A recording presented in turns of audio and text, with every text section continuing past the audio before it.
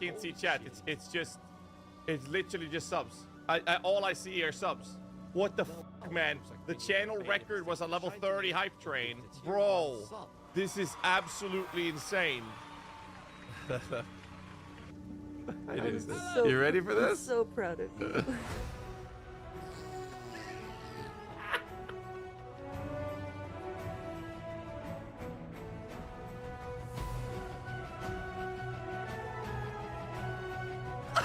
Don't be lazy.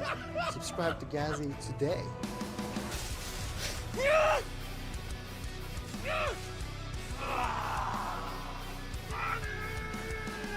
Did you seriously eat more chips? Yeah, give me that.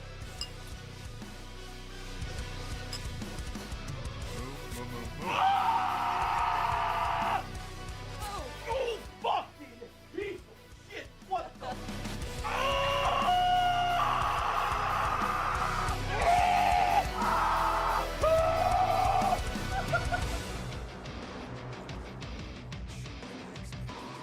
Well, we just broke 15,000 subscribers. Fucking Christmas time! You're using it without the thing!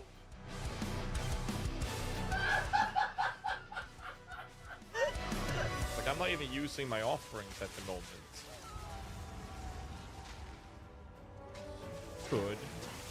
But like, you should be keeping distance. Ooh, divine ward. No! Ah! Fucking feed me. Shove it down my throat, okay?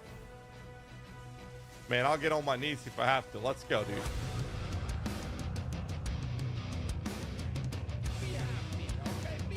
How's the gamer dead? Really is it bad?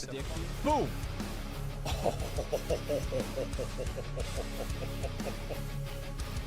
Like this. Oh my god, there's no way! What the fuck? Ah! Bye everyone, my wife and I have dinner plans for now. I'll see you guys tomorrow. Have a good one, everyone. Yeah, I'll see you tomorrow. Because apparently I'm just gonna be here forever, Mako. Forever! 6 seconds. 5, 4, 3. No! No! No! 4, 3, 2, 1. No! No! 4, 3, 2, 1. It's over! It's over! Oh man, it's over. Come on, just be happy, okay? Be happy.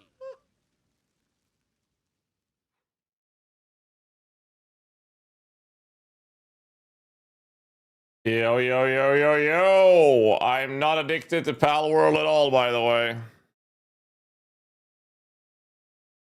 I'm not addicted at all. You are. You are. Fine, I'll log out.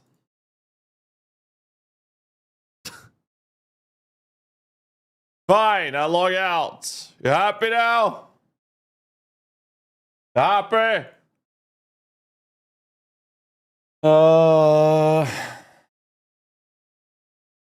Ay, ay, ay. All right. So I'm told, and I saw EMP doing some pretty cool things. Some pretty cool things.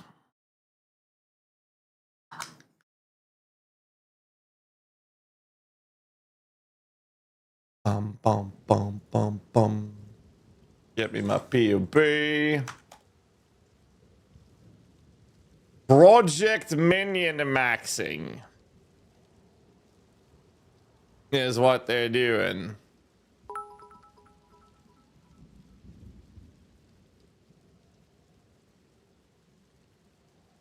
All right, let's see.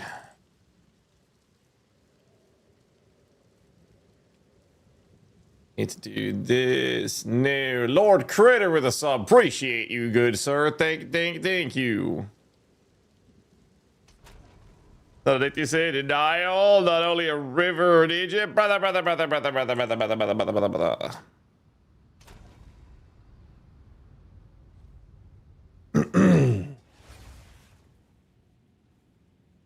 Holy shit. Power World is better than you thought. Power World is absolutely fucking incredible. That's what it is.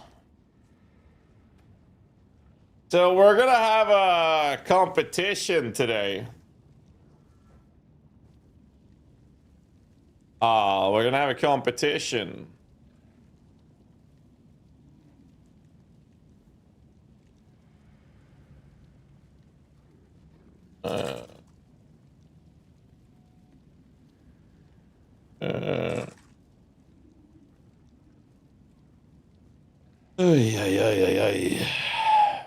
We're bad for still saving up for Mage Blood.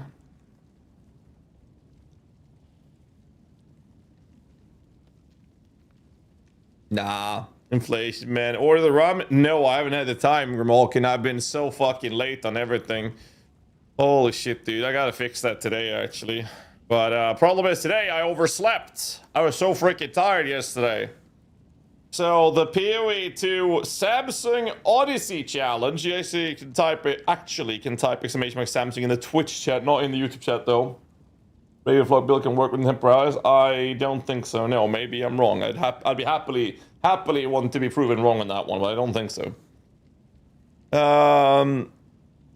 I know, Grimalkin. I know. I really got to get that done today. So in the Samsung Odyssey, after the reveal, because I don't have time to do it now, because the reveal is in a couple of hours, right?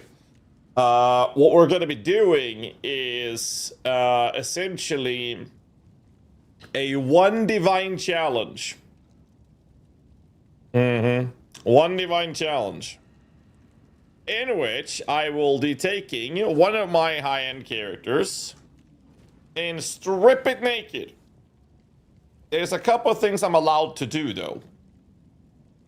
No oiling. I have to randomize by gambling one of my weapons. I've asked if it goes for both weapons, but one of my weapons have to be gambled. And the first rare weapon I get, I have to use. However, they have said that active skill gems are allowed to be taken whatever I have. And I'm guessing flash as well. But everything else has to be within the one div budget. So I'm gonna do Monkey Man, alright? I'm gonna do Monkey Man. That's what I'm gonna do. I think that should cover. Needs to be an existing character? Yep. No baby oil allowed? No, but we got a lot of high quality pal oils in the base. Just saying. Anyways. So we have some stuff to go through. And I'm thinking the Monkey Man. There's a lot of things there.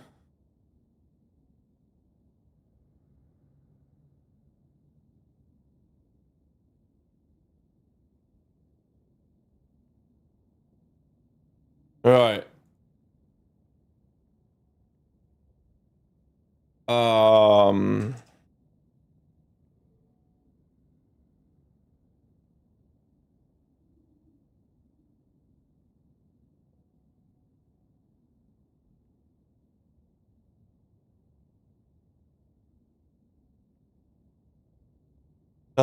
Right.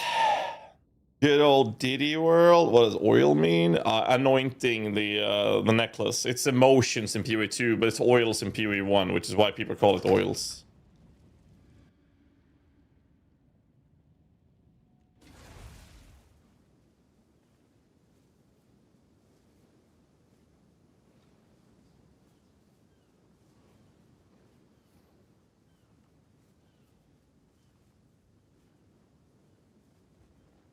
Shipment sent. Yes? What we have here? Okay. Project minion maxing is something that EMP is doing, so I'm asking them if there's anything like basically Wasuka has asked me to check on the PUB, but they don't want to share the PUB because, you know, scalpers, which I understand. I can't really do much there. Is there anything else I can do to assist?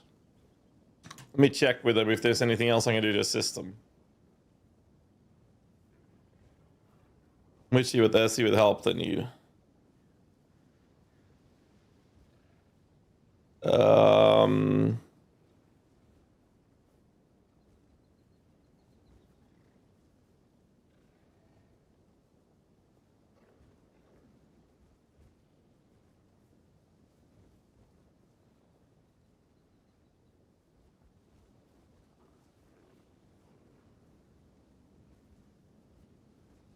There we go. Let's see what he says.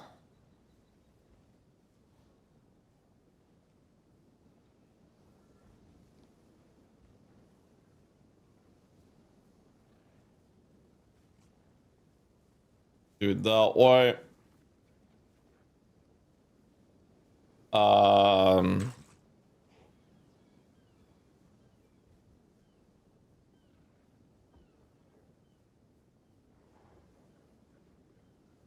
He said we're not gonna make you level to 98 for us.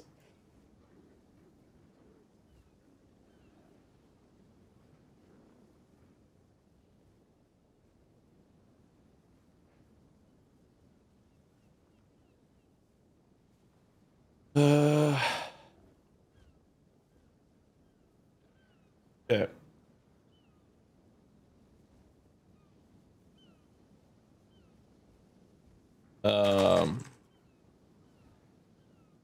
Okay, so thing about my helmet I just crafted.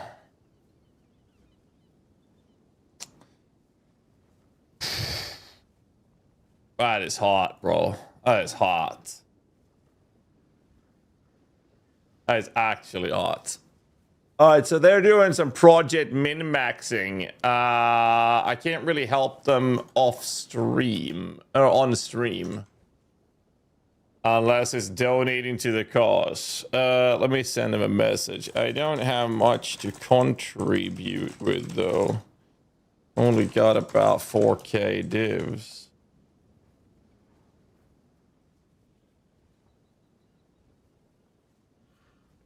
Not sure if they need that. The thing about my helmet, I did read that, sorry. Anyways, have you found your channel? Yes, in a couple days new to PoE 2. How do you get off this game? I'm consumed. Ha! Brother Ravens, well, welcome to the channel. I hope you enjoy your stay here. Do keep in mind that I'm very bad at reading YouTube chat. I have it up because some people can't watch on Twitch when they're working, so I have the YouTube stream up mostly as a courtesy for those people in our community. But I do try to keep up with the YouTube chat, but mostly I read my Twitch chat. Anyways, welcome to the last game you'll ever play. If you're getting consumed by this game, to put it this way, I have played the game for 12.5 years and over 30,000 hours, and I'm still learning. I am still learning. And that's the beauty of this game. There's so much in it that you'll forever have something new you can engage with. And that's the charm of it. Let me do this. Where is EMP? What is EMP's in-game name?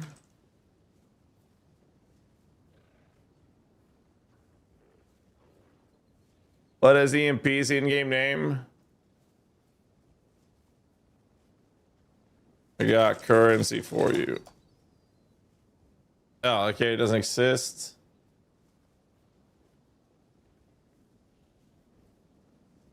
Does anyone know EMP's in-game name? Let me find out. I'll send some money his way.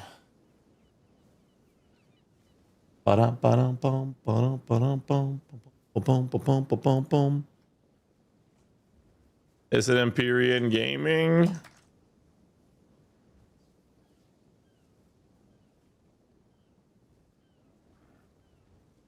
Got currency for you.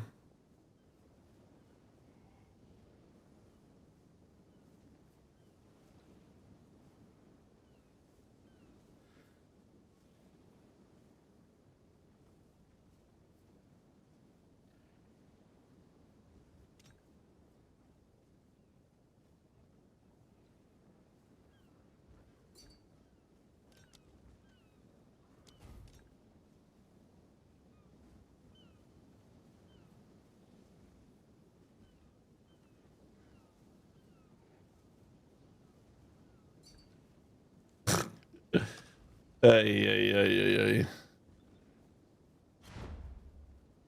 Alright, a sense of courtesy in for this project.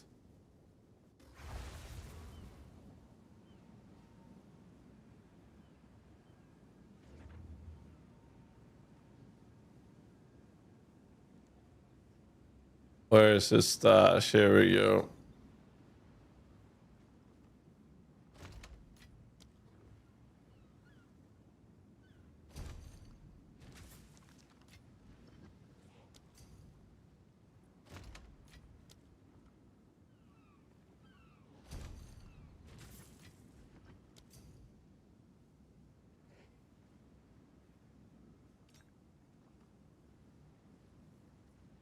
Wait, Cassie's Swedish. Thought he was French. Disgusting. I sound like Karn.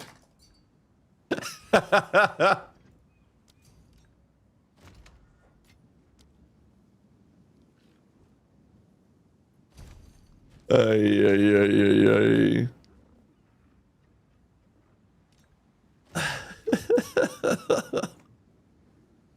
That's funny as fuck.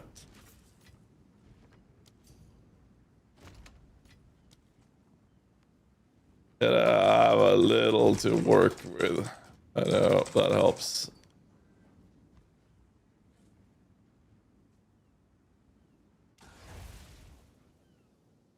Oh, that was French.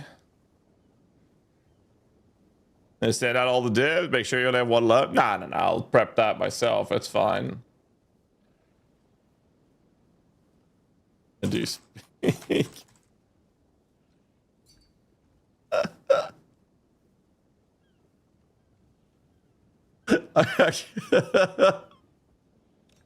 Other gloves? Well, I've been stripping this character naked. It doesn't really matter. Let's see. Zookeeper. We need to drop some stuff out of this character.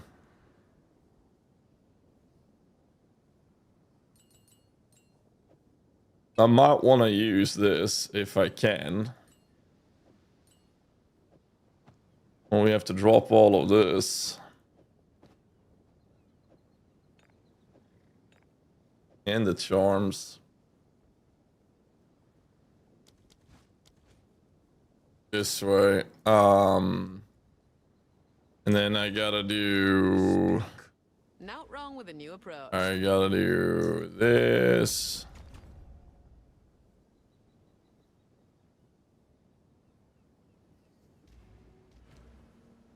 That's gotta go. Wait, what?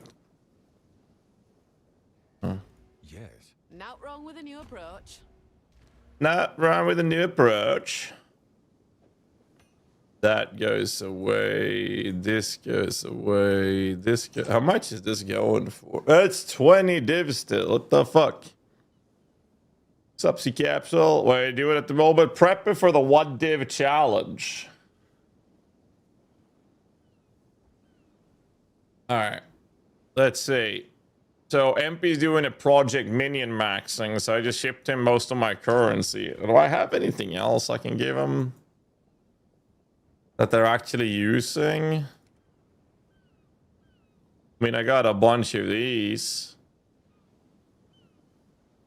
Not sure how much of these they need. I mean, I can do this. One of lights. Save 1 stack of echoes. Got these as well.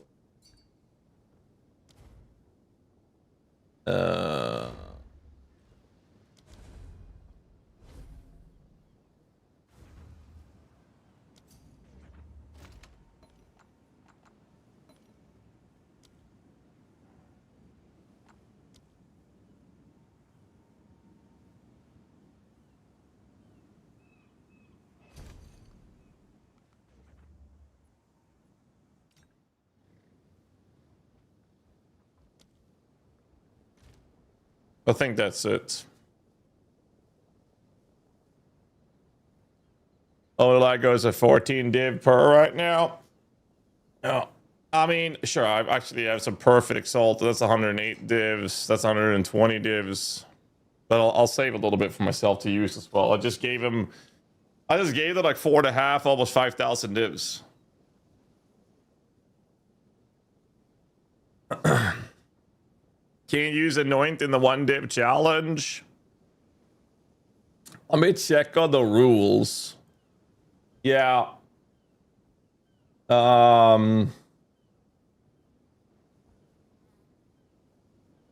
No, they said no anointing, which is bad because for this build, I wouldn't mind having Vile Mending. I would very much like to have Vile Mending. Fly better PoE 1 hype, or is it all focus on PoE 2 at the moment? No, there's definitely hype for PoE 1. I'm going to be doing streaming that mostly today. The thing is, I have a sponsorship that I'm going to do today, but I overslept because I've been not playing Pal World every night and staying up way too late for several days that I've been cutting on my sleep to play more. Anyway, so that is totally not at all what's been happening. Anyways, so out of a weird, unknown reason that no one has any idea why, I overslept today. Otherwise, I would be doing the preparation and a 1-hour challenge run with a build today in PoE 2, then move over to PoE 1.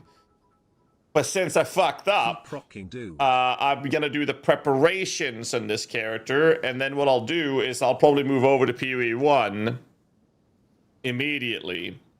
And then I will do the PoE 2 1-hour challenge run with a pre-prepped character that I'm prepping right now. And then because we might get patch notes, right? I'm assuming we get patch notes. So we'll be busy a long stream tonight.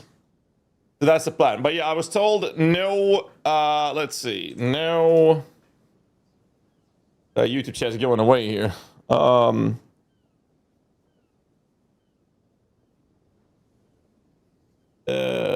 Let me get into the build. Huntress, Tame Beast.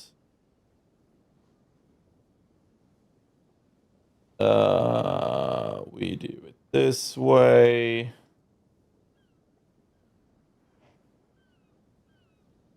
Got it. Okay, so here's the tree. I think what we do is, since we're gonna do it on a low-level character, don't have that. Okay, so we're gonna be on a 1-div budget, so this is going away. That's definitely going away. That's absolutely going away. I was allowed to have pre-summons, so I will be able to use this guy with extra crits, which is not bad. Let's take it for the first month to raffle on you, so do your best. I will do my best. I will do my best. Anyway, skill tree wise, as we're cutting that, I wouldn't mind some extra defenses for me and my minionas. Like, I wouldn't mind getting some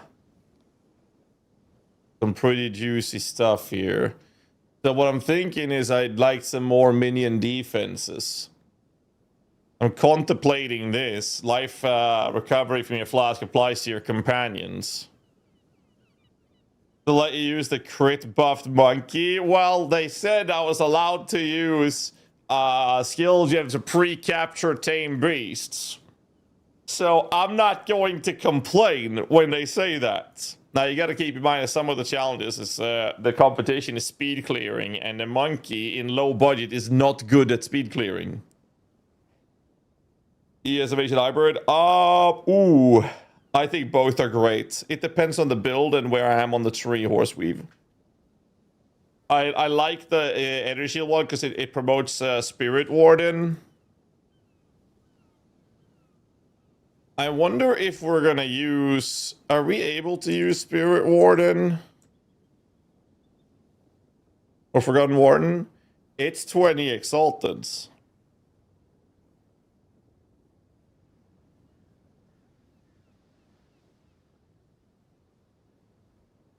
I think I'll do that. Hawk Idol, Fox Idol. How much are those?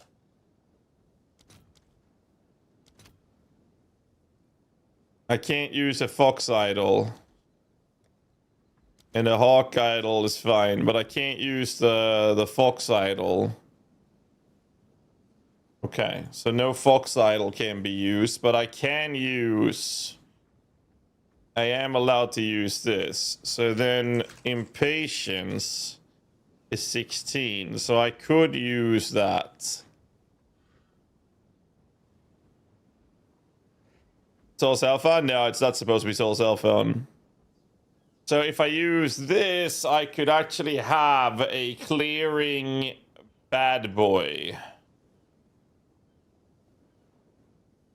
With the rage stuff. I could do that. That would actually work. What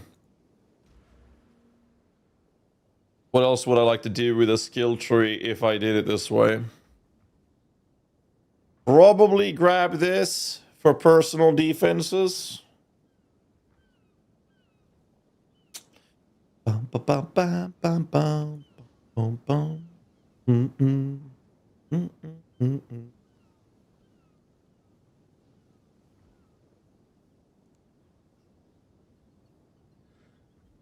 Not sure if I need this, but we'll figure it out. I got 5 points left. The other option is going in here for mark skills.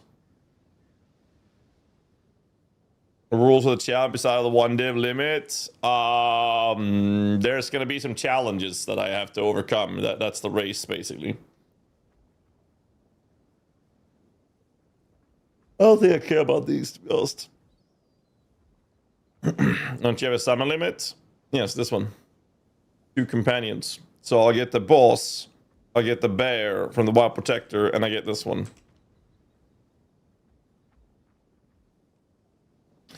That would be the play. Bum, ba, bum, ba, bum, bum, bum, bum, bum. But it's like, if I look at something like this body armor, for example, and I look at high resistance, HP, the idols has to be fixed, obviously, with dexterity. It's actually not that bad in terms of cost. But yeah, I'll be using the Forgotten Warden, I think. It's just too good for what we're trying to do here. How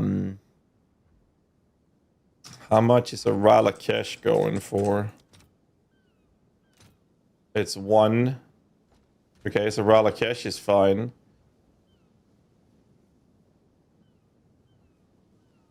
That's a div.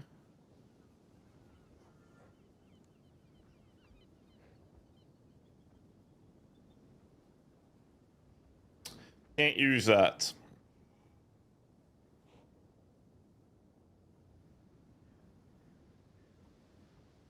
These should be cheap as fuck.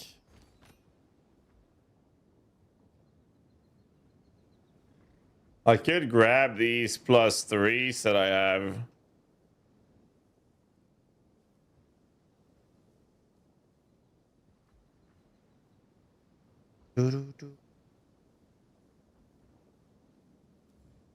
Price lowered.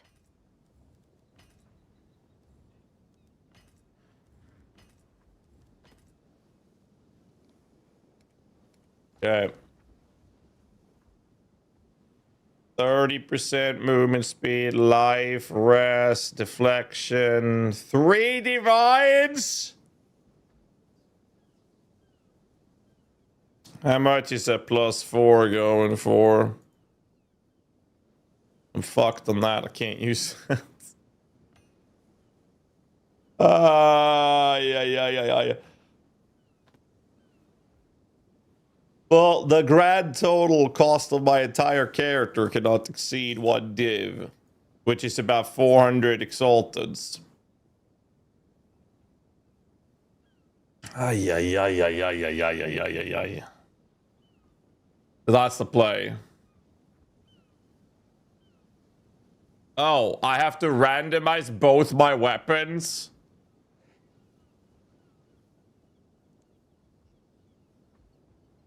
Skill gems count to the budget. Wait, they're saying skill gems counts to the budget. What?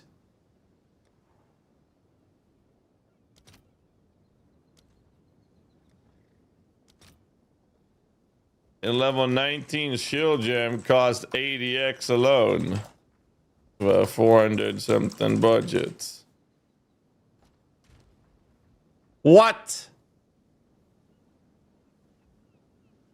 They told me yesterday the skill gems did not count, that I can't get the crit monkey. Well, shit.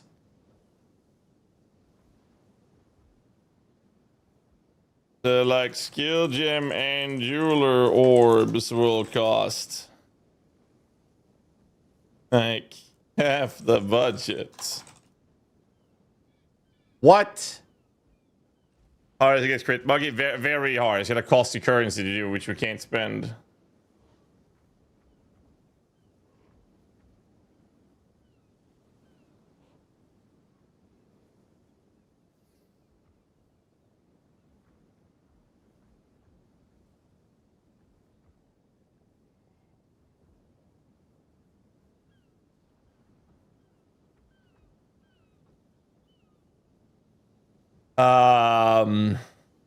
No count for the 21 skill gem. It's not 21, it's 20. But if I do a skill gem at level 20, that's more than my budget, so I can't use it.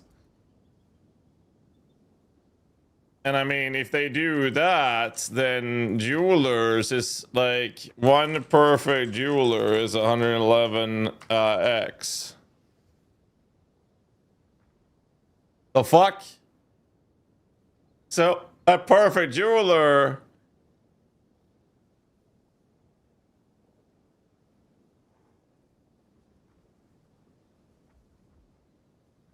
Okay. Which means I have to do this, which is like nothing. Then it's a greater jeweler then.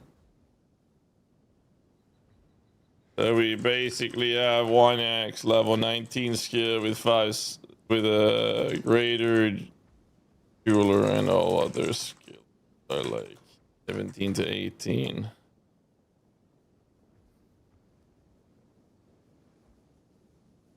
Okay. That's news to me. Okay.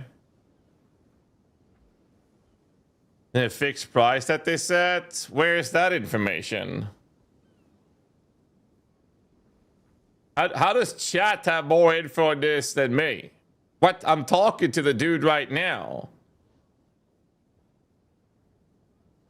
He didn't say anything about no goddamn set price. What the fuck? Where's the Discord server? I'm trying to find a Discord server for this.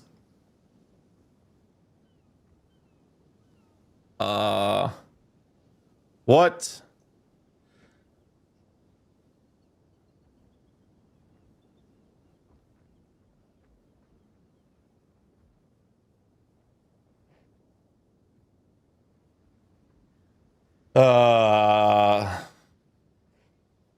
Barricade did the chat last night. He said it was 4x for skill gems and supports. Yeah, but this is not in the Discord, in the rules. Like, I'm prepping this right now. No one said shit about this. My chat's saying there was a set price per skill gem support. Couldn't and any haven't heard anything. Perf jeweler is 111x and wait.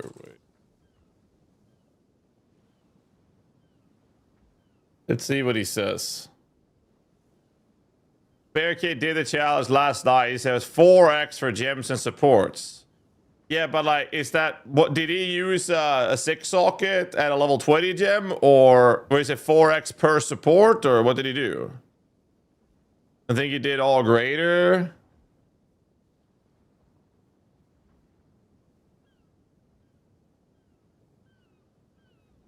I was trying to make sure that I don't cheat. Where's the Discord server? There.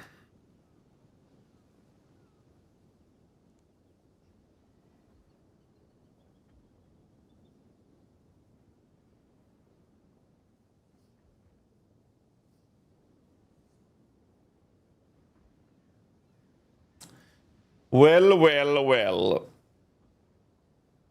So, the fuck is it then? Because I can't really do any preparations unless I have all the information I need. Right?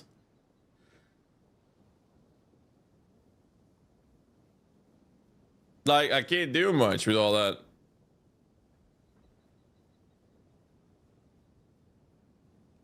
I don't know, man. I was supposed to do this if I hadn't heard this info.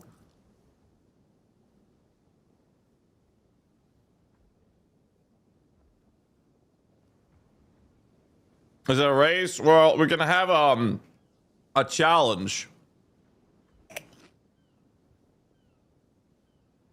Like a bingo cheat. It looks like this. It looks like this. You see this?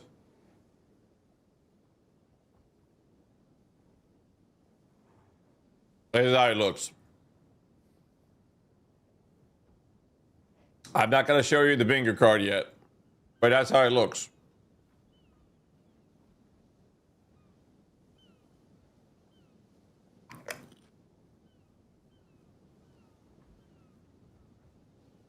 Do you like blood bread? The fuck is blood bread?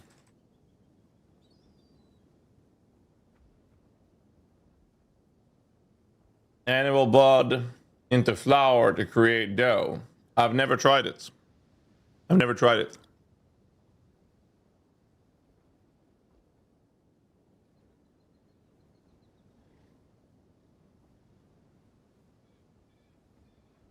Black pudding is good though. That's kind of the same thing. No? Can you say the people don't know the rules for equipment? That seems to be the case, yeah.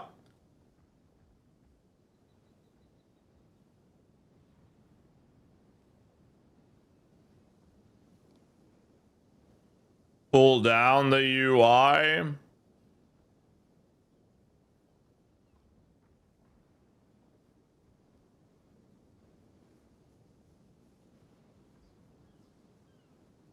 I don't know, dude.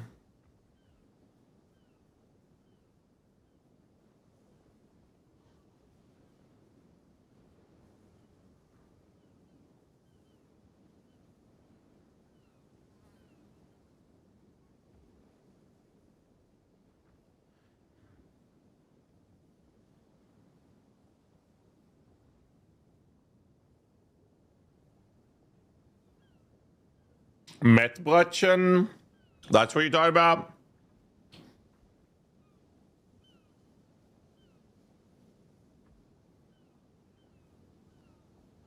I don't like it because you eat that shit raw. I'm not a big fan.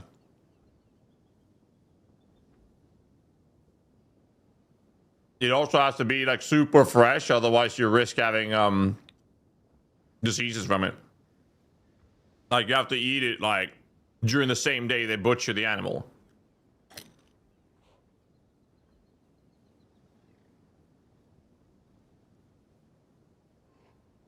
So no, not a big fan of that.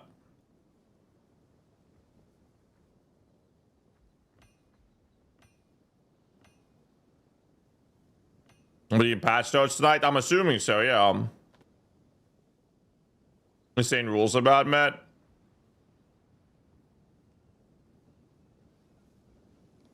I mean, it's for security, so for health reasons, right? I'm trying to get a confirmation. Trying to get some confirmation.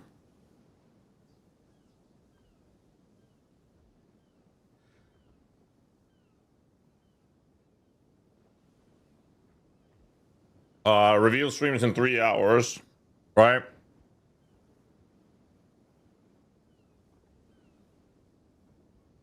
Um.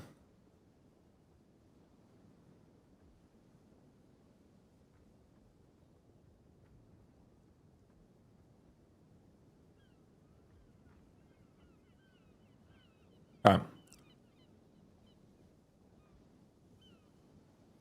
I don't know, dude. I don't know. I'm trying to get some confirmation on my gearing. I was gonna prep my gear, but now I don't know. Like, how am I gonna prep my gear if I don't know the cost of the gems?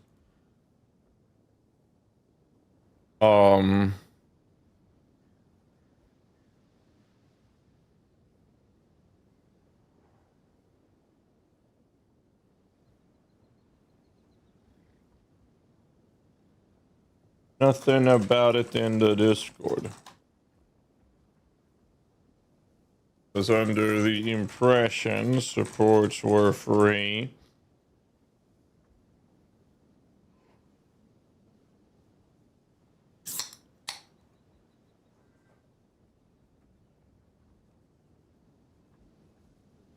Well, a challenge to fight Doriani with no support gems equipped. Oh, Jesus. Okay.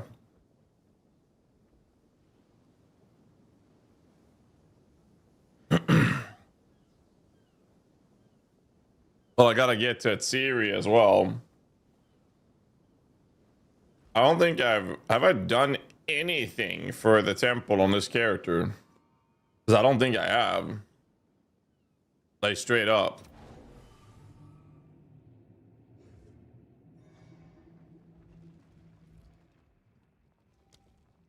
Well, I have an access chamber, but I don't have the crystals.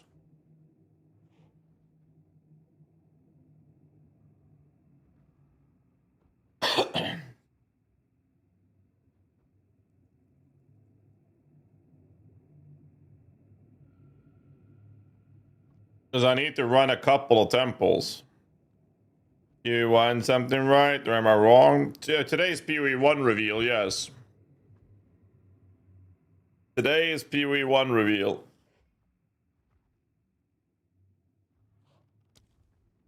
I can't prep my character. I'm just gonna do this. I'm gonna exit the game. And we're gonna move into PoE 1 for the reveal because I can't prep this.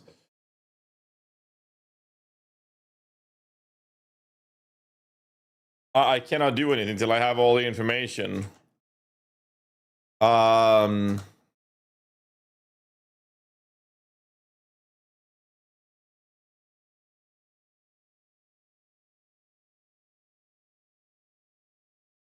There.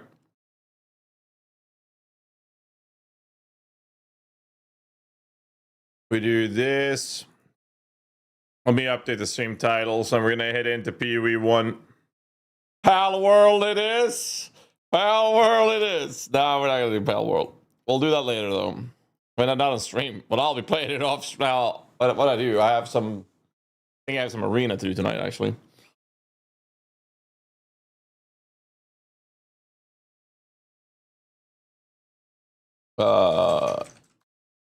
Reveal or PoE 1 watch party. Ethovic soil. Let me get my thumbnail. There we go. Stream title update. Are you crouched for appearing? What are you waiting for? I'm trying to find some information on the sponsored challenge that I'm doing.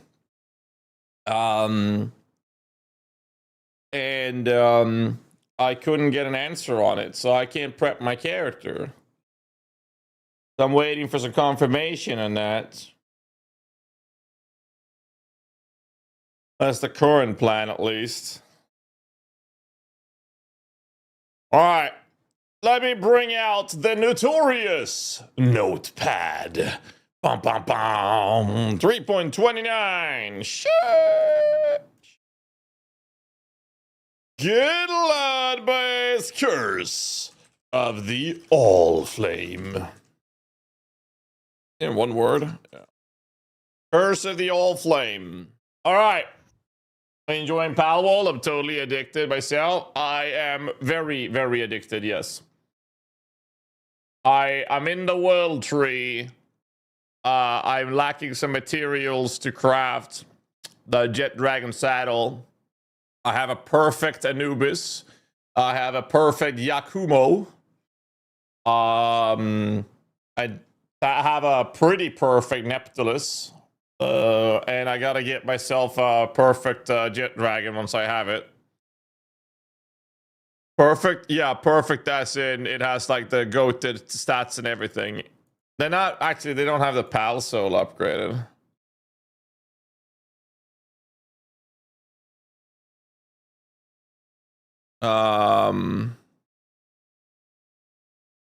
Where is that?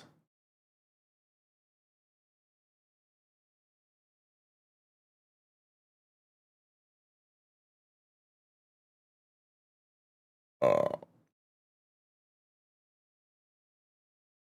You even remember the Power World name? Demon Hand, Artisan, like perfect. I mean, my Yakumo has Musclehead, Serenity, Ferocious, and Demon God. I don't know what Demon Hand is. Like, I've been in the World Tree for a little bit. I'm told that there are some mods there, but I'm also told that the mods from the World Tree does not work on Yakumo when you're capturing. So you don't want to have World Tree mods on Yakumo. At least that's what I heard in a video. So I think my Yakumo is proper. Demon Hand is for workers, not fighters. Oh, well, I don't have workers prepped. I'm currently breeding a bunch of Solens because I think that's smoother than to use the whole Sekhmet Anubis combo. So I'm doing a bunch of Solens at the moment. We're breeding the fuck out of them. They have a fuck party in my breeding station. But we're just now working on that. But when it comes to my combat pals, right, I have a Necromus. My Necromus is not perfect. Well, it's close to perfect. Fantastic with the 58 months. Appreciate you, sir. Thank you. Then we got Coctradamus coming in and showing the world that he's got the biggest dick of the channel for the day. By dropping 5 gifts to the channel. This man cannot be stopped. Coctradamus. You see, there's a rule in this channel. It's the one who gifts the most subs per day clearly has the biggest dick. So you guys need to pay some respect to Coctradamus. That man's clearly has the biggest one of the day. Appreciate the subs, man. Then a wipe PoE 1329 curse the all flame thing is giving me a bad feeling. I think this league is going to have something a lot of people dislike. No idea what though. God damn, I'm supporting the stream. That's fucking incredible. Incredible. Coctradamus. Appreciate the 5 keys, man. Thank you, dude. Okay. Abyss. Rework. Update changes. Was probably similar treatment to the Abyss mechanic as to what PoE 2 have at the moment. Maybe? What do you guys think? Do you guys think that it'll be something else? Weaving in all flames into the Abyss mechanic. Obviously, because it's Curse of the All Flame. Is a Serenity better than Ferocious DPS wise? Guys, a big CDR. I have Serenity on them. Serenity, Ferocious, Musclehead, and Demon God.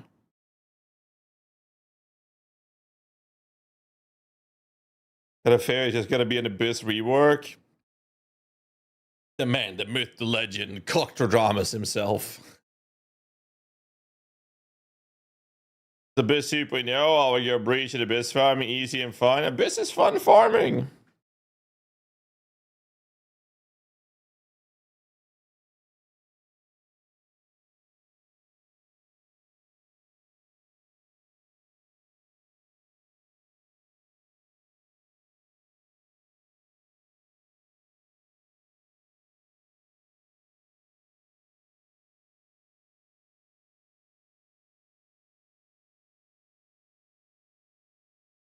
Give me a second.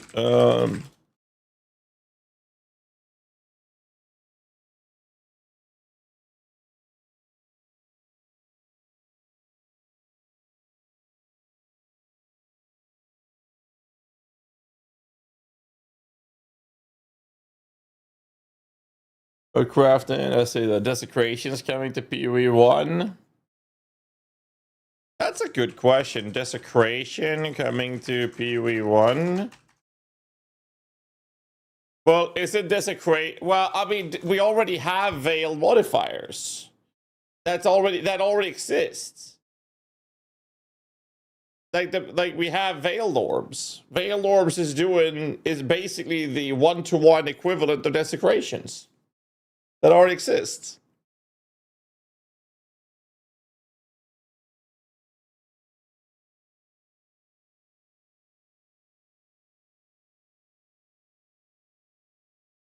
You should love the Pathfinder. So what do you guys think about the league mechanic? Anything else we should add here? Like kind of expectations, maybe hopes, I don't know. Omen mechanic. I mean, they already have freaking... I don't think they'll do Omen now.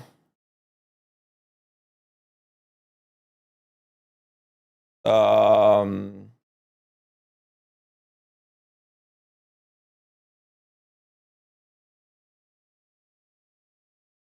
Um...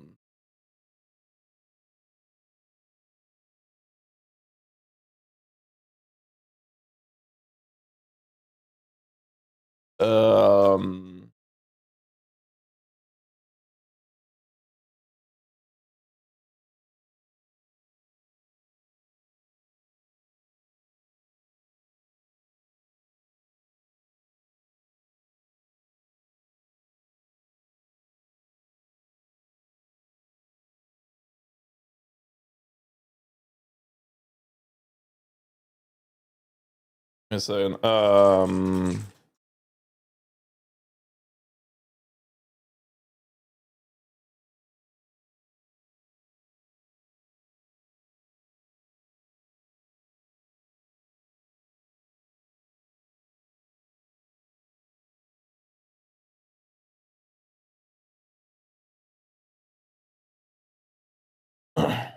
right, gotcha.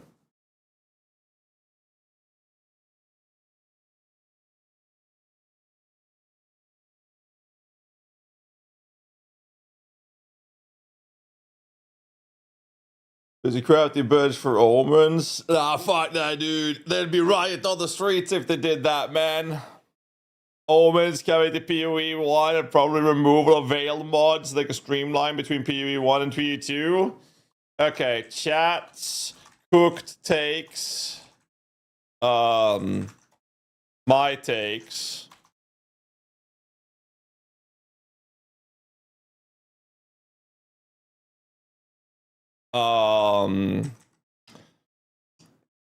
Okay.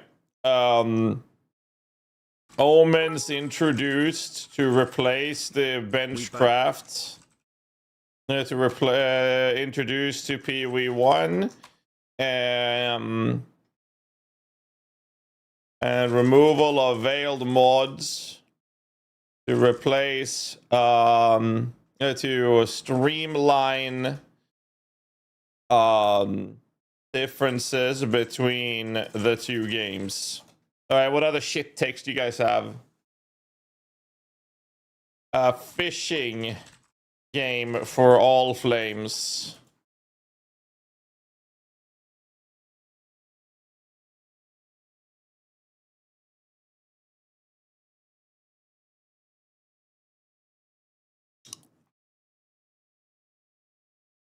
Benchcraft removed in favor of omens. You guys are crazy.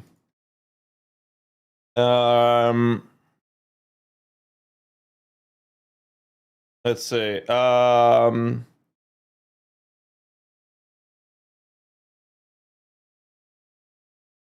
Okay, anyways. Chat's cooked takes. Anyways, next topic. What is the next topic on this that we can talk about? Right, they did this. I haven't looked at that yet. Let's see. Unsmate. Spikes. Shattered divinity. Greater harbinger of directions. The sacred chalice. Data flash charge will deal crits.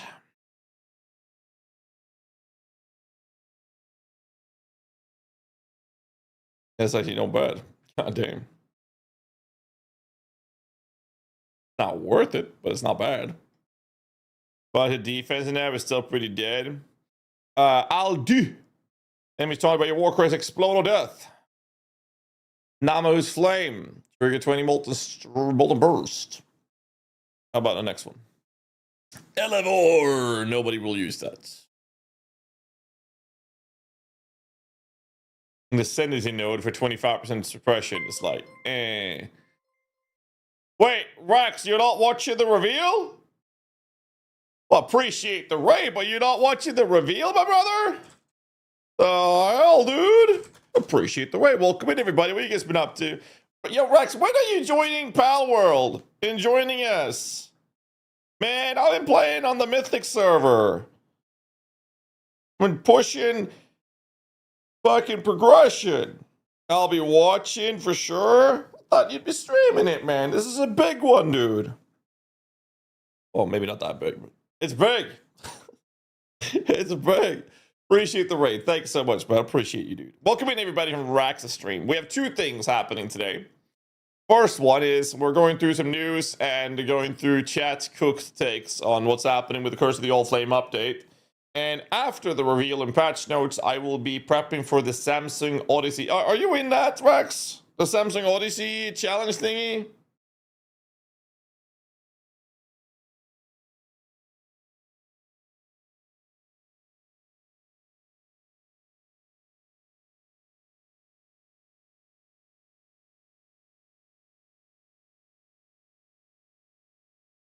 Thank God they offer it to me. Oh shit.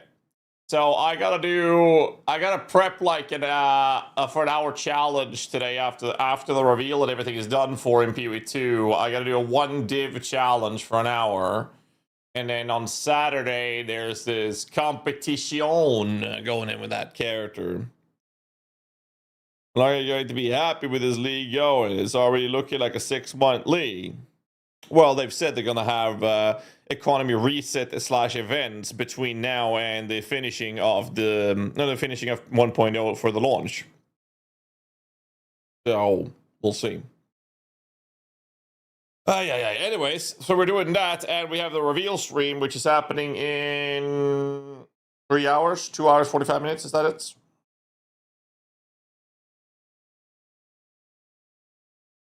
I think something like that. Anyways, let's see. We have Elevor, Calm's Booties.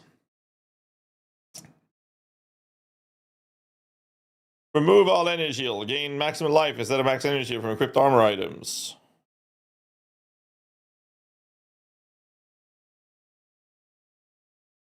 Vol Caress for Onslaught using a Vol skill. Dawnbreaker. Dawnbreaker, really?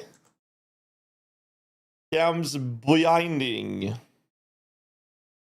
Nearby enemies convert 25% of their fist damage to fire.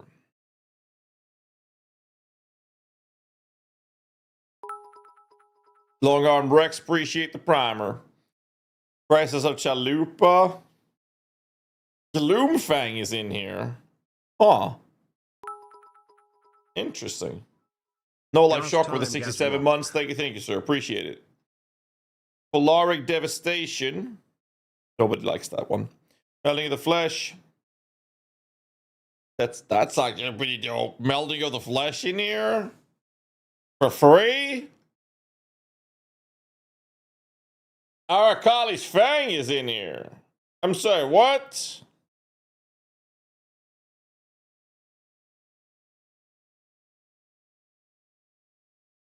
Seagrill's Crank. I haven't heard that in fucking years, man. Suspended time for sets of time. Good morning. Fever of the Saints.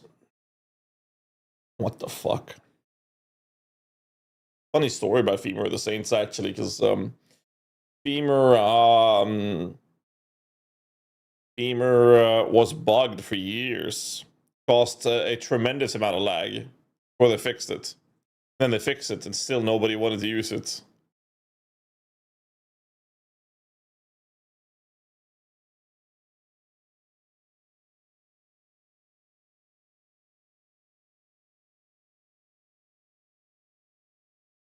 No, I think you're still capped. You gotta keep in mind though, Gunter, that you're still capped. It's the same thing as you having 2 different zombie gems. You're not gonna have twice the amount of zombies, or 2 different Spectre gems like we do in Spectre builds. The cap remains the same. The other problem is the Archives Fang from the Ascendancy. Unlike PoE 2, you don't get a window with where you have your skills and you put some jewelers and put support gems, right? They end up on your gear. And if it's not on your gear and it's provided skill from gear or from Ascendancies, you can't support them. So this is a 0 support Archives Fang spiders. So if you want to scale this, you have to do poison. And even then, it's going to be kind of eh. Each summoned phantasm grants you phantasmal might. There's shimmer on here. Okay, I'm gonna be honest. There's some pretty cool things. I think that Neversink made a pretty good call on that with the Dawnbreaker comment. He said 2x Dawnbreaker tempered by war opens up a lot of options. The rest of it, I don't know. I'm not a big fan of this. I think it's pretty ass still. 2 hours and 43 minutes for the official stream start. Yes, sir. Okay, I just got confirmation that they bought pre-cut gems. If I do pre-cut gems, let's say I want... let me find out. Let me find out. The Tamed Beast. Sorry, what? Tame Beast. Gem level 20. Quality 20. Yeah, I could buy this for 30x. What about sockets?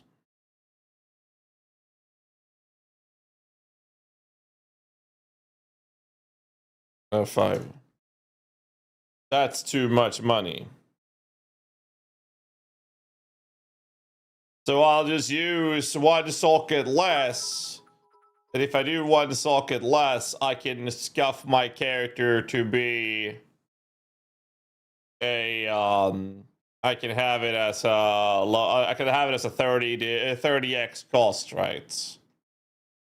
I'll put that on the side. That's basically it, right?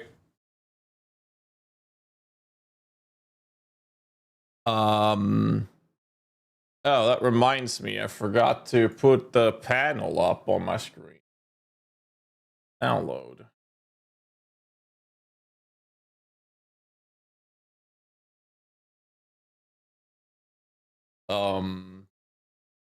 Panel. Where is the link I needed? There's the link I needed.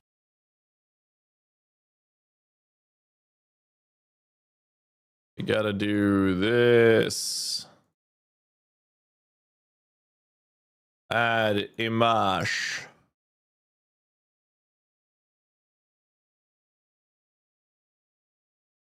Submit.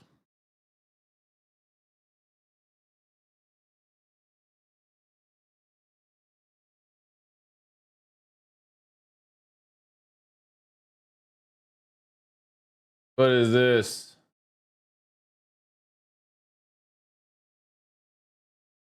That work? Yeah. That worked. I should do this as well.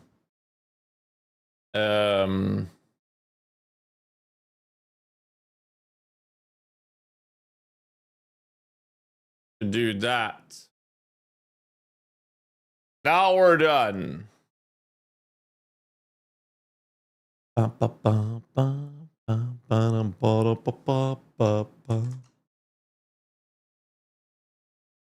There.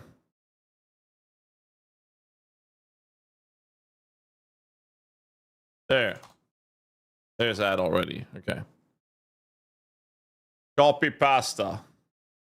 There we go. Now I'm on track. I totally didn't oversleep to play with I totally didn't oversleep because I was playing Palworld last night and this morning. That did not happen. All right, so back to PoE. So fuck this, clearly. Not a big fan of these things. What, corrupt a level 90 skill gem with more sockets for one exalted? Yes, but I have to replicate what I have. I have to replicate what I have. Because I have a monkey on that one, and I was allowed to have pre-captured ones. Dreamcore video for Ascendancy. Dreamcore is always dishing out good stuff, so we can check that. Join in Empyrean's minion project. I just gave him 4.5 to 5,000 divs currency and worth of shit. And Bazooka asked me to vet the POBs they made, but they were keeping them secret. So I can't look at the POBs till after. I can't look at the POBs till I'm off stream. Quite new to PoE 1, but one mechanic seems to be gutted from past leagues. A Torment the Spirits, true. Maybe a rework update removal. I know they used to insane compared. They used to be insane compared to Mirage. Probably not though. I mean, there's a possibility that they weave that in. The countdown timers, people can come in and ask when it begins. Oh right, I forgot about that. Does the creation get rolled non-abyss mods though? They could give a chance for Veil mods with the Veil orbs. True.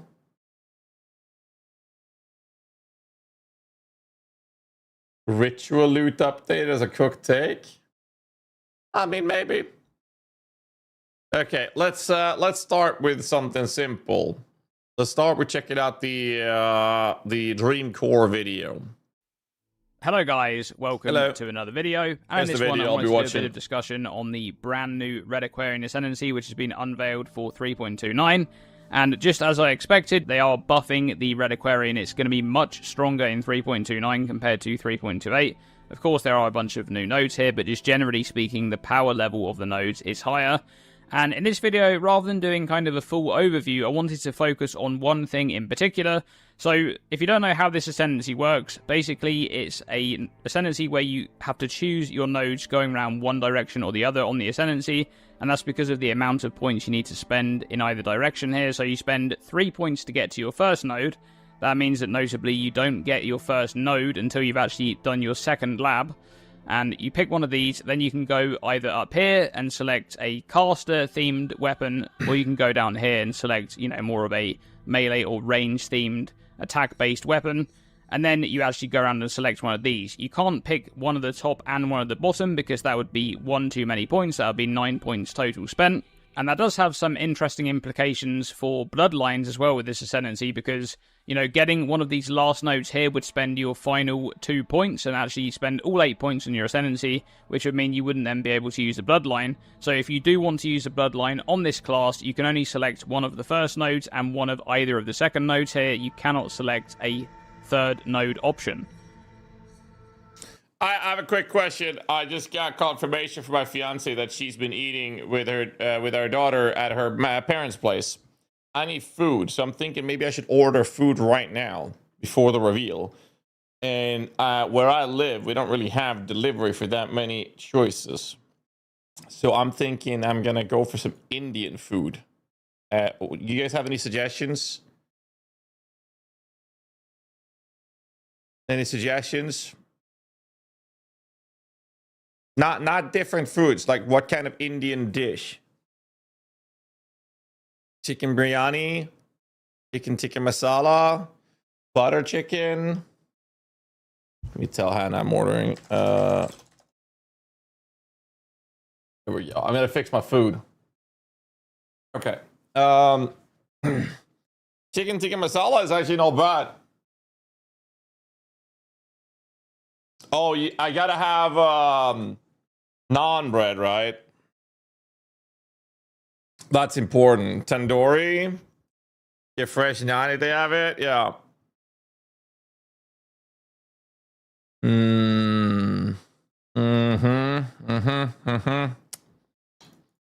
I'm getting hungry just thinking about this.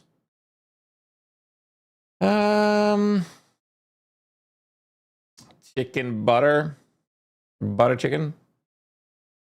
Madras maybe. That is good.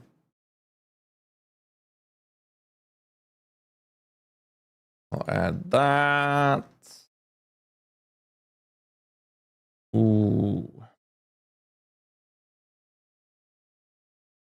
I don't know, boys. I don't know. They have some madras. That's really good. Chicken tikka sizzler is good as well. Spicy onion bhaji. Biryani. King prawn malai curry sounds fucking amazing. No, not gonna lie. Or I'll just order some quickly so we can keep going with the video. Or we could do something actually spicy. Ooh. What about something like actually spicy? Change your cam, you look younger? No. I don't. I just had a glass of rum every day for the past 10 years. And that's how I become younger. It's the elixir of youth. Garlic chili chicken. No, this place I'm ordering from, they do proper spicy.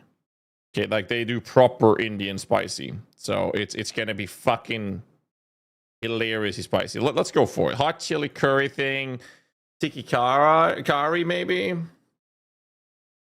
That could be good.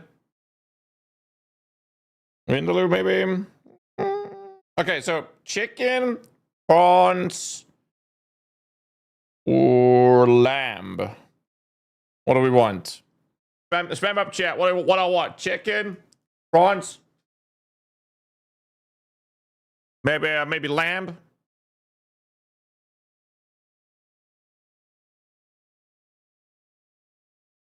Lamb. A lot of lamb spam. Get the lamb. Lamb sounds good. I'll go for lamb. Lamb it is. Lamb it is. Garlic naan, obviously.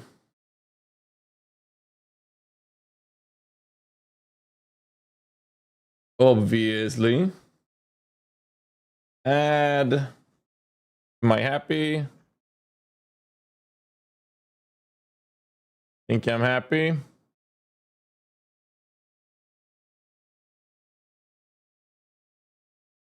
Okay. There. I'm ordering.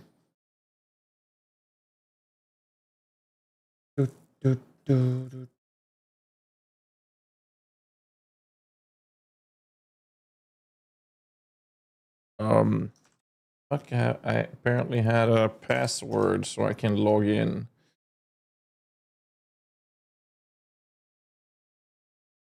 How about that? Thank you very much. Can I pay for the fucking order, please? All on my phone. Yeah. There we go. Good. Address is correct. Yeah. Okay. Now they want my money. The fuck? Isn't this free? The hell, man? I have to actually pay for the food. That sucks.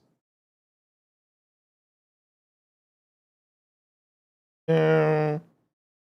Paying for the food.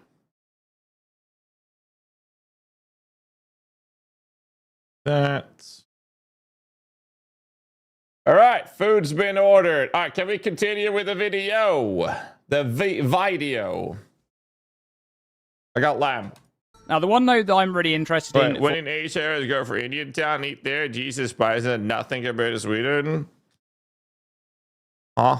Well, this particular patch is this one right here, the Black Cane. So this is a weapon. We'll actually go over to it here on the wiki here. The Black Cane is a scepter, and I actually made a video about this back in patch 3.26 because of some tech that you can do with another unique item that came into the game in that patch. We'll talk about that in just a moment.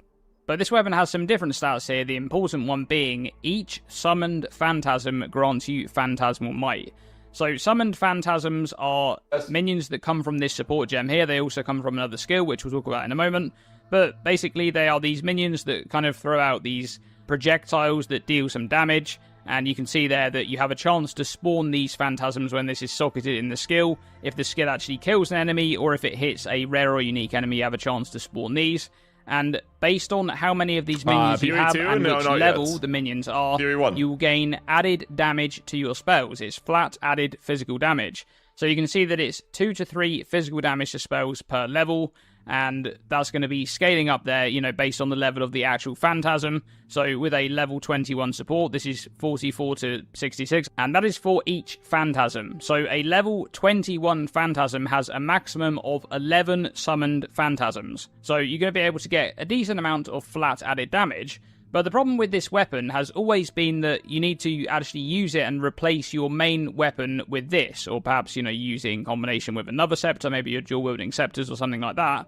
But either way, you are replacing a potential very strong damage weapon with this, so it needs to provide you with a lot of flat damage. Now the thing is, this new ascendancy right here, the Reliquarian in 3.29, is going to grant you this node without you having to use the weapon. So each summoned phantasm grants you phantasmal might.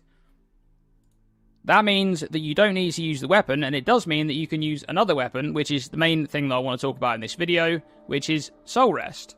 So Soul Rest is a staff there which has trigger level 25 summon phantasm skill when you consume a corpse. Now this is actually a different skill compared to the support gem, but it summons the same type of minion. So it's a skill which summons that exact minion, and this is actually the only way that you can get this particular skill is by using this staff. So this is going to summon a level 25 Phantasm, and that means that you're going to gain the buff from the Black Cane there, the Phantasmal Might buff, as if it was a level 25 Phantasm, because that's exactly what it is. And we actually don't have the exact numbers here, but this is going to be approximately, 50 or 52 to around 78 added damage, something like that.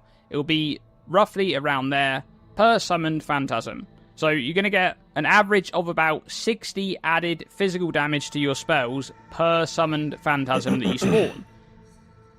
Now the interesting thing here is that Soul Rest, as an item, it has this skill baked in, which already has a baseline of 11 summoned maximum phantasms there. So you can summon 11 of them by consuming corpses, and they have a 15-second duration. They do die quite easily, but you can do things to stop that from happening. We'll talk about that in a little bit. But the important interaction here is that you can actually socket the Summon Phantasm support gem into the staff, and what that does is it will inherit the line maximum number of summoned phantasms. So with a level 21 gem, it will inherit 11 extra summoned phantasms. So you go from having 11 to 22. Then you can use a very crucial item, which is what the previous video that I made on this interaction back in 3.26 was, which is the Dark Monarch. Now the Dark Monarch is a unique helmet. It drops exclusively from the Incarnation of Dread, and when this drops, and when you use a Divine Orb on it, you can actually randomize this modifier between a bunch of different minion types. This helmet doubles the amount of minions you can have for a particular type, but it prevents you from using any other type of minion in return. So it's kind of a big trade-off there. You can basically just have a huge amount of one minion type, and on this list is Summoned Phantasms. So, with this combination right here of the Soul Rest plus the Socketed Support Gem there, you go from 22 to 44 Summoned Phantasms, which is kind of getting a bit ridiculous at this point. I can actually head over to PoE here and I can show you, this is a test character, so I can just show you exactly what's going on here. And this character has the Soul Rest staff with the level 21 Summoned Phantasm socketed into it. Dude. And I can just show you here by, desecrating some corpses and using Detonate Dead of Chain Reaction here. You can actually see that I'm able to summon a lot of these phantasms all the way up to the cap of 44. So that is the cap right here just with that setup. And that's going to give you a huge amount of flat added damage if you were to use it with that Black Cane node on the new Red Aquarian.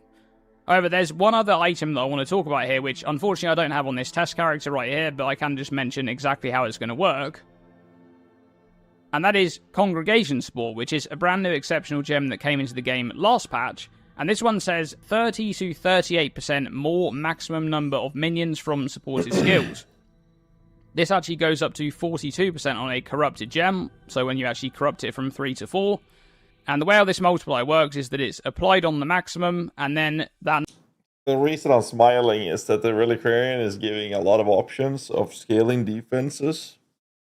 And then this, but this requires a lot of things to get going. You're using your head slot, your supports, you have a 6-link, and you have to use a 2-handed weapon, and you'll get a ton of added flat physical damage to your spells. And I'm like, I'm not entirely sold that it will be better than not doing it. Because you also, to whatever skill you decide to use, you're going to have to set up a process to consume corpses, which is not that hard to achieve, but it's going to be another one of those opportunity costs to pull this off. And then you have to have sockets on your skill tree for Blessed Rebirth, because you're going to run into the problem on a non-minion focused tree where they will die quite often. So you having all 44 up is not going to happen very much. And if you do precast them, then they lose out on the Blessed Rebirth approach, which means that, for those of you who don't know what Blessed Rebirth is, it's that minions that have recently been summoned, recently refers to the past 4 seconds, are immune to taking damage. You're not going to summon 44 of them in 4 seconds, which means that a lot of them will be up for being able to take damage and die. So you basically do all of these investments for conditional damage gain. And I'm not sold on that. It's a cool interaction, sure. I'm just not sold on it. Number is doubled, and then it will then, round down from there to get your final total. So this would go from 22 to 31.24, which would then be doubled, and you'd end up with a maximum of 62 summoned phantasms. Now, with 62 summoned phantasms, and with that approximate added damage of about 52 to 78 per summoned minion at level 25, that's going to give you 3,224 to 4,836 added physical damage to your spells, for an average of about 4,000 added damage. So 4,000 added damage with those 62 minion summoned. You know when we'll be able to play this patch? Next Friday. The next week. Today's reveal. That's going to basically be your entire engine for, dealing damage. You're not going to be scaling gem levels. You're instead going to be just adding a bunch of flat damage, and then you only really need to worry about the actual scaling of damage with your increases and more multipliers. Now, that's one thing that I also want to mention in this video, is that Soul Rest is actually not the worst staff in terms of the other modifiers on it, because this is often used as, like a minion staff, but if you are to use it with the Black Cane, you actually get a bunch of really strong stats here alongside it that helps you deal damage, as you're the one using the spells to deal the damage rather than the minions.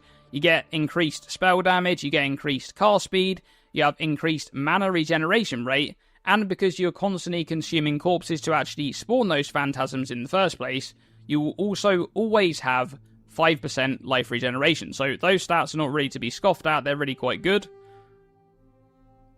However, one problem you're going to run into with this kind of setup here is keeping those 60 or so minions active all the time. They do have a 15-second duration, so if you're able to consume corpse skills very, very quickly, then you can actually, keep them up relatively easily. But do keep in mind that these are minions, and they are going to die before the duration is ended. So the problem isn't their duration. The problem is consuming enough corpses fast enough to have as high conditional damage uptime as possible. But you're not going to get max cap of them. So I don't think it's worth having those things.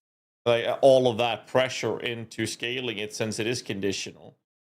Like you can precast about, one AoE thing, a stray projectile, a stray AoE skill, and now all of your minions are basically dead, unless you do Blessed Rebirth, and then you kept, a handful of them because of them being summoned. It's just so much. Die very easily if you have no minion scaling. Now, one thing that you could do with that, as pointed out, they actually die a lot in minion builds. Is you could actually make use of a cluster jewel node there. It's called Blessed Rebirth, and that has minions created recently cannot be damaged. So if you're able to, you know, consume a bunch of corpse... But for your whole weapon in the 6 link, I don't know, man. Well, it's more than just your weapon. It's your weapon, the support, and your helmet, and some sort of setup to automate and process the consumption of corpses, unless your damage skill is consuming corpses, right? It was very, very quickly. You can basically guarantee that they stay alive for at least 4 seconds each. So that's one thing that you can look at. But the thing that I want to focus on in this video is actually a use case for kind of building around this, rather than just the whole setup of added damage. That's a good, cool call, actually. How does the prolonged servitude work?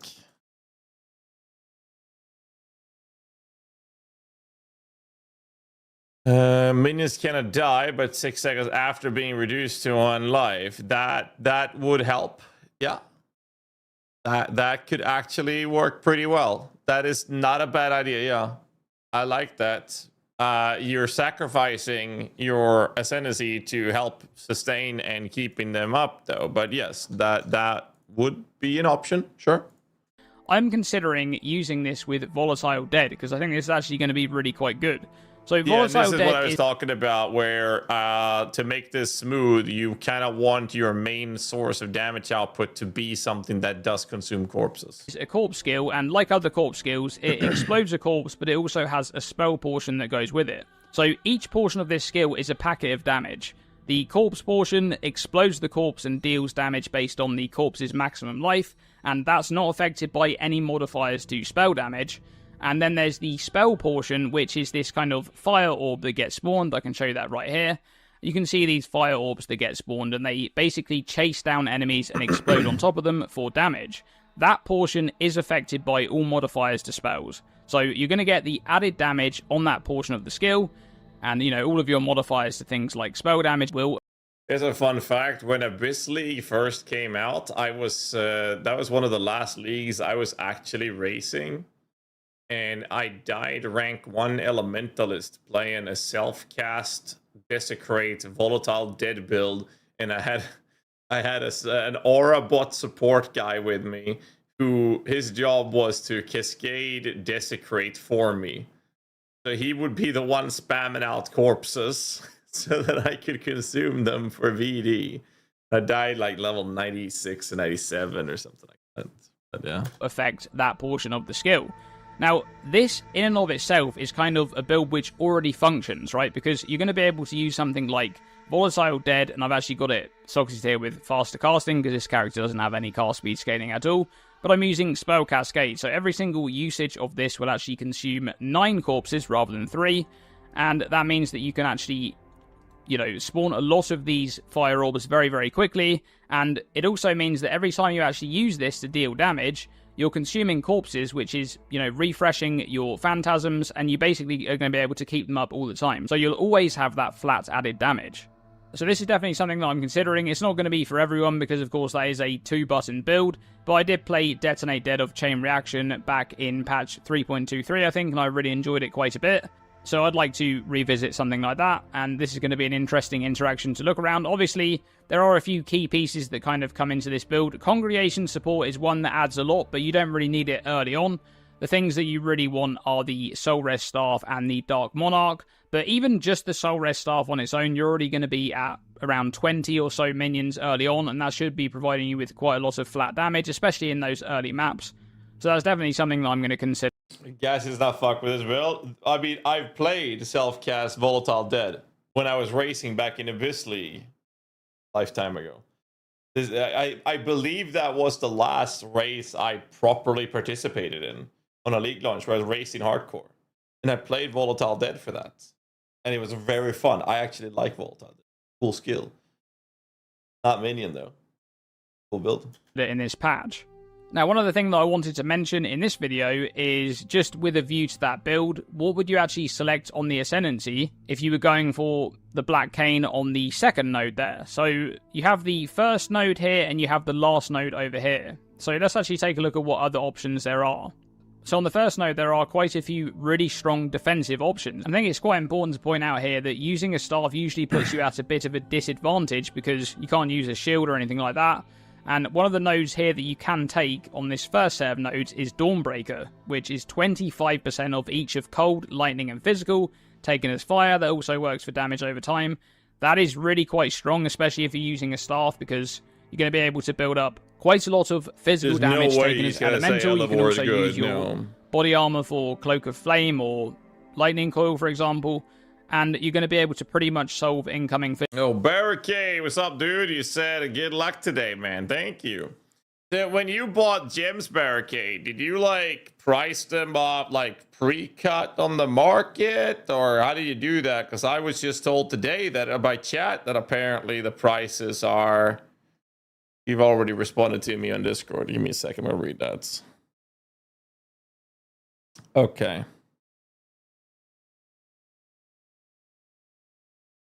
Yeah, okay. Okay. 19 is 22x. Okay, I see. E5 supports. 4x. Okay. Greater Jewelers 2. Okay. Gotcha.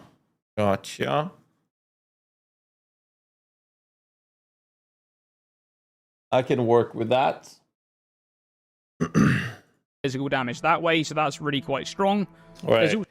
What's the most brain dead minion build? I played Cock last league and it was brain dead. Is there a build which is more brain dead?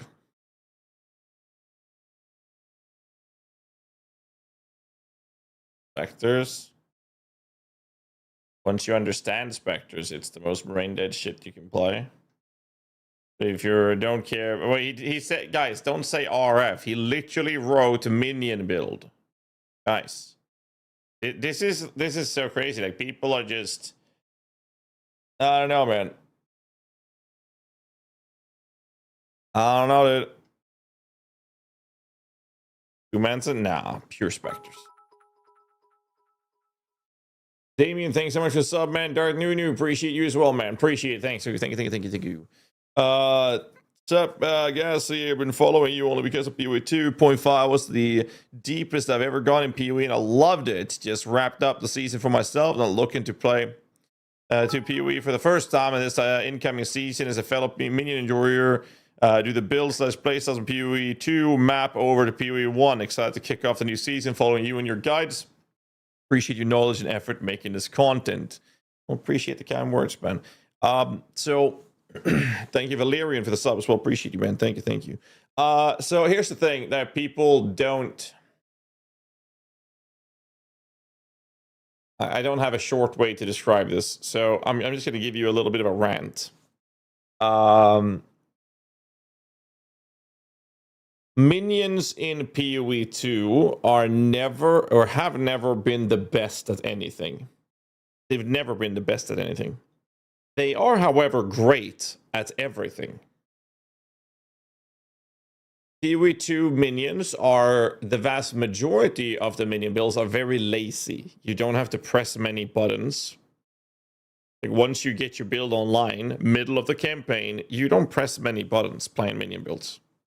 So the whole idea of active gameplay is not that active for minions in PoE 2. In PoE 1, minions have, in a very, very select few moments over the past 12 years, actually been the best at something. But they are, just like in PoE 2, more often great at everything, more so than being best at something. So, unlike PoE 2, in PoE 2, when it comes to giga speed clearing maps, where you just zoom into a map, you can achieve that level of efficiency with minion builds in PoE 1. You cannot achieve Temporalis levels of power in PoE 2 with minion builds. King Cages, thanks so much for the prime. But in PoE 1, you can get competitive levels of super juiced up builds, like Spectres and whatnot, for example. both in terms of tankiness and whatnot, as well as the approach. When it comes to active gameplay, however, most, not all, minion builds in PoE 1 are considerably more active in the early gameplay. Now, most people that are arguing about this is saying that minion builds in PoE 1 are lazy, that you do nothing, you just lean back and you're not doing shit. That is the furthest from the truth that you can get from minion builds. You actually have an extremely active gameplay in the early stages of PoE 1. But what is really cool with minions in PoE 1 is that the main purpose of your character's progression as you play, obviously this doesn't apply to all minion builds. Some minion builds are less active than others, of course. But the main purpose on the generic minion builds is to actually automate a lot of the active skills that you use as you progress. So a prime example is in the refinery area in Act 9, you will pick up a recipe in a hidden grate in the ground that gives you a trigger socket of spells with an 8-second cooldown when you use a skill. This is a craft we put on a wand. And this allows us to automate corpse generation and offering skills. And offerings in PoE 1 consumes corpses instead of consuming a skeletal minion. Lord Raoul, thanks so much for the sub as well, man. Appreciate you, dude. So what happens is you have a much more active gameplay, but as you progress your character in PoE 1, you are automating a lot of those things that makes it more active. And what's really cool with that is when you do these upgrades, you don't just feel that the build is faster, more effective, and you do more damage when you do these upgrades. You will remove buttons you need to press. So you really have these plateaus and steps on the ladder you're climbing upwards. So whenever you do those upgrades, it really feels and tells you you have upgraded your characters. It feels really good to play mini builds in progression as a result of that. If you push the build up to super high-end, high budget, you're basically just shield charging through maps and maybe using Frostblink, but mostly your mobility skill, run, and using Convocation, which is the skill that teleports your minions to you, which in PoE 2 you do by weapon swapping. So that's basically the gameplay. So when you have a juiced up Giga character, you're just running through a map and convocating. That's all you're doing. But it's a pretty cool process because you can go from having between 5 and 8 keybinds, and then in the end game you're using 2. Mobility skill, maybe you're cursing, maybe you just automate the curse because you don't give a fuck. Like, there's a lot of those things. It's really cool, but the gameplay is way more active in PoE 1. S'more is more. Thanks so much for the prime, man. Appreciate you, dude. So Calm's Roots, which I think is quite a strong option here because you can get the benefits of Calm's Roots. That's the not being able to be stunned or knocked back or having your action speed slow below base. You can have that without losing your sockets or the movement speed on your boot. So this is really quite a strong node there. You also get a bonus 100 maximum life, which is pretty nice. And the other option that I'll mention there on this first set is Edivore, because this is going to be nice early on to cap out your spell suppression or even just gain a big chunk of spell suppression. And then this recovered 200 life when you suppress spell damage is a modifier that just feels incredible to play with and is something that's very strong on a character that has low recovery. Now, when it comes to the last set of nodes, I think this is actually... Now, I disagree with that. I think Dawnbreaker and Calms are like the two obvious choices there. Personally. Where the Ascendancy is weak in some areas and strong in others. One of the really strong standout nodes there is Melding of the Flesh, particularly if you're going to do this kind of setup where you're using a staff and then you use, Dawnbreaker. And Melding of the Flesh is perfect with the Dawnbreaker node, making a synergy of the Ascendancy class for the defensive layers. From the first set, you can shift a lot of the damage you take as physical into elemental, and then you can scale up your maximum elemental resistances by just scaling one of those 3 types. So this is definitely one to consider there on the last set. And lastly there, on this set, I will mention the fuck, spell suppression is very good. What are you on about? I'm not saying spell suppression is not good. I think spell suppression is one of the best defensive layers you can have in the game. But I'm not going to spend a fucking Ascendancy node for the purpose of essentially just getting 25% more chance to spell suppress. So why the hell would I use my Ascendancy tree for that? No, that is a cooked take, sir. Gloomfang, because that could be very strong with different spell options that you could use with this setup. But one thing that I want to mention is that because you've used your first 6 points on reaching the Black Cane node there, that means you have 2 points left, and that does mean that instead of speccing into one of these, you can actually take one Bloodline node instead. And there's a few interesting nodes on the Bloodline that you could take, especially on the Katarina Bloodline. The first is Umbral Army, which is 2% increased movement speed per summoned Phantasm. Well, if you have, 60 plus Phantasms, that's 120% or more movement speed coming from this node, so that is one option that you could look at. That could be really nice to just zoom around maps. There's also Prolonged Servitude, which I think is probably the underrated one here, which will feel really nice to play. You don't want to assume? Well, for you to be able to assume, you are now assuming that 1 HP Phantasms are actually staying alive. You see, here's the thing. If an enemy looks at them the wrong way, if an enemy, if an enemy spots them in the distance and see their pinky toe sticking out of a door frame, they die, like straight up. If they literally get spotted from miles, and I mean miles away, by some guy on the boat, literally bringing out their spyglass and be like, "Oh shit! Oh God, Captain, there's a never mind, he died. I just saw him. He's dead. Nope. That Phantasm is dead." They just need to look at them and they'll die immediately. Okay. So you are assuming that that's not actually happening. Then the zoom is really nice.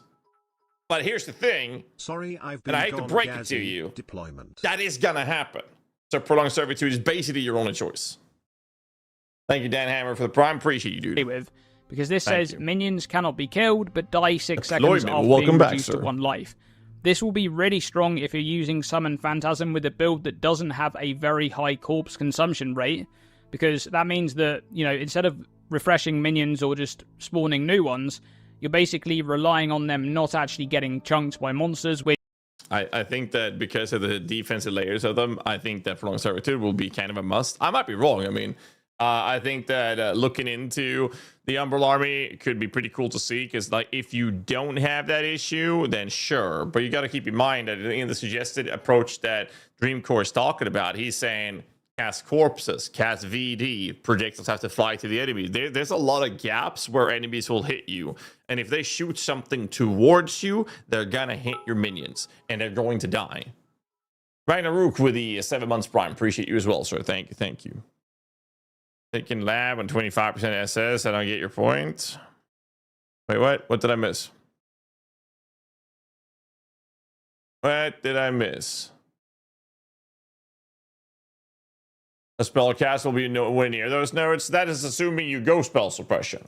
It can definitely help cap spell suppression. I just don't think that it is better than the other nodes, Kidley, is what I was saying. Which happens very... You done quitting Pal World PoE 2? No. After tonight's reveal of patch notes, for those of you who want to know. Okay, so here's the schedule for tonight, okay? I'm going to give you guys the schedule. Right now, we are doing the most interesting content you could ever think about. What we are doing right now is stalling the living fuck out of it. We're just stalling. I'm waiting for food to be delivered. I'm gonna get my food here. We'll probably just smack up another video to watch for fun whilst I eat my goddamn food. This is like the most interesting shit ever, right? But from 2 hours from now, we're gonna have the PoE 1 3.29 Curse of the All Flame reveal. We're going to be watching that. It's very likely we'll get patch notes right after. We'll read the patch notes. We'll go through the shit. We'll make some yapathons about it and rants and whatnot. Then I'm going to move into PoE 2. You type exclamation mark Samsung in the Twitch chat. Doesn't work in YouTube chat, sorry boys. You type exclamation mark Samsung in the Twitch chat. You'll get access to the information regarding the Samsung Odyssey race event. And tonight, I'll be prepping up one of my characters with a 1 divine budget and doing a kind of a bingo challenge. I can show you a little bit of how it looks. It looks like this, and we'll be doing this. It's going to be for 1 hour with a little bit of a timer here. So that's what we're going to be doing. We have some leaderboards happening. There's some challenges and whatnot. And we have to clear the bingo card, which I'm not going to show you right now. So that is happening. We're going to be doing that. And then I'll be done with the stream. And then tomorrow, I'll be doing a bunch of checks on PoE 1 if needed. Otherwise, I'll probably be playing Palworld or PoE. But tomorrow, we actually have Torchlight coming around the corner because they're launching tomorrow morning for me. So I have a sponsorship to play Torchlight. So I'll be doing some Torchlight streaming for a sponsorship. And then on Saturday, we actually have the Samsung Odyssey race event happening. So we'll be doing the race event on Saturday evening. Outside of that, I don't know what's going to happen. But yeah, I'm definitely not addicted to Palworld, and I did not oversleep 3 hours today as a result of skipping sleep to play more Palworld. Torchlight, is it still a thing? Palworld, just like Torchlight has been fucking doing consistent releases for years now. They're doing really well. Yes. How do you know I have tits? Your mother told me last night. She'll be home later. She stayed for breakfast. Often, actually, it's very often a projectile just flies past and destroys your minion if you have no kind of life scaling for it. So this one is going to be really quite good at keeping your minions alive, and that way you actually keep your added damage. But overall, I'm really happy with this Ascendancy that they've showcased here. I hope that they don't actually go in and nerf a bunch of these nodes like they did last time, because last time it was the case that they kind of showcased the Ascendancy in the reveal, and then they nerfed the stuff before the patch actually got released. So hopefully they don't do that with these nodes, and we actually reach the patch and we're able to play the builds that we're kind of theory crafting now. But overall, interesting Ascendancy, looks much stronger compared to what it was in 3.28. I'm looking forward to the full reveal, which is going to be tomorrow. So thanks for watching this video, and as always, stay tuned and stay safe. Stay tuned and stay safe.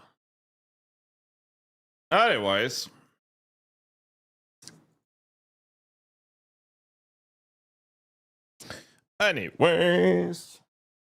Good stuff. Can we get to clap to the channel for Dreamcore? Give it a like as well.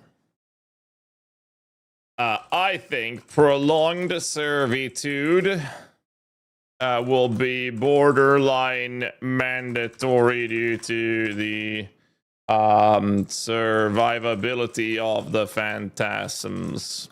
Otherwise, the Umbral army would have been so goated.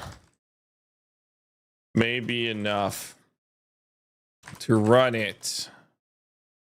Pending corpse consumption speed during gameplay. Yeah. Clap them cheeks. Exactly. All right. So, Hannah just asked me to check a thing. We're back. Helping. And real quick, give me a second, boys. I gotta run into the house real quick. Enjoy the ads. I'll play some ads for you guys. I'll be back in a second, boys. We're back.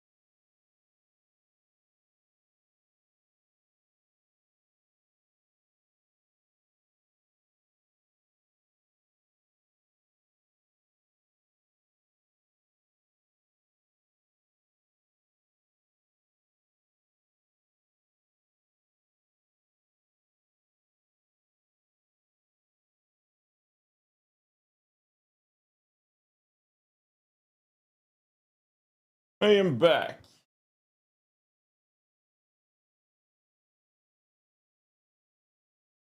Stuff for the food later as well. Good shit. Where was I? Where's my music?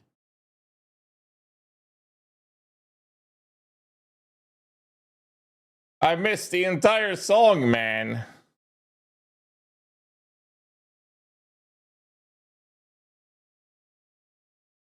Anyways, where was I? Ay, ay, ay, ay, ay, ay, ay. Dum, dum, dum, dum. Where's my food? Wait, can I track my food? Fucking hungry, man. My food is on its way, they said. Gotcha.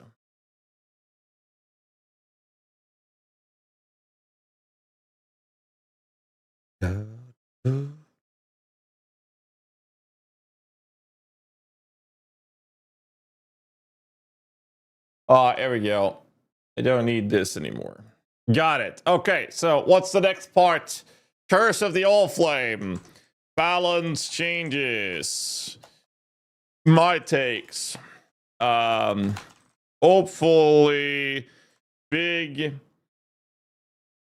meta shakeups. With drastic results. That's my current hopes. Most likely ending up with the same good old reliable. Basically saying we'll all be playing poison minions, Bama or pure specters, or some and some Bama. All right, chat. Cooked takes. All right, what do you guys think? Let me know what you guys think on balance changes.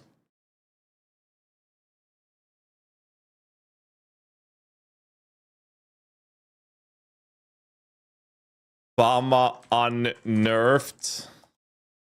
That's not gonna happen.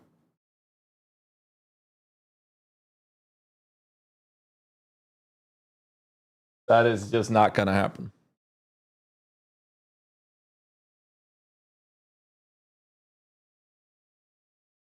Zombie buffs. I don't think that's a cooked take. If they're making major balance changes, that might actually happen.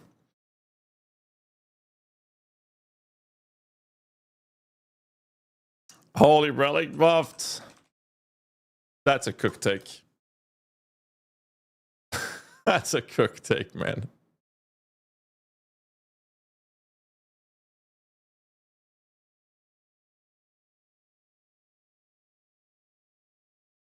That's a cooked take, man. It's just not gonna happen, bro.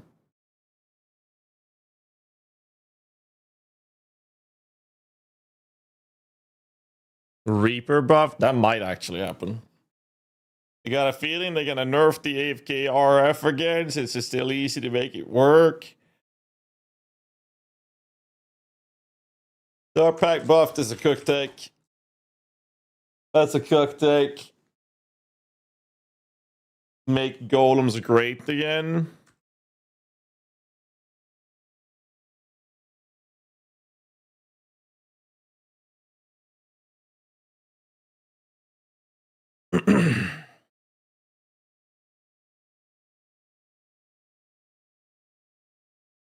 The Aegis Mighty will be nerfed.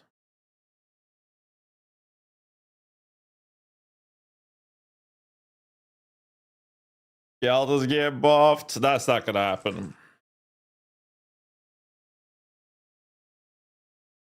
Okay.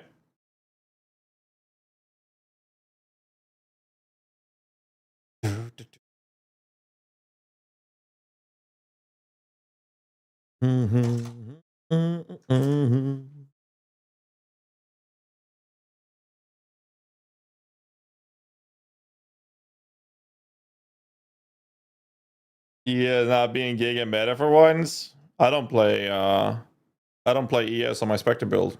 It's tanking highest endgame content. New AG menu, they surely gotta buff it. Maybe. WoW style pit bar for minions. That is so cooked that I'm not even going to add it to the list, dude. What's the stream? 1 hour and style.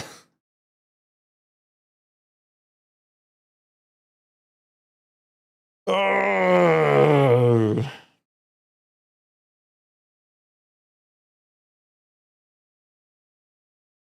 Eyes nerfed even further with Simplex Amulet nerfs. Alright, what other major kind of things should we have?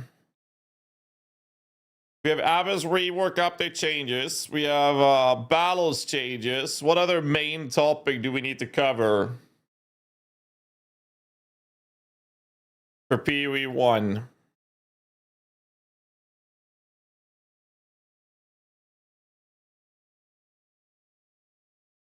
Mercs added as minions. Mercs coming back. Buy takes. They've said they would come back, just not when. Maybe now.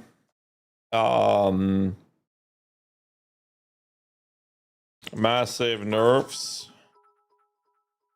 I don't know.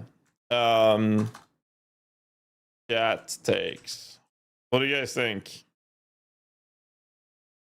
What do you guys think? Belch with the prime, thank you. Up edge. Poverty League, yes or no? I don't know. Characters can have a wedding. What the fuck? Well, we're not on balance changes now, boys. We're talking about mercs.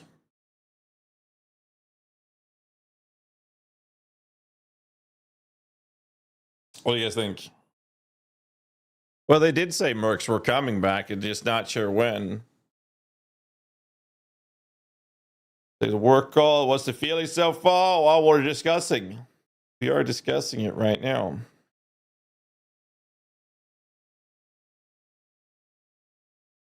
Mercs replace Rogue Exiles. Mercs replacing Rogue Exiles. That's a cooked take. That's a cooked take. I don't think they'll do that because Rogue Exile is very different.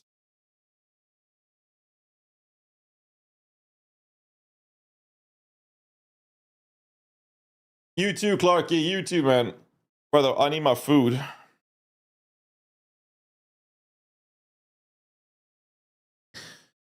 And Merc's back with similar to AG, so able to have certain iron slots.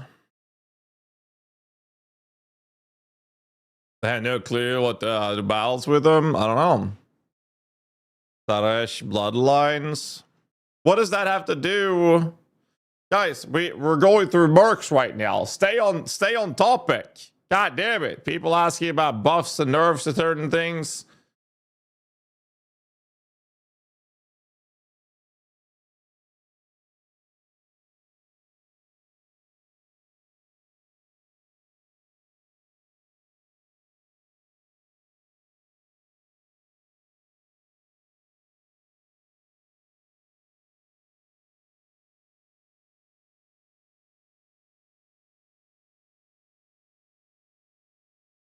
They called to say that they're a little late.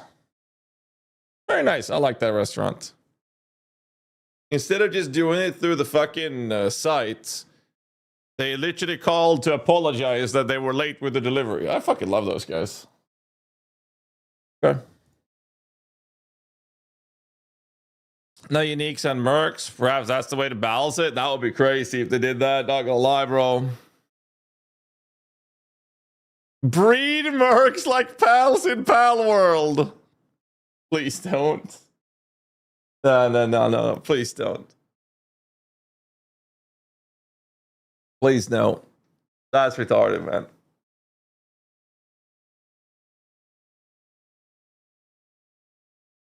Sorry, it's not like a free meal. True. Mass Effect is now an open world RPG. True. What level are you in Pal World? 79 or 80? I mean, I can literally log in and check. I can log in and check. Hold on. I'll check. I'll check. Mo Beast coming back with a big dick swinging. 89 months in the house. Appreciate you, man. Thank you. Thank you, sir. Did you enjoy Pal World? Is it worth it? I have played. Let's put it this way. I have played 20 hours of Pal World 2 years ago. And since launch, I have now 145 hours played. So, yes. Yes, I definitely think the fucking shit's worth it. I can't stop playing it, man. All right, let me log in and check what level I was. Let me log in and check.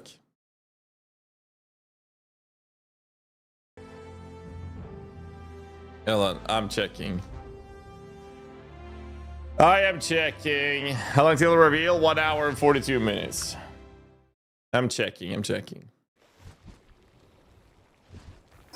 I'm level 80. I am 80. Can I grab these? Ooh. We did make the thingy. Wait, why is this not here? Make some gold for us. We did make this, but I don't have any more fragments thingies. We have this thing. Make more of that. Exolite armor. 667. What do I have? Oh my god, that's an upgrade. Shush! I need a medicine guy in this. Realized. I don't know if we have a medicine dude around here. Who fucks on med? We fixed that. This is bad. Why am I in here? This is really bad. I can't stop. Where's the Pokeballs being made? Here. I need a medic. Are you a medic? 18 medic. Here, you go. And you go.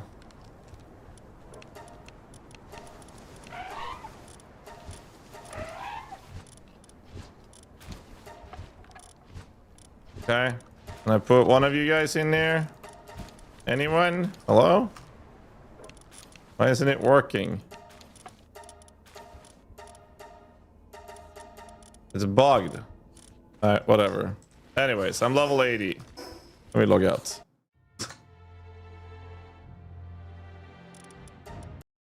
Anyways. Well, it's like the minion game though, right? And that mercs are coming now. But yeah, window that they have, they said they would return at some point. They did, yeah, they did. Hey, wanted to ask, is there a speed me onion build? Love your content less than 3.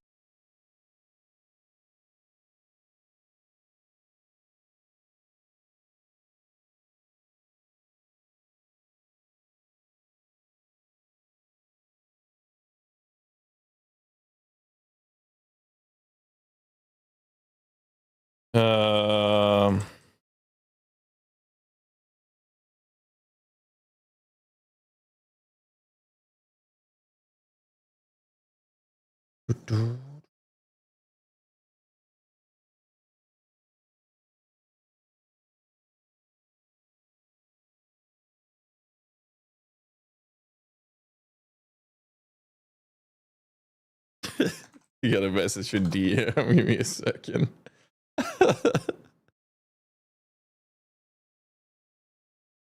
right, let's see. Xasa is coming in with the 29 months. Appreciate you, man. So a cross switch at top, and I really like the addition it adds. Combined with the belt option, which will be very rare, but still awesome in some respect. Keep up the awesome work, bro. Rock on as ever. Appreciate you, man. Thank you. Thank you. Um,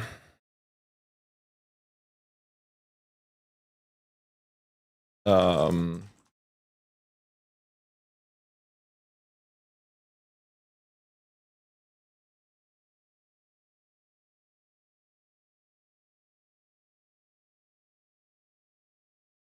um,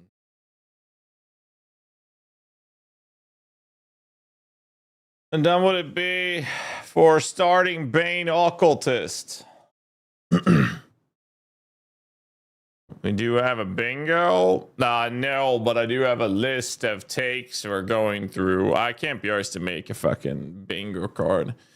All right. So chat cooked takes. All right. Do we have another topic we want to cover on the reveal? Because as of right now, we have Abyss rework update changes. We have balance changes. We have Mercs coming back. What else do we cover? Minion buffs, nerfs. Okay, let's see. Spectres nerfed. Poison minions nerfed in general. DB buffed. Zombies buffed. Actually, let me do it this way. Buffed. Nerfed.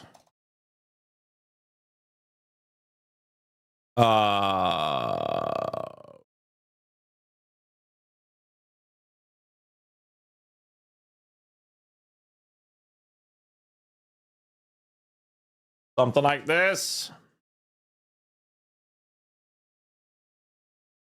AG. Besides gear window. Let's see.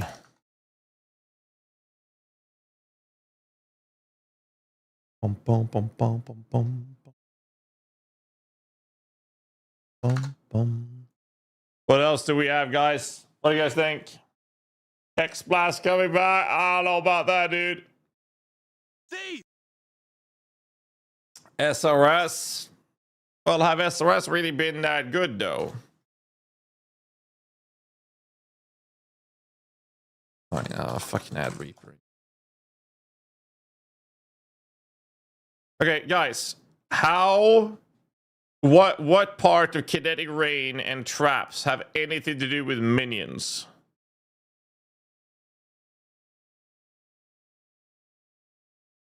Minion catalysts. Catalysts coming to PoE 1. That's a good one, actually. That's a good call. PoE 1 deleted in favor of PoE 2? What the fuck? Skelly archers. I think that's brother, that's like that's cooked takes here. I think Holy Relic's gonna get nerfed. P-Raw. Raw Bama. I actually don't think Bama will be touched.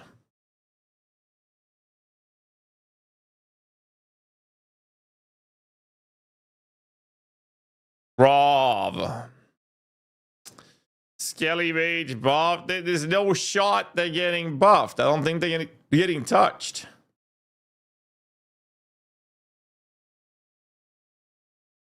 Battle Mage in shambles. If Holy Relic gets nerfed. SOS have always been in a good state. Poison specialist. If poison gets nerfed, it would do LESOS with Guardian. True. Detonate Dead is not a minion skill, sir.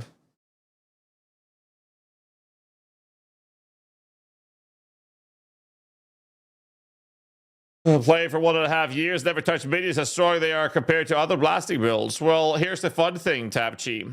Minions in high budget are competitive with the best builds in the game in PoE 1. They are not competitive with the best builds in the game in PoE 2. Minions can never compete with Temporalis stuff in PoE 2. But in PoE 1, high budget endgame builds, minion builds do compete with the top end. Yeah, minions are great in PoE 1.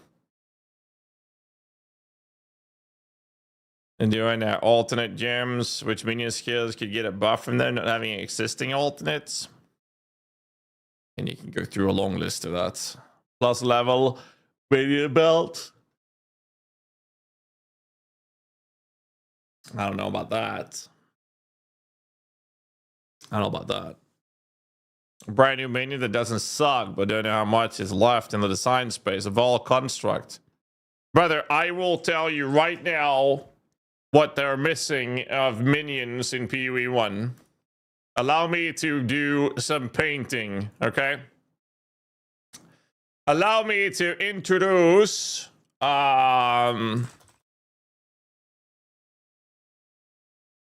allow me to introduce to you. Let me introduce the minion, okay? So we do this.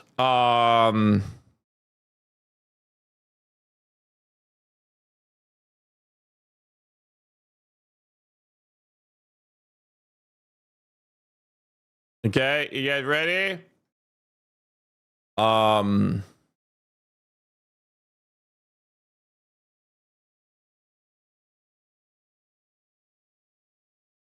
Okay, allow me to do this. Hold on. I got this. Okay, I got this. And then we need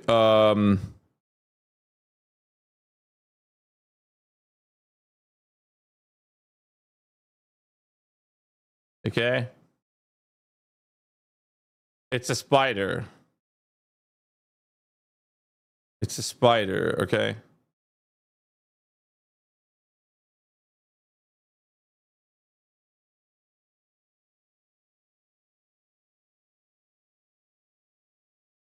There's some webs, okay?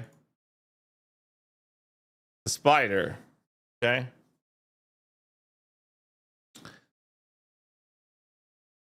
Or it's supposed to be a spider.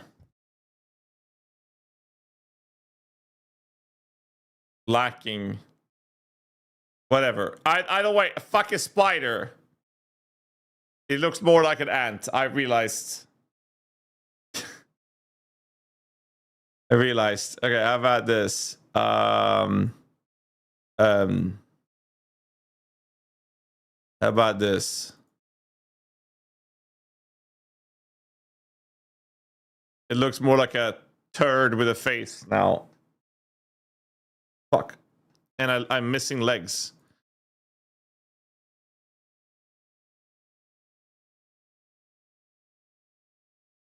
Hold on. I'm fixing this. I'm fixing it, okay? I'm fixing it. I'm fixing it. Okay, so we have this. And then something like this. And then they have like a bigger body like this or something.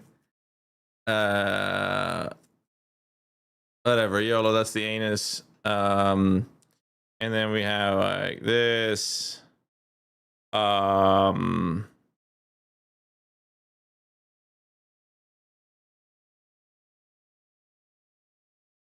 Yeah, here's a spider. Does this look like a spider now? A tick? It's a spider. Okay. Now you guys can't.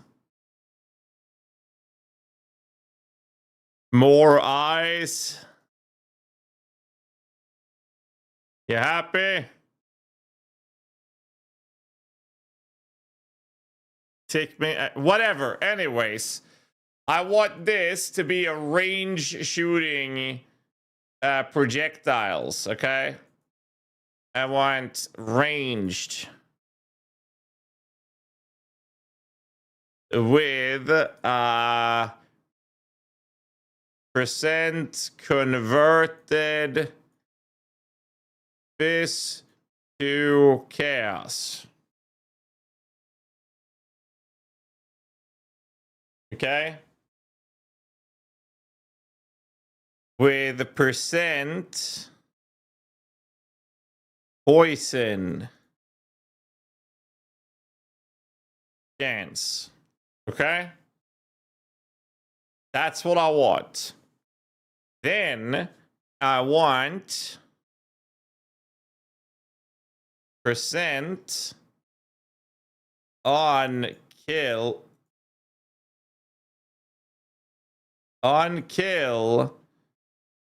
summon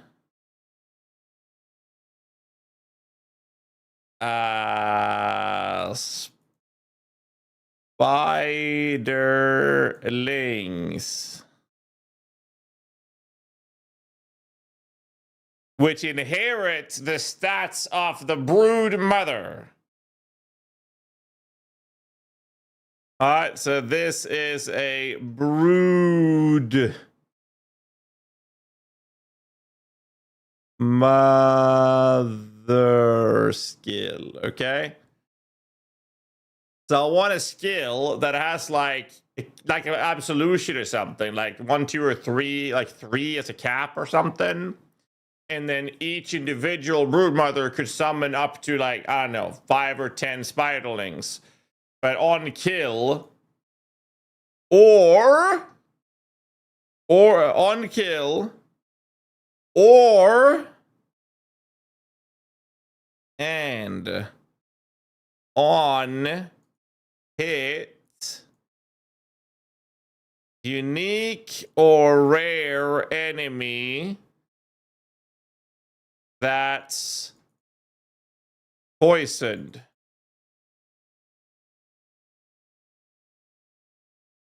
Okay?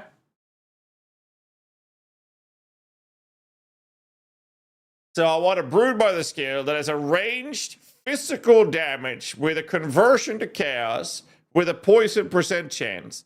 And when they kill or hit a unique or rare enemy that is poisoned, it will spawn broodlings or spiderlings. They're not asking too much then? No, I think this is a really cool thing. So basically Arakali, but a broodmother, and have those stats that have to be a specter. Not a specter, no. But picture it as an absolution or dominating blow, but a poison chaos version of it.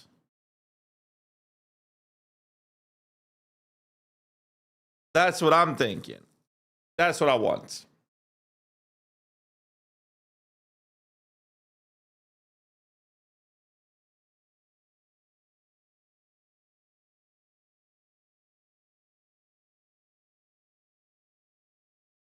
Ay, ay, ay, ay, ay, ay, ay.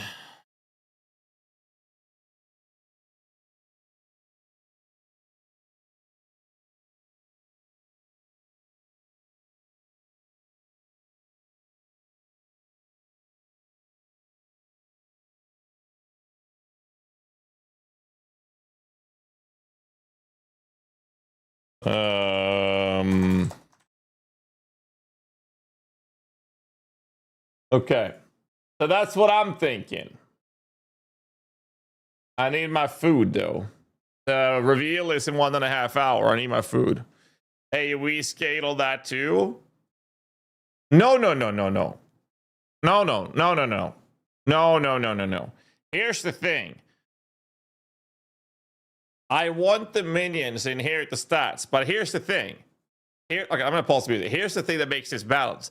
I want the broodmothers to have a single projectile. Not AoE. I want a single projectile base. I want the spiderlings to be meleeing minions. This way, you can't make it... It's not inherently overpowered. You'd have to use generic support for scaling. And the idea is very likely to scale the spiderlings more so than the broodmother. They're just there to deliver the summoning process, right? And the spiderlings would be a duration-based minion, whereas the broodmothers are permanent minions. It's just important that the spiderlings inherit the stats of the broodmother and the support teams and everything. And the stats from your character when it comes to scaling minion damage and stuff like that, right? This way, you will have a ramp-up build where your broodmothers are killing things and creating spiderlings to spread minions on the field. But since they're temporarily summoned, they'd have to repeat this process whenever they die, right? So basic broodmother from Dota? Yes. Very much like broodmother from Dota. How many spiderlings? I don't know. What's balanced? 5 or 10 per broodmother, and then cap the broodmothers at 3, allowing for Dark Monarch to double that kind of thing. Yeah, how like the spiderlings would be summoned on when the broodmother killed, not you, broodmother killed, or when the broodmother hits an enemy to have a % chance to summon them on hitting a unique or poison enemy. And that's why it's important that it's not too many, because they're gonna have to hit the enemy multiple times if it's a boss, for example, to summon them. So having like a cap of say 5 spiderlings per broodmother would make sense, and then the spiderlings would have to do proper damage. Perhaps a Basilisk Spectre is viable, Harry Potter Spectre build. I just think this would be really cool because it would give you another way of playing spiders in general. And they could even have it like Arakali's Broodmother or something. They could like go dive into the Arakali part of things. I think if I ever got the opportunity to design a skill for PoE, this would be it. I thought you were sick of poison. I don't mind the idea of poison. I'm tired of poison meta Greech. What I would like is the idea of this is that the poison is requiring them to catalyst to summon it. But the idea here is more about them doing chaos damage. They have physical damage converted into chaos. Poison is just an added thing in the side, but I do want them to nerf poison. It just makes sense that the summoning from this would be, oh, you've infected an enemy, now you're summoning minions. It's more about the thematic approach to that, more so than, hey, we do damage with poisoning. But I do hope they nerf poison. What is this shit? Heward knows best with a prime. Appreciate it. Sharky Gold, appreciate you as well, man. Thank you for the subs, guys. Why isn't the emote showing up? Let him cook. I have to add this. I have to sign in. Okay. Twitch. Logging my ass in.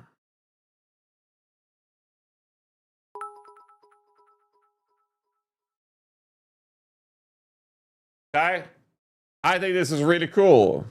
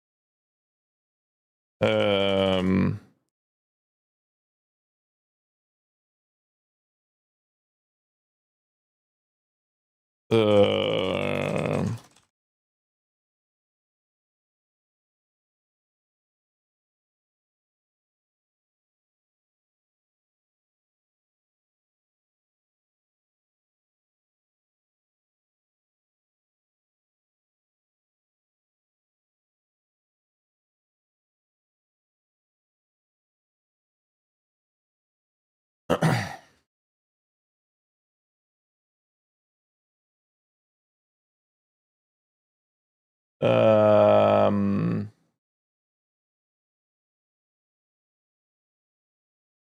could have one that works when monsters ignited or chilled or chalked. I mean, there's a lot of cool things we can do with it. I mean, let's pitch this to DM. Let me give DM a call. Hold on. We got to pitch this to him. See what he says.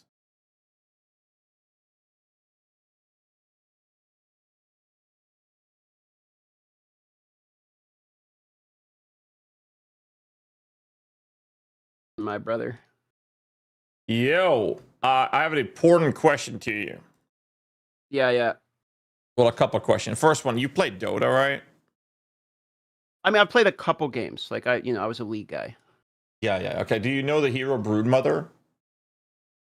No, I mean not enough to have a conversation about her. Okay. What am I missing here? Yeah, it's just for context. So Chad asked me what kind of skill I would design for PoE and what minion skill they're missing. And let me send you a screen. Okay, hold on. Let me pull this up where I can see this on the Yeah. on the main monitor. Is this thing you want me to pull this up on screens? One of those? Sure. Okay. All right. 1 moment, please. Yep. Okay. You elevator music. What the fuck? What the fuck am I looking at? That's a spider. Okay. So this is All a right. brood mother. And let's say you have a cap of like 3 of them. And it's a ranged minion, permanent minion, that has a physical damage converted to chaos with a % chance to poison. And then it will have a % chance on killing to summon spiderlings, and have a % chance of hitting unique or rare enemies that is poison to summon spiderlings, with like a cap of say 4 or 5 spiders that they can summon. All right, see. So you're basically making, you know, that like when you were a kid and you stomped on a spider and a fuckload of little spiders came out everywhere and it freaked you out and you ran away. You're making one of those. Yes. Got it. And the focus is not the poison builds, but it's like the focus is chaos damage. So I thought this was a cool idea. And I wanted your take on it. Like, what's your take on this kind of build? Well, I don't know. Well, okay, so what would the build be? Like, this is a skill, right? Yes. So the build I think would the be... skill is cool. Like, the build would be you'd have a broodmother, say 1, 2, or 3 permanent range single projectile shooting, so like they're not that great. Yeah, mothership. It's like a exactly. StarCraft fucking carrier. Yeah, no, I get. I love that shit. Yeah, no, I get. Yeah. I think that could be really cool. So it's like a bit of a ramp build. It thematically fit our Kali thing. You get a bunch of spiders, and the spiders are temporary and I'll one up summon. you. And here's the thing: the command skill makes the broodmother pop all of the litho spires that she summoned for AOE chaos damage. This is PoE 1, not a command skill. Give me a second. My phone is ringing.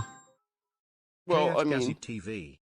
Well, PoE 1 Ed can steal the command skill from PoE 2, and then we're talking. Hey, I'm back. This was for PoE 1, but my food just arrived, so I gotta run out and run and receive it. I'll be back in a second. What'd you order? Indian food. Lamb. I'll be back. Okay, chicken tiki masala, best Indian food. True or no? Command skills PoE 1 Lamau. No, guys, no. Calm down. I heard from a little bird they're also adding dodge roll into PoE 1 also. I'm super looking forward to it. And the PoE 2 passive tree has been so well received that they're actually going to be swapping passive trees. Like they're importing it in. Highly looking forward to it. Can't wait for us all to have it adorned. Shrimp masala best. Okay, here's my L take. Yeah, I know. I don't like shrimp. I feel like shrimp is like highly overrated. But you know, I understand. I'll be alone with this one. I'm not really a shrimp guy. I'm back and I got food delivered.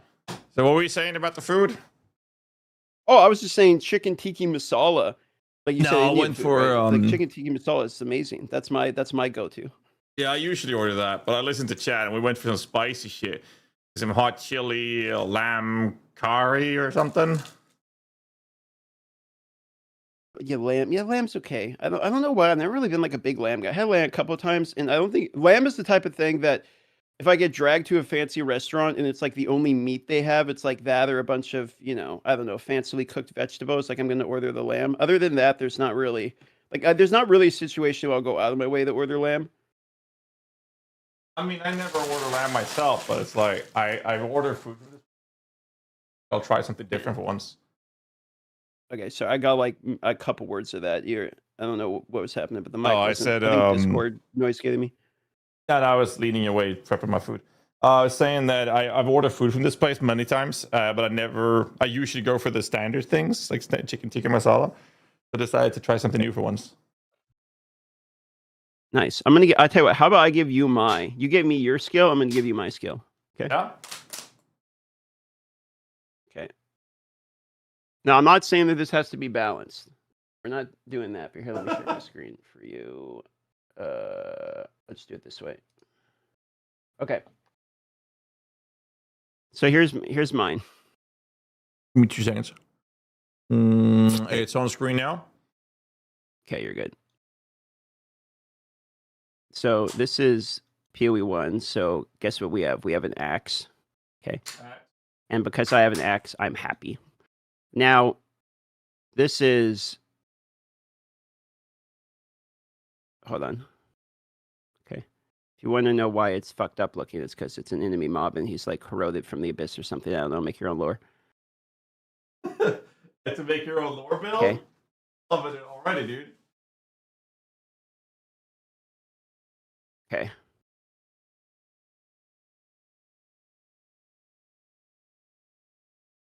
Okay. There's the enemy mob. Now, here's how this works, okay? This is Sunder. And what happens is when Sunder hits the enemy, you're going to have a bunch of other little chads all around. And it splinters and shoots out splinters, like projectile-based splinters afterwards that go out that are based upon your Sunder damage. It scales that, but it's also a projectile. And these splinters go out and can shotgun. How do you like that one? All right, give me a second. Lily, do you think this is cool? Bark, bark, yes, he's a It's a gingerbread man, she said. For some reason, I thought Lily was your dog. I just realized Lily, like, the barks don't make sense. Lily's actually your dog. She likes my shirt, but she said that the dude in the middle is a gingerbread man. Well, I mean, I'll take it. I mean, it kind of looks like a gingerbread man. Like you know, yeah. Okay, yeah, fair. Well, yeah, I mean, I wait. I'll give him don't a we house. have already some Sunder skill that does this? Like, I haven't touched Sunder ever. Shocking enough? No, and we have some dog shit like we have the one that does like the waves and then like aims at something else and like bounces off walls. Like the thing's trash. That's the one probably we want to think about. Yeah. Steel skills have like the lancing steel, not spraying, but the other one like some of the steel skills have a similar functionality to it. But it sounds pretty cool to have that on a fisher. You got the mama. Yeah. Well, I mean, this hits and then it sprays the little like stuff kind of randomly, and then it can shotgun. So if you have let's say you have a big boy here and a little boy here, and you hit this with the Sunder skill, it then shotguns, but it hits the big hitbox and hits like 15 times or something. Yeah. I mean, I like the idea of it. So Very is this your PoE2 PoE2? style. I was like, is your PoE2 build like turned you into a Sunder boy? Is that what happened? Okay, well, the Gimling made Sunder playable. Like Gimling made a lot of things playable. Like as soon as they nerfed as soon as they touch what Gimling did to Sunder, it's all over. I'm never playing that shit skill again. Like, but yeah, fair. Absolutely. I mean, to be fair, I played Sunder in PoE 1 more than any other skill in the game. Like Sunder is like by far my most played build in PoE 1. So, that's why I played in PoE 2. Is because I wanted it to be good in PoE 2. Unfortunately, it's ass. The PoE 2 Sunder build ended up being pretty good, but that's just because Gimling was basically like, okay, you have a guy who has broken leg and has crutches, and you give him a fucking jetpack, he's suddenly like, he's doing pretty good. So, I mean, that was what happened this league, basically. He still has a broken leg. That's fair. All right, give me 2 seconds, and I'll be back. Sorry, my daughter. I'll be back in a second. Yeah. I will entertain the chat for you. Wait, can you guys... Did he leave the screen up? Can you guys still see the screen or no? Because I would draw you a picture here. Yes, you can? All right. You guys can guess. What was my last build here? You ready? This was the one I played last league.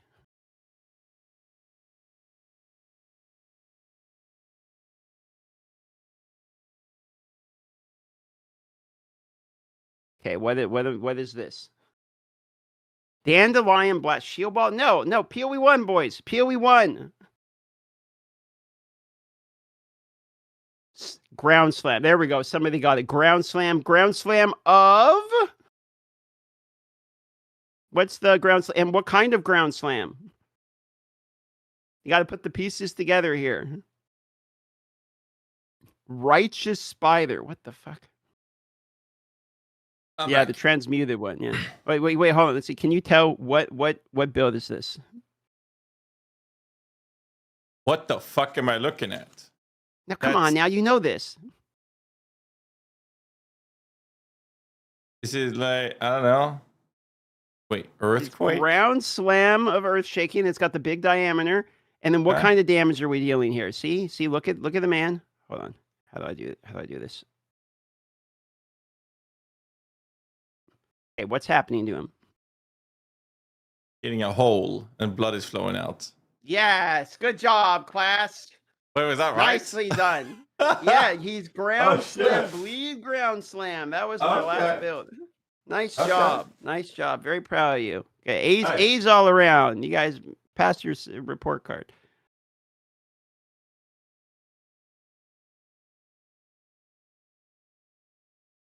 Well, dude, when are we going to get to make our unique in PoE 2, man? It's unique. Literally You're cheating, man.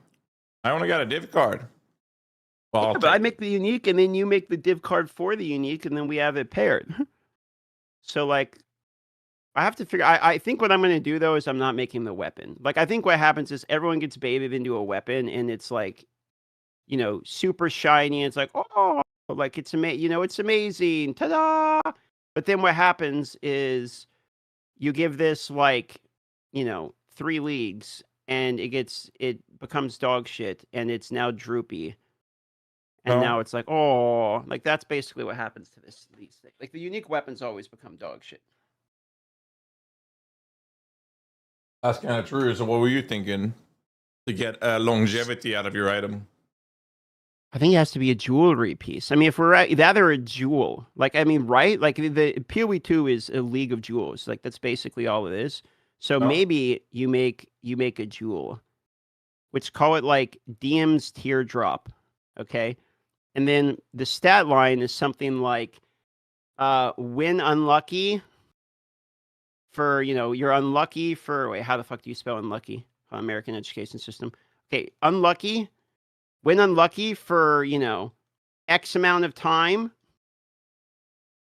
then become lucky. No. And the flavor text will just be called, you know, flavor text would just be like streamer client or something. But then this is basically like, okay, if you don't get a good a tier 0 drop for like by the time you hit level 100, you equip this bad boy next kill tier 0 drop. You know, I mean that's a horrible idea, but you know, you get my point. Like it's got to be some kind of it's a Goshapo pity mechanic, baby. There you go. But you don't want to have like fuck me, it's spicy. You don't want to have pending buffs. You don't want to have like, oh, you're shit for this amount of seconds. Now you're a god for this amount of seconds. People hate that. People are going to hate it no matter what, bro. Like, I mean, I'm going to make some dog shit item. It's going to be fucking terrible. I tried to make an item that literally does nothing other than be a cosmetic. So, you know, don't expect something good here. But if we're doing a jewel, then it's probably maybe something around the lucky mechanic. Lucky. But don't we have that in PoE 2 already? Like a lot of it. Yeah, like on the skill tree. Good, not like good versions. You know, I mean, like Lucky, like the only time Lucky was good was on the lightning damage rolls before it got nerfed. That one node. What happened to those Lucky nodes in the south of the tree for melee players, though? What Lucky nodes? Well, my hands are full with food right now, but pretty sure there are some Lucky nodes down there. No? I don't remember ever taking. Like, there's Defy 2. Which is part of which is you using the surround helmet tech, and that's lucky hits. That's probably the one I'm thinking about. But that's a support gem.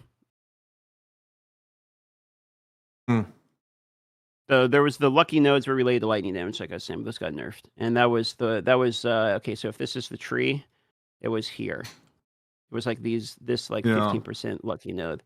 If you remember this one. There was another lucky node somewhere like here-ish, like this is Paul. That's the one I'm thinking about. There's one like right here, but it was dog shit. I don't think anyone took it. Okay. Yeah, maybe that, or I'm thinking about the surround nodes thing. Yeah, the surround nodes were like, I mean, the surround doesn't have it in like here and here, but if you're running the helmet, then you would be running Defy 2, and Defy 2 is like your hits are lucky when surrounded anyway. So you run that and you get free lucky anyway. Didn't they nerf that? They did, but you can bring it down to 1 still, so you just have to have a mob around, which is so it's a little annoying for mana. But if you put mana remnants and like some other things, you can kind of get around like the spam. But yeah, technically you can't like be surrounded while not actually anyone near you anymore.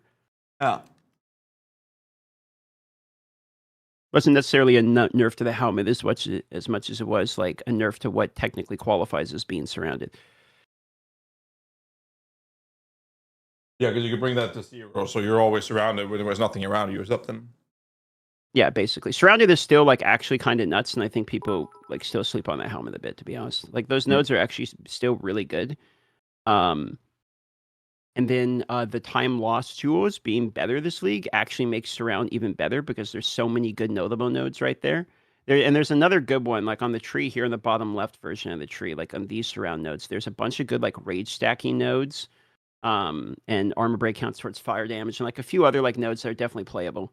So like I think you get 4 notables there, and then you get like 3-ish here, depending upon if you take the movement one or not.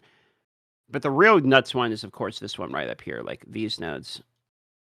They're here, and even if you take the evasion one here, like this right here is the best spot in the entire game on the PoE 2 passive tree. Yeah. Also for like evasion and deflection. You got Soul Meridian just north of it as well.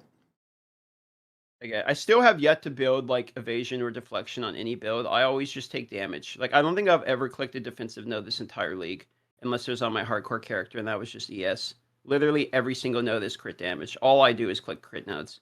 And if I can't take a crit node, then I just path on attributes until I get a jewel, and then I put crit on the jewel. I don't think I've clicked anything else. A lot of deflection evasion has been so sick. Makes the build so sturdy. Yeah, I guess my logic is always just if I see mobs, there's a problem. My logic is a little bit different. If I see if I see a screen without minions, I have a problem. Yeah, true. Goes both ways. So did you do a bingo board for this league, or? No, I just made a like little list with takes from me, and well, I just started it, and then I added some of chat's cooked takes. Chat's cooked takes. What's the most cooked take?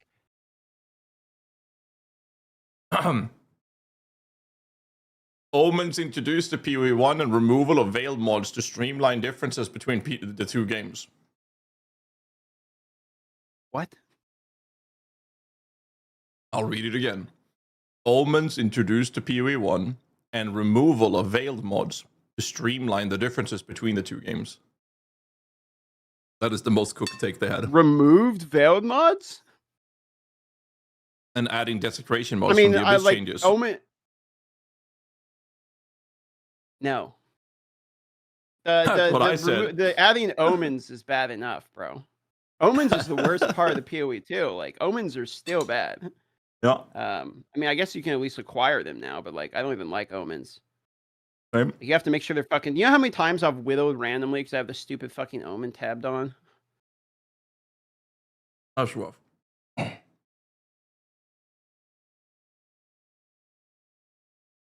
Probably lost 5 widows to randomly widowing. The other cook take would probably be benchcraft removed in favor of omens. Benchcraft removed in favor of omens. No, I like that. That's a good take. I think we should do that. The benchcraft is it's been overrated. No one in PoE 2. Everyone said immediately like they like the new system. You know what? Let's add the slot systems. Like we already have the support gems. Then you hold tab and instead you see like the rune slots, the augment slots. So you have 2 slots to deal with. Yeah. Way easier. And then imagine you get an exceptional base 3 runic slot, but then you have to 6-link it with the correct color, and then you have to vol orb it to get the 4th stock. And not only can the vol orb like miss or brick the item, but also can just randomly change the colors. And then now you're I think you're onto something. This would separate the good from the great items. Mm-hmm. I like that. Yeah, it's good. Write that down. I'm dying. This is so spicy. Jesus Christ. Did you eat already? No, it's only like 11. It's early still over here. I ain't comfortable being from the US for these. Reveals at freaking 10 o'clock right now. Well, it's 9 o'clock now, but reveals in an hour, right? 59 minutes and 14 seconds.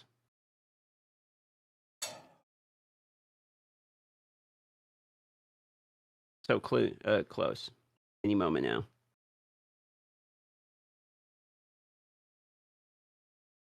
Where are you and your Samsung thing?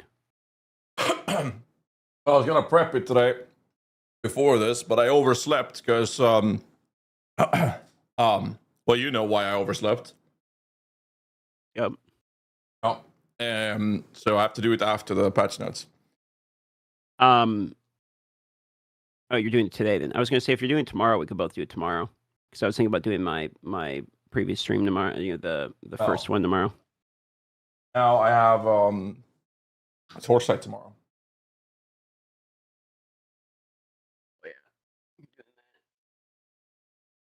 Fuck. So tomorrow I'm gonna be a little busy. I won't have time for it. Yeah, that makes sense. Has to be today. Probably gonna play Power World later today, I think. Dude, I made some giga changes on my base. Did you see? Did I send you a screenshot of the newly updated? Hold on, let me see if I can show this to you. Well, we got a second here. I'll pull this up. I upgraded my. I spent like 5 hours upgrading this shit. I just hit level 80 today. 80. I spent all my time playing Barbie Adventure, like building out my house and like decorating my kitchen and shit. Well, if you check the Pal World Mythic server Discord, I sent a screenshot there of my new base, a ranching base out in the ocean. It took me 3 hours to make. I saw you mean that giant square? I saw the giant square. Let me show you what my design looks like if you were going to be an architect. Let me show you what oh, I'm here. Let me show you what a real man's base looks like here. That square has a balcony entrance for flying mounts and a harbor area. Oh, that's nice. Inside for a mount water living mounts. Yeah. The helicopter pad for flying mounts is actually smart as fuck, to be honest. I like that idea. Yeah. Okay, let me show you mine now. You ready? Yep. Okay, you watching the screen? All right, look at this. Okay.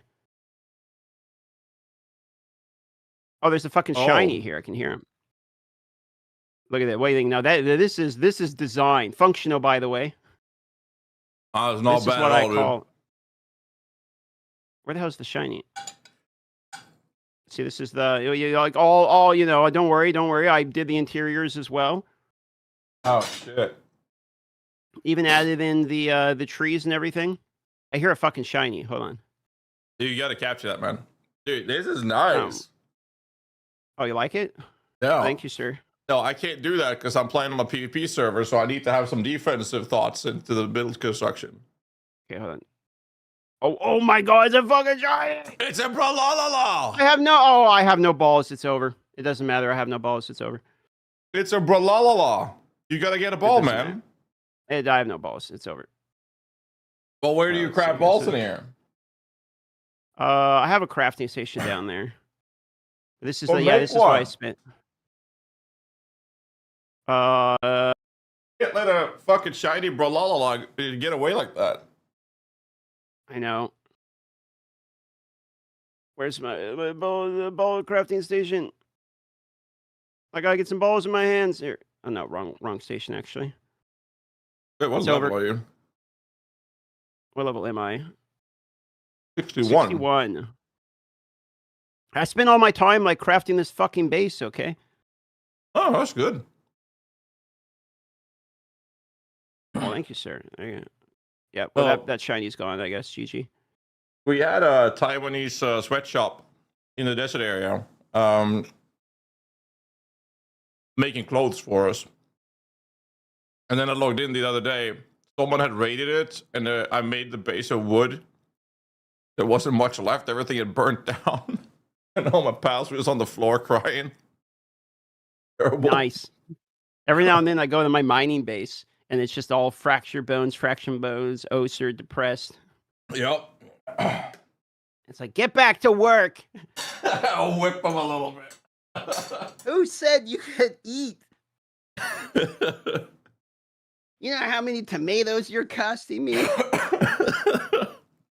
No, have you done any breeding yet? Yeah, I mean, I made a plus 75 stamina, like legendary bird, plus 20% movement speed, plus 10% movement speed, like max fly mount. Nice. I will say this. Sweet. The end game of the new update they have, like the world tree stuff, is so fucking cool. I haven't been there much. Spoilers. I'm not gonna say how much, but there's a tree in the just game. Cool. Now I know, bro. It's you know there's a goddamn tree. You can't miss it. It's like the Erd tree. It says it's Dark Souls. The Erd tree. No, it's really good. I can't believe how much they ripped off Dark Souls. I mean, if anything, Elden Ring should be suing them. Mm-hmm. No, I think they've done a really good job. There's so much content. You can't build in the World Tree area, so it's like it feels really good. I like it. What do you think of the new Ascendancy? I think it's ass. Yeah. There wasn't really anything that looked too interesting for me when I was looking at it.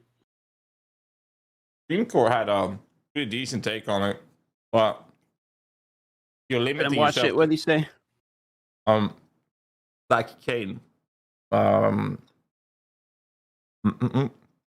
You basically use corpse consumption skills. You have to use corpse consumption skill for damage, like Voltite Dead. And then Soul Rest staff. So you can use the Phantasm support in it to get 22 Phantasm. Then Dark Monarch to get 44. Then the whatever the name of this new lineage support gem to get more minions out. And then what Black Cane is doing is giving you physical spell damage per summoned Phantasm, which is really cool. But even in the minion focus build, those Phantasms are so squishy. So you have to use like Blessed Rebirth, Medium Cluster, and Prolonged Servitude, lineage gem, no lineage support. No, Ascendancy node. You keep them alive. But it sounds cool. I don't think it'll be competitive in the top shift. I like top end meta builds, but it sounds like it'll do pretty decently at least. Yeah, that doesn't really sound. I don't know, it doesn't really sound fun to play though. I didn't hear anything about melee or like a mana stacker in there, so I think I'm gonna log out of that build. No, that's not part of it. A lot of defenses though from the Tennessee.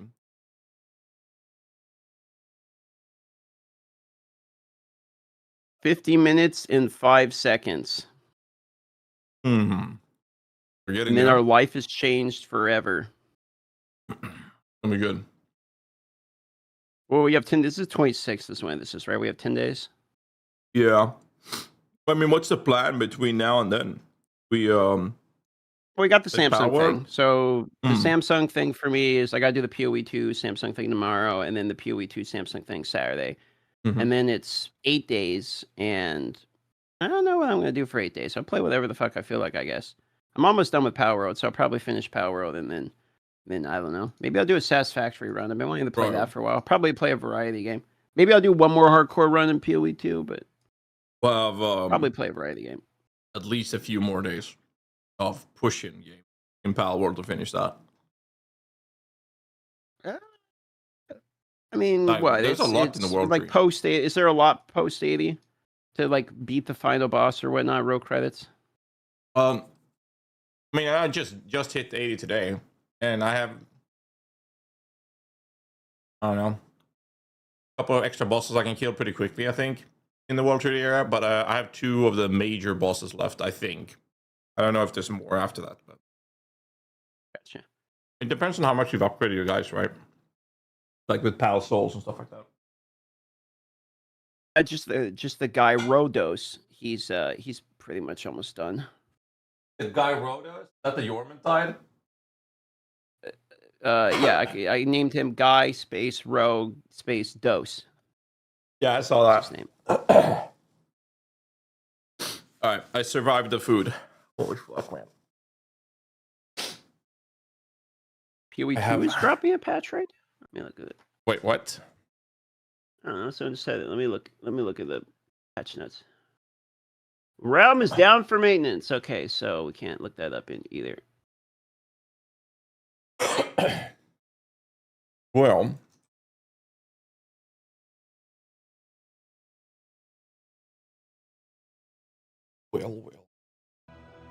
Oh yeah, supporter packs. Oh shit! I always like buying the support packs to see what they look like in PoE 2 as soon as they drop them. Probably do that again. Yeah. Yeah, I gotta do the Samsung warm-up thing. After patch notes and whatnot are done. Sorry. You should just do that tomorrow, then we can do it. We can do it together tomorrow. Well, we can't duo play it, right? Oh, you mean like doing it side by side? It's a like 60-minute challenge, so we just see who can do the bingo sheets better, really, like just for the fun of it. Then it'll be more fun than like doing it for the one, I guess. I guess. I just needed some answers on like how that one div budget is, because like first it was like use whatever skill you have, it's fine, and now they're like, oh, include the skill in the budget. We can't use level 20 skills. We can't use the perfect jeweler. 100% positive it's literally everything. Like it's one div for like what I'm gonna do is I'm gonna take my monkey character. I'm gonna remove every drop of gear, all the jewels, and then I'm going to build a monkey character with one div, like including skills, including I have to capture a new monkey. Like that's the thing. Like I'm pretty sure that's what it is. Like one div for everything. That is my understanding, yeah.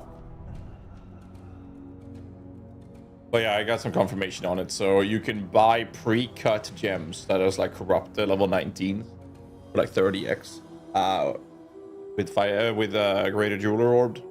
You can do that on the market. So there was like a list in that.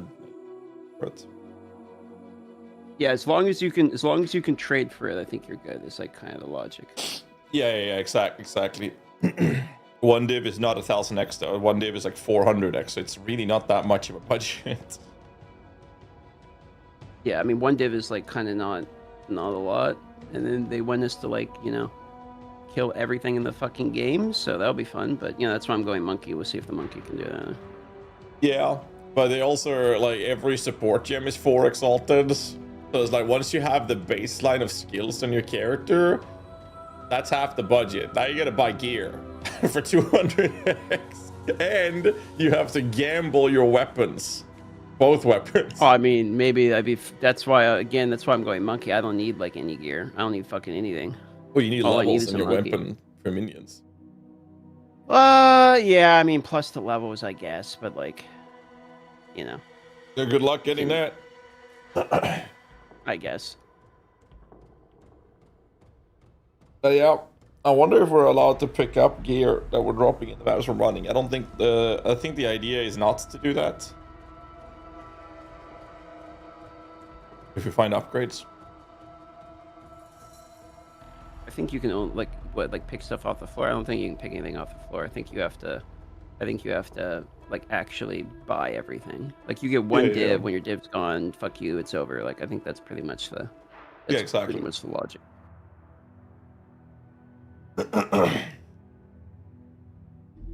So we'll see.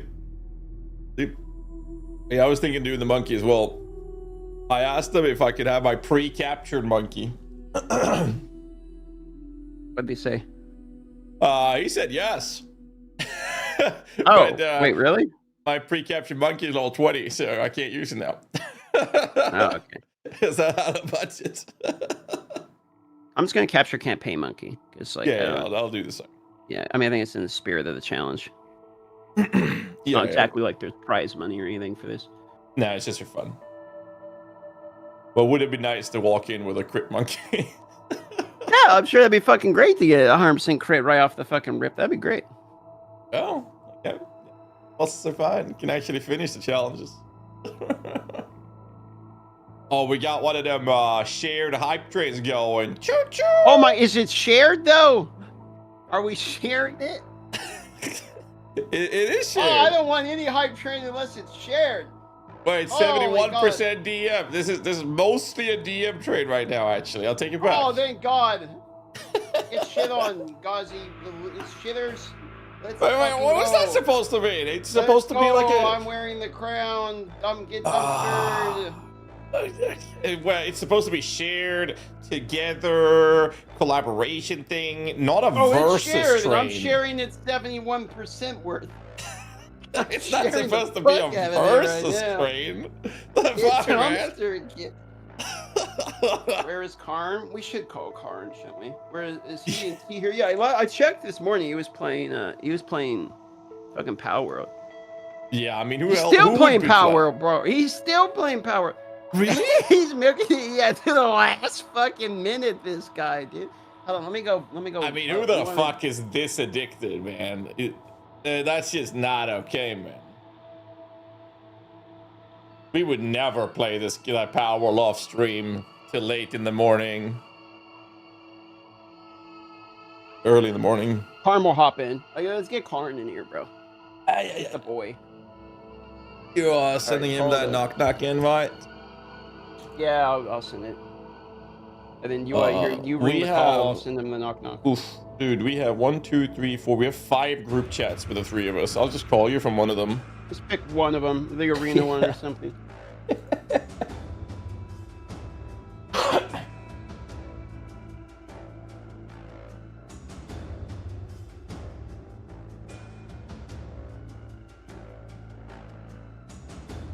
Oh. Yo, there he is. It's the boy. I'm ready for the boys. It's happening. 41 minutes. Watch the world's most exciting fucking reveal you've ever seen in your entire life. I mean, considering that it made me log out of Power World, I don't really feel that way, but it better do that. Because this is the melee patch I've heard that they're specifically buffing Slayer. Nah, this is never gonna happen. This is the Slayer buffing patch. Here's the thing: the melee patch was when was it? When they revoked slams? That was the one with the fucking SimCity settlers. Yeah, settlers, and that came from. Fuck, I actually don't know how much I should say about that, but yeah, I mean, I just say like fuck, I say it. This. Fucking say it. I gave feedback. Okay, that's all. I gave a lot of feedback. So let me get this straight. You send a message saying melee fucking blows, make my melee better. I swear to God, I'm coming to your headquarters. And then next thing you know, the patch arrived. Yeah, something like that. That is exactly what happened. Wait, is any of you guys coming to Gamescom? Oh fuck, I forgot about that. I mean, I wasn't, and then I was asked something, and then I'm not sure. I'm considering it. When was it again? Bro, what's all these like vague terms say? Like, I don't know how much I can say. Oh, something. It's like, what's something? I was gonna come and then something. No, I was not gonna come. It's the opposite. I was not gonna come, but then something, and now maybe. But I'm considering it. But realistically, I will not go. I don't know. I think I know exactly what you're talking about because I had the exact same scenario. Yeah. And now I was like, fuck, I kind of want to be there now. But yeah, no. Why am I so fucking left out? Like, what is this? Like, everyone's talking around some vague haze. I don't know. Like, is there a fucking secret party at Gamescom? And everyone's just like, make sure you don't invite DM. Like, don't bring it up when DM's in the conversation. It's a European thing, man. It's not on you, man. It's a European thing. It's just a European superiority. Yeah. Wait, when is it exactly? When is it again? It's 26th of August till 30th of August. Well, I'm very, very much leaning on going. That's literally exactly when I have jury duty. Those days, by the way. 26th. The actual days I have jury duty. Make a tweet or something about the case, and so that you can show that you're extremely biased. so they can't have you. Hey there. guys, I'll be live streaming my jury duty live from the courthouse. Come here for the real content. This is what you want to see: real people, real consequences. That sounds real good, man. Log in. Yeah. I don't know. I'm considering it. I'm not 100% sure. I mean, I forgot about it because I've been too busy. It's like the last... Been too busy, pretty much. And then the 1 week where I was not busy, I was playing Pal World, so I was actually more busy than normal. Yeah. But yeah. But do you know anyone else that's going, though, Carton? No, I haven't really... Not really. I don't think so. I haven't really talked... Nobody's been talking about it. No. The only one that brought it up. I need to go. Yeah, I really want to go. My problem is I really my want to go. fiance's birthday is in the middle of it. Apparently, I mean, she'll like get it. using the co-streaming button. Like literally everyone but us is using the co-streaming button. Maybe they actually want us to. So I'm assuming there's something we don't know. Wait, what co-stream button? What? Yeah, to like share the viewers with the live channel. I think. Oh, wait, what? Oh. Oh, really? where do you click that? There, co-stream. Oh, yeah, everybody's doing it. But yeah. Like I think maybe it's like maybe a new rule or something. I don't know. I didn't get a DM about it, but I'll just hit the button. I mean, you just hit co-stream and that's it? Yeah, that's it, and you're done. I think it gives the viewers to the main broadcast. That way, GDG gets pushed up as well. I mean, that makes sense, to be fair. Yeah. Gotta support our boys, Mark and Jonathan. A small indie company, they need the help. Yeah. But now, I don't know, man. It's like, I wasn't planning on going because there's already too many trips this year, and it's like, okay. Yes, but, yeah, I'm the same. Okay, I'm watching right now what are the plane tickets and everything. Well, where is it? It's in Cologne? Yeah. It's in Cologne. No, that's a fragrance. Oh my god, I fucking... This is a classic... Yes, thanks for sticking up to the American rule in the call. Problem, bud. Knows geography very well. I got you. I mean, hey, you're the token like French guy in the guild that everyone makes the same fucking French joke about over and over again. So I'll be the token American.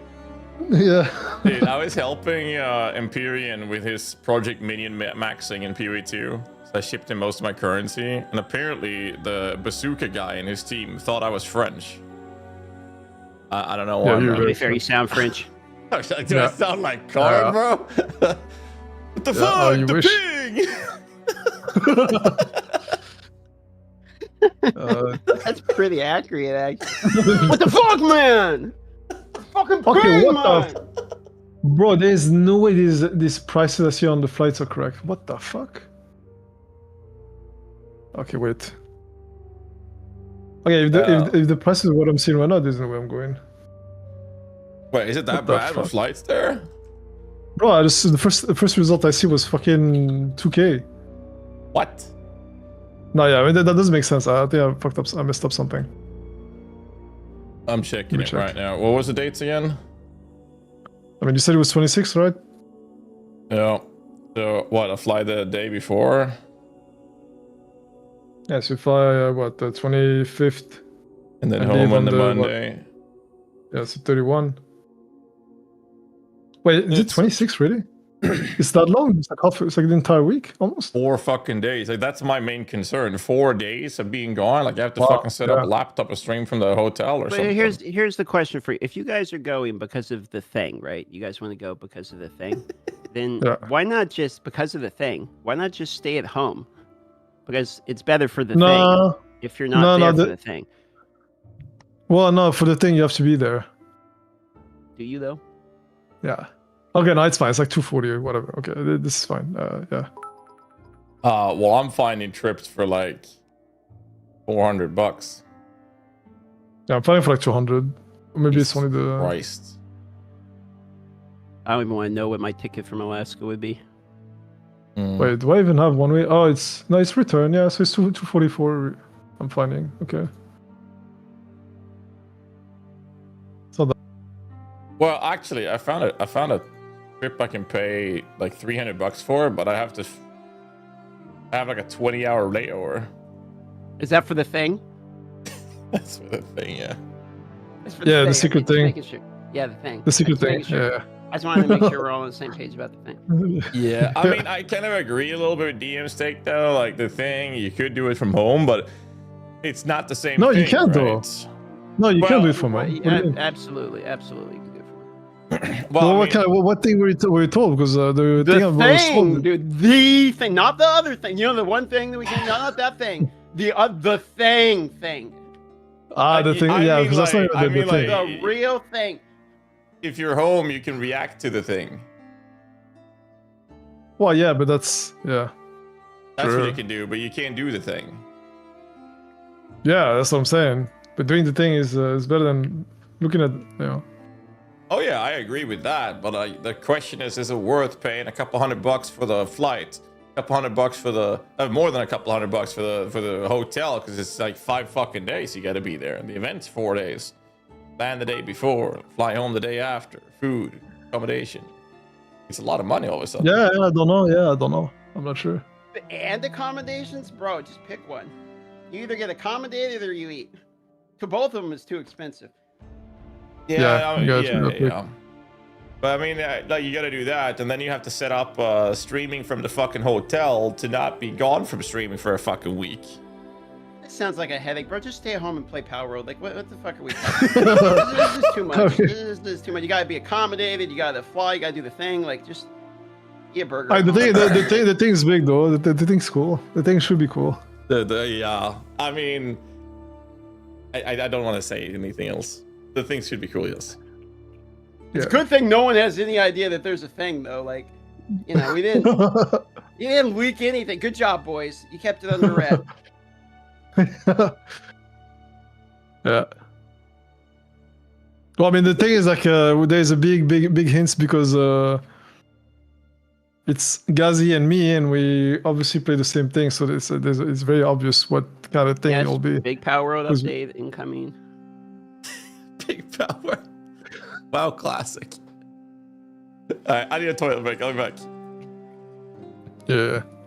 Okay, so here's the question for you, Karn. If WoW Classic and Wrath of the Lich King hits at the same time, which do you think everyone's playing? Because Bong was saying he thinks everyone's playing Lich.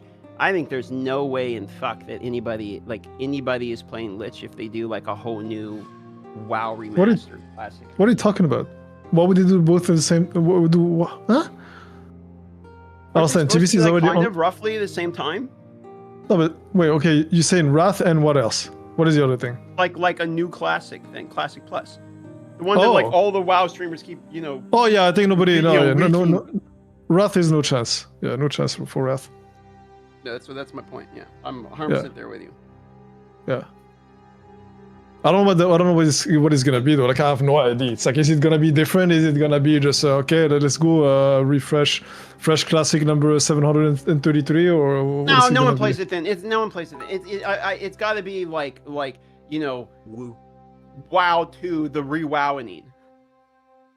I mean, if it's that, I'll be hyped. Well, actually, I would not be hyped actually, because the people who know how to make good games are gone from there. But that was my other concern. Is like, you know. Yeah. Like if I want a WoW 2, but can they make a WoW 2? I don't think so. Is your chance? Games over and over and over again. No chance. No chance. The best they can do is I don't know actually. I've heard of some things that were kind of cool with I saw Joker play some like Titan thing. That was like you have old content in like higher level WoW or whatever. So you play Wrath with like everything in it up to the level. So it's like, that'd be kind of cool. But like anything beyond that, I think is like unlikely to be good. We'll see though. Isn't there a Guild Wars 3 coming? Wasn't that announced? I heard something about Guild Wars 3. Yes. I don't care too much about it. Yeah, I mean, I really enjoyed Guild Wars 2 for a period of about 2 hours, like a year ago. Outside of that, I haven't really played it that much. Yeah, I mean, I think I played some Guild Wars in ancient times. Don't remember much about it, so I don't care that much. Yeah. If it's good, I'll play it. But you know, if it's like a good time, that is the problem. PoE is taking over. Well, I was gonna say our life, but maybe not yours. It's taking over my life. It's like PoE 1 into PoE 1 race, into PoE 2, into PoE 2 stuff, and then the rinse repeat. Never have time to do anything. I miraculously found 1 week for Pal World, and that was it. And I didn't get to finish because the game's too sick. Kind of, yeah, PoE 2 did that for me. I would say like D4 and PoE were like kind of the start, but then by the time PoE 2 came around, I was like settled in. PoE 2 is like all encompassing. When it happens, I literally tell the family, I will see you guys in 2 months. Yeah. Goodbye. Like that's like actually what happens. Yeah, I mean, so here's my problem with the Classic Plus though. If the rumors are right, they're going to launch it at the end of the year. If the rumors are right, but I've heard a thing that I can't say. Oh, here we go again, boys. Here we go again. Return to the thing. I am out of this thing. I haven't heard. You haven't heard? Okay, so the thing I heard, I can't speak too much about, but if that thing is true, Classic Plus will be right up my alley, and I have to play it. That's all I can say. So I hope that they don't launch at the end of the year, because it's like you said. Wow, I wonder what that could mean, Karn. Okay, I see. Right up his alley. I'm not saying anything else than that. I'm just saying. Wow. Okay, great. I mean, I know exactly now. Smile. Yep. Every single person in the chat knows exactly now. I'm just saying it's just a rumor, so I don't even know. That's like just a rumor. That's like that's like hold on. Video being like, can we do it? And then the thumbnail says no. I mean, it's like question answered. Well, it's a rumor. No, but it's like he says it's a rumor, but he can't speak on it. But it's a rumor, bro. It's a rumor. It's a public something people are already talking about that is not official. So you can say it if it's a rumor. Which means it is not a rumor, and you actually know. Well, I don't know how much I've said in the past, and I don't want people to put puzzle pieces together. So I'm just gonna say like it's a rumor, but I don't know.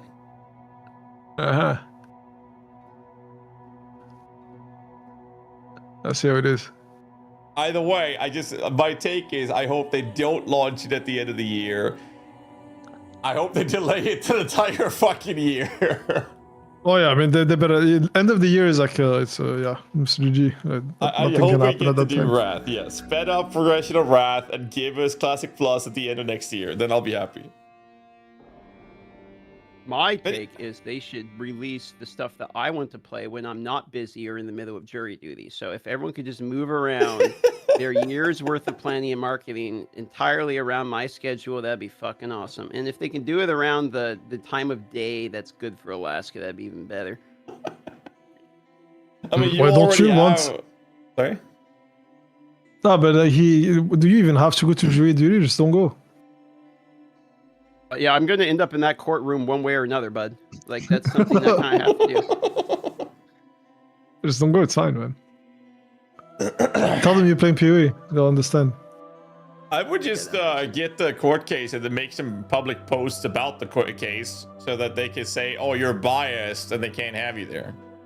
Hey, guys, my new sponsorship, the Alaskan court system. Here in Alaska, we have a new type of jury duty, and follow my live streams to find out more. I'm sure there you go. Well, then they can't do it. They can't have you there because you're biased. I would just tell them, hey, sorry, I'm a giga world famous live streamer, and I'm worried that like all the jury is going to be distracted by like me trying to sign autographs. So I need, I can't do this one, Judge. I'm sorry. There you go. That's actually a good take. Let's do that. Yeah. Wait. You hear the music on the live stream right now? Yes. It's Interstellar. Yeah. No? Yeah, really? Yeah, that's Interstellar. Yeah. One of my favorite Holy shit, movies. this is a spaceship expansion? It's gonna be fucking sick, bro. We get spaceships? Well, I mean... Oh, even this like the last tone, the one they pitched it now. The start of that was the ending of Interstellar as well, bro. They ripped it. That means inspired. That's called inspired. Inspired. Okay. Inspired. I'll take it there. It's fantastic. No, Look, as React Andes, you can never say ripped or stole or copied. Okay, calm down. They're inspired and made their own unique, amazing content out of that. Okay. True. just like we're about to be inspired and making our own content out of this live stream. How nice of us. Yeah. They better be something. I don't want to play the same build but wars for the 10th league in a row. I'm gonna lose my shit. You tweet? No. I posted the I'm tired boss gif. I'm so tired of the same fucking meta builds. I just hope they're gonna shake the living fuck out of this meta tree, dude. I don't want to play another poison build. I don't want to be forced to play Spectres again. I've done it for like 3 or 4 years now. Let me play something else. I'm gonna be bored after a week, no matter how good the league is, if we have to play the same thing again. That's what happened in Mirage League. It was like the best league ever. In a week in, I'm bored to the I'm super bored in the best league they've ever done because we're all playing the same things. Yeah, I mean, not the same. Play Thunder again. Let's fucking go, dude. No, the same, yeah. I didn't play much in Mirage, even though I like the league. Because, I'm just playing the same builds but worse, and I'm tired of it. That's free I'm shit the for me, only man. guy who didn't like the league. Like, everyone seemed to unanimously love the league, but it's, I don't know, like, the playing the mechanic and then you go in the Mirage and you play the map again, just, like, wasn't for me. I'm not a big fan of that mechanic, but I can see how it is the best league they've ever done, because most people like that. I don't. I'm more of a hideout warrior in PoE 1. But I did consider the league to be the best they've ever done. It's just, playing the same thing like you said, Garden. A week in and I'm bored. That's the best league they've ever done? Really? I think so. Okay, it depends on what... Like, it depends for what? Like, what is the criteria? I feel like that's just like somebody who farms take. Like, it's the best league ever because I can farm a shitload and get a lot of value out of scarabs or something. Like, I don't... There's got to be better. No, I mean, okay. If you're farm gun, for example, the league is good if it drops a lot of divines, right? That's it. That's the only thing that matters. Otherwise, that league did that, but I don't know. It felt a lot more fun to just interact with. Like, it was very simple. Just you enter the Mirage and stuff inside is enhanced. You get like some boxes that you can't get otherwise. You get I don't know, like there's stuff that you needed to do Mirage for, like, for example, the items, the mercenary mods. Forgot the name. What was the name? The coins? Like the blessings or whatever? I don't remember. No, the mercenaries. Oh, Mercenary League? Yeah, the infamous mods. Yeah, okay. Yeah, that's infamous mods. Right. I actually like Mercenary League better, and I didn't even think Mercenary League was like super awesome, but I like Mercenary League. I like almost every league I've played better than Mirage. Well, see, Mercenary was good. Mercenary was good for a different reason, because the implication it had on the character building was pretty big. You could make builds in Mercenary that you could not make in other leagues ever. Like, there's some builds that are specific to that league. You cannot. True. I think what here's the silver lining is the cool part about PoE is like we all see it from a different angle because there's so many reasons like the game. Like, for me, the reason I like Mercenary League is because of the gimmick of the league. Like, for me, every time I play a league, it's like, what's the new league mechanic like? And if it's something where it doesn't just have to be some like cheesy gimmick, but like something new that I can play with, that literally I'm playing the league for that mechanic. You know what I mean? Like, I like Tola for that reason, and Tola was not very popular. I like Settlers for that reason originally, and I didn't like it when now it became mature. You see what I'm saying? So it's like, for me, the reason I didn't like that Mirage League, it's just because like there wasn't really it wasn't like a new mechanic. It was just do the map again. Was yeah. But the thing is, like, it just enhanced the rest of the game. Like, the rest of the game was more fun to play just because, okay, you have more monsters to kill in your maps in the zones. Like in campaign, for example, sure. You enhance the current existing content, and there's a lot of it, so it's kind of fine.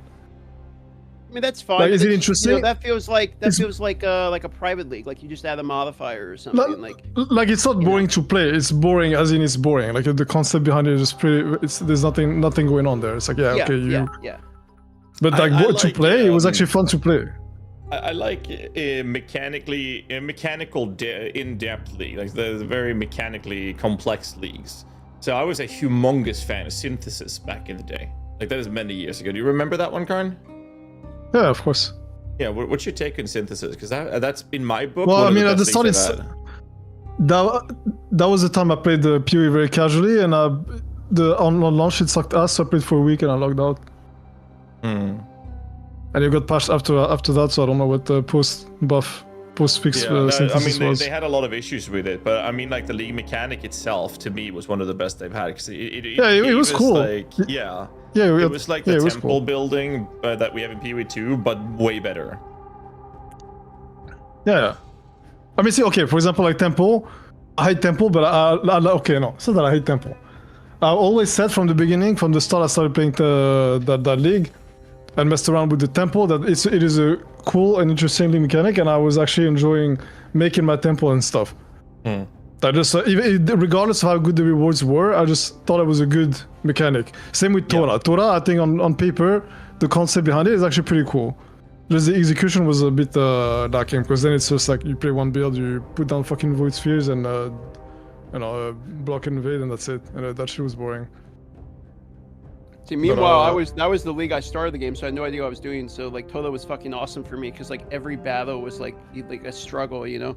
I was climbing out of the mines of fucking Mordor every single time I went in. Yeah, I mean, I think that was fine, but like it was a bit extreme. There's once you get to the high rating, that shit was extreme. It's like you have a character that can face tank Ubers and you get one shot by a random Curry dumbass because you overwhelms all your defense. I just remember never being able to kill the stupid Turtho, and like I saw the Turtho and I would just rage quit. Oh, Like, yeah. God damn it, he has the Turtho! This guy drafted like a god! Yeah, especially if it was one of your first leagues, there's no way you have characters. You know what would make Toda sick is you're not allowed to do damage yourself, and then there's a pick draft phase, and then it's PvP. So it's like I pick the fucking Turtho, well I pick, you know, I don't know. Whoever, right? And you have a ban pick draft phase, and then you straight up fight other people, and then you have to bet your currencies. I put Timdiv on the line, sir. Yes, you know I would love that, but they always want the league mechanics they're doing to have the ARPG elements to it, where you are there fighting. I want to take that element away and just have this indie game roguelike like on the side game where you're not participating. It's another game genre within the game, and I think that would be way more fun. Okay, people were already not participating. They put it on void spheres. Like everybody, okay, all the people that said they loved Torah, outside of say people like DM, they liked it, but they were doing it by playing builds and setup that made you not do the mechanic. You would literally just play full avoidance builds with void sphere stuff, and that's it.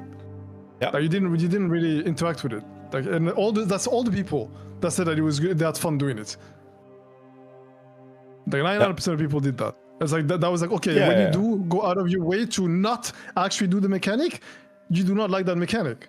Otherwise, you would not make entire fucking characters around. Then they just like the rewards and everything around it, right? But I mean, it's the same thing with bossing. I like bossing, but I like bossing for the rewards because the way I like bossing is I walk up and one-shot it. Exactly. Right. Exactly. That's what they like Torah for the rewards, not the league itself, not the mechanic itself. Yep. Even though I think the mechanic. I think the idea behind the mechanic was actually kind of cool. I think it was it had a lot of potential to be actually really fun, and I think it would have been a lot more fun, a lot more interesting if it was the way you guys said, where you're not participating, your character has no impact into what's happening. You just need to pick the right pieces, have the right strategy, and whatnot, and things like that. And you can have like player controls of like, hey, I want them to flank, then you have to do this, like some actually inputs and whatnot, so you actually play the game. Like I would love that, but I mean. Again, they want to have the ARPG elements in it, and I understand that, but it also means that certain mechanics are going to end up the way that you said. Like, people will look to trivialize the mechanic where they don't have to engage with it to have it done the easiest and most comfortable way, and that is full void and void spheres and bullshit are going on again. All right, boys, I'm pouring some rum for this. We doing a drink along? Drink along? You guys doing the drink along? I'm sorry, I can only drink water right now. I mean, fair enough. I'm lucky. Yeah. What rum? It's a new one I'm trying. It's actually good. It's called Bumbu. It's got like this. It's kind of here. I'll show the bottle on the screen. It's kind of cool looking, actually. I mean, I don't know. It's actually pretty good. Normally, I'm not like a big. Oh yeah. Normally, I'm not like a big rum guy, but this. I like pretty dope. It's not like super expensive rum or anything. It's like $40 for a bottle. It's okay. I mean, I actually kind of like it. Nice. Mr. GG. Yeah, I had a rum during the bachelor's party. My phone must send it. It was really good that I could recommend.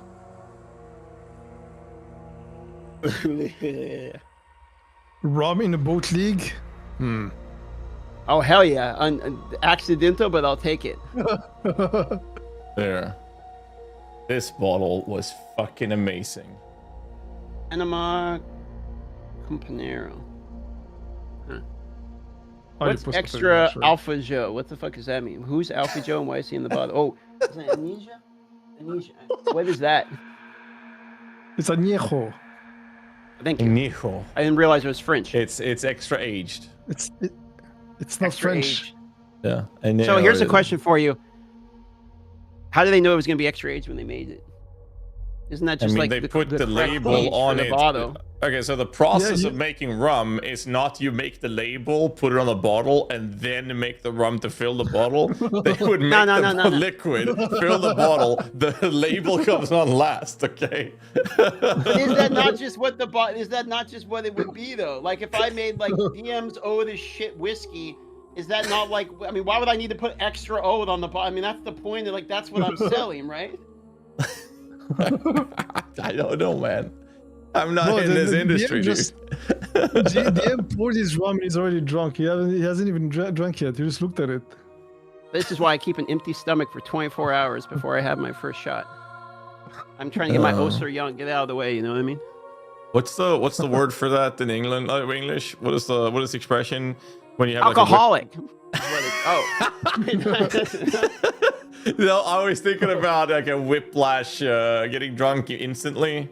Is this a saying for that or a way to describe that? I don't know. White girl wasted. I don't know what the fuck you're going for here. Maybe. It's whatever. Lightweight. Oh, lightweight. Yeah, lightweight. That's right. Lightweight. No, 100%. Okay, not that you are lightweight. The concept. No, 100% I am. That's knows an what I'm talking about. Yeah, I know what you're talking about, but I don't think we have a word in French. So it's a Swedish thing, maybe. I don't know. Because like we would have this when we went out partying because it's so expensive to buy booze in nightclubs. So when we were younger, we would have melted sugar and make. Sorry, run ads. So you run ads. Okay, run ads. Good call.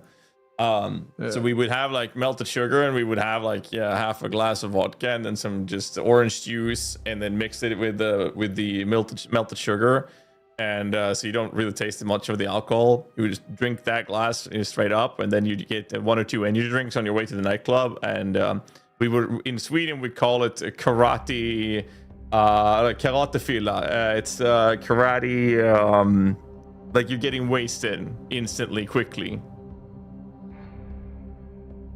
I don't know if there's a good way to, if there's an English expression for that. Like pregame? Am I? No, because pregame is not necessarily getting drunk quickly, just getting started before.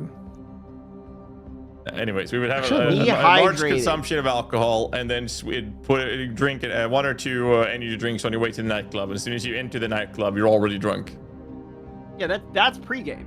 That is called pregame. Okay, that is you are giving the classic textbook definition of pregaming. Okay, that's just like something you do. Because then you don't pay $500 for like a $2 shot. Oh yeah. That's exactly what I was looking for. So that's called pre. That's the expression. That is pregame. I didn't know that. I mean, that's what we did in Korea too. That's the definition of pregame. That's what we did in Korea too. Just get some soju, go in the park, whatever, and then that goes fast. It's like you drink for like $10 and you're wasted. But you can't do that in the US because you're not allowed to drink in the park. Land of the free my ass. You drink at home and then you take an Uber to the bar. Like that is 100%. Yeah, but like in Sweden or anywhere in Europe, we would do it like at the beach or in the park. Okay, bro, if you live anywhere near a bar, sure, but like do you live within walking distance of a bar? When I was in my 20s, yeah, we all lived in the city. Okay, every kid did that. Okay. First of all, that's crazy for me. Like I don't understand that because Really? I'm like 8 miles from the nearest McDonald's, my dude. And then the other part is like, do you strap on your Kevlar vest? So like the other part is, if you're living in a place where you literally are like a bar is like a 7-Eleven, like it's fucking everywhere. How do you get there without being murdered? Because people don't have guns and the people that are in this area, they're here for the same thing. Okay, I was living, I'm talking about Korea, right? So I was living in Seoul. I was like this place, what are the places I lived in? I lived in Hongdae. There's some places similar like that. It's like student type of shit with like a bunch of bars and stuff, and people. You muted yourself. Did you just mute himself mid-rant again? Oh fuck! I muted myself. Where was I? Hongdae, right there. Hongdae. It's just like. Yeah. Anyway, we got some people type Hongdae, so probably okay. I said that. Yeah. So I live there, and it's like there's a bunch of bars and a bunch of things for food, whatever. I would literally just go outside, and I take like 2 steps. There's a bar right there, man.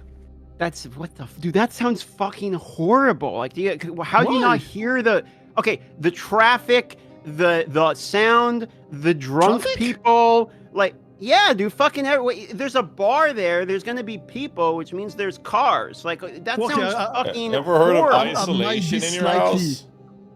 I might be slightly exaggerated. Like maybe it was like not literally next door, but it was, I don't know, like a couple minutes walk.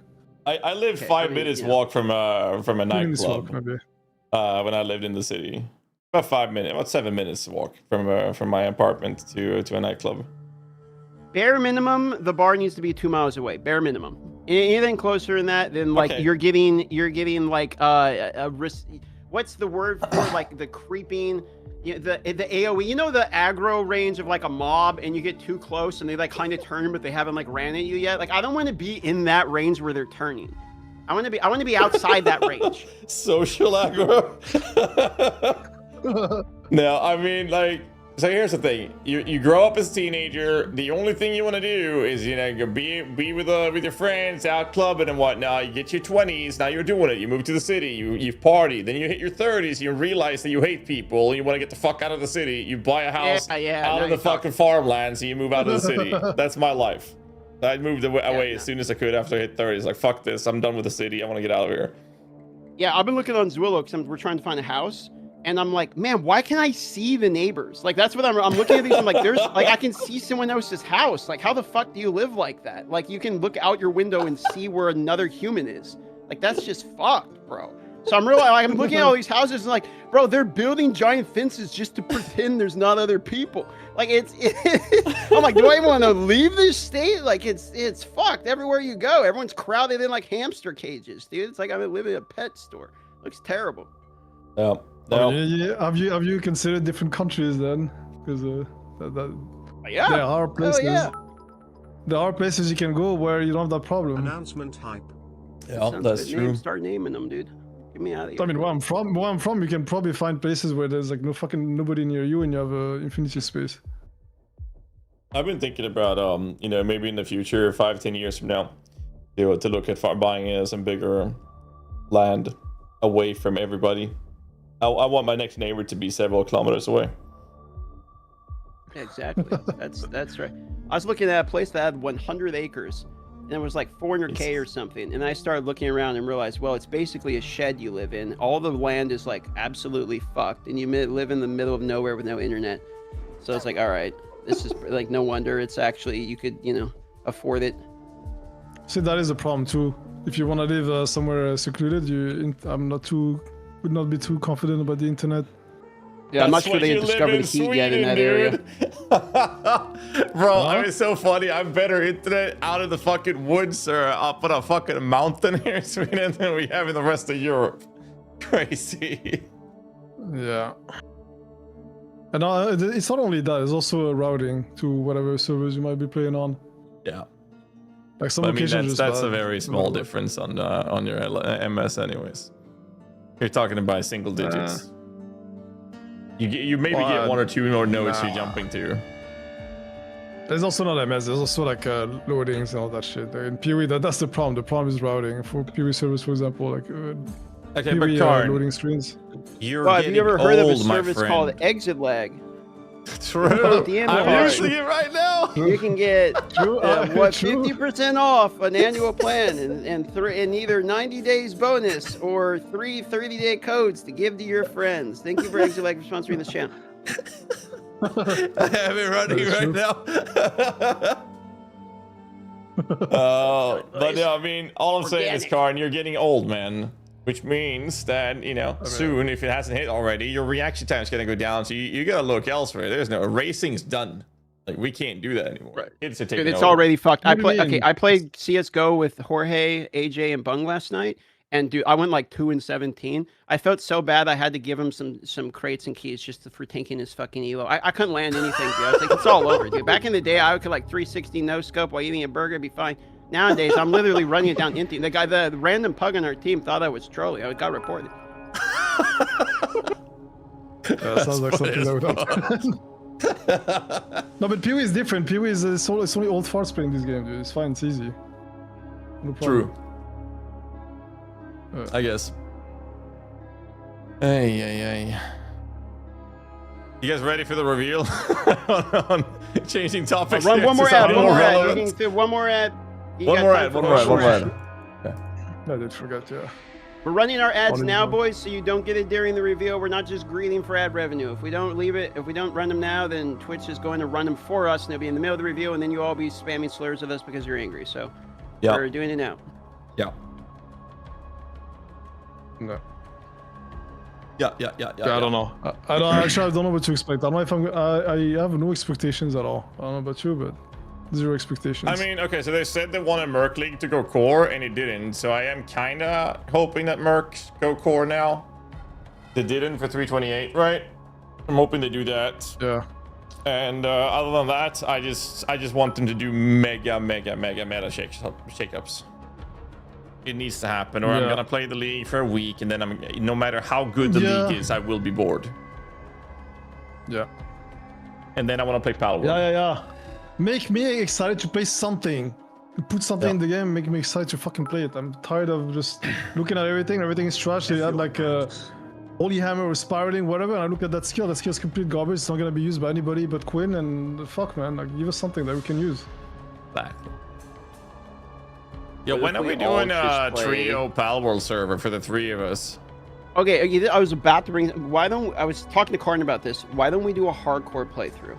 Yeah, I mean, I want to do something. Hardcore. I will. Yeah. I 100% want to play this game more in the future and like speedrunning hardcore. And I'm definitely gonna do whatever Pac's doing with Valheim. I kind of want to do that with Palworld. Okay, I have no idea So what to I do will with do it at some point Valheim, for sure. but I am definitely down to us three making a server that we play hardcore and we build it up and we do our thing hardcore, standard settings and everything, right? But hardcore. Yeah. And we do our thing, and if you die, you have to start over, and we help that person catch up again. Like, but we do hardcore. Yep. Yeah, and whatever. If you die, like your shit's fucked. Ethical hardcore trio server. I love the idea of that.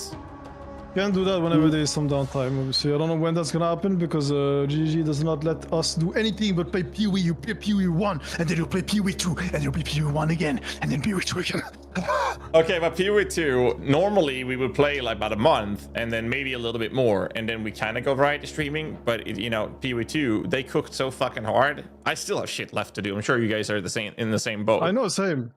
Yeah. Same. I want mean, to play that's more. just, I want to play more it is what PoE 2. it is, right? But they're not going to have big leagues now. They're going to have like economy resets coming up. Yeah. I just want to play PoE 2, bro. I'm thinking about making a fucking private league, like straight up. I want a reason to play it more, but like the trade league feels bad for me. I can log in and make 1,000 divs in like 20 minutes and then just, gamble it all, go back down to zero. Like, yep. All right, this is it. 8 seconds. Here we go. Let's go, boys. I've never been so excited in my whole life. Holy shit, let's go. Hi, I'm Jonathan Rogers, Game Director on Path of Exile, and welcome to GGG Live. We have massive changes to show you today with Path of Exile, Curse of the Oriflame, which is coming out next week on July 25th. Twitch drops are enabled on today's livestream, so you'll be able to claim your Abyssal Soul Shatter rare finisher effect by following the instructions below. Let's not keep you waiting though. Roll the trailer for Path of Exile, Curse of the Oriflame. The Oriflame calls us to the sea. To a lost wreck that still draws ghostly breath. A curse down below. A curse down below. With my lantern, sulfur, we can explore the sea floor. We must find the source of the Oriflame before the brine rot. PoE 2 mobs. It is water, Somewhere boys. in the blackest depths, bounty and Rune death remnants? await.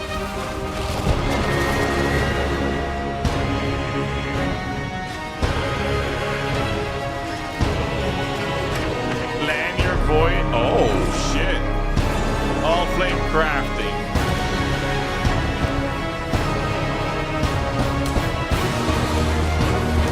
Abyss rework. There it is. There it is. Oh shit.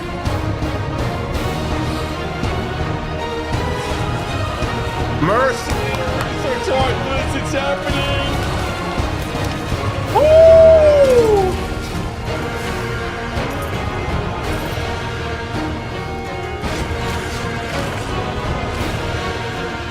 Oh no.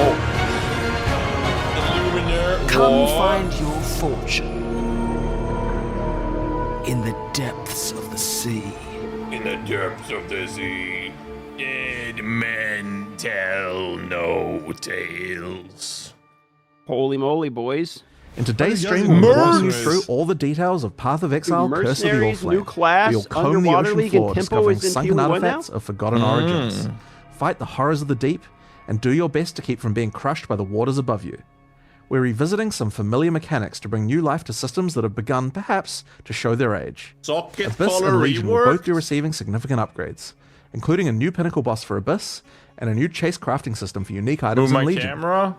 In addition to revamps of the existing leagues, though, we're also bringing back some old friends. The Mercenaries of Trathus are making their way back to Rayclast. Then we'll explain our new endgame system, where you'll join Kirak in investigating anomalies appearing on the Atlas. After that, we'll discuss the character and skill balance coming in Curse of the Orflame. Finally, we'll cover our new set of supporter packs, after which we'll have a live Q&A session where Ziggy D will interview Path of Exile's game director Mark, as well as game designers Octavian and Andrew, answering your questions from Twitch chat. After the livestream, we'll drop the full patch notes at 11 AM NZT. So let's get started. I'll hand things over to Mark to introduce the new league. Hi, I'm Mark Roberts, game director on Path of Exile. In Path of Exile, Curse of the Orflame, a long-forgotten mystery has begun to stir beneath Rayclast seas. Hidden in the icy depths lie strange and immensely powerful treasures, waiting for those bold enough to claim them. Meet Valerie, a dangerous Corsair captain who needs boots on the ground and on the sea floor to help her retrieve these treasures and unlock their potential.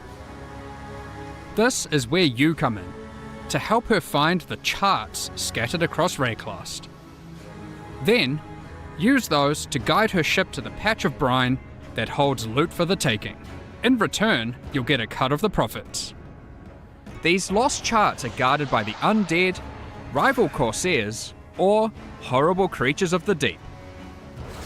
Each of these monster encounters will also have a custom bonus for defeating the enemies. For example, successfully defeating the accursed undead that guard this treasure chest will cause the grateful trapped soul inside to grant you its power, possessing you and granting you ghastly power for the rest of the area. Once a chart is in hand, you'll board the good ship, the Sovereign, Valerie, or Val's, reappropriated Oriathan naval vessel. Here, Val introduces you to the heart and soul of her ship, quite literally. Vesper, another Pondium native like Val, is bound to this ship. His soul burns with the Orflame's curse, and were his comatose body to be removed from the ship, he would surely die. The silvery apparatus that lines the bows and eaves of the vessel allow him to steer the Sovereign anywhere in Rayclast's waters. Using the chart you've brought, Vesper can navigate to a location so you can scout it for Val, and while doing so, claim whatever treasures there might be. How, though, will you avoid a watery grave once sunk below? Vesper controls a spark of the Orflame, a powerful and mysterious magic, which has been imbued into a number of devices aboard the ship, chief among them the bathysphere. This entirely safe and well-tested contraption of rivets, bolts, and metal will be your ticket beneath the waves to explore and plunder. While scouting the depths, in order to not need an ample supply of air, we're instead going to place Orflame lanterns. These are conduits of the power that keeps Vesper alive and bound to the ship, and give you the temporary safety you need to do that exploring. Without them, you will drown. The first of these is strapped to the bathysphere and activates on landing, rushing the water away to reveal horrifying monstrosities, lost treasures, and a strange luminous coral growing from the corrupted dead in the oceans of Rayclast. These strange growths are the real reason Val has asked you to plumb these waters, as the coral can be broken down into dead man sulfur, the fuel that keeps Vesper's light burning. As you get to the perimeter of the safety provided by an all-flame lantern, Val will drop more down at your request. There's also an option available to have new lanterns fired automatically for you as soon as you need them, if you prefer speed over fine control. Explore and claim what you can while you can. Lost fortunes of gold, that's good. Chests of valuables, and lurking threats all lie in wait for you beneath the waves. You might even find the odd lost missive, waylaid on its travel to its intended recipient. But hey, finders keepers, right? Beware though, as Vesper can only power so many lanterns at once, and that power is finite.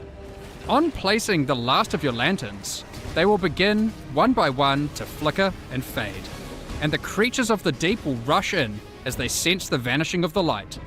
You'll have to rush back to the safety of the bathysphere, escaping the cold clutches of creatures that despise the light you bring.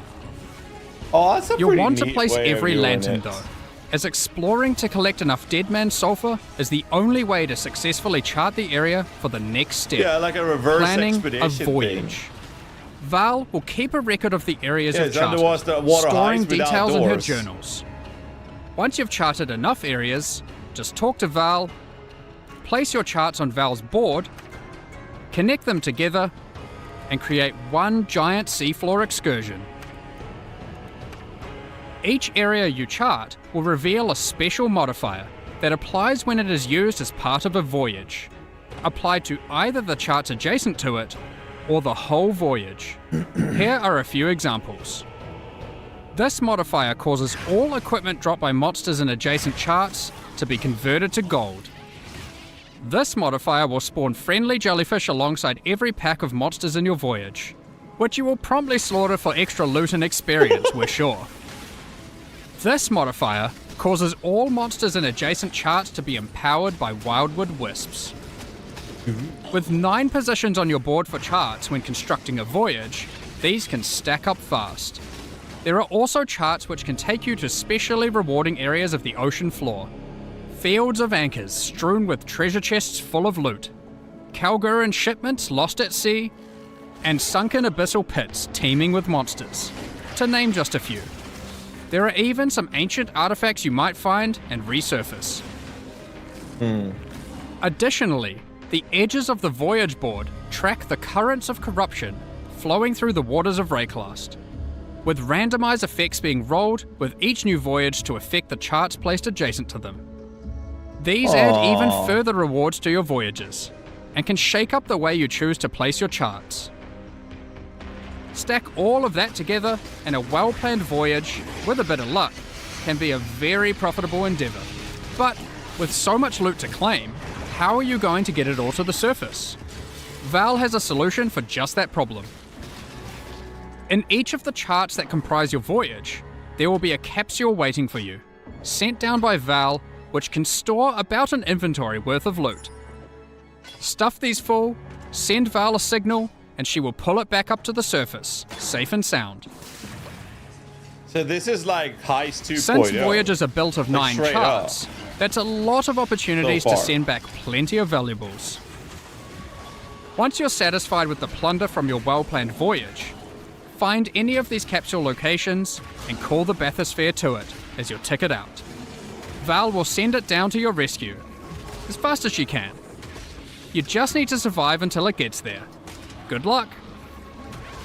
Once you do, don't forget to empty all those capsules full of loot. Now, back to all that dead man sulfur that you've been hard at work gathering. Is that just to keep the Sovereign afloat and Vesper alight? No, it's not. Once you've got a bunch of it, head below decks, and you'll find the heart of the ship at work. Whilst Vesper's body remains above deck, burning away in a contraption of tarnished pipes and corpse-stained glass resides Vesper's soul, and you'll find him to be a pretty crafty fellow, if a bit melancholy. That's where this league's item crafting system comes into play. Give Vesper an item, alongside a currency that you could normally use on that item, and an ample supply of Dead Man's Sulfur.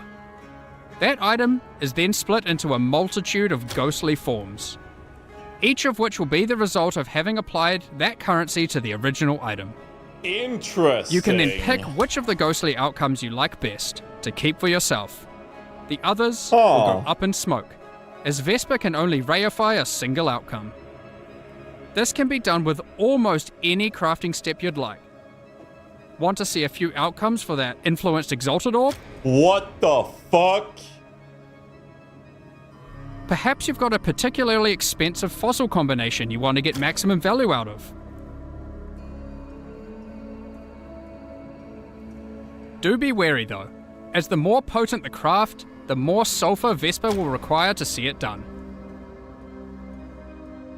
That's not all, however, as the seafloor hides some yet undiscovered potential in the form of rare and valuable way more ducats. interesting than the actual These mechanic. can be consumed by Vesper to warp and twist items in ways not seen in centuries, mechanic is like such as back Kishara's Heist Ducat, 2.0. which creates 4 ghostly copies of an item, each of which will keep one mod from the original, perfect for creating powerful crafting bases.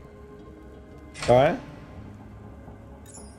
The Gentile's Ducat, which can solve item or gem requirement problems by changing one attribute to another. I like that. And Brian Hook's Ducat, with which you can become an emissary of the gods of Rayclast. Who knows what these aspects might do? Skill. These Ducats come from special types of charts, so keep an eye out for them on your travels throughout Rayclast. You may even find some that lead you to notably unwelcoming waters. So that covers the new league, and for the first time in Path of Exile, we're finally going under the sea. Some might even say this is the first real boat league. But that's not all, not even close. Next up, we've got an old favourite making a return. The mercenaries of Trathus are once again roaming Rayclast, looking for hapless fools to duel. Mercenaries will start appearing from Act 3 in San. Before beginning a duel, you'll be offered an overview of the mercenary you've encountered. Here, you can see the gear they have equipped and the skills they employ. As per the Trathan code, you have the right to wager for an item the mercenary is carrying. You'll stake some of your gold, and the duel commences.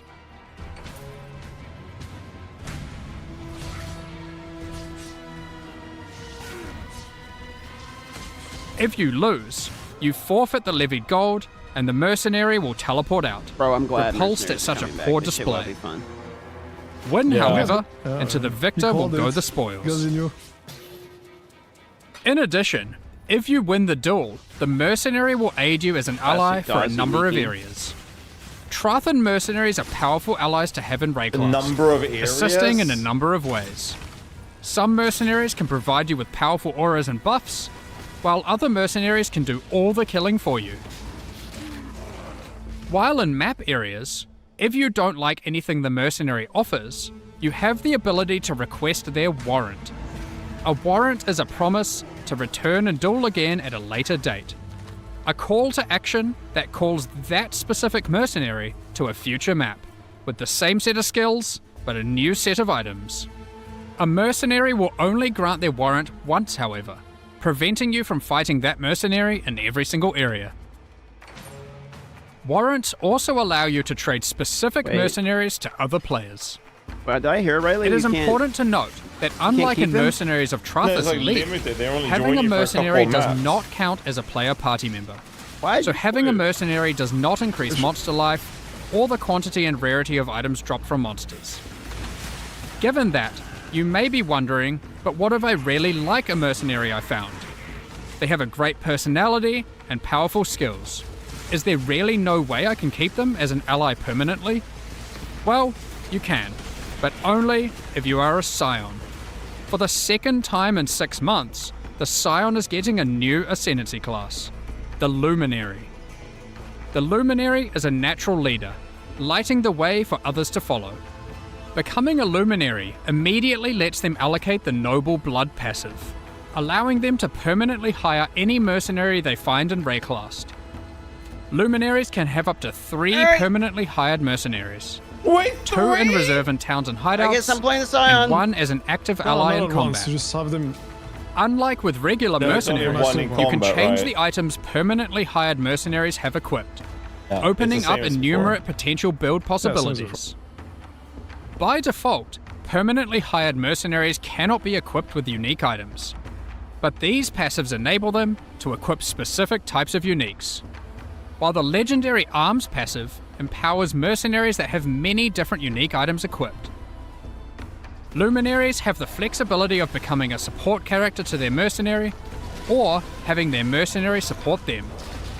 The Oath of Fealty and Golden Glory passives empower your mercenary by using your link skills on them.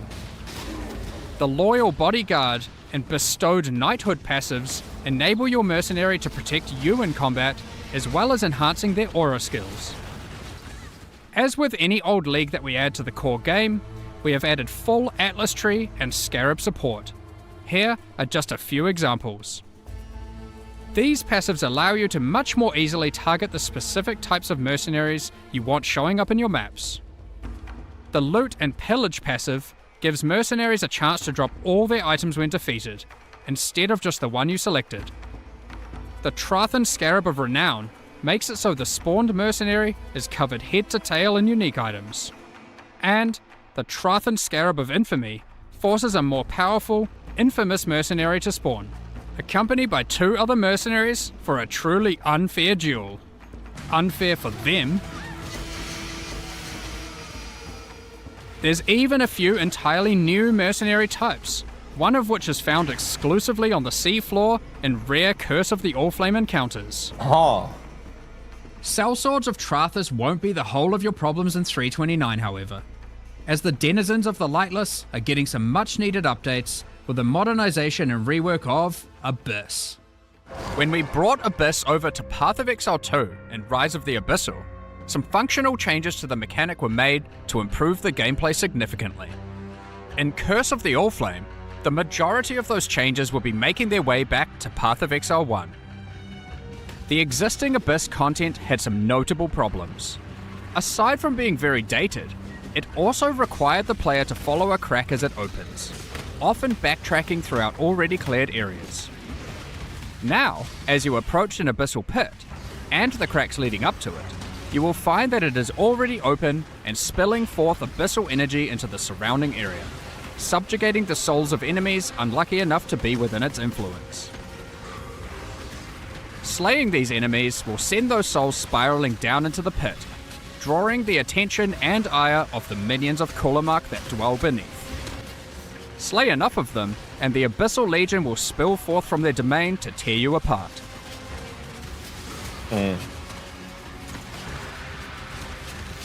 The upshot of this rework is twofold. Firstly, there is now much more visceral feedback in the moment-to-moment gameplay of Abyss, with audio and visual cues drawing the player along. And most importantly, you'll never need to chase a meandering abyssal crack around a map ever again. No more backtracking. However, be on your guard.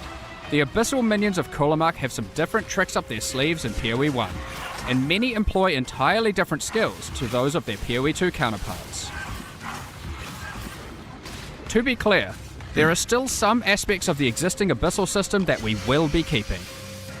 Abyssal jewels and items with abyssal sockets will remain.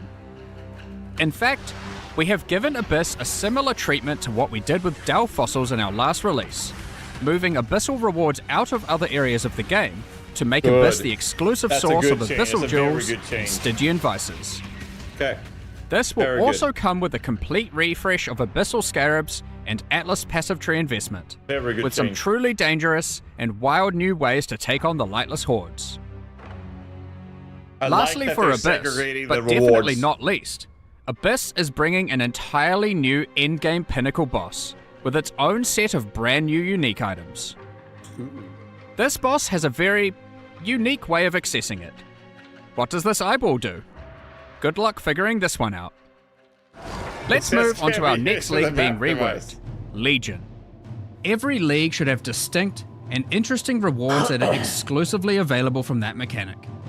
This allows players to specialize in certain corners of the game, rewarding those who engage with a given mechanic. Legion is next on our list to receive this treatment. Despite having a unique combat mechanic, we felt Legion didn't have interesting exclusive rewards outside of timeless jewels.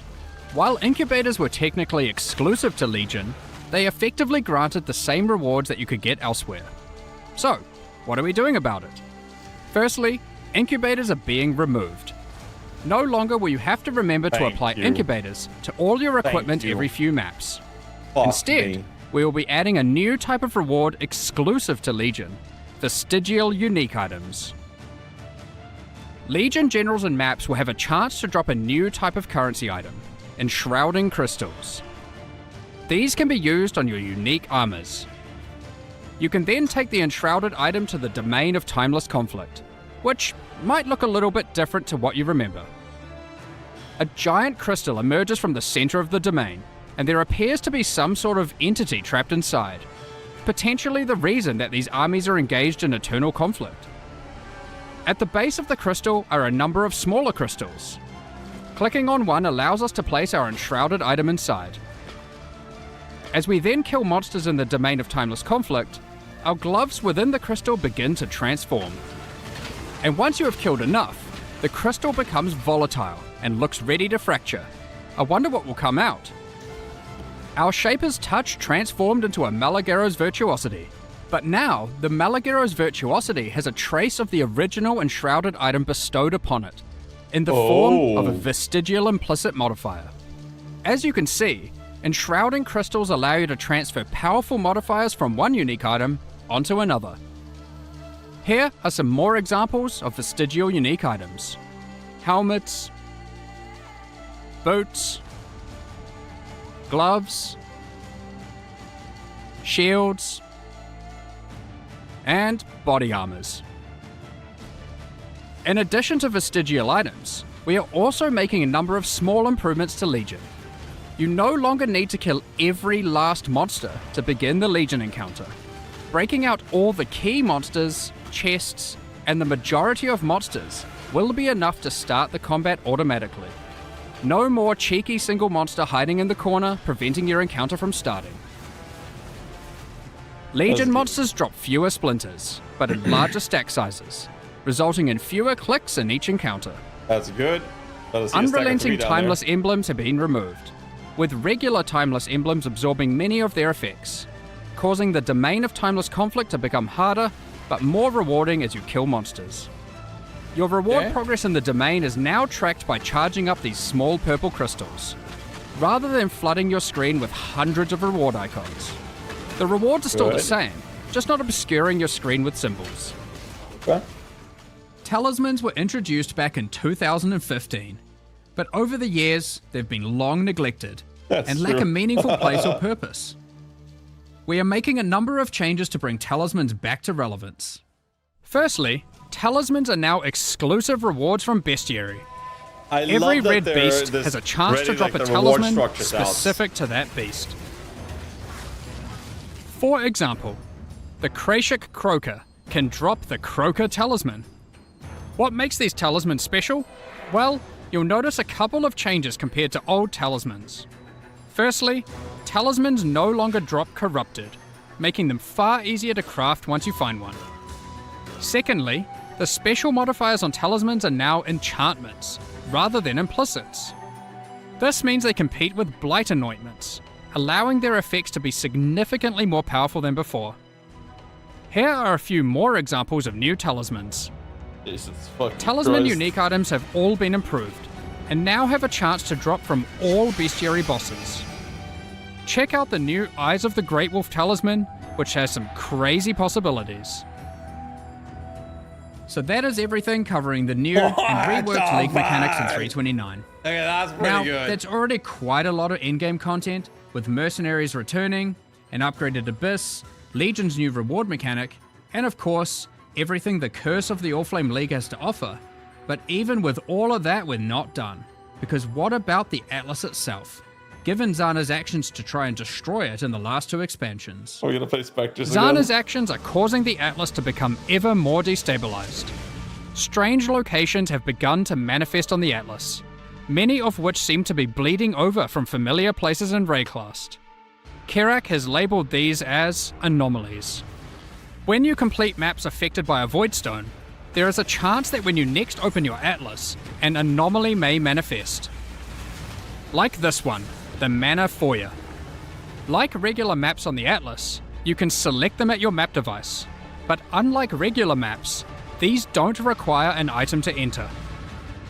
It looks like this area is the abode of Cadero Perandus. Cadero is willing to offer valuable items in exchange for our gold. If you don't like what is on offer, you can reject it, and he will immediately offer another item. They're gonna show a headhunter. The next offer will cost more gold, but hopefully is much more valuable to you. If you don't have enough gold for the offered item, don't worry. Cadero is happy to wait for you to replenish your coffers. You can return to the area at any time. The anomaly will not disappear from the Atlas until you either purchase an item or reject all his offers. Anomalies are unique in this regard. Unlike other locations on the Atlas, these areas can often be revisited. Let's quickly run through a few of the anomalies that can manifest. Reflecting Mists and the Nameless Seer no longer randomly spawn within maps, but instead now appear in their own anomaly areas. How do you do the map thing? Scrying is no longer the domain of the Nameless Seer, but instead can be done through the new, tradable Scrying Orb. Some anomalies grant a taste of League mechanics you might not normally run, without having to be fully invested into them. For example, this anomaly creates a random, fully revealed heist blueprint wing, with random rogue companions. This anomaly has a version of the Sacred Grove, where the plants have fully taken over. This strongbox seems to have a strange mechanism. Atlas anomalies are unaffected by your Atlas skill tree, and you can't augment them using any fragments. Therefore, they can be run at any time without feeling like they have to be saved for later to maximize the potential rewards. There are many more Atlas anomalies to discover for yourselves, each of them tied to a specific Atlas quadrant. It is therefore worth discovering which ones can spawn in each part of the Atlas, as it may influence what Atlas strategy you wish to pursue. So that is a heap of new challenges to encounter, from the League and the in-game. But you may be asking, what new tools do we have to face these challenges? In 3.29, we are giving a bit of love to spellcasters, specifically those that cast spells themselves. But first, let's address the elephant in the room that astute players may have noticed. Yes, I'm talking about those socket colors. So, after the better part of 2 decades, in 3.29, we're making a fairly radical change. They're making them all white. Sockets, at a basic level, don't have colors anymore. You can now put any colored gem into any socket. We're doing this to address a long-running issue for both new and experienced players. I'm sure almost everyone who has played before has run into the issue of finding a notable upgrade and have struggled to find a way to equip it. Maybe you find an amazing body armor, one that would give you a substantial boost to your defenses. So what's the but you point just for the can't colors move your then? skill or support gems over because the colors of the sockets just don't match, and you didn't luck out with your chromatic orbs. It's not fun when you have to unequip a bunch of skills or supports just to use a better item.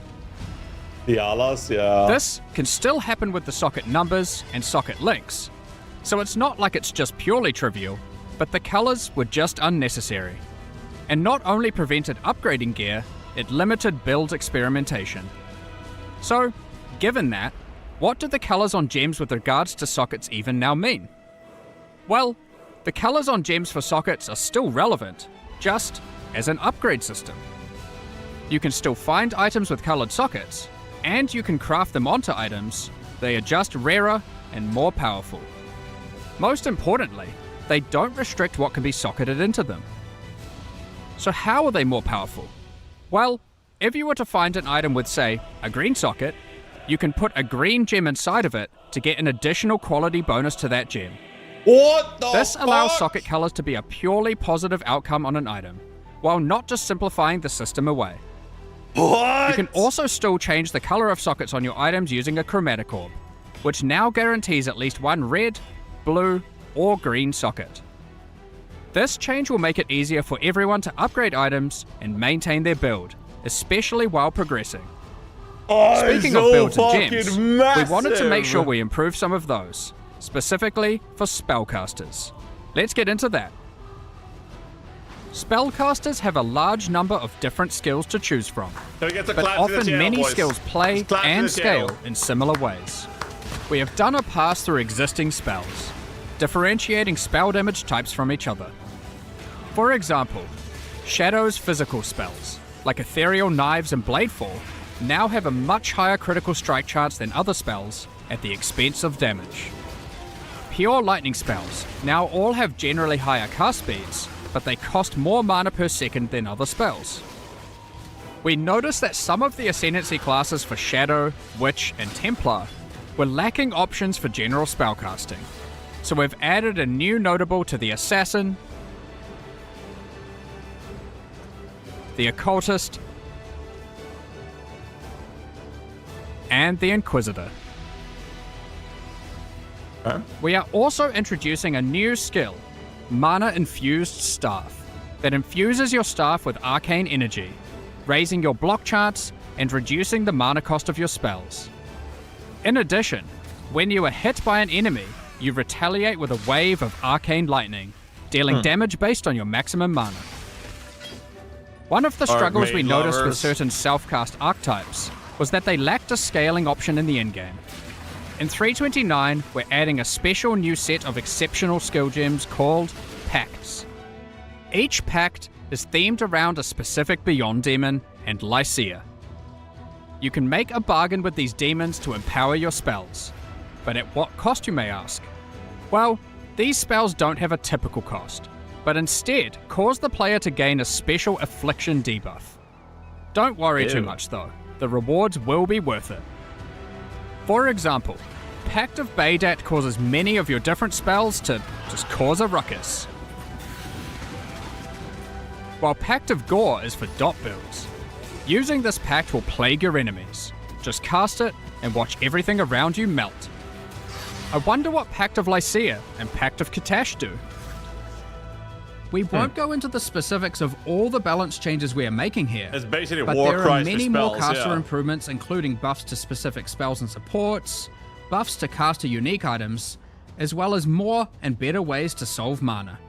Check out the patch notes later for all the details. Next up, we're going to be talking about the new supporter packs for Curse of the Allflame. Please be good. Today, we're launching 2 new series of supporter packs, Please the be Plague good. and Remedis packs. They look like Each ass. tier contains the pack's full face value in points, alongside several exclusive microtransactions. They look like ass. As always, the microtransactions in these packs are purely cosmetic and do not affect your character's power or These have some progression cool in things any way. to warn. The outfits The are Plague ass. series of supporter packs contains 7 exclusive microtransactions. Equipping the Plague weapon skin replaces the default appearance of your staff, sword, mace, cool. or shield with a Or weapon cool. that has been submerged in corrosive shield's toxins. Okay. The Shield Plague and sword Rat look Pet cool. is the result of a nefarious experiment. When a Well, the rat unique looks enemy cool. is nearby, it faints as a defensive mechanism to protect its fragile body so it can continue to spread disease. The metal of the Plague Bearer armor set has corroded, and the cloth has begun to disintegrate from Corroded, being it's just straight up exposed to rusty. such toxic elements. It includes the Plague Bearer back attachment, which spreads disease across the ground in town areas, maximizing the chance of infection. A diseased swarm infects your weapon when using the Plague Bearer weapon effect. Use it alongside the Erupting Pustule's rare finisher effect to spread vile and that's devastating cool. disease to monsters you That's kill. cool.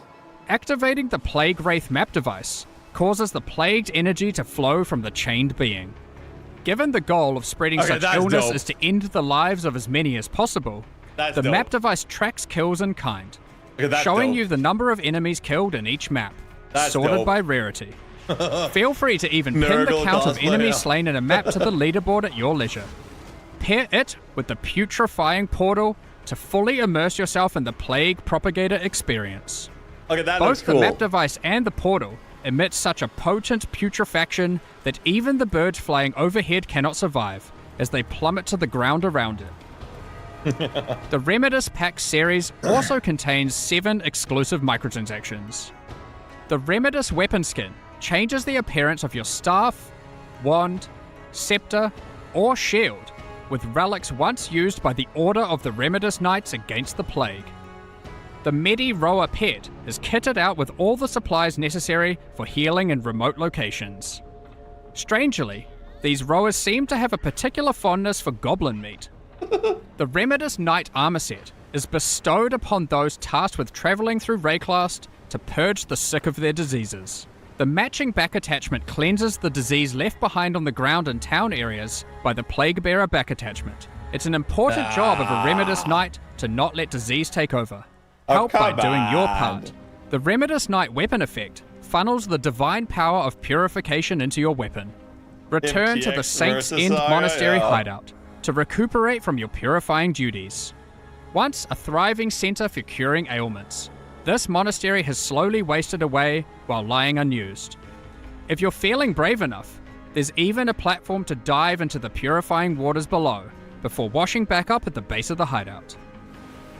Last, but not least, use the Reservoir of Benediction Affinity Stash to store all of your elixirs. This stash opens to your stash tab with the Flask Affinity set. Additionally, all microtransactions from the supporter packs are available for use in Path of Exile 2. We're looking forward to seeing which of you choose to become the Plague and spread disease across Rayclast, or those who wish to fight against it by becoming a Remedis Knight. Thank you so much for your ongoing support. That's actually pretty good. We're just about to start the Q&A with Ziggy D. Afterwards, we'll post the full patch notes for Path of Exile, Curse of the Allflame at 11 AM New Zealand time, 4 PM Pacific. With release at the end of next week, our community team will be posting crucial information you'll need for the release. Keep an eye on the news. Sheesh. Okay. Fog huge. What do you guys think, boys?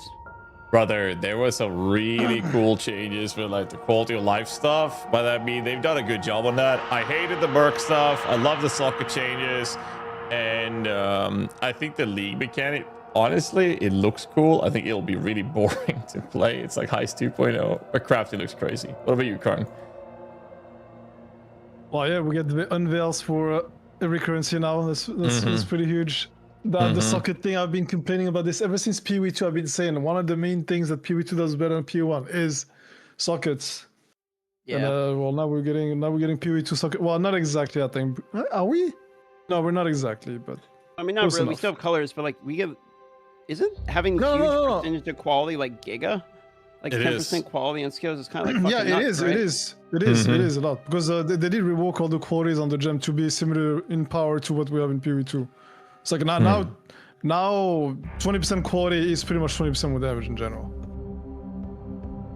So unless it's something that needs to reach a 20% breakpoint, then like for example 10% quality, yeah, it's 10% extra more damage.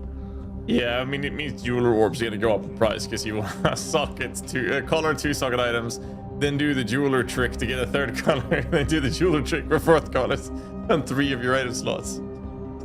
The one thing I don't know is like they said nothing about fusing. So we still need to fuse the same way. So yeah, they did. They said jeweler and fuser are exactly the same.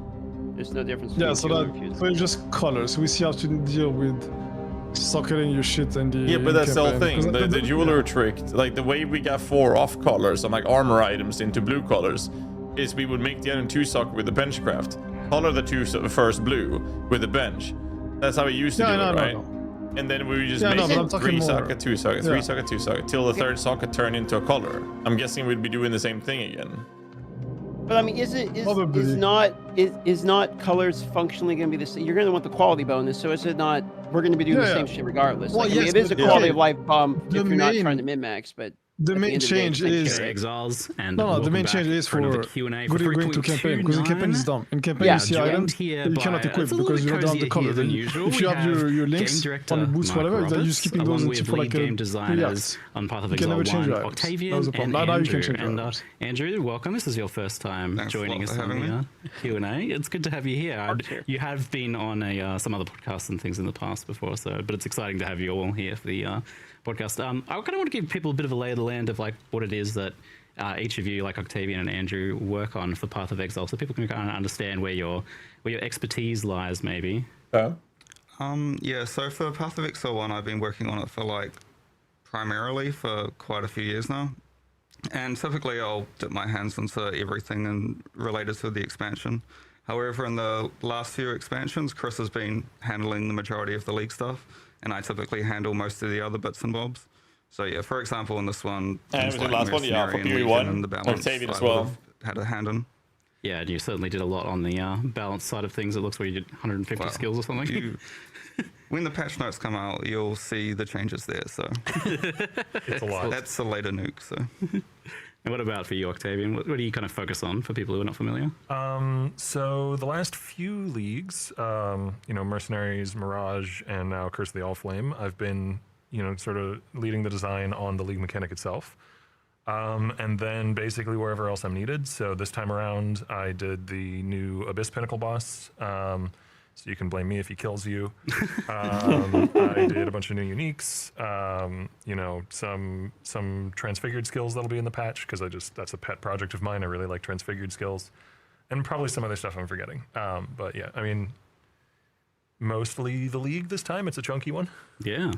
I mean, that was where I was originally planning on starting, was like talking about Curse of the Allflame, where we collect chat's questions and then dive into some of the other things, Mirage, Abyss, Legion, balance crafting. There's a lot of things to talk about today, but obviously the biggest news is the socket color change. It's the one everyone seems to want to know about from what I've seen.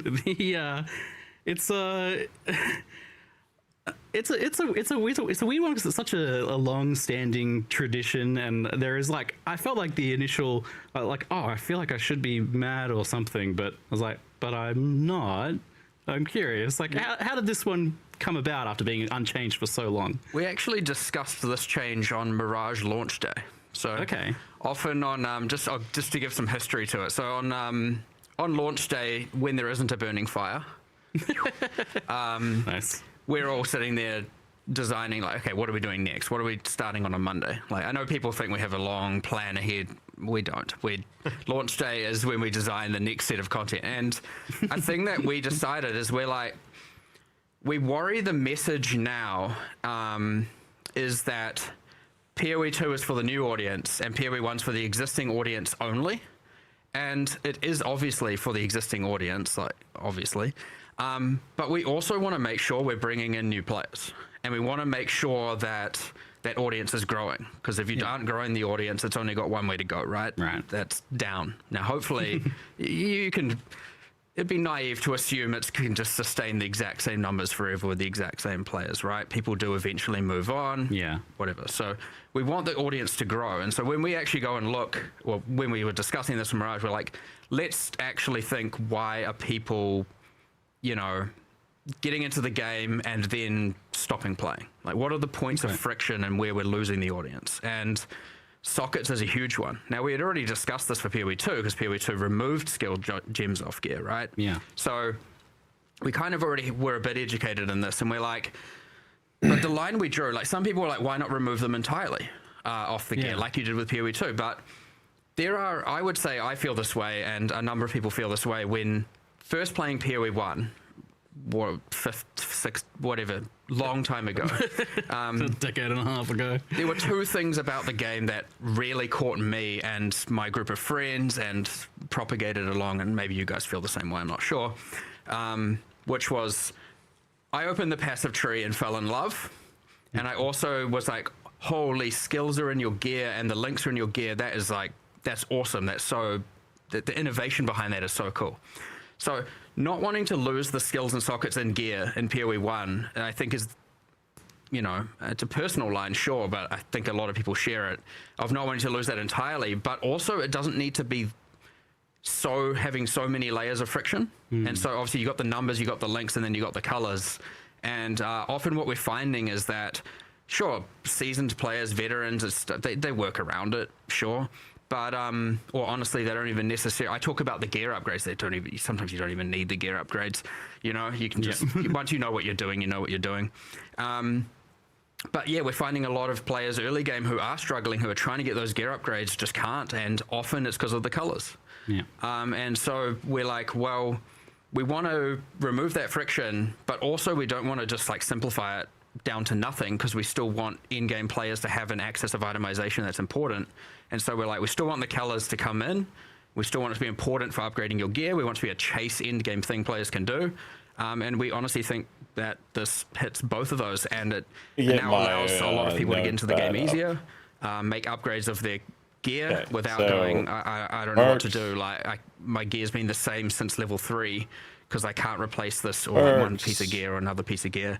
And because they don't want to break their links or their skills or their support. So yeah, honestly, that's where it came about. And but the broader discussion is like, we need to get people in the door. We need to get people to stop quitting. And we need to have, like, when they get overwhelmed and they're like, I don't know what to do, it feels complicated. And this was part of that. So, you know, I wouldn't expect this to be the last change along that axis of us going, let's remove these barriers of entry. You know, in the future, we want to make more. But yeah, honestly, I think, you know, generally speaking, almost everyone internally has been pretty positive, but everyone has that, what else was it? Whoa, you're changing this sacred thing. And even we had it. When we were in the room, we're like, are we doing this? Are we allowed to do this? We're like, what?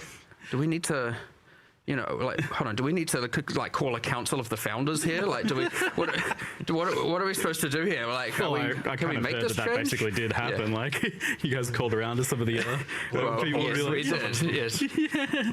So it was, even we were like, are we allowed? But then also I think it is really important that we can reassess these fundamentals and actually go and say, no, this needs to change. Now, hopefully it's amazing, and hopefully everyone finds it to have less friction and late game get better itemization and all of that. But, you know, these things, if they don't quite land, we're always just going to make another iteration and change it. That's what we do. I was like, so I've done a playthrough of the campaign while here, and I with this in particular, because I had that feeling like, oh, it's so sacred and so ancient. I feel like I was coming at it from an angle of being hypercritical, looking for any potential issues with it. But what else was it? It felt like it was just so much easier to change gear and swap my gear around. Like, ultimately, that's the thing. You talk about this for a lot for new players, but I see this as like a huge win for long-term players, because playing a game for over a decade, you start to notice these kind of points of exhaustion is kind of what I think of them as, where you're like, oh, this just grinds me down a little bit each. That is something I did. It was intended for a newer audience, but 100% all the feedback from Alpha, from internal, you know, our designers and QA generally has been like, hell yeah. It just makes the campaign smoother. I'm using a greater variety of gear. I'm upgrading my gear more often. It feels good. And the quality one surprised me a bit, because that is actually like you don't usually interact with quality at all in the campaign. You're not going to get any GCPs until end game, right?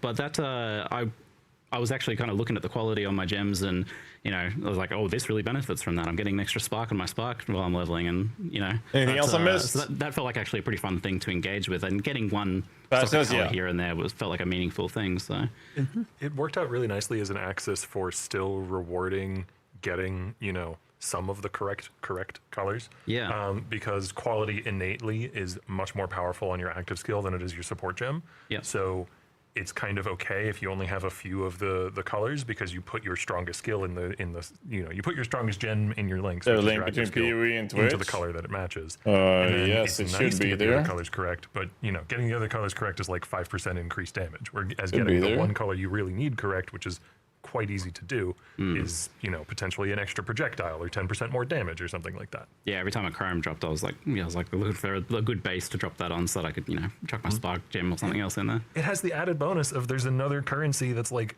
you know, it's not like a divine orb level ding when you drop it, but it's nice to see. You know, you're excited to see a chromatic now and then. Yeah, it was kind of funny that like chromatic went from being like less valuable than, you know, jewelers and fusings to being the most value out of those now.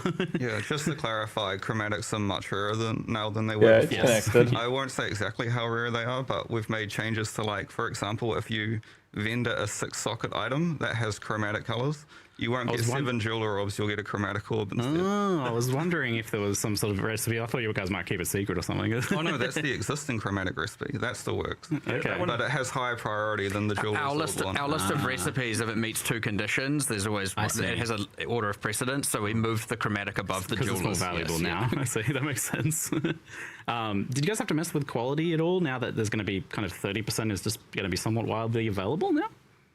Like, does that break anything? No, it is basically a bit power creepy, but I think we had to make a number of changes to existing uniques that interacted with socket colors, but I think the only one that really got a nerf was Diala's Malefaction. Instead of granting 30% quality to green socket gems, it's now 20%. Okay. But if you put a green socket gem in, it's 30%, which is what it had before, so... and that's my follow-up question is, there's uniques that interact with socket colors. Have these sorts of things been updated? The drop's not working, or what's the issue? Or we're just going to leave it, I imagine, I don't know. It didn't need to change. Yeah, I mean, that kind of just works, doesn't it? 6 link, still a 6 link, yeah. Still 6 link. Yeah, what Skin of the Loyal and Lords, they just generate with 6 coloured sockets. Yep. You still want to get the right colours, but... Yeah, but it's much easier to actually use them now. What else did you do? Pariah? Yeah, so we... audited all of them. Some of them we were like, this is not a good unique, we should buff it. So Pariah, for example, is one that is now much stronger than it used to be. I don't see button. Yeah, there's subtle changes, but in general, like the design of the uniques didn't really need to change at all, like Triad Grip and the Untouched Soul, those type of things. I just realized this makes like a favorite thing for me is like early league buying like a corrupted 6 link and finding the right colors for that was sometimes tricky, but now like you can use any, right? Because you can put a blue gem in a green socket, you just don't get the bonus. Yeah, Skin of the Loyal's early league is going to be far more accessible now. Yeah, cool.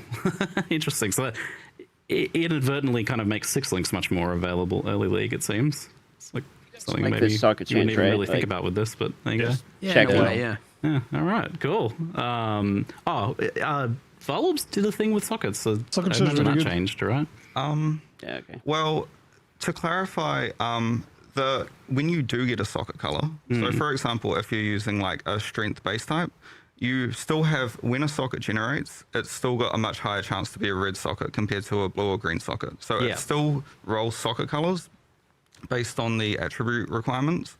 Now, a Val Orb does what it used to do before, where when it's generating socket colors, it can still re-roll socket colors. Yeah. I think instead of granting white sockets, now it does the inverse and it grants a colored socket. But that colored socket will just be a random red, green or blue. It won't care about the attribute requirements of the item. So a way to get off colors or something, maybe. Interesting. I imagine the crafting bench probably changed.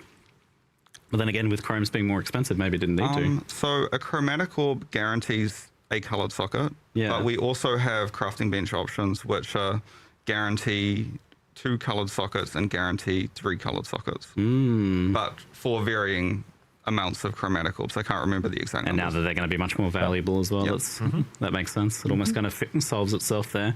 Oh, super interesting. I look forward to seeing how people feel about that after they've had a chance to play around with it. But, my impressions of that have been pretty positive so far. If anything, like, I guess if there's any negative I could probably nitpick about it, it seems that maybe like it removes some of the identity from those items, mostly more in the campaign where you're not seeing their colors come up all that often. So like armor, energy shield thing is not necessarily as distinct from an invasion thing, since you can change them around a lot more. Was that something you guys were worried about at all with this? Not really. You think a little bit. I understand that it is, especially from the visuals. Yeah. But like the item holds itself, you know, and with respect to its defense type, its mods. But yeah, I mean, I get that almost everyone, I was just thinking about it now, or I play with sockets always shown. I don't think I've seen anyone in a long time not play with sockets always shown. So I was just thinking that, like, generally when you're looking at an item, in fact, you're not really seeing its item art. You're just seeing some combination of colors. So, yeah, generally you're going to be like, hey, this doesn't look like how it used to look. But I would honestly say that that doesn't need to be part of it. So it shouldn't need to be part of its identity. Nice. Even though I get that it will feel that way, for sure. Well, I know this was the main change for this expansion, but on the side, in your spare time between working on Socket Colors, obviously you made this thing called Curse of the Orflame. This is a pretty unique and I think delightfully goofy mechanic. It's definitely a weird one. At first I thought, what did they say about Tri moist, but then that seems to be oversimplifying it a little bit. Did I miss that? Because it's also got a little bit of a blend of other ideas and definitely seems to very much be its own thing. I'm curious, how did this idea for this like Subnautica League come about? What did it say about Tri? You know what? Strangely, it actually didn't even start from the point of we should go to the ocean floor. What I wanted was a league where, you know, you're exploring in similar sort of to the Wildwood, because I like that mechanic, but like a league mechanic where you're exploring and trying to uncover things as you go. And it was originally going to be, I believe, like bestiary adjacent, where it was going to be in like the spirit realm where all the bestiary bosses are, and you're like clearing spirit fog.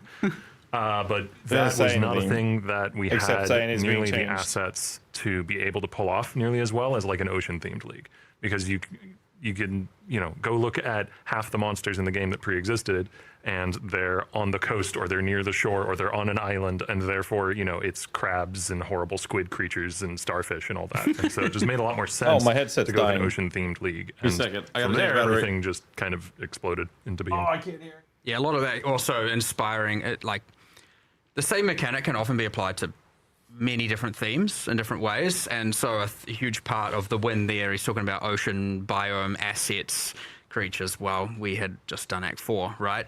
You know, so and PoE 2, so all of a sudden we have islands and sea creatures and everything there, and it's like, okay, well, we like to reuse stuff and port it back and use so we get to use all the modern art. The other thing is the environment artists are familiar with those assets, so when they're trying to put together all these things, they know exactly, and the level designers, they know exactly where everything is. Makes it way easier, and then you don't have to like look through and find 13-year-old assets and stuff trying to go like, okay, how can I reuse this? And then, yeah, it's nice to have full art sets of modern art, because when you mix old things that aren't a boat league tattoo? We call PBR and non-PBR. I already have one. When you have the old PoE 1 assets intermixed with the new modern assets, they stick out like an absolute sore thumb. So yeah, going in, obviously, it's when you're picking a theme, it's often good to look, what art do we have? How can we use that or reuse that? Because then you get to make a hell of a lot more content for significantly less cost. So that's kind of what helped inspire it, because we also like, I was like, and he doesn't necessarily know what's being made for PoE 2, and that's like where I'm kind of the bridge, and I'm like, yeah, because you're fully on PoE 1. Yep. And he's like, well, what boss? You'll get used to have your boat overlays this week. Give you that. True. A massive list. I'm like, go to this area, go to this area, go to this area, go to any of these will work. Big starfish and all that stuff, and so sea otters. No, I love otters. A few more sessions. Has been too busy with PoE series 7 at a time. We had a task that we hadn't finished called Demon Otter. Yeah. I actually, you didn't even point me at that. I went and found that one. Yeah. I felt slightly bad blowing up the otters. They're kind of cute. Well, you can get one as a pet from the upcoming mystery There you box. go. I feel like I'm like, how did you find that? Are you just going into our issue tracker and typing otter every 3 days and like waiting for something to appear? It's like, I refresh the issue tracker at the start of each day because I'm curious what's being worked on, and I saw otter like years ago. Control F otter, and it's stuck in my head. He's got a script that just checks for him every day and alerts him, pings in the moment it goes in. Hundreds of these things getting made per day. It's like kind of to just know to search for that is like really weird. So I don't know. I'm sus. So, I mean, so you had some assets for it, but also like if you'd done the Wildwood Einhari sort of thing, that sounds cool, but it wouldn't have been quite as unique as this. I think like. I don't think we haven't had this like exploring the ocean floor thing before. I got a question for you. Sure. Is this a real boat league? I was wondering, yeah, because like you go into a boat, but We're not like what makes a boat league? Do you have to be? Does it just have to have a boat in it? Because that's a pretty low bar. You have to be at ocean. Do you have to be fighting? I think some people draw the line at sailing. I think it has to be moving. I think you have to. I think they would say. Whoa. Hold on, We'll get to that in a second. Oh, you're rolling. I think that a true boat league to some people is one that must induce seasickness. That's your line. Screen wobble and like. That is not what I thought you were saying. We've not done that this week. Thank you for not doing that. I feel like the true boat league has to have combat on a boat. We're gonna have some boarding actions or something, like some boat to boat cannons and blowing up. Access, yeah. Isn't it a town area? I guess you can't like spawn specters or anything. And in the Deepwater hub. Sorry, Deepwater was the working name. In the Curse of the All-Flame hub area on the Sovereign. You can drop items on the floor on the boat. It is technically a combat area, so you could, in theory, spawn specters there if you wanted to. Shoot projectiles out to sea. Yeah. I guess you can. Sorry, but it was mentioned though, like, does this also count? The same question could be asked of fishing. Does this count as fishing if you're on the ocean floor killing fish? Does that count as fishing? And does this tread on the toes of the existing fishing mechanics, obviously, as well? You would have had to have considered that. Did you confer with the fishing team when you were? I think that going down and killing fish is not fishing. I think that's. But what if you're holding a spear though? Oh, but we don't have spears, so it doesn't matter. Perfect. Problem solved. So you're basically saying like dynamite fishing doesn't count as fishing then, for sure. It's 100% cheating. It is important for us to clear up this because like we need to always be just almost delivering boat leagues, but not quite delivering boat leagues. So I just wanted to make sure we succeeded in our goals here. There's this like grand plot of stringing along the PoE community for as long as possible for a boat league. Like, that's true. When I pitched the retheme, Mark was very cautious. You know, like, we don't want to give him too much. We got to keep him coming back for the next potential boat league. I see what's going on here. Yeah, it's like there's this tick box of league must have boat, and then indented boat must not move. You know? No. All right, anyway. So this is a pretty big change from Mirage, which was in-map and heavily intersected with like all of the existing mechanics. This is the complete opposite. This is a mostly out-of-map mechanic, and it's not required for you to understand how it intersects with other mechanics. Is it, I imagine there's like a good reason to kind of like alternate between the two almost as well.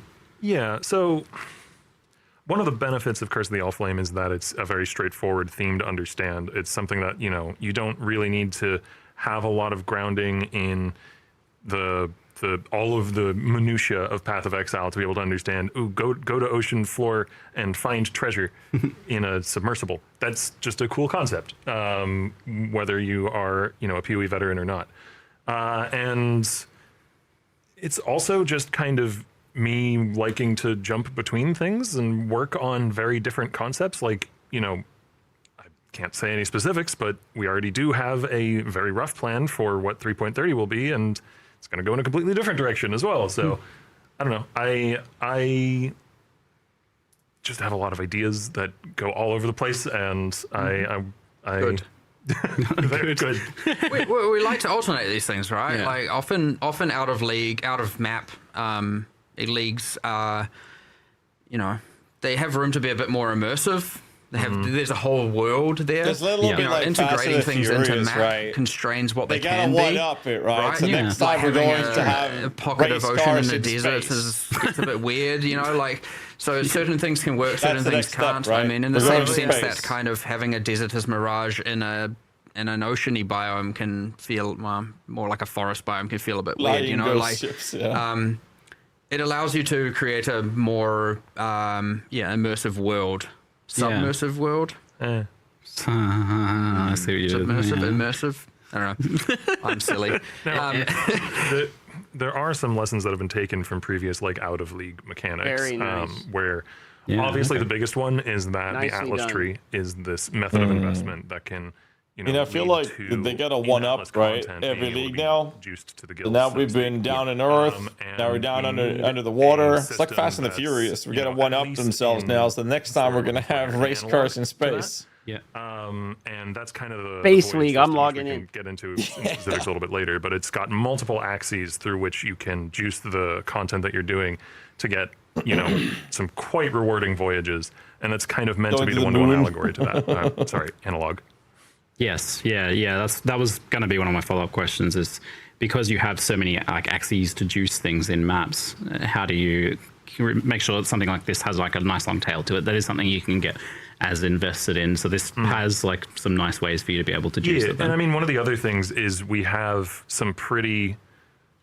much more gradation in the level scaling. This is maybe getting too into the weeds, but like the mods that can roll on charts. Yeah. There's a whole tier of the highest tier of rewarding mods that can only show up on I-83, I-84 charts. Oh, okay, cool.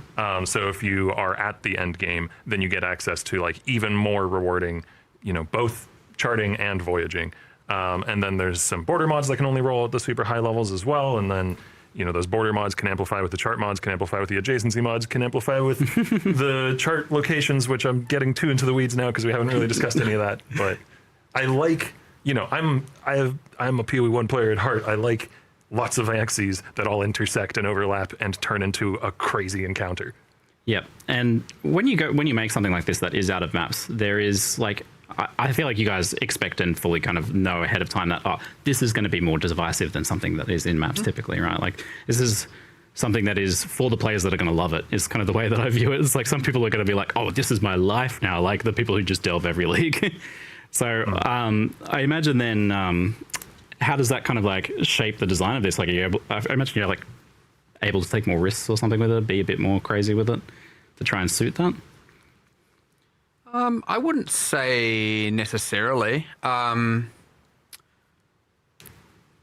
the way it generally comes apart is we're just like, that sounds like a cool idea, let's go with it. We don't really even think about the like overall risk and reward. Like we just imagine a lot of like, we would enjoy it. We imagine a lot of people would enjoy it.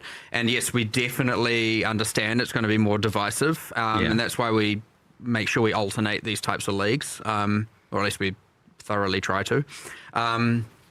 And as said, 330 will be an in-area mechanic in map. One of the other things that I'm definitely making sure is the case in 330 is there will not be a loading screen to do the league mechanic. I like Mirage, I like Allflame, but they have both now, to go to the hub area for Allflame, you need a loading screen because obviously it's out of map. And then Mirage needed one too, which was unfortunate. To be clear, charts are fully tradable. Yep. You don't have to run them, you just stockpile them. Right, and then go, like you can do days of mapping and then go do days of charting. The crafting system's kind of crazy, powerful. But we won't be nerfing a way that it can be thought about is you get in Hinakora's locks. Yes. Why do you have to put it like that? You make me nervous. Because that's what it is. And so there is a very, very strong motivation to do it. And hopefully people were like, hell yeah, feels good doing it because of that. But we like to, even when we do out of area, in this case, it's not like you find it, you have to do it. You can find it, you run it later at your leisure, right? So you don't have to break your mapping flow all the time. Get the chart, move on, map, and then maybe start the next day with, let me go do a bunch of charts, do a bunch of voyages, right? Like, that's fully at your leisure. You can... that's generally how people play, and it's generally how I play. At Alpha, we're seeing the same thing. It's like, just, you have those people who might want to chart as they find them. You might have people who are like, okay, get to end of Act 1, do a bunch, just talking about a campaign. And having the freedom to be able to do all of that is pretty critical for the out-of-area leagues, I'd say. Yeah, it seems like it's very free for you to determine your flow about how you engage with this. And for the map blasters then, who maybe like, I don't really want to go do the charting and stuff too much, it has something for you in maps as well. Like, I think that's easy to miss. Yeah. I mean, obviously the bulk of the mechanic is the undersea exploration, but there are 3 different encounters you can find in maps that are what grant the charts. Yeah. And importantly, I wanted each of them to feel like they were, worth engaging with, even if you didn't want the chart. So there's the Cursed Treasure Chest, which we showed in the live stream, that possesses you with a random tormented spirit when you complete it. That's a fun one. I like that. For the rest of the instance. There's a Brinerot Pirate one, and when you complete that, you get a buff that gives you a chance for any gold you find for the rest of the instance to be duplicated when it drops.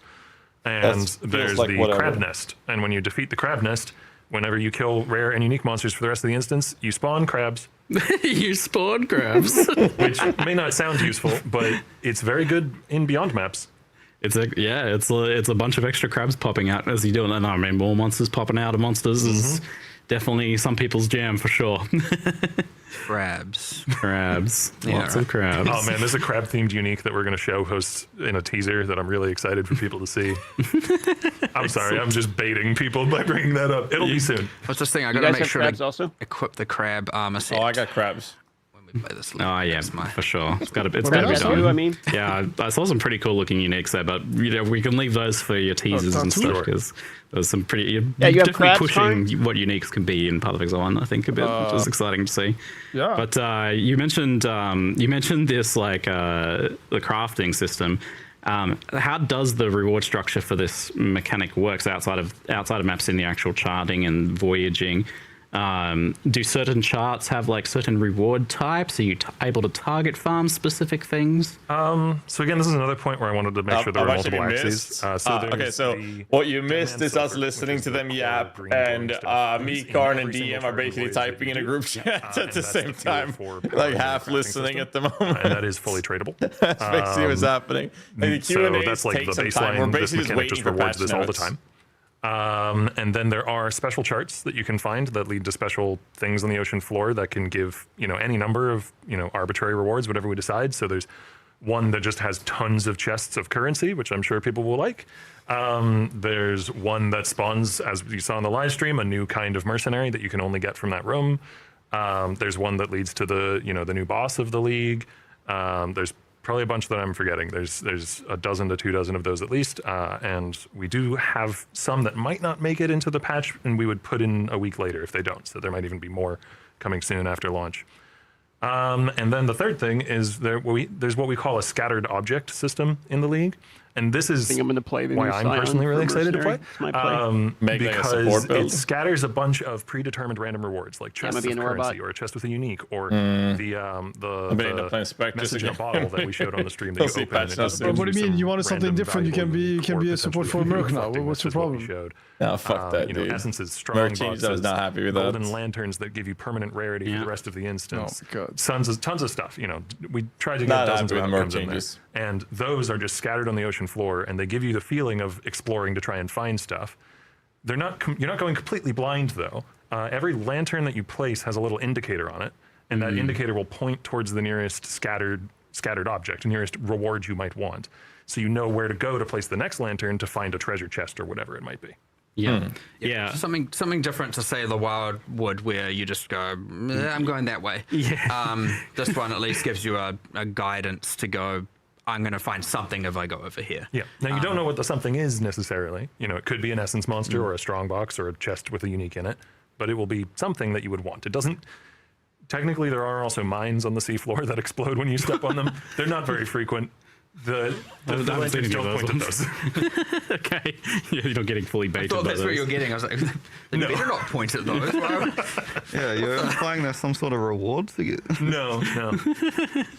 Yes, some sort of reward, sweet release.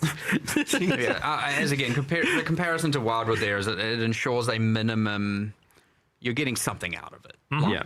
As long as you follow it, as opposed to like place a bunch of lanterns, you're like, I just RNG'd and got nothing. I mean, for me, it's the most addicting part of the league. Like, I love going in and, you can do a chart in like a minute, maybe two, depending on how fast your build is. They're really fast. They're quite quick. And so you go in, you find 2-3 chests, and then you rush back out, and you do it again, and then suddenly an hour, 2 hours, 3 hours has gone by. Yeah, and I very much noted and appreciated that you did the week 1 quality of life patch before release with the auto placing of lanterns if you want. So you can manually place them, or you can just run into the water and it that was done months ago. That was done well before release. We're trying to do that though every league. Like always think, okay, what are people going to ask for on day 1, day 2, day 3, or week 1? What do they need? And like, let's get ahead of it and do it now. We don't catch everything, but Yeah, you can't do an extent, can you? Yes, but you're definitely getting better at that, though.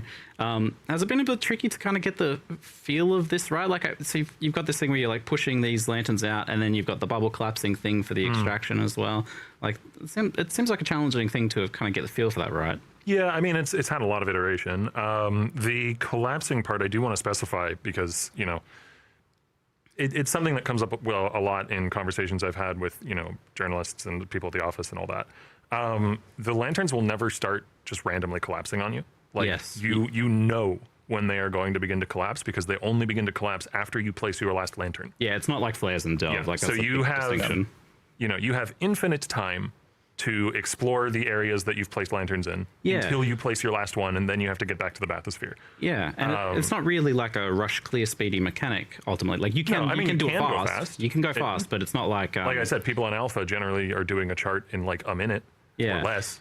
But pretty forgiving. Yeah, which it kind of has to be, right? Like if it is, if it's overwhelming for any of us, we've probably got the balance wrong because someone's going to come into the game and just be like, I don't know what to do. Like, it is a thing where, rewatching the live stream, I'm like, oh yeah, I could see people being worried about just drowning all the time. And drowning is not meant to be a significant part of the mechanic.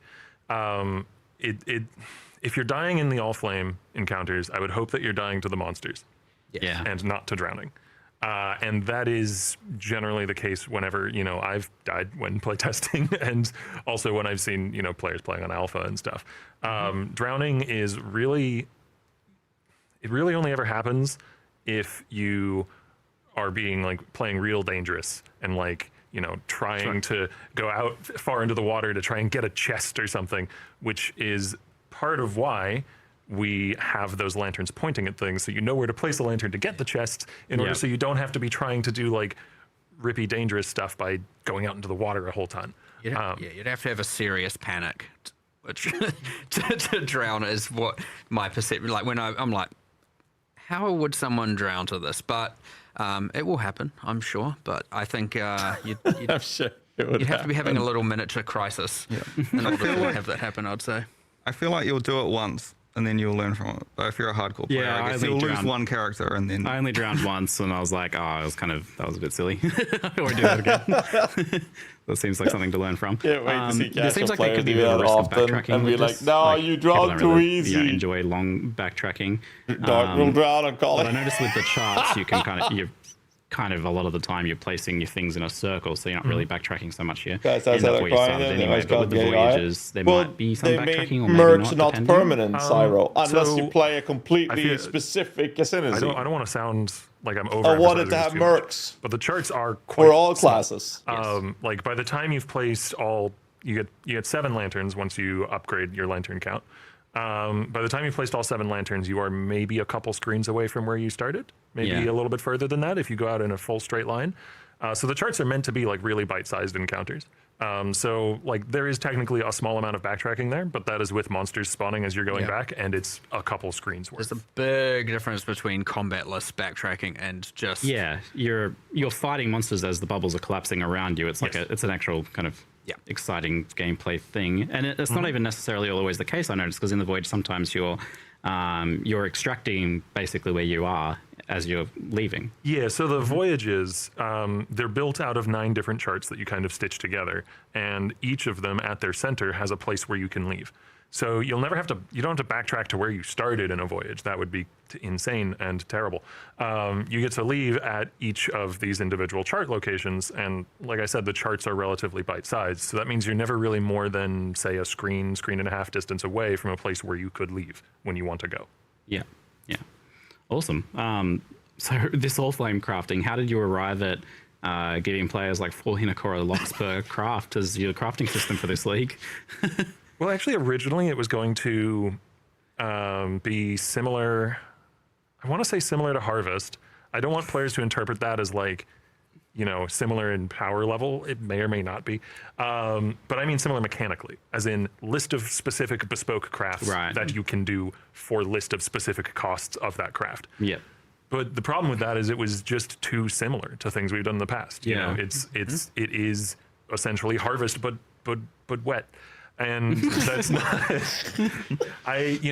We had actually gotten relatively far along. It's Harvest, but wet. This is lame. We shouldn't do the same thing again. Yeah. And so, the idea for the all flame crafting splitting into different forms came from the fact that originally we were using the terms all flame and ghost flame kind of interchangeably in development, and ghost stuff gave me the idea of what if you split into multiple ghostly versions of the item, and what would that mean? Okay, all right. So it kind of came theme first, mechanic second. It's thematically real cool. Yeah, I remember when you came to me and you're like, yeah, this crafting system sucks, we need a new one, and then you had a pitch, and I was like, this is a good thing. Like, some people get very caught up in their original designs and just try and see it through no matter what, and you just get, you go down into a vortex. You're in too deep. And Yeah, you're like, Boys loss aversion kicks in, and like to be able to, as a designer, to be able to just be like, nah, gone, starting again, even if you're like 3/4 into the cycle, if that's what's best, that's what's best. I believe so, yes. Most people fail at being able to do this, so it's like, nice. when you came to me for that, I was like, wow, okay, this is cool. I'm happy. I did feel bad telling our lead programmer for the league, Jeremy, that your work, we're actually going to be changing it. Though a good amount of the infrastructure was able to be kept, because it is still UI-wise very similar, where you like put in item, click craft to go. It just changed to now you also put in a currency with the item that you want to use it on or use on it. So the main part of it is this splitting, so that you can use an exalt or something, and then see 3 or 4 different potentials for that, and then choose your best one. And that's obviously very powerful, especially for some of the bigger graphs. Where's the intangibility system is kind of the counterpoint to that, like some sort of limitation on that. How does that work exactly? Yeah, so not every single crafting step, but many of the crafting steps you can do, for example, in Exalt, will add some amount of what we call intangibility to an item. And it's just a value that will be shown on the item and ticks up. And the intangibility in the item is equal to a chance when you do another all flame craft on that item for it to only have 1 result, which effectively means you just did the craft with no extra bonus. So basically, what it boils down to is the more you all flame craft on one specific base, one specific item, the more and more and more difficult it becomes to continue to all flame craft on that item. And there are some ways around this that clever people in QA and Alpha have found, that things like recombination, because if you take the mod you're trying to chase on the base that has high intangibility and you put it onto a new base that doesn't have that intangibility, now you can keep going, but there's some risk in that at least. And then Awakener's orbs do a similar thing, where it's creating an entirely new base as the output. And there's also a Ducat, which is the new currencies that we've added that interact only with all flame crafting, that has a 50% chance to remove all your intangibility and a 50% chance to destroy your item. Gotta have it. Gambling is fun. Yep. I guess on that note, the gambling side of things, it seems like the Varlorb won't work with this. No, it does not. What's the reason for that? It's both a case of balance, because it's one of the ones that would be most insanely strong. We've tried to limit it as little as possible. I would say 95%, maybe even 98%. I don't know the exact numbers. Something like that. High 90s% of currencies work with this. But also for me, I understand this is very subjective. Some people may disagree with this take. For me, it's a theme thing as well. Like, I really don't like this super special Vol magic just kind of working with weird ghost magic that doesn't hew together well in my mind. But that is very much me alone who is holding that subjective take. Even just taking that whole random unpredictability and turning it into, like, for normal mod, like Exalting, for example, sure, there's going to be some good outcomes. But for the fact that you can take that whole risk out of the Varlorb, or like most of it, it's honestly just a bit demeaning. Like, I'll tell you, you would never use a Varlorb. Oh, for sure. Aside from this way. Yes. With this being the case. So that in itself is kind of bad. Now, however, I was like, if we had time, which we didn't, I was like, have it do something else. You put it in here and the two magics collide and who knows what happens. You cross the beams. The Varlorb just says it modifies unpredictably, so, you won't be lying if it did something unpredictable in some other different way, but that was, hopes too high kind of situation. It was too difficult. One other, I know this isn't pertaining to a specific question you asked, but one other thing I want to make sure is getting across, because it was too in the weeds to go into the live stream, is it is performing that craft on the original item X number of times, which means the outputs are independent of one another. So if I have an amulet that I'm trying to annul, for instance, I could have each output, it's unlikely, but each output could annul the same mod. Like the outputs do not care about one another. Right. So Yeah. in theory, with an exalt, you could exalt the same mod on all the outputs. That's stupid unlikely, but it could happen. So if that happens, don't add us. It's not broken. That is how it is meant to work. It is doing the crafting step of the currency item on the original item X number of times. It doesn't mod block itself effectively. Yeah, that makes sense. That's a good thing, though. But glad they verified that. The main part of it is this like splitting into separate things, but there is some unique stuff to it as well that can occur to items like.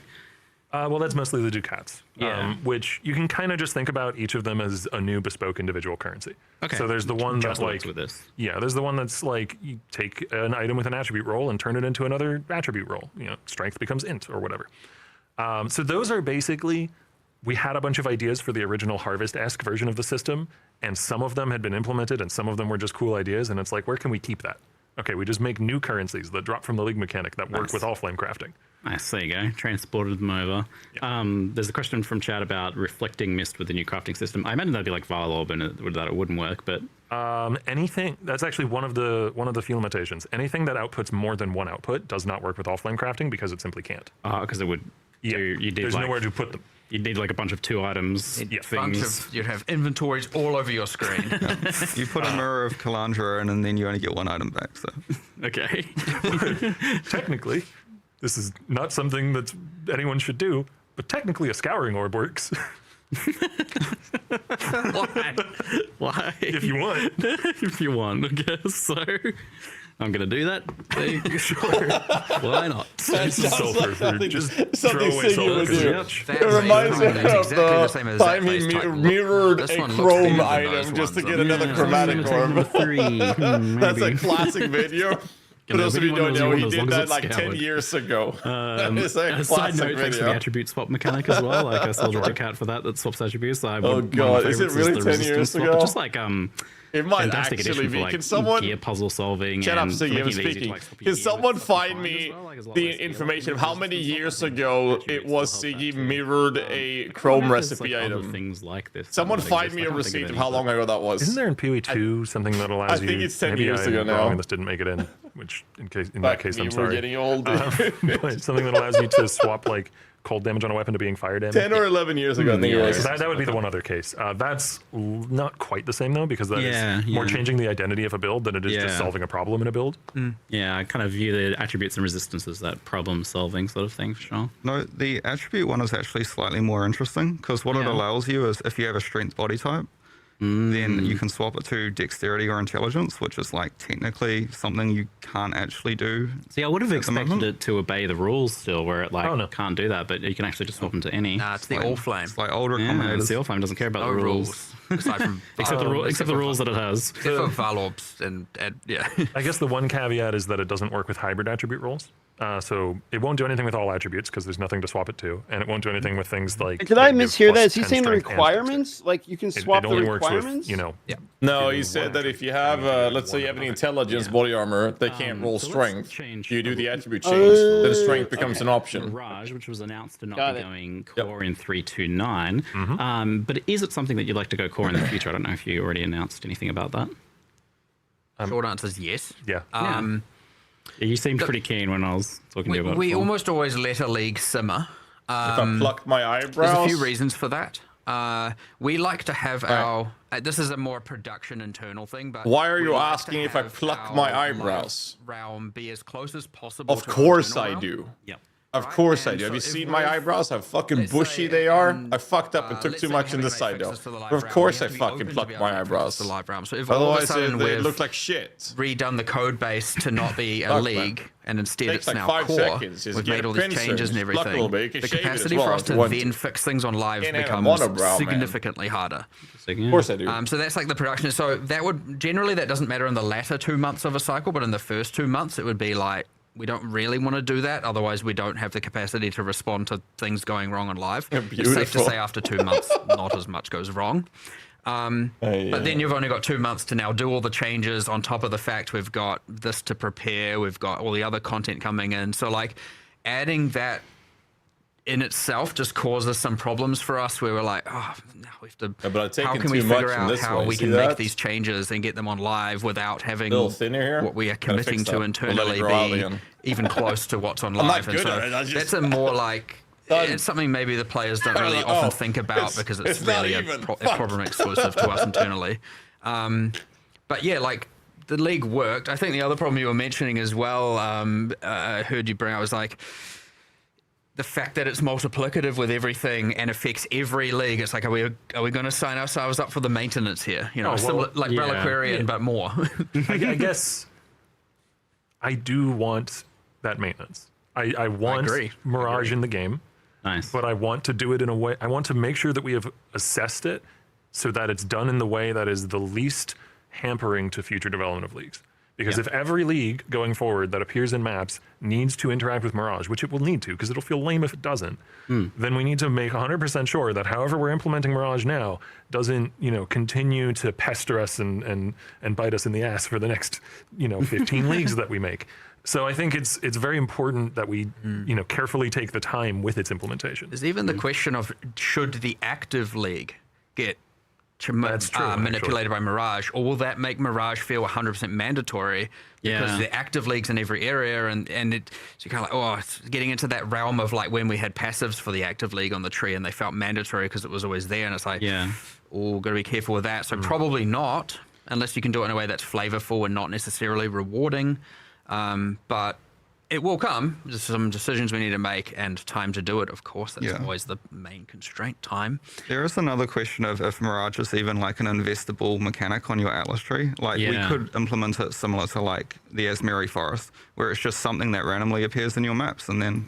It almost sounds like that might be a better idea for this one, because like it's really good news that it's going core. People seem to really like Mirage quite a lot. But it is one of those things that it seems like it has a danger of becoming like, there's an issue in PoE2 at the moment with like cities feel like they're mandatory. Like you have to have, like if you're going to do your juiced content, you've got to do it in this thing because it's just so much stronger. So I could see the same thing being with Mirage. It's like, oh, you're crazy to not do that. And then it becomes another tier 17 kind of issue where it's like, oh, you need to do your juiced in that, or you're just wasting it. Yeah, I feel like the Asmeri Forest sort of avoids that problem because you don't know about it. And if you're investing lots of like very expensive scarabs into it, then it's not like you're going to just keep fishing maps until you find it. Yeah, hopefully. And it's just it's just a super exciting win when it does happen. It's not something you can plan around necessarily. So I imagine that's probably the route. I suspect most people really just want to know when they're getting their shrine belt back. Yes, and that was my follow-up questions is like, with that not going core just yet, but maybe in the future, in the meantime, there's a few things that people are pretty excited about. We'll start with Screams of Desiccated then, like the... So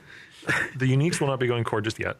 There are a few other bits and pieces from Mirage that will be going to core though. Just earlier this week, I added Atlas passive support to Heist for the blueprints that have the special implicits that cool. Guarantee certain rewards at the end of blueprint wings.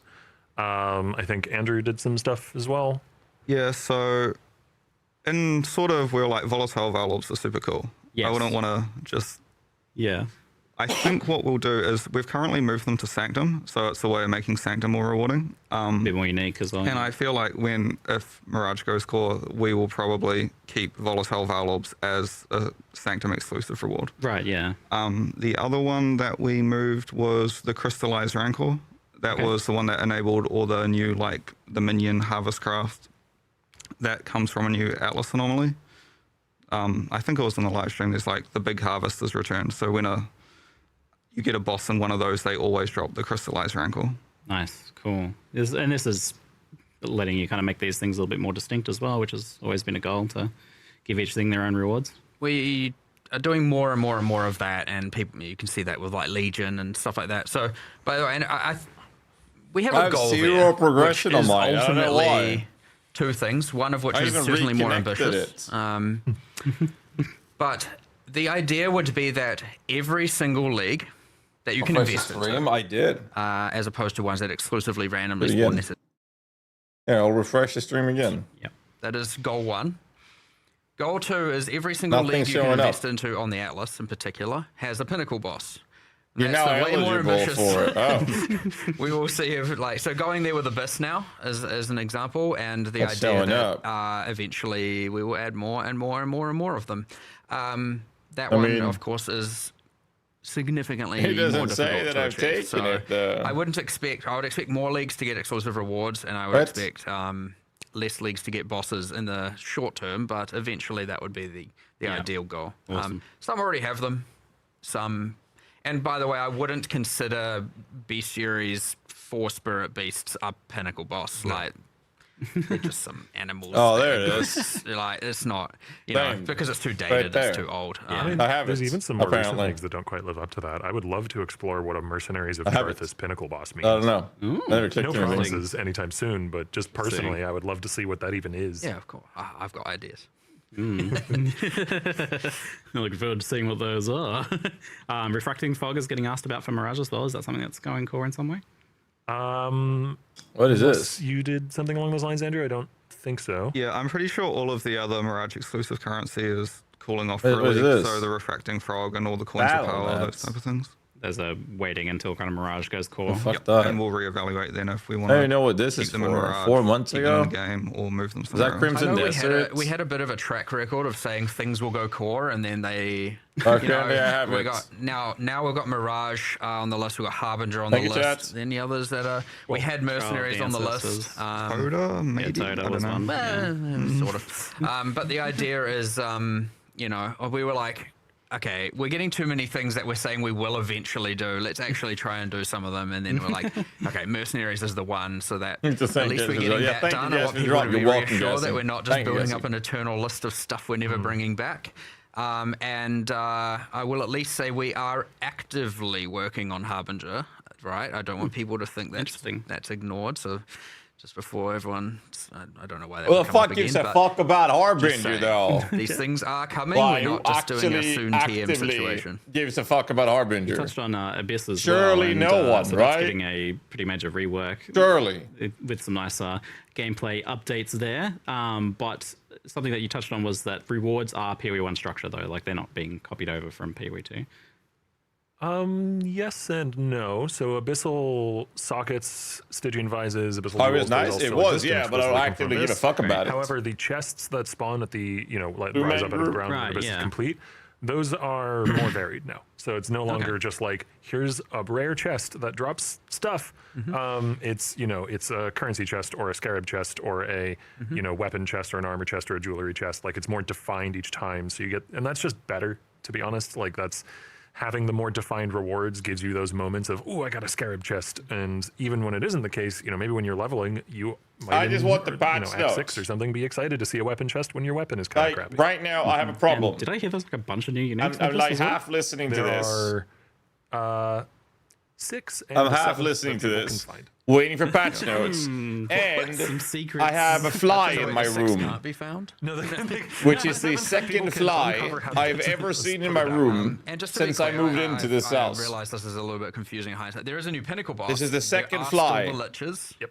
At the same time, I'm looking at a spider on the wall that I have deliberately not removed from the room to make sure there are no spiders in here. And that spider is not doing a good job. Specific, but the Delve Abyssal City Deal with it. Monsters if you're feeling nostalgic. Oh, okay. Nice.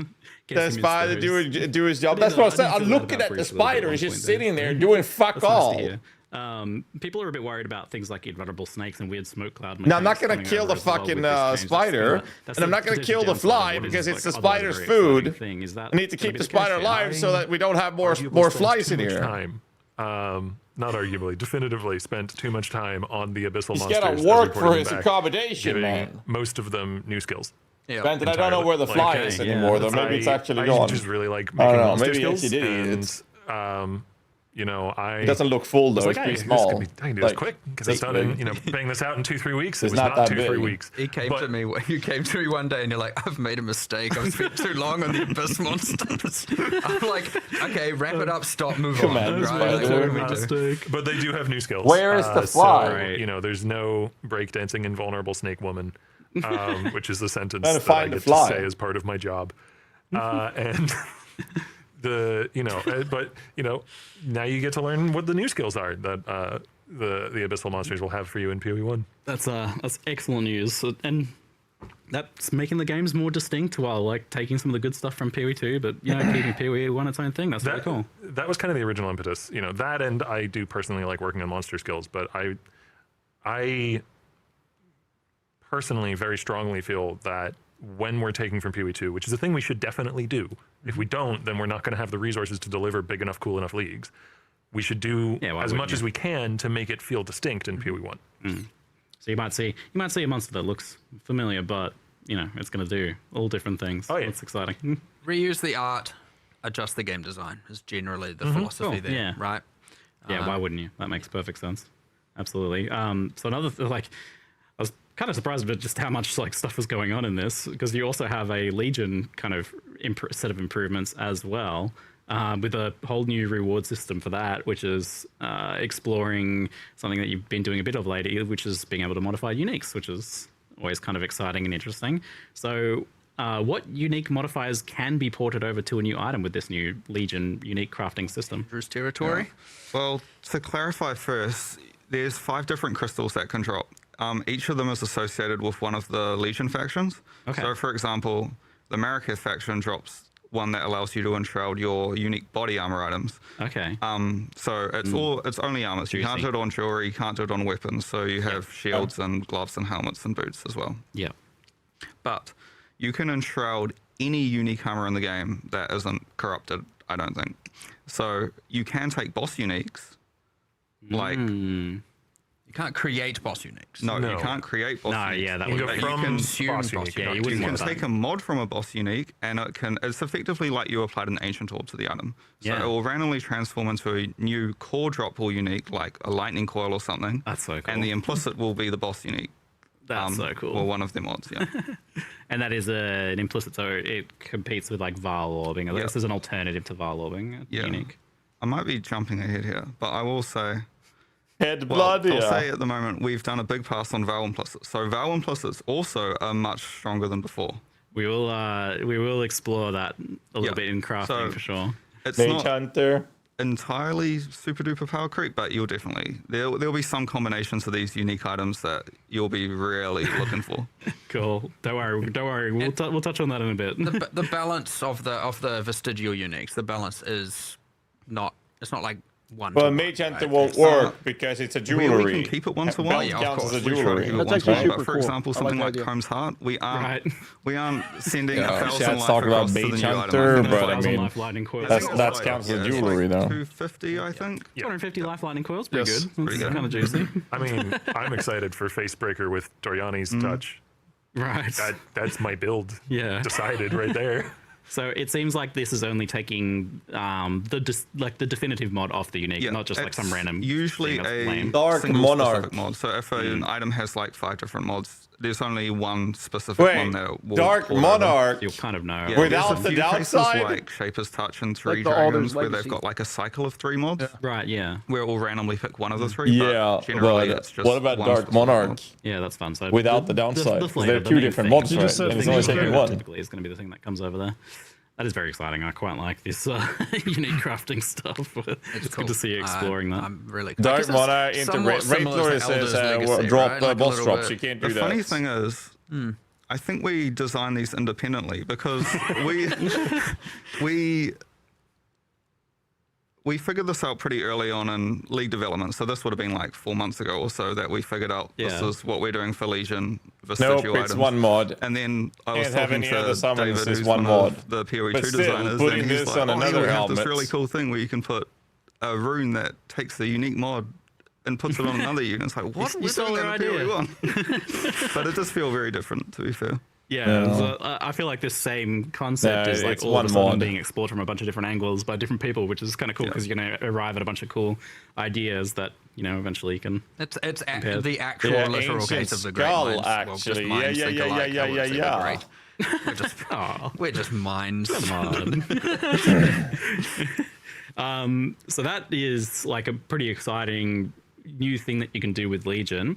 But with incubators being removed, which is kind of like a lot of the baseline reward for Legion, doing Legions in maps, do you feel like the raw reward value of Legion will still be there? Is that being kind of compensated in some area? Yeah, well, personally, last league I actually ran a lot of Legions, so I knew like the pain points especially. Yeah. And I was flooded with so many incubators. I literally had to filter out like 95% of incubators. Yeah. Very few of them I felt like actually gave much like value, and I just was annoyed that every few maps I needed to apply 10 currency incubators. Yeah, I think this is a good change. So I don't think you're losing too much. You still have all the other reward icons.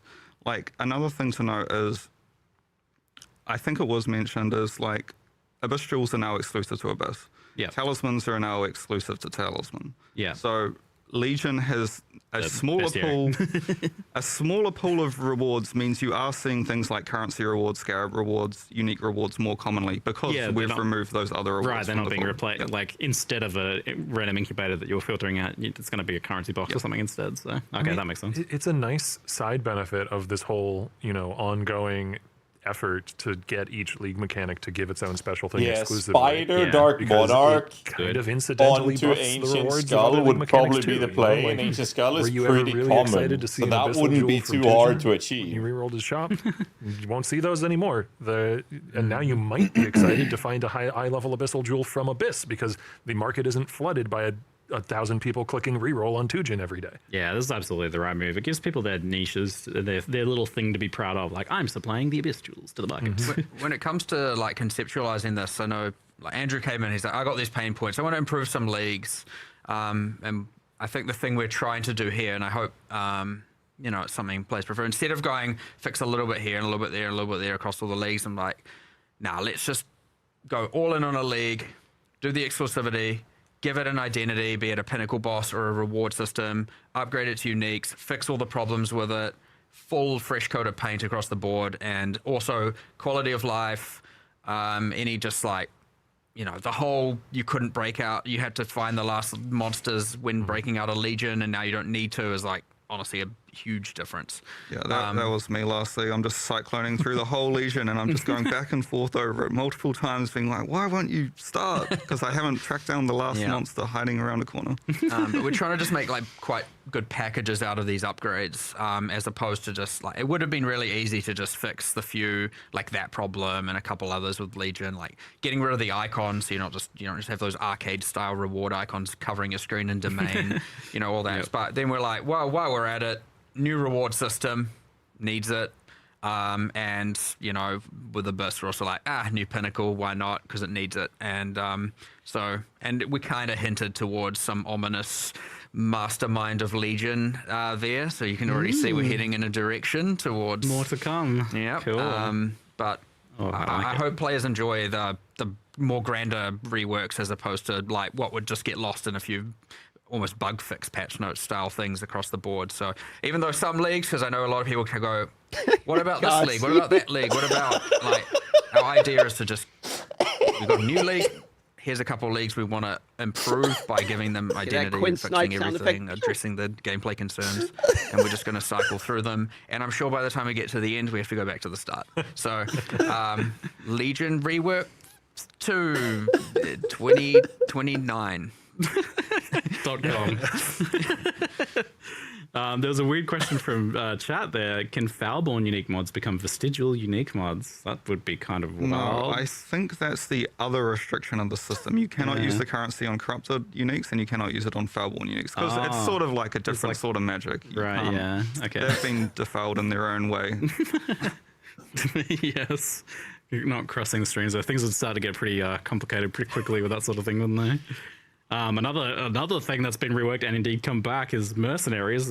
There's a long list of stuff going on in this expansion, isn't there? So to clarify, the base mercenary mechanic is now that you fight them in a zone and then they help you for the rest of that zone, not that you can then like hire them permanently on any character, right?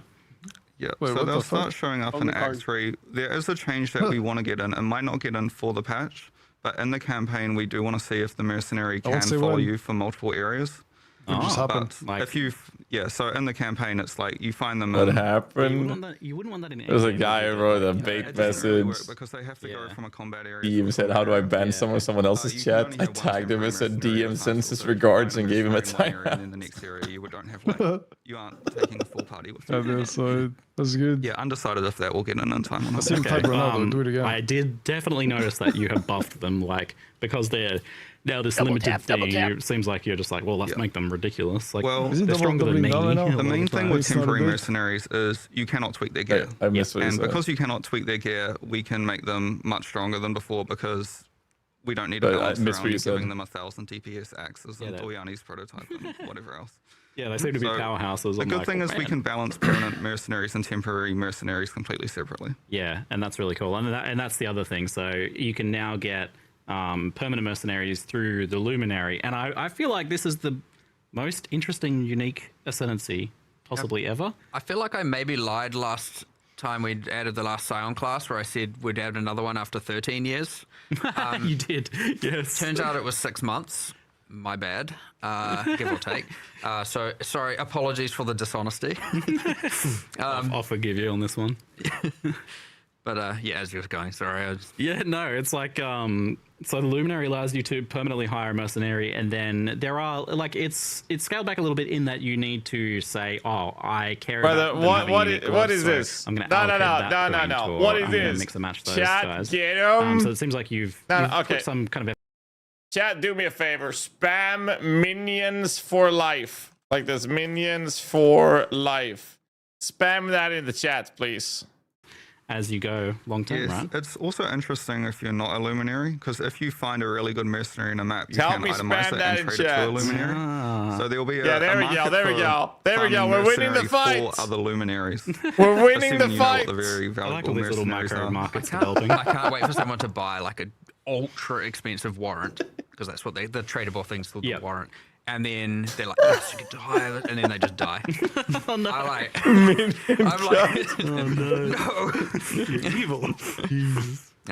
I thoroughly love where the Scions now ended up. Yeah. The 3 classes it has. You've got the Reliquarian, which we teased yesterday, day before or something. Yes, the new set. We've shown the new ones. You got this, like all 3 classes. The Ascendant obviously is a bit more, but there's still many permutations. But still, 3 very unique classes. Yeah. Insane build variety. It ended up just being amazing and special, and the Luminary just is the icing on the cake there, honestly. I'm looking forward to playing it. That's definitely my... I completely zoned out to listening on the Q&A. I just want the patch. It's either going to be a Flame Link mercenary, me using the Flame Link, or channeling Lightning Tendrils, which sounds weird, but there's stuff. There's stuff.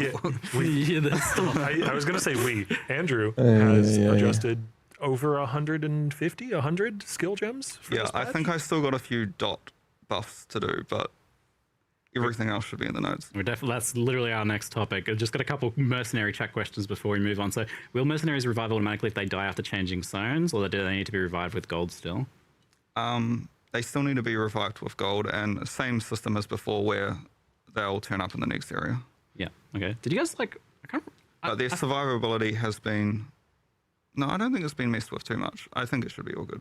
Okay. You will need to put defensive gear on them, I think. I can't remember. It was too long ago when I looked at the balance for the... Figure it out. Did you guys improve the UI or something like that? I feel like it was a bit better or something. I don't know. It's hard to recall. Exactly. We have added extra panels so you can see more information about your mercenary. Yeah, there was a passives and defenses and stuff. So the defenses, I think, used to be there, but we've added a new panel for their passive stats, which will show... Because mercenaries in the back end, they have effectively a fake passive tree. Yeah. Which you couldn't see before, but it's very useful to know how many damage increases they're getting, how much crit multi they're getting, those inherent... You can actually build them a bit more because you know what they're going to scale properly. Yeah. There's 2 things about the Luminary that I think are worth... You're talking about passive stats, and it reminded me. There's 2 things about the Luminary. So the first thing is that what we found is people were playing the Luminary and then they'd find no mercenaries. So the campaign has... How many fixed spawns? 3? 4 areas, yeah. So some guaranteed ones. You're still, and the random ones are still there, so that you can't just I've played this class and I can't do anything. And then the second thing is in the campaign specifically, because you can't guarantee them with scarabs and invest into them always being there, they level up with you, so that the ones you do find earlier on will sustain for. Their skills get better, their passive, they get the passive. Yeah, so when you're in an area, it's just matching their passive stats and their skill level to the current area level. But what it doesn't allow you to do is you cannot equip a like high level item on a mercenary you found at level 30.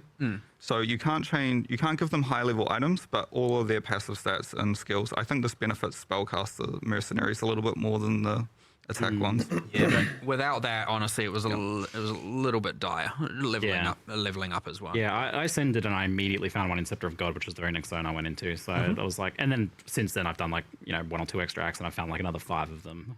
I found one of the like the higher end, whatever the next tier of the mercenaries is called. Infamous, I found an infamous kineticist, and it's like, oh, that's the big money right there. Yeah, and then I went into another zone, and there was one of the temporary ones, and I got those guys, and I was just like sprinting through the zone, and he's like slamming, teleporting, and she's throwing bolts out everywhere. I'm like, nice. Yeah. That's pretty fun. It's gonna be fun in endgame when you like get a good temporary recruit on top of your already luminarious. I get to be a support character without friends.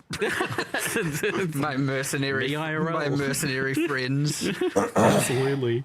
Oh man, I'm not a big fan of the mercenaries now. They remain exclusively as a heist reward. It's another question. Yeah, we've moved them back to mercenaries, so they no longer drop in heist. That makes sense. You want each thing to have its own unique rewards after all. Will there be a forbidden flame and flesh jewels for luminary ascendancy nodes? Oh, I imagine not, right? Nah, that won't be. Because most of the nodes don't work unless you have the node that enables you to And then have there's that one that would just be completely busted. Yeah. So it's similar to Reliquary, and neither of those two ascendancies. You can still use the Ascendance ones, but you can't get the Reliquarian or Luminary ones. Scion and being a weirdo with her ascendancies. Yeah, she's an edge case. Fun little thing that I'm sure, we were just discussing this before because you experienced it out here, where a lot of players probably have forgotten, but for those who remember the first time players have to actually go and unlock the Scion to be able to play the Scion. Yeah, I had a fresh account here, so I was all of a sudden like, wait, what? I forgot about that. You guys have removed the Scion? Who actually remembers that from a decade ago? We had the Scion got in. So obviously when we announce a class like this, a lot of people who are going to start playing the game are going to be like, I wanted to play this thing and I don't know where it is and I don't know what to do.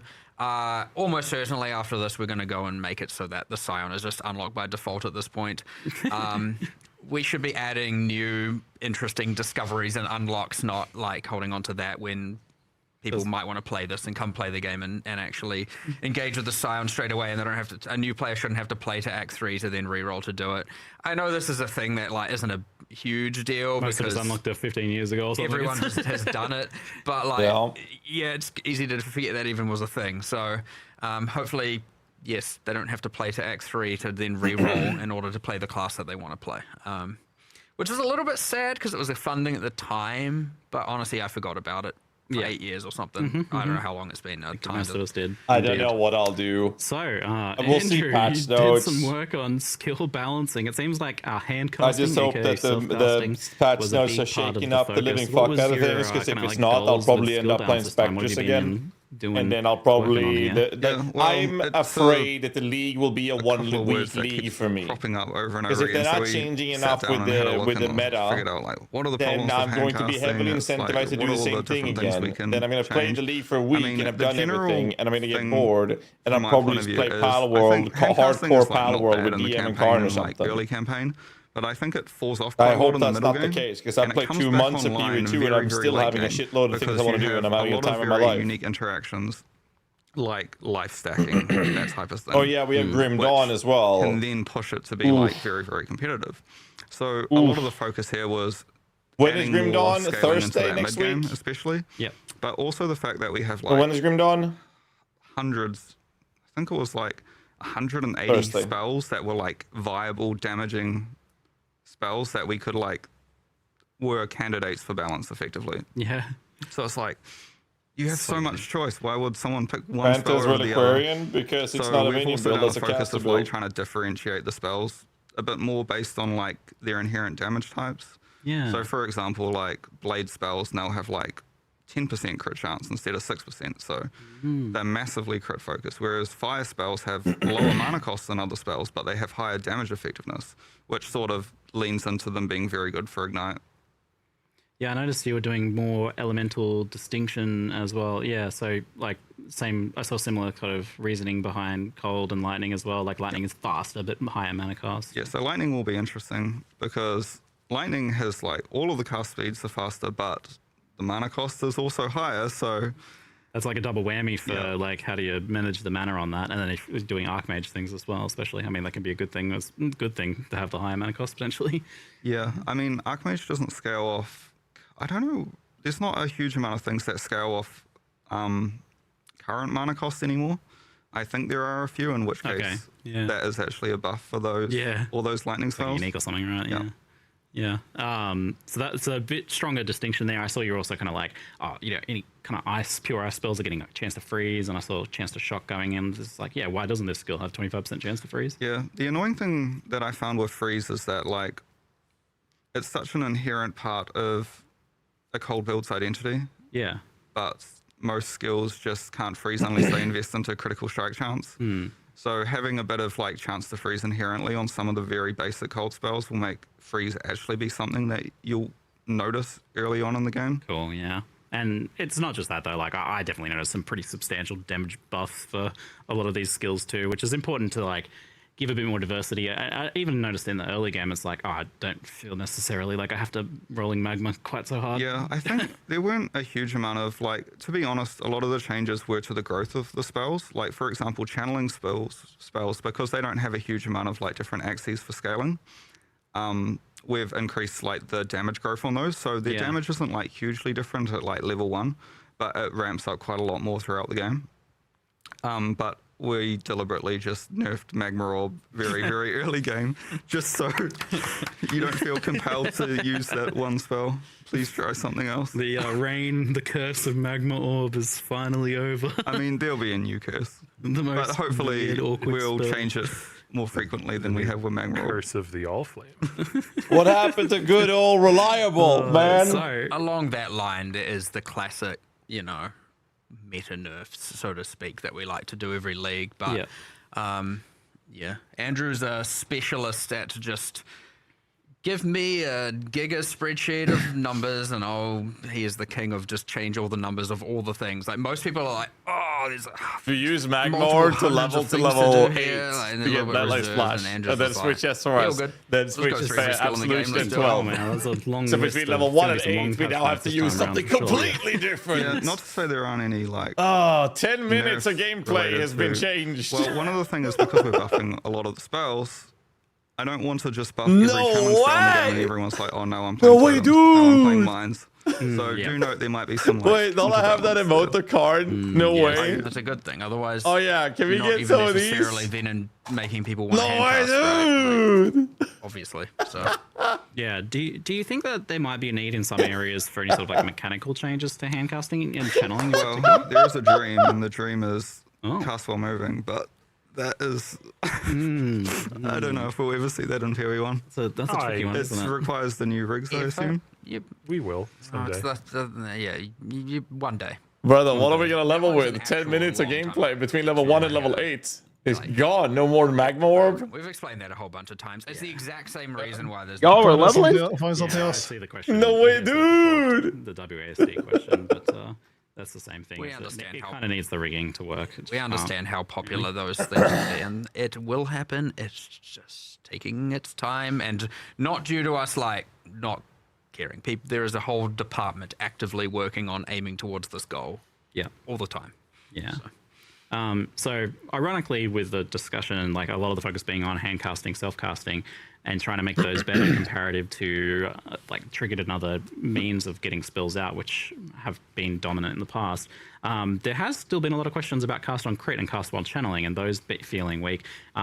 Interesting. So it's especially like cast on crit players seem to be like lamenting the loss of awakened cast on crit, for example, and feeling like they're a lot weaker now, or that's a lot less viable. Is that something you've considered or looking at in the future? Cast on crit comment, please. There is this new node on Assassin, which is sort of insane for cast on crit. If you're familiar with bifurcation, and I don't know if it was shown on the live stream, but if you're familiar with crits bifurcating in PoE 2, we've pretty much ported the exact same mechanic back to PoE 1, which is especially effective on cast on crit. That was a whole can of worms, that thing. I'm surprised you're opening that one again. Yeah, custom crit, I'm like, sort of just ignored this patch. Cast while channeling, though, feels a little more like you are casting it yourself, although you can cyclone, which...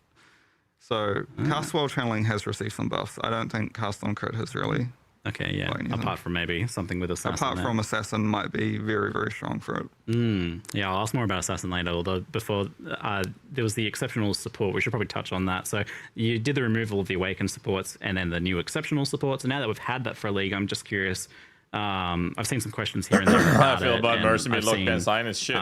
People saying, especially like dot builds, maybe poison builds, I feel like they lost a lot from the transition. You know, they had a bunch of damage now before that they don't have now. They were kind of already something that was a bit capped in terms of damage.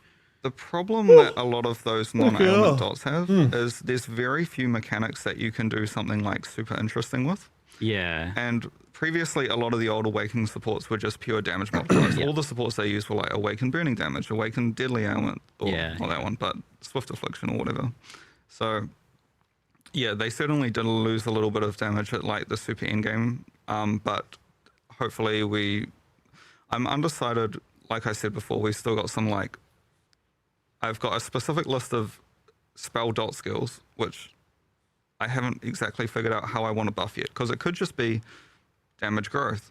But I think the correct answer is we add more different, it could be support gems, there could be just some in-game itemization that like adds extra axes of scaling to these skills. It was shown in the live stream, but one of the packs is very focused towards these. Yeah. The Pact of Gore, depending on like how many different types of non-damaging dot skills you use, you'll get like a huge bonus to their like damage and... So there's still some stuff that's going to come in the patch notes as probably early next week. So the dot skills, as he mentioned. Oh wow, this patch then. Maybe, unless he decides not to. And we were even working on some. We're working on some keystones for casting that we haven't quite figured out. But the hope is to be able to do them.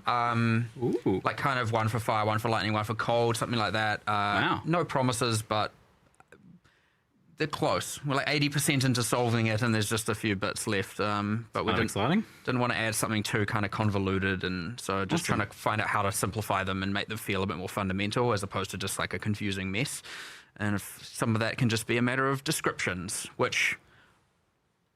Oh my God. Also, I don't know if people noticed, but we have the helper text system now in PoE 1. Yeah, the tooltips. Yeah. I definitely noticed that. I love tooltips. I just remembered. I was like, we didn't talk about it. I was like, wait a second, that's a tooltip right there. On that note, though, we don't have everything. The system's there. That's going to take time. The new stuff has it. The old stuff going to require slowly it's a lot of updated. Finding all the cases where it's necessary, writing all the text. Yep, linking them all. You can automate some of this once you have a keyword, which is what we call it internally. You can go look for all the places in the game that use that word that you're trying to keyword. Yep. But the actual writing of each individual keyword, that needs to be done manually by people who understand the systems, and is also very exacting, because Path of Exile is a very precise game. Exactly. And so if you have slightly different wording, it can mean a wildly different thing. We only let a few people in-house actually write these things because we want to make sure they're very consistent. You see in some games where you've got descriptions and it's just, you look like each developer wrote their own variation of it. So we generally try and make sure these are done very precisely, because it could, misinformation's way worse than almost no information, right? Like it just confuses people. So they're going to get filled in, but we're needing those specific people to be free to do it. But it's a good QOL addition to the game, and good for onboarding as well. And so that's just random pivot, but I just remembered that when we were talking about the keystones and describing them. I see chat bringing up nearby. Did we get that nearby? Oh thing, I was going to mention the highlight, the circle. So I think what we're going to do is we're going to do a restart patch, like a content update, maybe a week or two after release. And for that, I have a plan where I'm going to unify all the nearby keywords. So nearby, close, present, proximal, all of that stuff. and then it will all be keyworded, and you'll be able to highlight the keyword, and you'll get the nice little ring around your character. I just want to clarify, because people got confused about last time, when he says restart patch, it just means a patch and where the realm goes off and then back up. Just to be clear. Not resetting. I saw last time people going, what do you mean there's a week one league reset? As in, there are some changes that won't work unless the client has been restarted. Yeah. So it just forces everybody off the game. Eternal terminology leaking It's out. about client-server synchronous. Yes. But that's good news. I've seen us. We refer to it as a restart patch internally, and I see some people, rightfully so, misinterpret that as a economy restart or something. I'm like, no. You don't need to do that for a tooltip. No, not usually. The new league mechanic tooltips. So we've had the assassin rework, and how do you feel like that landed? And there was also kind of like linked questions about, well, we talked about cast on crit, but also like elusive not feeling very good to build around. But I think before you could refresh it, but not anymore. Yeah, I feel like when we reworked it landed a little bit too weak, which is why we're making changes this patch. Yeah. Not just, well, it's mostly because it's an intelligence ascendancy, and so we can like put it under the umbrella of self-cast buff. But do note that the death marked node, the one that applies assassin mark, that has also been massively buffed. So cool. If that node is much stronger for attack builds, then hopefully assassin is also viable for them too. Control F assassin in the patch notes then. That's good news. Yeah, because I was doing a little bit of research on that, just kind of see where it landed, and ultimately it was like 2%. It seems like the shadow ascendancies in general are all a little bit low. Yeah, I mean, we do sometimes look at PoE Ninja just to see like the one or two authority on this.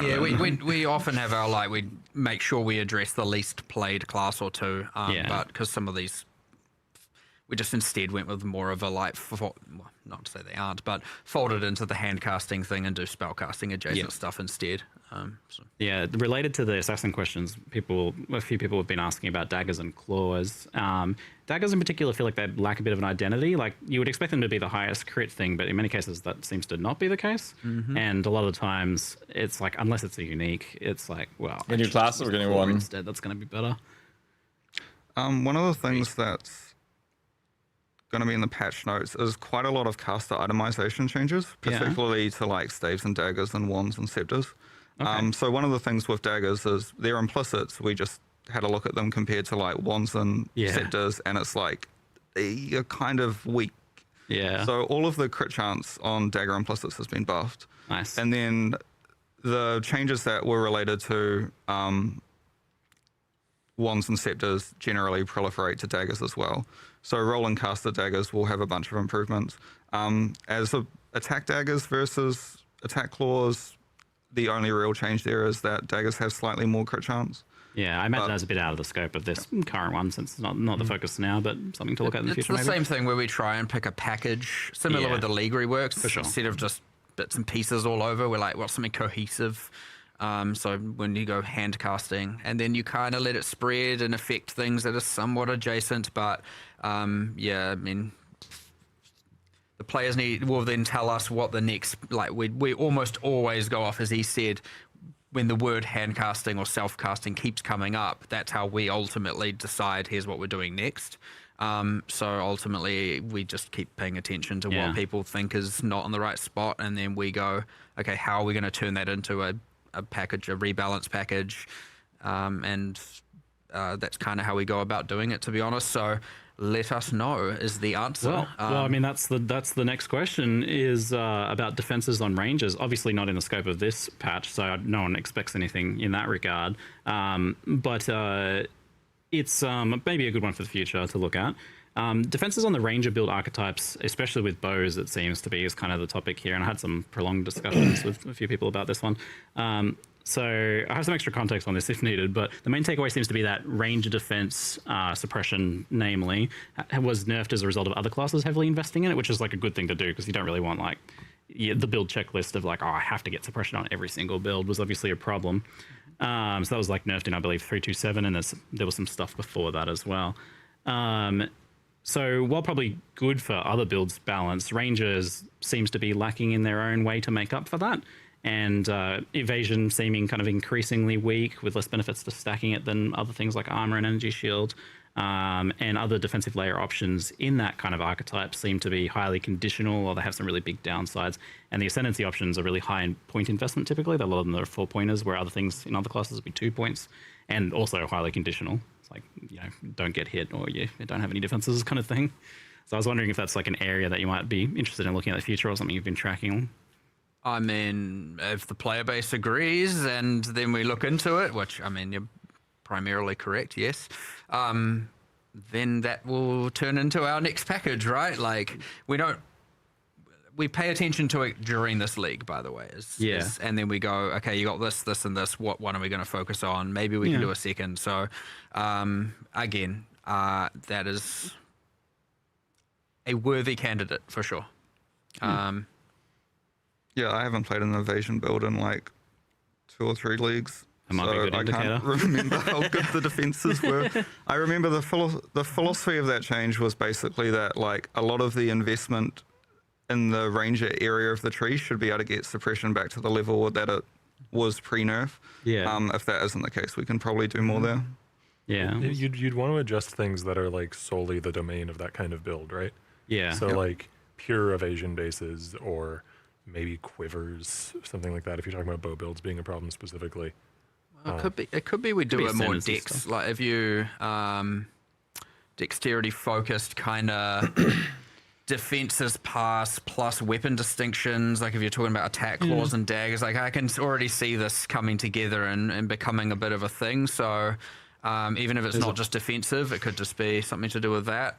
Since we were kind of talking about like the daggers and claws and stuff, that's also in that similar area. So I wonder if that's like there's a package kind of in there. I can see that. I could see that coming together. Yeah. Yeah, it's like there's always going to be people that disagree on like what's the next area that should be focused on. But that's one that got brought up by someone whose opinion I kind of trust on that. Yeah, topic. I do agree that I don't think PoE 1 has super good identity between different types of weapons, because like if you're a slayer, it's like what's the difference between using a 2-hand sword axe or mace? Really, there's like a few mastery options, a couple of different implicits. And that's a fun thing to improve too. Like it results in things being more interesting typically whenever that sort of stuff is addressed. So I mean, one of the benefits of having this, cadence where we have the split teams with designers fully dedicated to PoE 1 is we have the time and resources to address these kinds of problems. Yeah. We can do much more significant balance shakeups every league if we want to. That's clearly evidenced by this patch with the gigantic delve into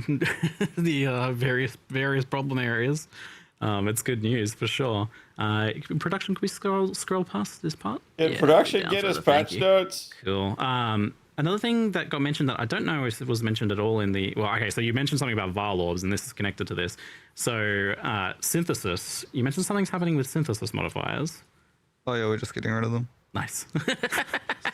That is the thing that's happening. Good riddance. Yeah, well, to be fair, the synthesis unique items are still unchanged. They still can get synthesis implicits, but they sort of... We've never really liked they're just like item bloat, and they don't really have a specific home in the game currently. So why have synthesis implicits when you also have val implicits, and it sort of removes the identity of implicits on like weapons, for example. Also, the whole identity was you take multiple for those who maybe remember the league, you take multiple items explicits mods and put them as implicits on something, like the whole idea was that you're turning explicit mod power into implicits, and then we removed that conversion process and then just had... So really what it just looks like is there's just a random amalgamation of different modifiers that are implicits on these items. But it's like, you never synthesized it. It's just an item. So even like just immersively, it's just like, or narratively, or in world, it's like, what does this even mean? Now that there's no actual crafting bench to achieve it that synthesis had during its league forever ago. But yeah, then it's just like, okay, now you've just got this amalgamation of so many different stats that are just contesting with designs, well, ultimately blocking design space, and they don't really have a purpose. So like, we just eradicate it so we can free up some, make some of these other things more powerful, or free up some design space to be able to do some more stuff in the future. Which we then did immediately use, right, Andrew? Yeah. So tell me more. Well, I guess that's sort of like the vestigial items, but those are unique, so they don't really compete with synthesis bases. But the main thing we did is we took most of the interesting, powerful synthesis implicits and turned them into Veil corruption implicits. Yeah, so you can corrupt a ring and get +1 frenzy charge, for example. Well, that's a potential big buff to Veil Orbs. Then it seems like that's a much more interesting thing. You'll see it in the patch notes, but in doing like the Abyss changes, well, we've ordered all the mods on Abyss jewels, and we've removed bad ones, weak ones. Same for all the Veil. I think we got rid of the increased damage versus abyssal monsters one, right? Yeah, I think that's gone. I think I petitioned you to get rid of those like years ago, and now I didn't even ask you this time. I just removed it. Yeah, get rid of them. I don't know why I ever would have defended that. Fever dream. Memory hole. One of those days. Did you ask me before 10 a.m. and I hadn't had enough caffeine? I can't remember. You can't do that. I need that for a reason. That's the right answer. Yes. I mean, that's a very juicy buff to double corruption. So there's going to be some fun double corrupting action coming out of that. It also means you can no longer mirror the best items in the game anymore. Yeah. I was going to say, like, this is the sort of change that affects, like, very pinnacle high-end crafting, because, like, you can't get those crazy bases to craft on now. The only small reservation is it sort of removes a little bit of the value from the leagues that actually did, for some reason, drop synthesis items. So, for example, Ritual Which is everything and but synthesis, let's be clear. Yeah. So, those might be the next leagues in the future on the, like, bases are going to fly up in price instantly right now because they're legacy. Powerful and interesting. It somewhat bounces in the other direction, though, because there's a lot of leagues that'll generate corrupted items as outcomes, and now those can be much more of a jackpot, right? True. Yeah. Well, so part of my follow-up question was I like, can probably it was at some point mentioned this that live right now with what's happening. I can probably maps, because that was always like one of my favorite things. Like, it's such a high variance, fun win thing. It's like, oh yeah, man, rings are dropping with synthesized implicits. Like, that's awesome. So now obviously that's not going to be happening since they're not a thing anymore. Is there something that synthesis maps could get to make them have their own unique reward? Are they even a candidate for that kind of, like, are they a system enough? Well, they're sort of under the umbrella of unique maps. Look at this, they're already being purchased. Not very good. And we would love to just, like, completely redesign all of them and do them properly. Getting sad. I fucking told you. Yeah. It came up as part of the Atlas Anomalies. It's already being purchased. Like, should all unique maps just be just to get this modifier? Should we then do a pass on all the unique maps to make them more worthy?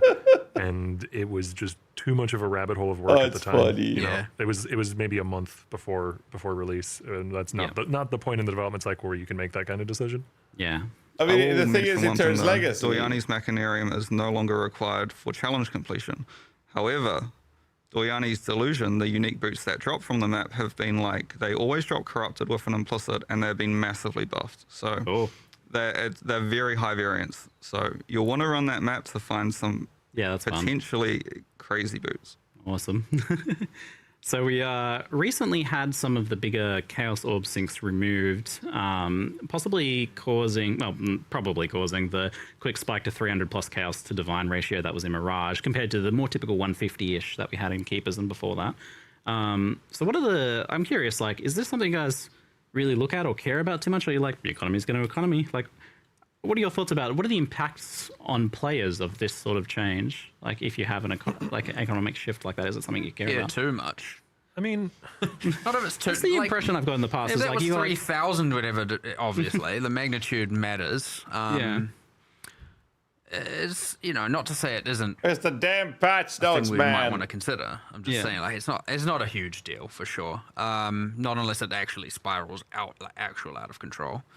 There's this thing with the economy that, like, from your guys' perspective, I get the sense that, like, well, this is kind of like the player's domain a bit more. We don't want to necessarily influence it too much all the time. Yeah, maybe the new de facto currency will be chromatic orbs. You never know. Could you imagine? Oh, yeah. I don't know. Not to be contradictory or anything, but, like, I don't personally have much of a horse in the race of the economy part of this, but I really like there being sinks for things because I like things leaving the economy, thus allowing things to retain value over time. You know, it's one of the main reasons that I like personally play hardcore trade over other leagues, because things leave the economy. Yeah. So would I want more chaos sinks in the game? Next week for Do I want them in the game because there's a ratio of chaos to divines that's wrong in some way? No. It's just somebody in chat told me patch notes are until later, not tonight. Is that true? He said there's an update to him next week, but we're supposed to get him today, is my understanding. Yes. Yeah, so that's my understanding. All right, thank you. I usually ask people when people think about, like, have you seen the economy ratio? And I'm like, well, why do you think it's a problem? And the answers I get are varied and not always super convincing. But the most convincing one that I hear is that the players who are picking up Chaos Orbs aren't getting that kind of like incremental 30 minutes progression towards their thing. Like that's like that appeals to me. I feel for the normies being one myself. The fewer items that are satisfying to drop. Yeah. Like if it only becomes here's the only 2 items you care about that drop, that's bad. So yeah, we do have to keep as many drops as possible feeling satisfying, and that is the main motivation to go. Okay, if it's crossing it's a grey line. It's like weird, but if it does cross the line, then I guess it's not even really a line. It's just the more items we can keep satisfying, and thus you could argue, yes, this is something that we should push for fixing for sure. That said, we have added a couple I'm burying the lead. Yeah. So we've added 2 new crafts. Andrew did the balance on them. So only the costs. That might be wrong. We'll find out. There's bench orb crafts for Chaos Orbs now. I saw. Yes. They behave. I mean, if you're familiar with the PoE 2 Chaos Orb, where it removes a mod then adds a mod, there's one that does that, and then there's one that removes 3 mods and adds 3 mods. So you can kind of use these to try and salvage items that have a really good mod that you want, but a bunch of other trash. Interesting. It's hard to tell the impacts or like how much that'll be used, but it's an option there. We'll see how that plays out. But yeah, that's going to sink a few Chaos Orbs. I saw that one of them was like 8 Chaos or something. We'll keep an eye on it. I wouldn't want Chaos to become pennies, that's which you could argue they're already are 1/3 of a penny right now, I guess, depending on what your you call it divine a dollar? Depends what your dollar is, I guess. Well, I would argue the divine is somewhat of a dollar, but we'll keep an eye on it as well. But again, the ultimate philosophy is we should be keeping as many drops as possible. Mark RMT confirmed. The goal. So anything that goes away from that is technically in the wrong direction. It's just it can get a little bit away from it without us having to take action. Chat is probably spamming it right now. Sometimes there are short-term things that influence, not to say that that's what's happened here. Yeah. And then they just course correct next league, and sometimes there are things that are... Someone in chat said RMP equals real mark trading. Answer for it now, which is why I'm kind of being a little bit vague, because we need to discuss and figure out what to actually do. Hard to promise things at this point, but yeah. Well, we've kind of touched on it a little bit a few times, but Bestiaries had to have seen some changes to its beast crafting. You also mentioned like the specific beasts are dropping specific talismans as well. Side note on that, is that something you can target farm in some way since they are specific? Yes, so every single red beast has its own specific talisman it drops. Yeah. So for example, if you want like a Rex talisman, then there is the node on the Atlas tree that increases the chance for like beasts from that specific genus to spawn. That's a cool little buff for so those, yeah, you can... a Rex just looks like some sort of mammal to me, but I think it it's is a bird. Okay. Is it a bird? It's a bird. You can plus idea. birds. The more likely for the bird species, I'm pretty sure will increase the Rexes. But I thought the actually Rex ever was think a about dinosaur. how clear the So we use a Rex correlation between matriarch the for genus lightning and the builds, actual or we wolves have is been in this, the past. I guess it's fine. Whatever. One of you mentioned to me that beast splitting is gone. That's obviously a big change for some folks. It's a big crafting thing that was used for some high-end crafting projects, or just getting extra value out of certain drops, I suppose, in some cases. So talk us through the removal of the beast splitting.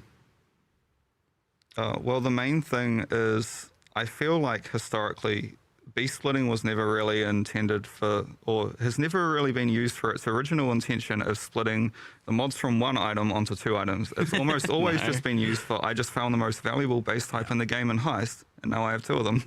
I mean, it came about because we were looking at the fact that we don't want it's been used for Spectre chests. to become 2. Right, like that. That was where it's this how came. we We split started Spectre discussing it, and we were chests just to like, get +1 Spectres. is this even healthy at this point? Like, just ultimately every base type that's of value becomes 2 The base worth types getting of for value. one. It's a very fun game, absolutely, Bob. It's way more complex than PoE 2, though. But it's definitely worth playing. It also just honestly isn't necessary at that point. And worth noting, Fractured Fossil has also been changed. Okay, because that does a similar thing. It fractures the item now, like the name suggests. Right. That makes sense. Yeah, it just doesn't fulfill its original purpose. I could see people being a bit like, oh no, but I liked having 2 of everything I found. Yeah, but I mean, there's also like, what if you just doubled the frequency of them appearing and removed it? Not to say we've done that, even by if the you way. don't, it's like the thing you get now is worth like 1.5 times as much or whatever the difference in the cost of the beast splitting was. Like it was just priced into the economy of it anyway. Like so, it just became this kind of like obligationary step that you just had to know about, otherwise you were scamming yourself. Yeah. And in many ways, the new Oriflame crafting is splitting items.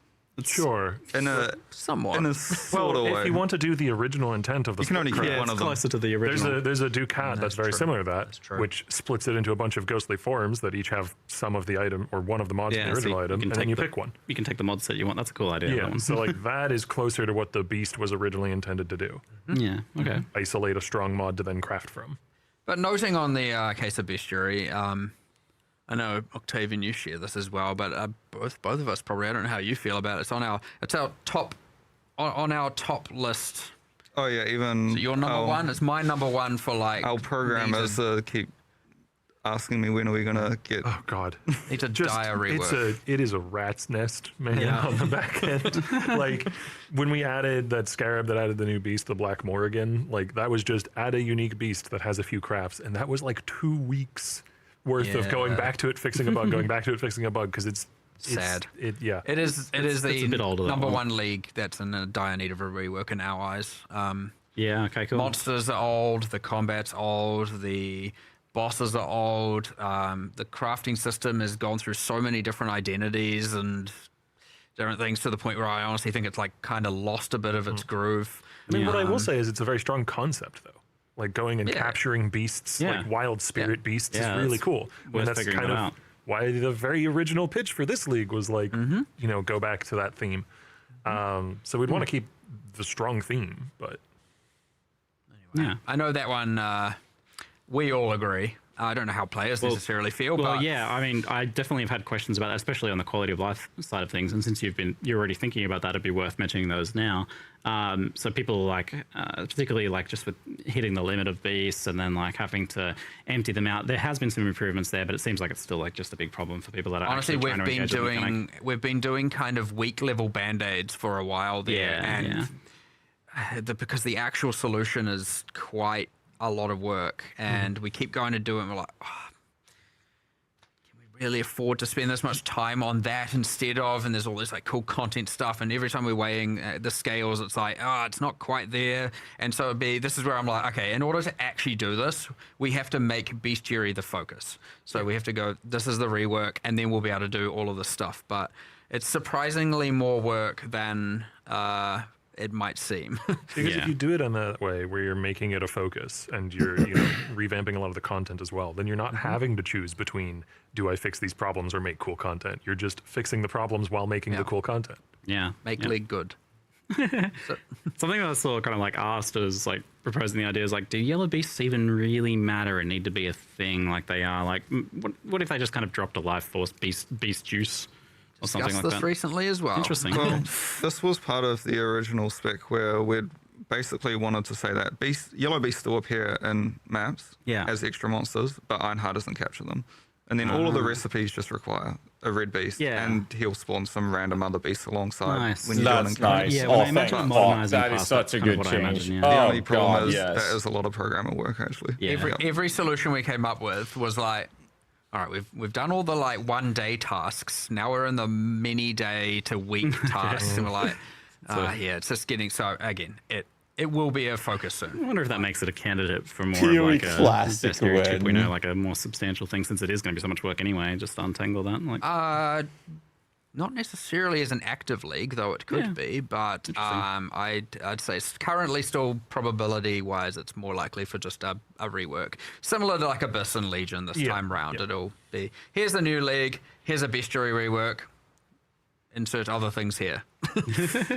We've got some rapid fire kind of quality of life and technical questions here. EU servers seem to be having some major issues each league launch and maybe beyond that from what I've heard. Any news on sources of that issue or potential improvements on the horizon? None of us three know about that, unfortunately. So Jonathan handles that with our more live ops and sysadmin team, so we just don't know, honestly, what's going on. Like, I'll ask him about it then. That is the better thing to do for sure. I'll get on it. We talked about the tooltips. Excellent. In-game price checking was added to PoE 2. Is that something you're planning on adding to PoE 1 as well? Almost all of that. Well, yes.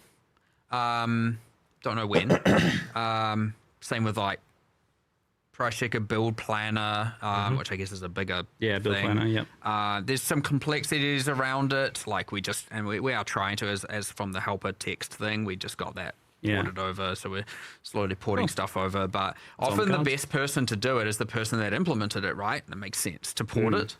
But those people are working on PoE 2, big upgrade. So we've got to find these like windows where they're like kind of between tasks where they can migrate it over and make it work. Otherwise, you're having someone who doesn't know that code base at all trying to maneuver it over, and they don't understand the, parts of it that are less important and more important necessarily. And they can figure it out, but it would just take a lot more time. So we try and find these lulls between major tasks for them where they can go and port stuff back. And we just need to do some of that, really. So. And those are the sorts of things that work towards the goal of like, you don't really have to install third-party software to play PoE if you're a long-term player. That's ideally the outcome there.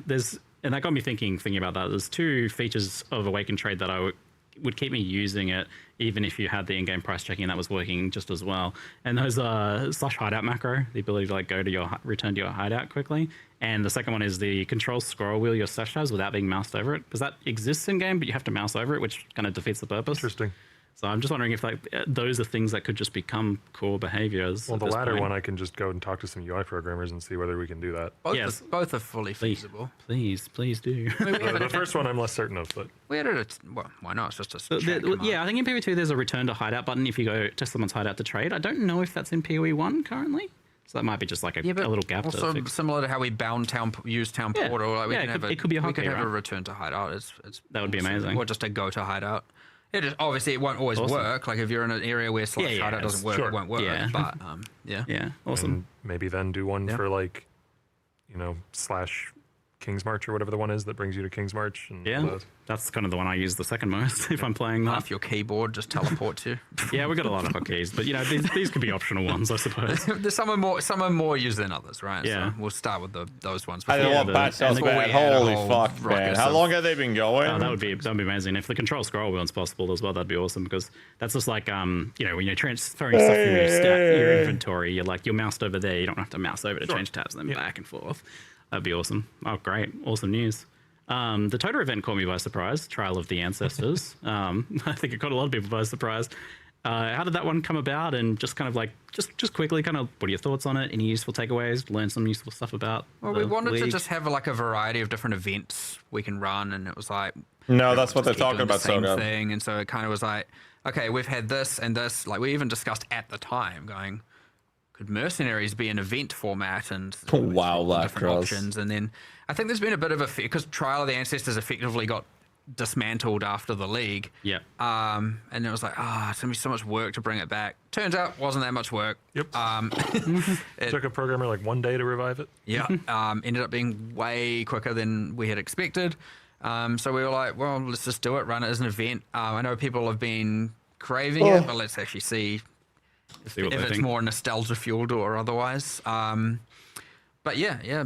It's one that I see like some people just like they tried it here and they're like, nah, I don't get it, I don't like it. But then I see other people, like I was reading a thread about it today, and they're like, I love this, like I want them to make it core. Like this seems to some people really fall in love with this mechanic. So is it something you want to make core at some point still?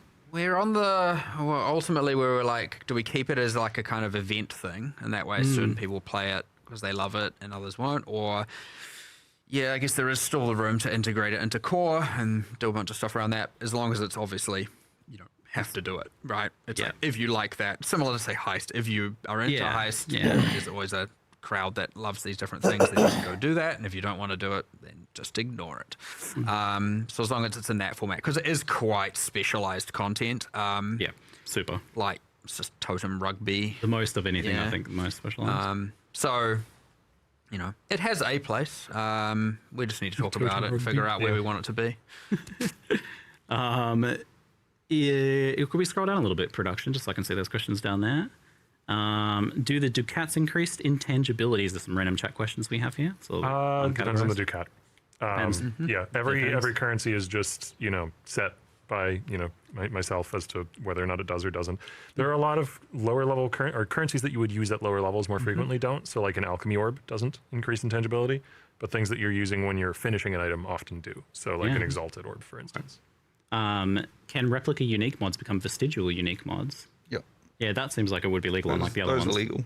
Yeah, because they're just kind of, they are just a unique. There are some interesting things you can do, because you can take a replica unique, and then it can roll into the non-replica version of the unique, and then it can, in some cases, it can have basically 2 of the similar mod. Interesting. That's kind of wild. I imagine you can't create a replica unique though, because they're from a specific piece of content, same as boss drops. Yeah, we didn't want to do the. You don't want to cheat that. Getting all the boss drops and no one's even killed the bosses. It's no good. The things it can create are the things you can ancient orb an item into. Nice, that makes sense. Can we get log into hideout or so like that option that logs you back into your hideout? I think PoE2 has that. As much as no one's gonna like the answer, no. The logging into town is important for us. Yeah. And probably for reasons people won't like. But ultimately, like just to express it, it is ultimately we want the game to feel like a multiplayer game, and we want you to log into a hideout and see other players and be part of this universe where there are other players. And as soon as you can just bypass that, and again, I know people aren't going to like that answer, but that's just where we stand on it. And, you know, not to say it. They basically want people to see the MTXs. Kind of deal I mean, with they will never change this because it's free marketing. You buy an MTX, you are now marketing that. Will we eventually be able to switch out gear in the recently teased Animate Guardian UI? They will never change that. They would be stupid if they did. In the UI indicating that we can't take items out. Interesting. Yeah. Well, the Animate Guardian is, we sort of just got I understand why, but a week or 2 ago. So at the moment, it's just very bare bones. It's you can right-click the icon and you can see what items are equipped on your Animate Guardian. Yeah. You still have to go through the really jank process of dropping the item on the ground and using the skill on it to actually equip it. Yep. We do want to actually change that so you can just drag and drop items. Yeah. But I'm not sure if we'd want to allow you to remove items that are on an Animate Guardian. No, that's fair. I imagine it'd be like mercenary. You can put them over. Yeah, fair enough. I think that leads to my final question of today, which is ExileCon is fast approaching, and I think in many people's eyes, it's a lot about Path of Exile 2. Like, it's a big event to announce the big stuff for PoE 2, but is there some stuff that PoE 1 fans should be excited about for ExileCon? Is that a focus? Is something happening there? For sure. It's not PoE 2 Con, it's ExileCon, right? We've got 2 main games, 2 titles, right? And of course, ExileCon will have a thing for PoE 1 and for PoE 2. And I actually saw some people, just before the stream was started, I saw a few people going, last PoE 1 patch for the year. And I went, no, it's not. There is a 3.30. It will be before the release of PoE 2. And so, it's crazy to think there's that many expansions. I know, right? I was talking about this with Jonathan earlier. It's like there's been 30 expansions since the 3 series, right? Yes, we will have another PoE 1 expansion. Already cooking up some awesome ideas, and I'm sure they'll release it. I'm sure next Saturday for us, we will be able to nail it down mostly. But yeah, some pretty cool stuff in the works, or to be in the works fully, since these guys are wrapping up. But yeah, should be epic. PoE 1, PoE 2, big end of year for us. Absolutely monster of an end of year for everything Path of Exile related. Yeah, absolutely. Excellent. That's fantastic news. Exactly what we want to hear. Well, thank you very much, all of you, Andrew, Octavian, Mark. Thanks very much for the Q&A time. Thank you very much, and awesome job, you two, by the way. Awesome job to you, Ziggy. Oh, thanks. Oh, yeah. Yeah, fuck you, Ziggy. It's like, these guys were good. Absolutely. All right, see you guys later. All right, clap to the channel for Siggy. Great work, Siggy. Clap to the channel for the Siggy's Q&A, boys. Clap to the channel. Clap to the channel. W Ziggy, big W Ziggy, great interview. Yeah, claps the channel, boys. Claps the channel. Claps the channel. Oh, clap, Ziggy. Huge. All right, so we have to wait, what, another 15 minutes for patch notes, or are they out already? I don't know. They should be... Surely any second. Any second. Yeah, I just need the goddamn patch notes, dude. Holy fuck, man. I'm yawning so much. I felt so bad. The interview was like, it wasn't bad, the Q&A. It's just long when everybody just wants the patch notes. Yeah, I don't know when they started making them this long. Because it was not... Usually it was 2 hours tops, and that's it. But now it feels like it was been like, how long was it been? Yeah, was it 2 hours or was it longer? It used to be like 2 hours, and that's it. It's like you have even less. Just over 2 hours. It was like 2:20 or something.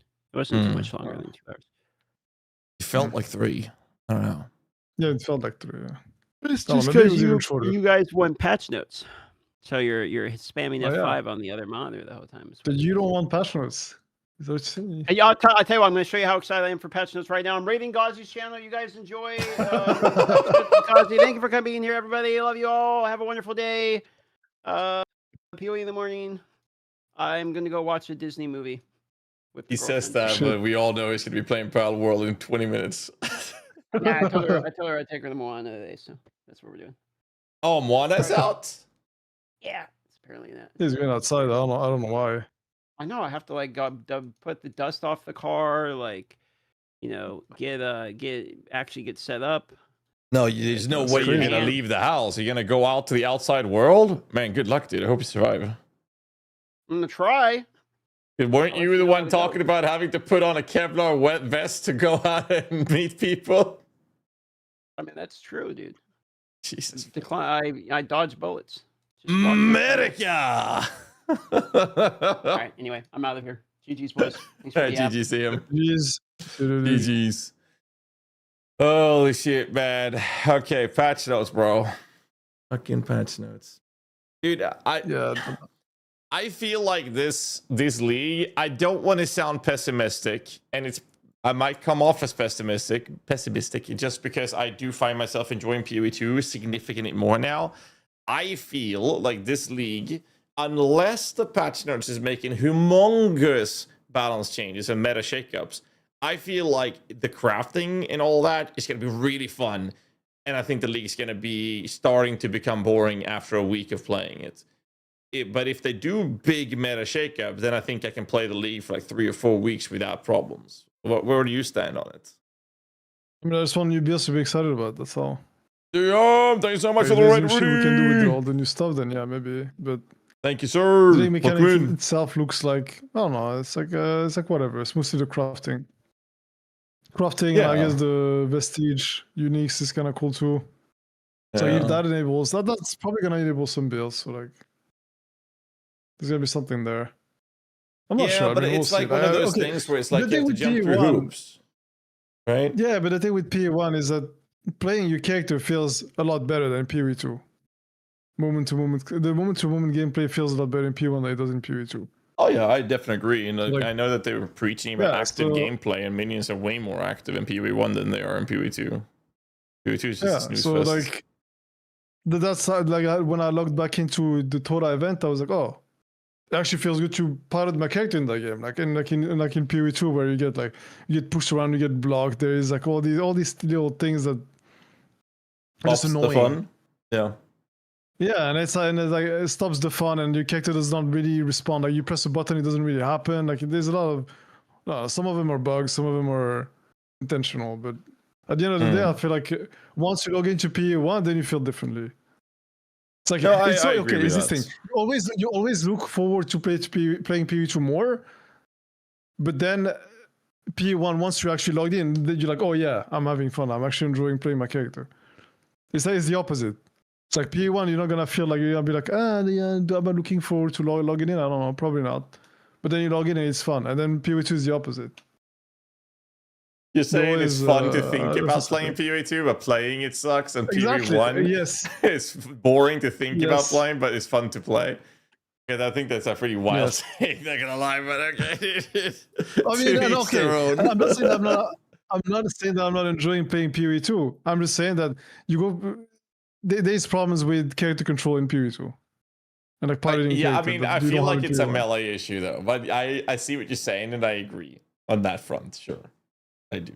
But I feel like it's a melee issue. I mean, maybe. But I guess for minions doesn't make a difference. No, it does, because they were preaching. I remember last ExileCon, I talked to a couple of devs. I think Mark was there, Crip and I was talking about it. So I talked to him. I said, how the fuck are you gonna make minion gameplay more interactive and like active gameplay in PoE 2? And they're like, you're just gonna have to wait and see. I waited, and you know what I saw? I barely press any buttons playing minions in PoE 2. In PoE 1, I have between 5 and 9 keybinds till I get to the end game. And what they vision was probably just, I don't know, you command, it's like you command stuff. That's probably what they were talking about. They're talking about but we don't skills. barely use it unless we're playing Varashta. And even if we do play Varashta, we use like 2 skills. It's the same thing, right? Yeah. So, I don't know. It's just so weird. Because like when you're leveling, not all minion builds, obviously, but most, you have between 5 and 9 keybinds when you're leveling as a minion build. And then, you know, when you do the upgrades, you automate things like the trigger craft and all those things. And in the end game, you play like everybody else. You have 2 buttons. It feels really good to play, and it's very active and enjoyable to play minions in PoE 1 because of that progression. And then in PoE 2, it's like, yeah, I'll just lean back. I'll cast a curse if I feel like it. Maybe I'll do an offering. But other than that, I'm just running and picking up loot. Yeah, no, I've seen some of it. I'm just like literally just fucking AFK. You never do anything when you play minions in PoE 2. Yeah, well, I mean, it depends on the build. Like my favorite build right now in PoE 2 is Gemblade Unearthed Legionnaire, and I'm casting a lot, but it's mostly 1 button, and then I have like offering and sometimes a curse. So that build's very active. That's like the equivalent of, you know, like SRS, for example. Yeah. Yeah, SRS is active. Yeah, I don't know.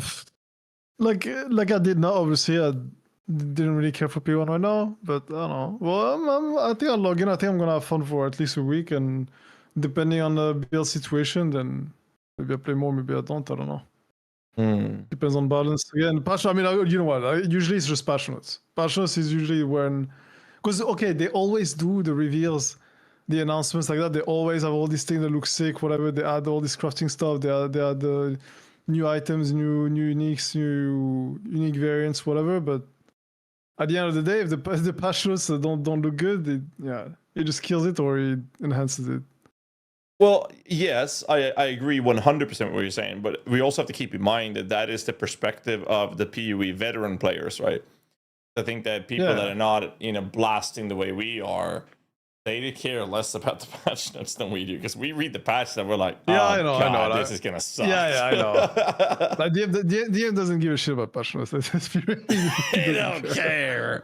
But he's too busy. He want to watch a Disney movie, then he want to play Pal World. I mean, I don't blame him. Yeah, but I don't know. That was pissed.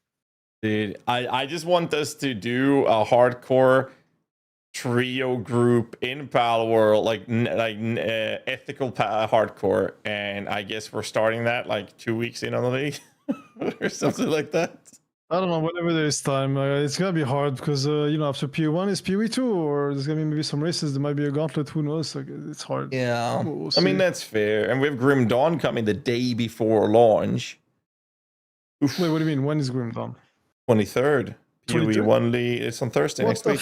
I mean, there's no chance I can play that then. No, I'll play it for 1 day, and then I'm busy with PoE1. What the fuck? There's no chance. Yeah. That's basically it. I'll play it for a few hours, and then I gotta go to bed. You know? For a few hours. I mean, what choice do I have, you know? I mean, you don't really have much of a choice. What time? What time does it come out? Oh shit, apparently about patch notes. No, it's the 390 to 140. It's the cat. Oh my god, they actually fucking...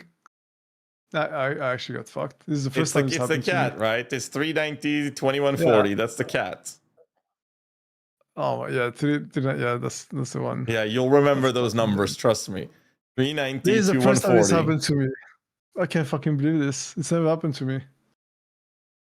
It was posted like earlier this year or something. How many times did you get God that you know the number? You got like two or three times, but it's been spammed enough for me to remember the numbers. 392, 140. I don't know. I just have a thing with numbers. That's his password, guys. That's his password. If you find it. I was buying something for the house the other day, and I was ordering something online. I was like, oh fuck, I forgot my card in my office. And I was like, whatever. I know the card numbers by heart. I put in my card numbers. My fiance stood right next to me, stared at me like like I'm fucking Rain Man or something. I don't know. It's my fucking card number. Isn't that normal? Oh, apparently not. But yeah. You'll remember those. 392, 140. Yeah. All right. That was the only time it will happen to me anyway. Well, it'll happen once or twice, maybe 3 times, then you'll learn. No, it's over. Yeah. Like I am mostly concerned that I'll log in, I'll play Grim Dawn, and I'm gonna have the time of my life playing Grim Dawn, and then I'm gonna play PoE 1. Which is why there is no benefits to you logging into Grim Dawn. Like actually zero. What is a good outcome? What is a good outcome of you logging into Grim Dawn? Okay, let's put it this way. If there are massive balance changes, like massive, I will be busy Thursday theory crafting builds and making guides. If there are not massive build guide or like balance changes and meta shakeups, I will have nothing to do outside of reacting to teasers, because the guide update is gonna be, hey, this is the new system for colors and sockets, and the 5 minutes you spend between level 1 and level 8, you can't use magma ore because they nerfed it to the ground. There's your changes. Now I can plaster 3.29 on my build guides and move on with my life. You know, and if that's gonna be the result, the fuck am I gonna do? Yeah. So then Thursday, I'm rolling my thumbs, wishing I played Palworld. I might as well play Grim Dawn and check it out. But like, hey, put it this way: let's say I have a fuckload of fun, and I want to keep playing and finish everything because I'm not gonna have time to finish it. Then I play PoE 1, and I always love league launches. I have loved playing PoE, no matter if it's a bad league or not. I love playing it for at least 5 days. Same. You know. And then a week later, if there's no meta shakeups, I'm getting bored again. That happened in Mirage League, which is like one of the best leagues. And I got bored after a week. At least we had like Crimson Desert and shit that came out, so we had things that occupied us. Oh my god, don't remind me. I still haven't played. I started playing for like a few days, whatever. I don't remember how long. And then I don't remember what happened. I don't know if there was an event or a race. Something happened that I couldn't keep playing. And I never finished the fucking game. Actually, I barely even played that thing. I think I had like a lot left to do in that game. And I was same thing with Palworld. I didn't get to finish Palworld. And the list of stuff that I cannot finish because PoE never ends. I just hit level 80 today, so I might actually be able to finish, well, quote unquote finish Palworld. But I mean, the fun of that game is like the journey up there, to be honest. I would love to do a hardcore world. That would be so much fun. I've played 130 hours of Crimson Desert. Oh my god. Let me check how much I played actually. So I know if how far in I was. I played only 32 hours. Yeah, I barely had time to play. I played like 2-3 days, I guess. How many hours do you have in Palworld? I remember because I remember thinking I didn't have time to play it, but I was like, yeah, fuck it, I want to play it anyway. And Palworld I have 89 hours. I got 145. I can't stop. I've been kind of speed running the last couple of hours, so I almost finished, but it didn't get finished. Did you play Valheim? Because everyone keeps talking about Valheim. I never made time to play it. Well, you have to play it if you like. I mean, it's Palworld is pretty much Valheim with Pokemons. Yeah, but my understanding was that Valheim was like a better version of like Conan survival game, whatever the fuck that was called, Conan Exiles, and these other survival games. Like, what makes Valheim so much better?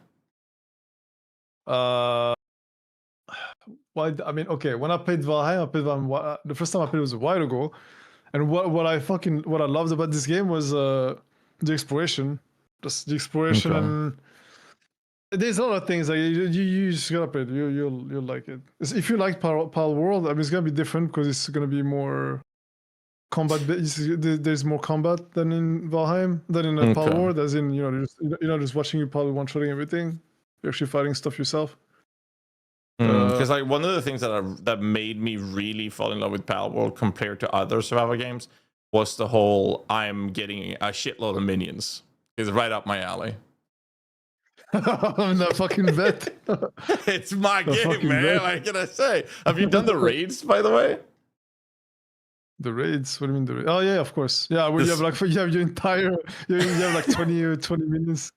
Plus your 5, yeah. Of course I've done those. Yeah, the first time I did it, I brought in a fuckload of low levels. Yeah, the boss did like an AoE ability, and everything except my usual team was dead. They just lay there on the ground the entire fight.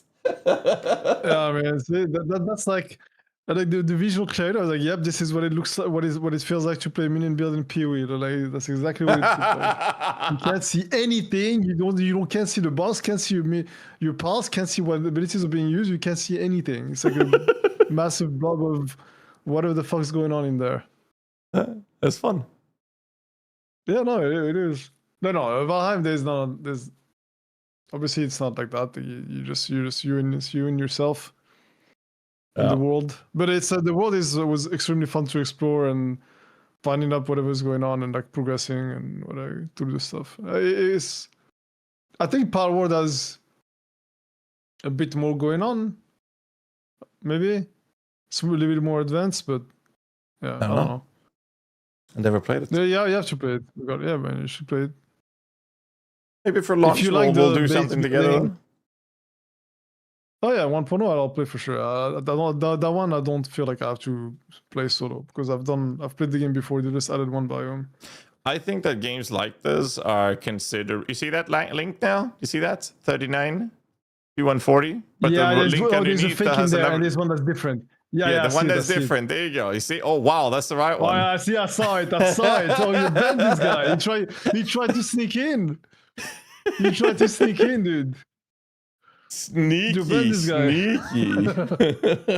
He posted before too, though. He posted like right before. Bro, it's the shortest patch notes known to mankind. What? It's like 5 sentences. Not that short. What do you mean? It's super short. It's like 5 sentences. I'm scrolling forever. No. You're scrolling forever. You zoom out and scroll. It's like fucking 5 sentences in here. No. It's like a normal patch notes. Bro, half the patch notes are fucking pictures of the Reliquarian. Well, it's not wrong. There's a bunch of pictures, but I mean, we'll see. I already read them. Yeah, they're fucking leaked. He's pretending he's acting now as if he hadn't seen them before. Oh yeah. Oh my god! Look at these patch notes. Holy. Alright, well, I'm gonna bounce out of Discord and I'll read the notes. Yeah, that's it. Yeah, fun with the note.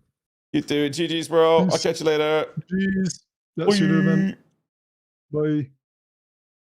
Boys. You guys get to decide, chat. Music or no music?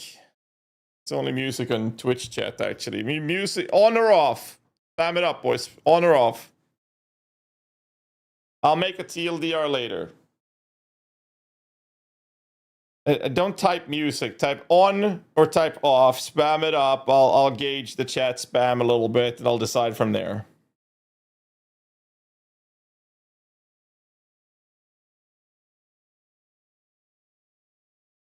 Oh, it's kind of like 50-50 kind of thing. Okay, I'm gonna leave the music off. If you want music, you start your own music. We're gonna have to do it that way because it's kind of dramatic music. Hold on, I got you some good music here. Hold on. Is it this one?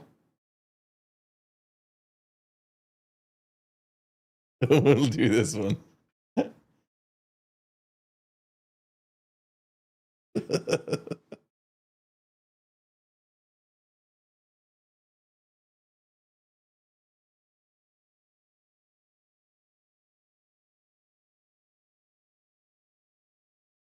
Elden Ring? Brother, there is no way you don't know this song.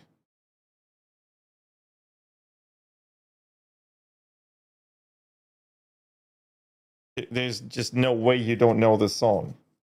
This Interstellar. Are you fucking kidding me?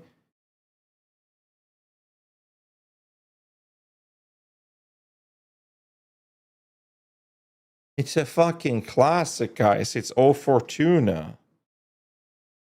Christ.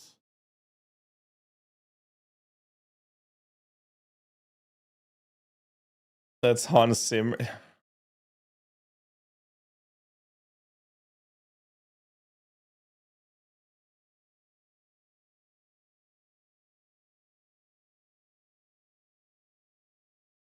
Anyways. Here's the All-Flame League, yada yada. New content and features. 2 new Bloodline classes. One which is exclusive to Curse of the All-Flame Challenge League. A new exceptional skin pack, the beta. Applying skills of fire projectile, applying to affected area around the target location, fire chaining beams. Get more damage and enhanced coverage. However, the skill also burns you with infliction. Add a new exceptional.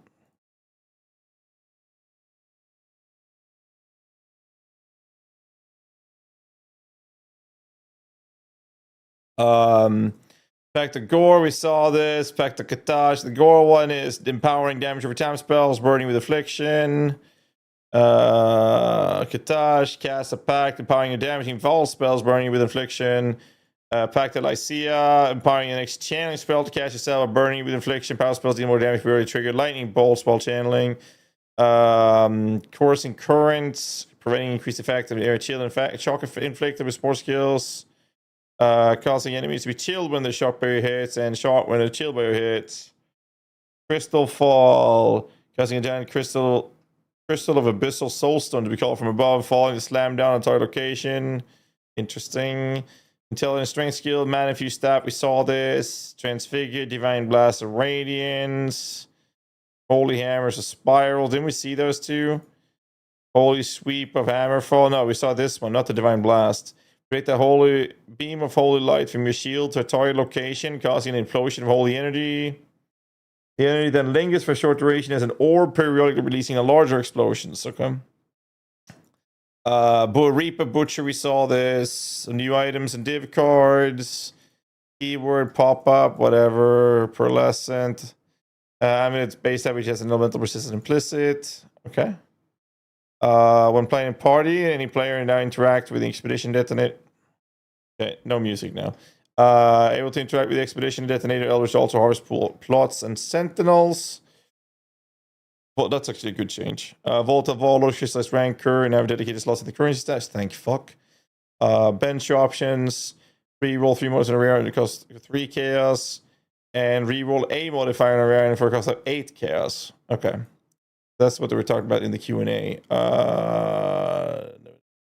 There's one for you. Okay, there's a crafting bench available in every town from Act 2 and onwards. Oh, in town. That's good for casual players and new players to have that available immediately so they don't miss it. Catalyst, now I'm max level 20 instead of 10. Thank fuck. Audio from most race specters should now be quieter. Thank fuck. Waypoint is largest temple level 1 in Act 8. It's been removed close to the level 2 entrance. Continue to incrementally improve the sound. Okay. Memories of Charthus as a core league. Mercies in the lawless cities of Charthus can now be found in areas in Act 3 and onwards. Wagered item. For an item in the air merchants carry, if you lose, the gold you levied will be forfeited and the merchant teleports out. Win, however, the merchant will aid you as an ally for a number of areas in addition to winning the spoils, of course. You are guaranteed to find a mercenary in the following campaign areas, yada yada yada. Hired mercenary will scale up their passive stats and skill to the level of the current area you're in, up to maximum level 68. The level of items you can equip your mercenary will still capped by the level of the area you found the mercenary.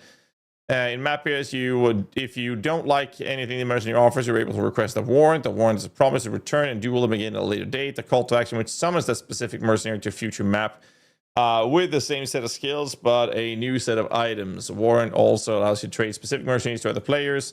Mercenary will only grant their warrant once, however, preventing you from finding that mercenary in every single area. Unlike the Mercenaries Charthus League, having a mercenary does not count as player party. Okay, we know that. Add a new Luminary Ascendancy class for this sign, which allows you to permanently hire mercenaries. Luminaries can have up to 3 permanently hired mercenaries, 2 in reserve in town and hideouts, and 1 as an active ally in combat. So similar to the actual league. Unlike with regular mercenaries, you can change the items permanently hired mercenaries have equipped, opening up enumerate potential build possibilities. which I was hoping we were going to get for all classes. The following unique items are now once again obtained through mercenary encounters: Asadi Crest, Binds of Bloody Vengeance, GHAZZY Theater, Hand of Heresy, Howlcrack, and Scorn Flux. Triarthan gems are no longer possible rewards from gem chests in the heist. They again are obtained from mercenary encounters. Added support from mercenary Triarthans to the Atlas passive tree. Added a series of Triarthan Scarabs, area inhabited by Merc, mercenary found in the area are infamous, mercenaries found in the area are accompanied by 2 wild mercenaries. They're not tame, they're wild, so be careful. Triarthan Scarab are renowned, all equipment items of mercenaries found in the area are unique. Wild Rogue Exalted area, 50% chance to be accompanied by a wild mercenary. Wild mercenaries have increased difficulty for each wild mercenary in the area. Mercenary rucksacks that didn't game maps and no longer generate orbs of transmutation and augmentations. That's a good change. Add a saving extract auto modifiers that drop mercenary scarabs. Higher mercenary can now information sheet with a list of all their passive stats. Abyss revamp. Abyss's receive function changes to the mechanic to improve gameplay significantly. Abyssal pits and the cracks leading up to them are now already open before you approach, subjugating the souls of the enemies unlucky enough to be within its influence. Slaying these enemies sends their souls into the pit, drawing the attention and ire of the minions of Kulamag dwelling beneath. Upon slaying enough of them, the Abyssal Legion will spill forth from their domain. Gone from the days of chasing, mentoring. Okay, we know that. Alongside this revamp, a new Abyss endgame pinnacle boss has been added with its own set of brand new unique items. Abyss is now the exclusive source of Abyssal Jewels and Stygian Vices. Through Abyssal Jewels can still be obtained rarely within Abyss biomes in Delve. Abyssal Delirium Orbs can no longer be obtained. Abyssal Jewels can no longer roll increased damage with hits and ailments against Abyssal monsters. Minion deals increased damage against... it's all against Abyssal monsters, okay. Base Abyss Scarab now has a limit of 5 from 2. If an area already has an Abyss, modifiers that cause an area to contain additional Abyss will instead add 2 additional pits. The Abyss Scarab is a multitude, now grants Abyss chasms in area spawn time to increase monsters per soul fed. The Abyss Scarab of Edifice has been renamed to Abyss Scarab of Crystals and calls Abyss pits in areas that do not contain a reward, instead creates an Abyssal Crystal. The Abyss Scarab of Profound Depths have been renamed Abyssal Scarab of the Consort. It causes 1 Abyss pit in area to spawn an Abyssal Consort. Every time I see the word consort, all I can think of is the consort of Radadad.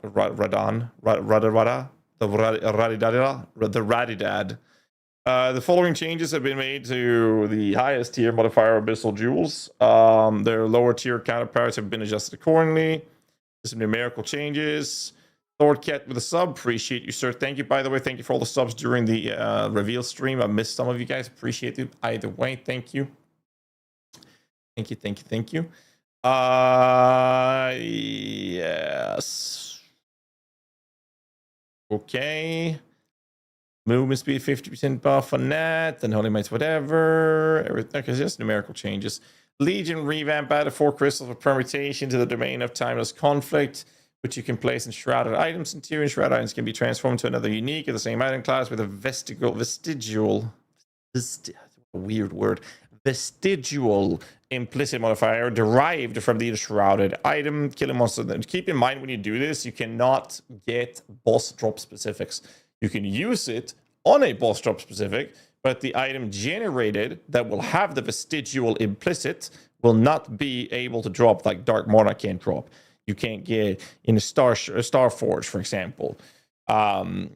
Killing a monster in the domain will charge the shrouded item. Whether the shrouded item is fully charged, you can interact with the crystal or permutation to drop the new item. Added follow new currency items that can drop from Legion Generals. Okay, so there's just enshrouding crystals for each of these types. These items cannot drop. These items cannot drop in the domain of timeless conflict. Okay. These encounters will now automatically break out all monsters in the area if you've broken out 90% of the total monsters, as well as chests, sergeants, and generals. Unrelenting timeless emblems have been removed. Existing items have been converted into regular timeless emblems. The modifiers applied by timeless emblems have been adjusted, and the new modifier applied by each of the emblems are as follows. Modifiers applied. Okay, so that doesn't really matter. Incubators are gone. Timeless delirium is no longer obtained. All existing skill will be used. Rogue no longer has a craft to apply random incubator to an item. Trinkets that had a chance to receive additional Legion items can open when opening a reward chest in a heist. Instead, now grants a chance to receive additional gold. Lol. Stash of affinity incubators have been removed. Time splinters can no longer drop outside the Legion encounters and maps completed by King's March Atlas runners. I think this is perfect. I really like how they're doing this whole thing, which they're doing with PoE 2, where if you want to farm Abyss-related rewards, you go to the Abyss mechanic. They have this very spread out and separating PoE 2. They don't have this in PoE 1, but they're going towards that, and I really like that. Highest for equipment and modifiers for highest chests have a chance to duplicate contains time spent no longer roll, of course. Legion General is going to drop more time splinters on average. Non-surge and non-general Legion monsters no longer drop time splinters. Sergeant chests can now have a lower chance to drop time splinters, but it can drop them in higher stack sizes. Lower the effect of my item quantity on the chance of starting to chest to drop time splinters. The emblematic Atlas Pass skill now grants 0.3% chance for timeless splinters to drop as timeless emblems instead of your math previous 0.6. Makes sense. Small passives preceding it now grants 10% quantity of timeless splinters drop. Okay. Small passive skill and logistical supports and pillage treasure cluster no longer provide chest or monster duplicate splinter chance. Gem socket changes. Holy fuck. Gems can now be socketed into any equipment socket, even if the gem color does not match the socket color. This is gonna make it so smooth to level builds in the game, dude. Socketed gems now gain 10% plus the quality in red, green, and blue socket if the gem color matches the socket color. Item sockets are now always white by default. Each socket generated on an item has a small chance to roll as red, green, or blue socket instead, and the selected color will be proportional to the attribute requirement of the item. So for those of you who don't know what this means, it means that if you have an energy shield based pair of gloves, which has only intelligence as a requirement, will have a higher probability of rolling blue colors, similar to how dexterity has a higher probability of green and strength goes to red. And if you have a hybrid piece, for example, intelligence and strength, so armor or energy shield, it will have a higher probability of rolling red and blue instead of green. And the higher the attribute requirement is, the higher the probability of rolling those colors are. Chances for a socket to roll red, or green, and blue increases with higher item levels, which is good, okay. Chromatic orbs and tainted chromatic orbs now forces one of the sockets on the item to be a non-white, while the rest of the sockets on the item will roll colors normally. Higher quality on the item increases the chance for non-white sockets to appear. That's actually really good. Currency that adds sockets to items such as jeweler orbs, tainted jeweler orbs, and orb of binding will always generate the added sockets as white. Oh, this includes adding sockets to the crafting bench, so we can't cheese it. Oh shit! As a result of these changes, chromatic orbs are now rarer and are no longer sold by vendors in towns in exchange for jewel orbs. The gold fees for chromatic orbs have also been increased for the currency exchange. Dude, chromatics are gonna be expensive. Shush! Corruption outcome from Volos, the change socket on a piece of equipment white now turns random white socket on the item to be a non-white. The corruption outcome from the locus of corruption turn all sockets on a piece of equipment has been removed. This outcome now turns all white socket of the item to be non-white. Trinket modifiers for a chance of chromatic orbs to drop as jeweler orbs or refusing in highest can no longer roll. Added a new trinket modifier of chance of jeweler orbs or orbs fusing to drop as chromatic orbs in highest. Use your crafting option to create a stack of 8 chromatic orbs now instead of create a rare 4-linked helmet. Wow. And you follow a new crafting bench option that modifies socket colors. At least 2 non-white sockets for 5 chromes. At least 3 non-white sockets for 20. At least 4 non-white sockets for 75. Crafting bench option for red, green, and blue sockets have been removed. The Hoardy crafting station, which is from Harvest, option to reforge color to a random socket on an item turning it white has been removed. Following unique items have a hidden property on them, preventing them from having white sockets. Dial's Malefaction, Skin of the Loyal, existing versions are not affected. The Dial's Malefaction body armor now has gem socketed, always have the quality bonus from the socketed color. It no longer has gems can be socketed into in this item ignoring target colors. This is now default behavior. This change affects existing version of the item. It also has gems socketed in the green socket at 20% plus quality, previously 30. Yeah, because it already gives plus 10. Okay. Pariah, green, previously 100. Okay, so there's just some numerical changes here. Prismatic Eclipse, increase global socket per red socket. Gave a unique tri grip. Here we go. Following unique minions convert 25% of physical damage, fire damage per socket, a red gem.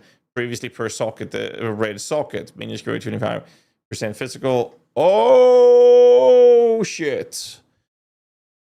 Oh shit. And minions convert 25% of fist damage to chaos per empty socket. Oh, shit. I'm sending that to Atros right now. Holy shit. I like this. I like this. Orboss got buffed. Oh, shit. I didn't see that. So basically, with tri-grip, what we used to do to convert certain builds' damage is we would have to color trick it and shit like that to deal with that. Now we just need to put the appropriate color gem in whatever socket is in there, and it would take effect. But if you want them to convert into chaos, you have to have empty sockets in there, which is crazy for mini builds. This is an indirect poison nerf for some poison builds. The Untouched Soul unique, yeah. Well, I mean, so far this is telling me that I'll be playing Spectres again. I don't want to. The Untouched Soul unique amulet now is 12 all rest for each empty white socket. And item previously 18. The bow passive mastery, 100 accuracy for green. Could be replaced with 20% increase bonus of gain equipped quiver. What the fuck? You're always playing Spec. I played Dominating Blow last league, Lolash, so that's not true. Don't lie. Staff passive mastery that provide 3% increase max life per red socket on equipped staff and 5% increase mana per blue. And equipped staff have been replaced with 12% increase maximum life and mana if your equipped staff has a red and blue sockets. Okay, interesting. Lolash is right. I played Dominating Blow last league, bro. Hello? What's he gonna play? Not gonna play. That's a wild ideas. The two-hand passive master, the price 10% increase armor per red socket. I don't care about that. Enchantments and body armor weapons related to white socket. Those that set all or those that set all sockets to be blue, green, or red. No longer appear on heist rewards. Tailoring and tempering. The Omen of Blanching has been renamed to Omen of I don't know. I'm gonna try to pronounce this. The Omen of Blanching has been renamed to Omen of trichromatism. Trichromatism,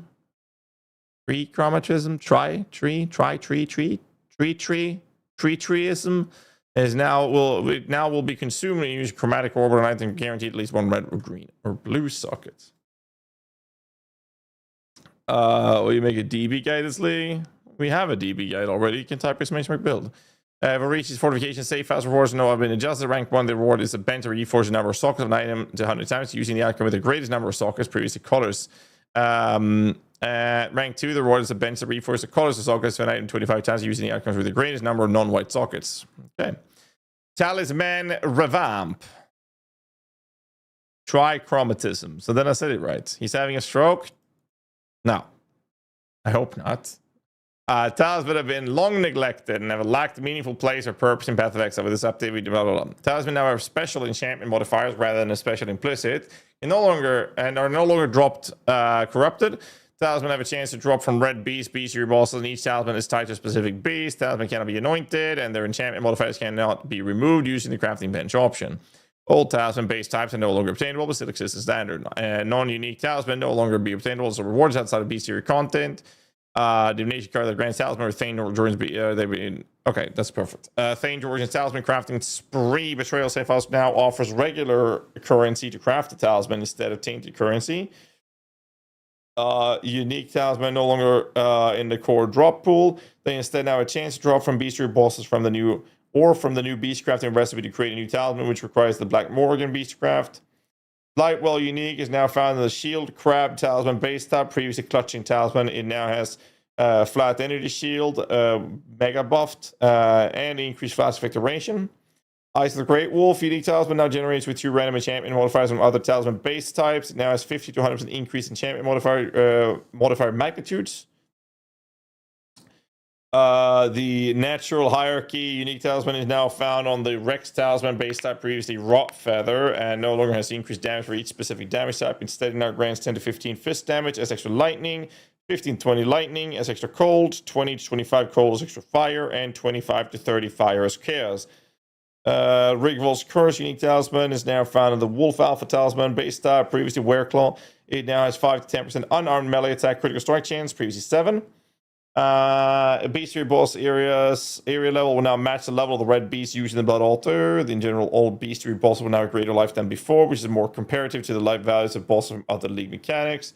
The specific body armor unique items for each bestiary boss will now only drop if the area level is 80 or higher.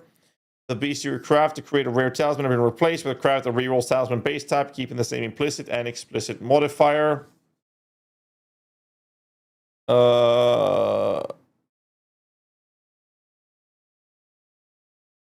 Ew, so you can recraft the base for a new enchantment. Interesting. That's a cool craft. The bestiary craft to transform an item from an amulet into talisman have been replaced with a craft to create an imprint of a rare talisman. The primal delirium will no longer obtainable, but existing ones will still function standard. Trinkets have had a chance to receive additional talisman items when opening a reward chest in a heist. Instead, now grants more gold.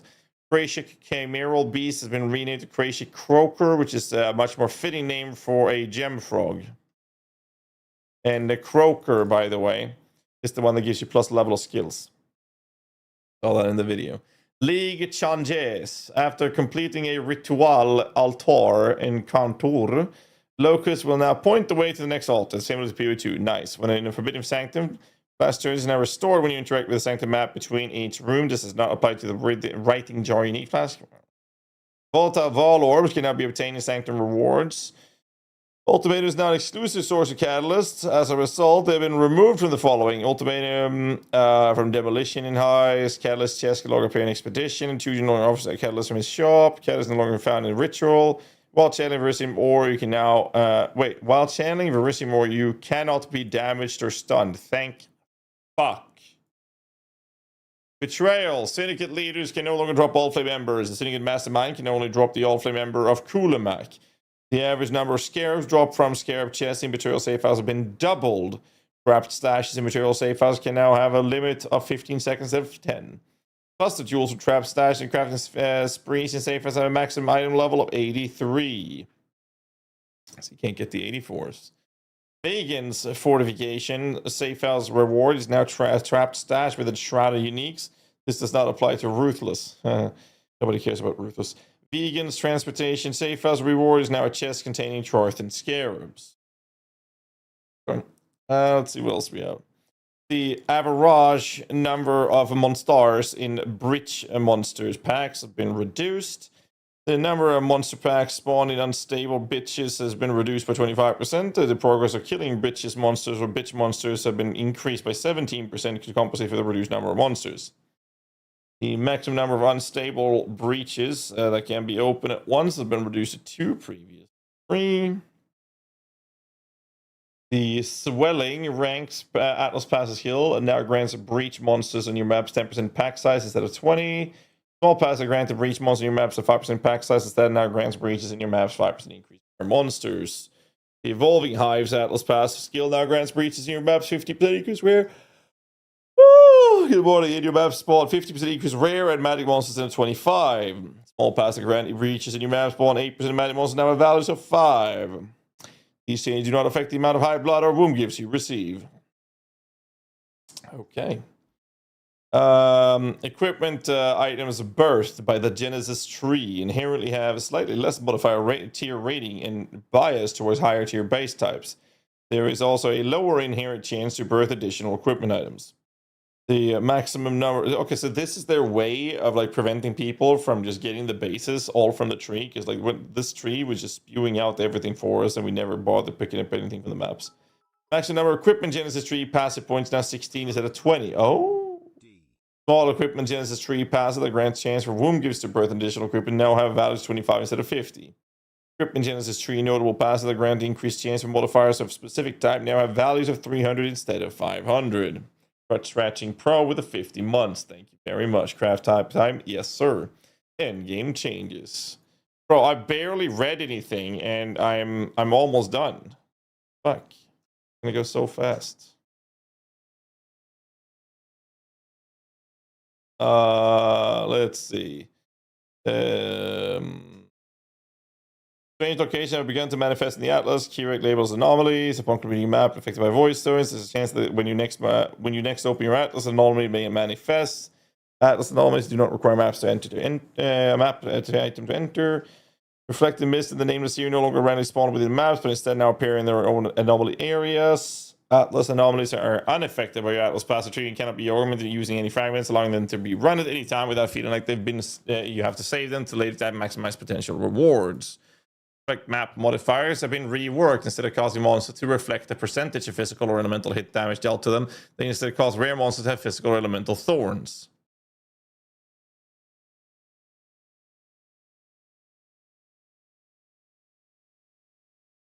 So this is like okay, so they just just to not have busted maps. That's an interesting change. I wonder how bad the thorns is going to be.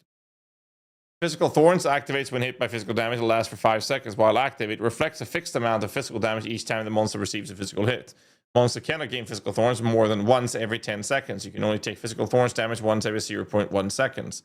Elemental thorns activate when hit by elemental damage. It lasts for 5 seconds while active. They reflect a fixed amount of elemental damage each time the monster receives elemental hit damage, dealing damage to the highest elemental damage type in the received hit. Monsters cannot gain elemental thorns more than once every 10 seconds. They can only take elemental damage thorns once every 0.1 seconds. Interesting. In the red tier maps, rare monsters have physical thorns reflecting 800 physical damage, elemental thorns reflecting 1500. So we can do reflect maps.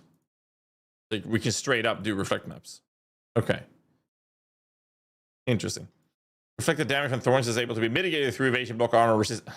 We're definitely not going to have problems with this. Reflect modifiers no longer appear in the corrupted side areas in the campaign.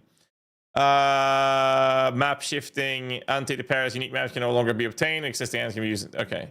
Annotated pairs cannot be accessed through a randomly spawned event node on your Atlas where it's received a few alterations to make it more difficult and rewarding. Bam, bam, bam. The decayed void stone socket on the Atlas now connects to the Forge of the Phoenix, Pit of the Chimera, layer of the item in addition to the base of the Minotaur.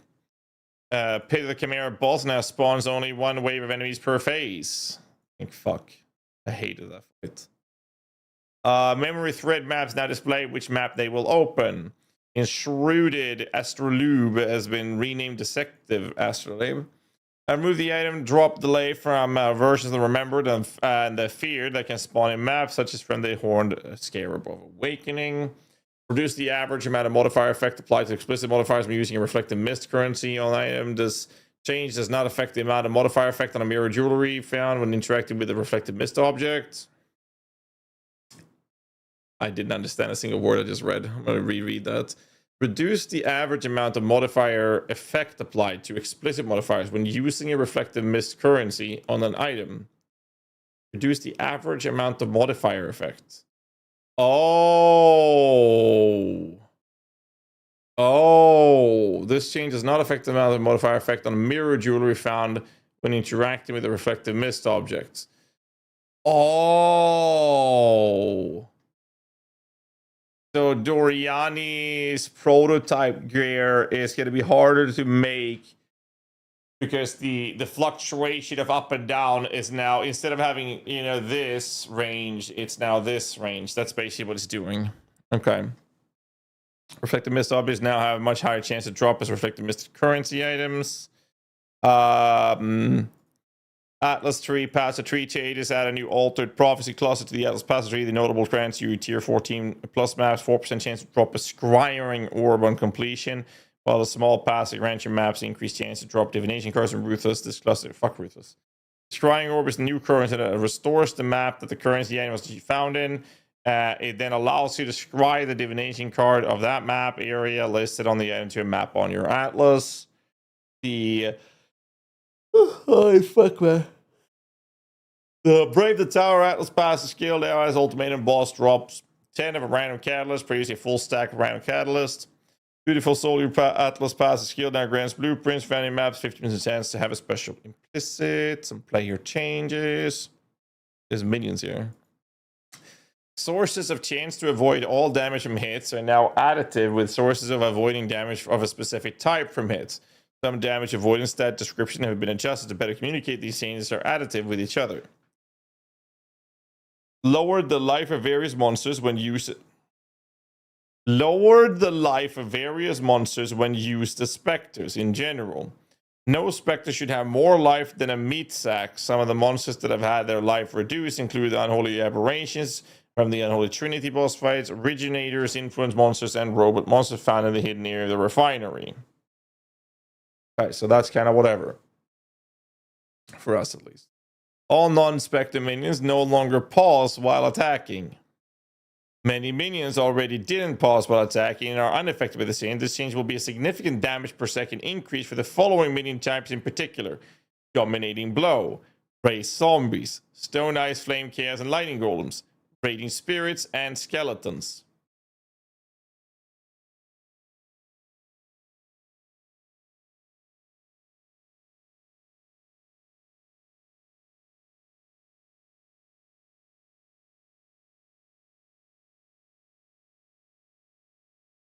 There's no way skeletons are gonna be good enough with this, no.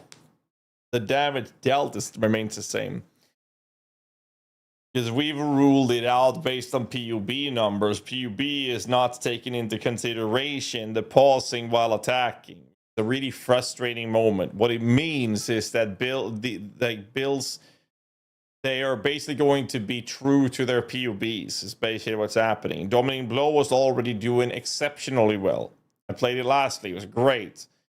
Problem with all of these builds is that they do not compete with Spectres, Crit Bama, Poison minion builds such as Holy Relic, Reanimate Weapon, for example, or even Poison SRS. These builds do not compete with those. Unless something else is changing in the patch notes. But it is an indirect, well, it's not an indirect either, it is a direct buff. I'm getting a drink, give me a second.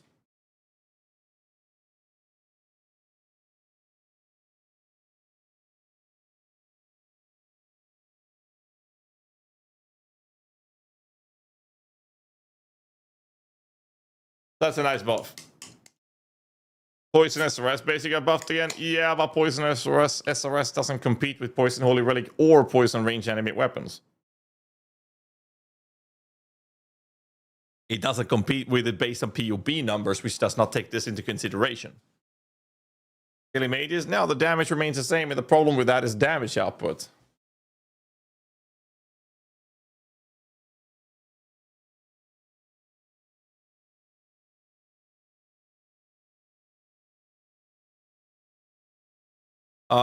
Right. I should make a note about this. Patch notes. Pause, attack, delay, fixed for some minions. DB, zombies, golems, SRS, and skellies. Skill items and modifiers that once stated that increase the reductions to spell damage and also apply to attack damage have been replaced with a new arcane might keyword. This is purely a descriptive change. Ascendancy changes. Assassin, Death Mark notable, no longer has marked enemy cannot evade attacks. It now has 10% increase effect of your marks per maximum power charge and 3% leech is instant per maximum power charge. Interesting. The Mystical Infusion notable passive skill no longer grants base spell crits chance of spells equal to that of main hand weapon. It now grants spell critical chance. Beefcake and 50% less spell critical strike chance. I don't know what beefcake is. Beefcake critical strike critical strikes cause critical strike chance to be rolled twice when determining if a critical strike occurs. Okay, so beefcake makes it roll twice. It's basically lucky crits. It's straight up just it's just straight up like lucky crits. Right? It's rolled twice when determining if a critical strike chance occurs or not. That's what bifurcate does. Bifurcated crits. So sorry, beefcake crits is rolling it twice. Cause a critical strike chance to be rolled twice when determining if a critical strike chance occurs. But yeah, I know there's more text here. I'm just saying that's what this text means. Guys, chill. Holy shit. I am not going to skip the next sentence. I am reading this, okay? I was just explaining what this specific line essentially means, okay? If either roll succeeded, the hit will be a regular critical strike. And if both rolls succeed, the amount of extra damage dealt by the critical strike will be doubled. Ooh. This is equivalent to doubling the amount by which a critical strike multiplier exceeds 100 for that hit. It's juicy. If a modifier makes critical strike chance lucky or unlucky, that luck will apply individually to each of... If a modifier makes your critical strike chance lucky or unlucky, that luck will apply individually to each of the critical strike. Bro, Beefcake is sick. God damn. Woo! So let me try to explain this. Beefcake makes it so that when you hit something, it will roll whether or not it will crit twice. If it crits once, it will just do that and do your extra damage, right? But if both rolls a crit, it will do double crit, basically. It's your super crit. It's a Beefcake crit. But if you have a lucky crit, the first roll will roll twice. And if one is crit and one is not, it will crit. And then the second roll on the Beefcake will roll crit or not crit twice because of lucky. And if one of those crit, it will choose crit. As a result, the Beefcake having double crit, double the damage, crit damage. Now you have a Beefcake crit. That's crazy. If you have a 100% chance of crit, it's always double. Yeah. Effects which cause the hits to always be critical strikes prevent. Sorry. Effects which cause the hits to always be critical strikes prevent Beefcake.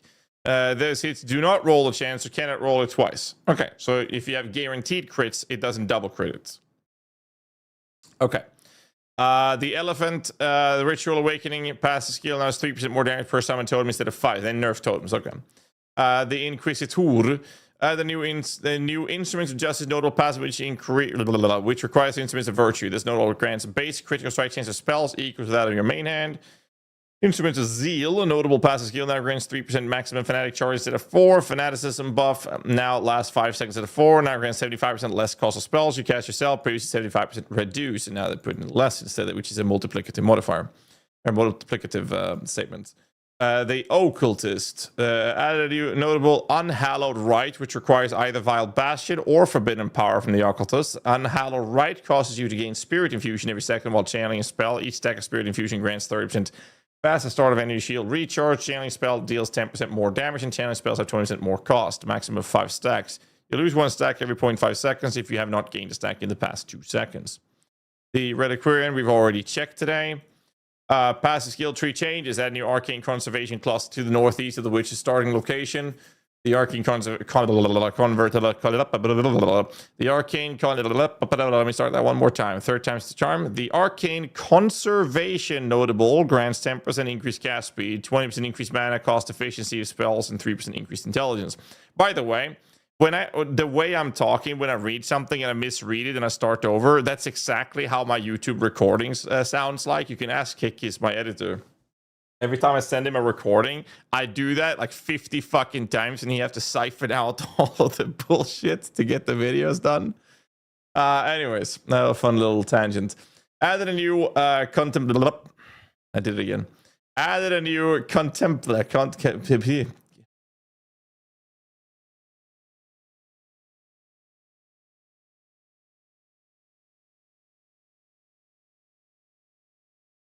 added a new contemplative mediation cluster.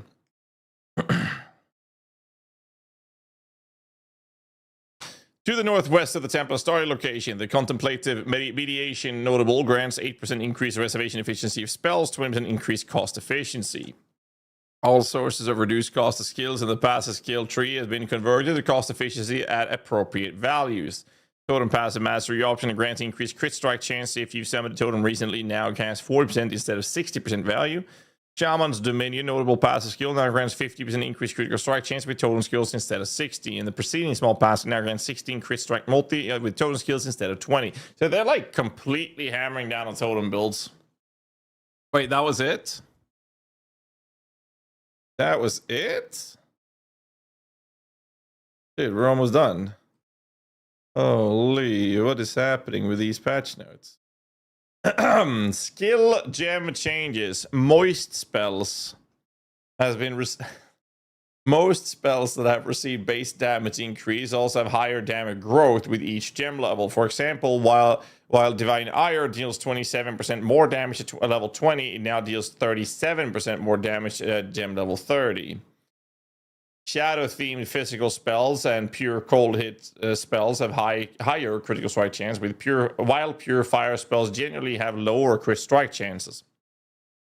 Pure lightning spells generally have lower cast times, but the spell costs more mana. This was stated in the Q&A. Purifier spells generate a lower mana cost and higher effectiveness of added damage, which is what Andrew was talking about, was for with the intent of scaling up ignitions. Arcane Cloak now has a buff granted grants added lightning damage equal to 10% of mana spent, but the skill's effect at all gem levels previously was 10 to 14. Absolution now has a cast time of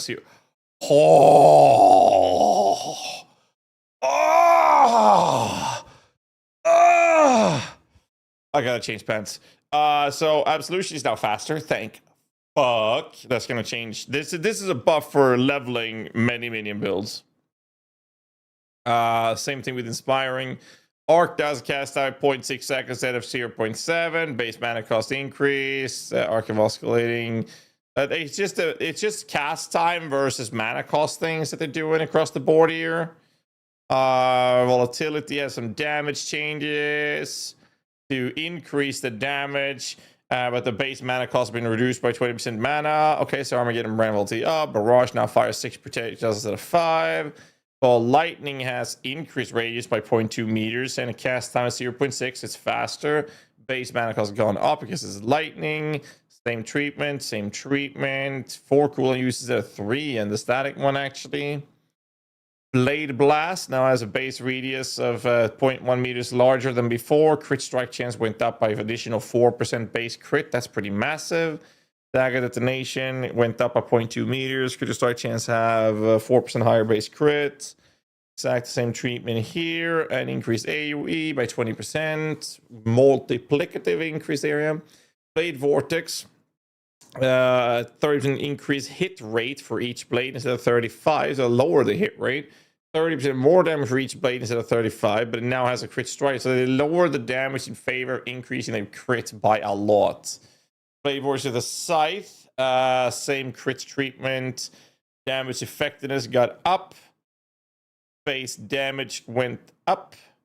Quality increases radius instead of more multiplicative, more physical damage. Blade Fall now has 160%. They upped the effectiveness of damage and they upped the top damage. We're going to see Blade Fall, Blade Blast builds with this. Similar treatment. Critical strike chance 25 instead of 15 on Blade Fall of the Impaling. Increased effectiveness and damage went up. Blade Fall of Troarthus got effectiveness and higher damage. Mana cost increased by 5% mana per second at all gem levels. Bladefall of Volleys got effectiveness and damage up. Blazing Salvo got effectiveness up by a tiny bit, and base mana cost has been reduced.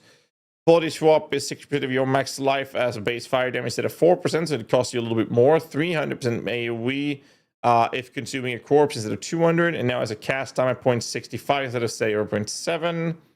Quality provides a percent of your max life. Deals damage percent life as base fire damage went from 0 to 6 instead of 4%. Body Swap of Sacrifice, same AoE treatment. Cast time, same treatment. Cold Snap, 25% chance to freeze. Increased strike chance of 7.5, so they gave them a chance to freeze and a little bit more crits. Freeze on the power one, 50% chance to gain power charge and critical strike instead of 30.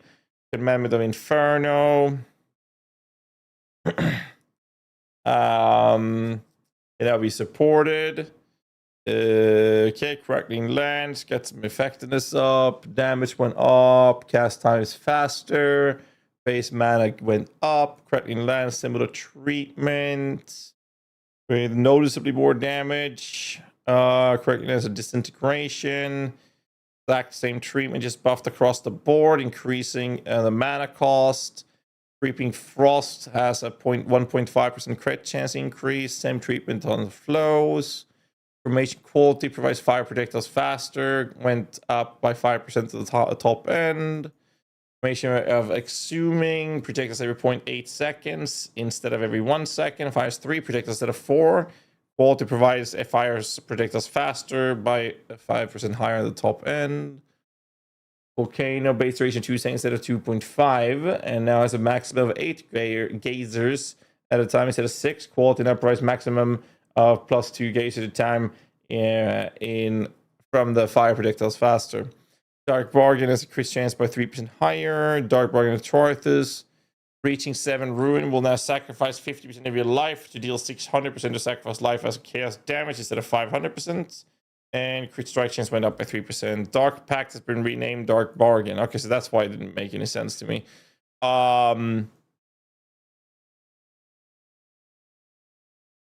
Yo.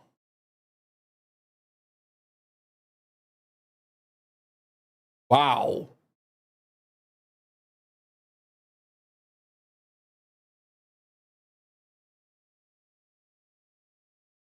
Where do we have that build?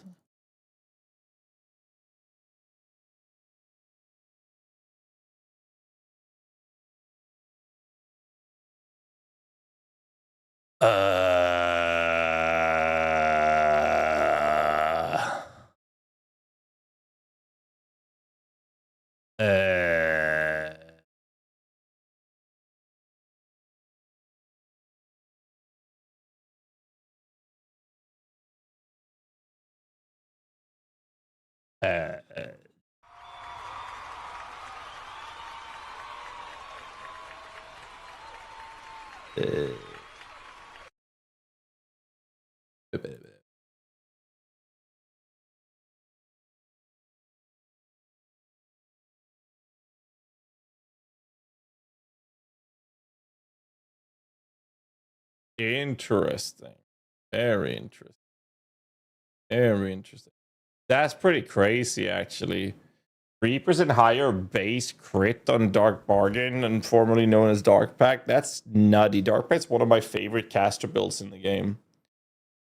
Does this mean I say fuck playing Spectres for the millionth time and play Dark Pact? Guess it's fun.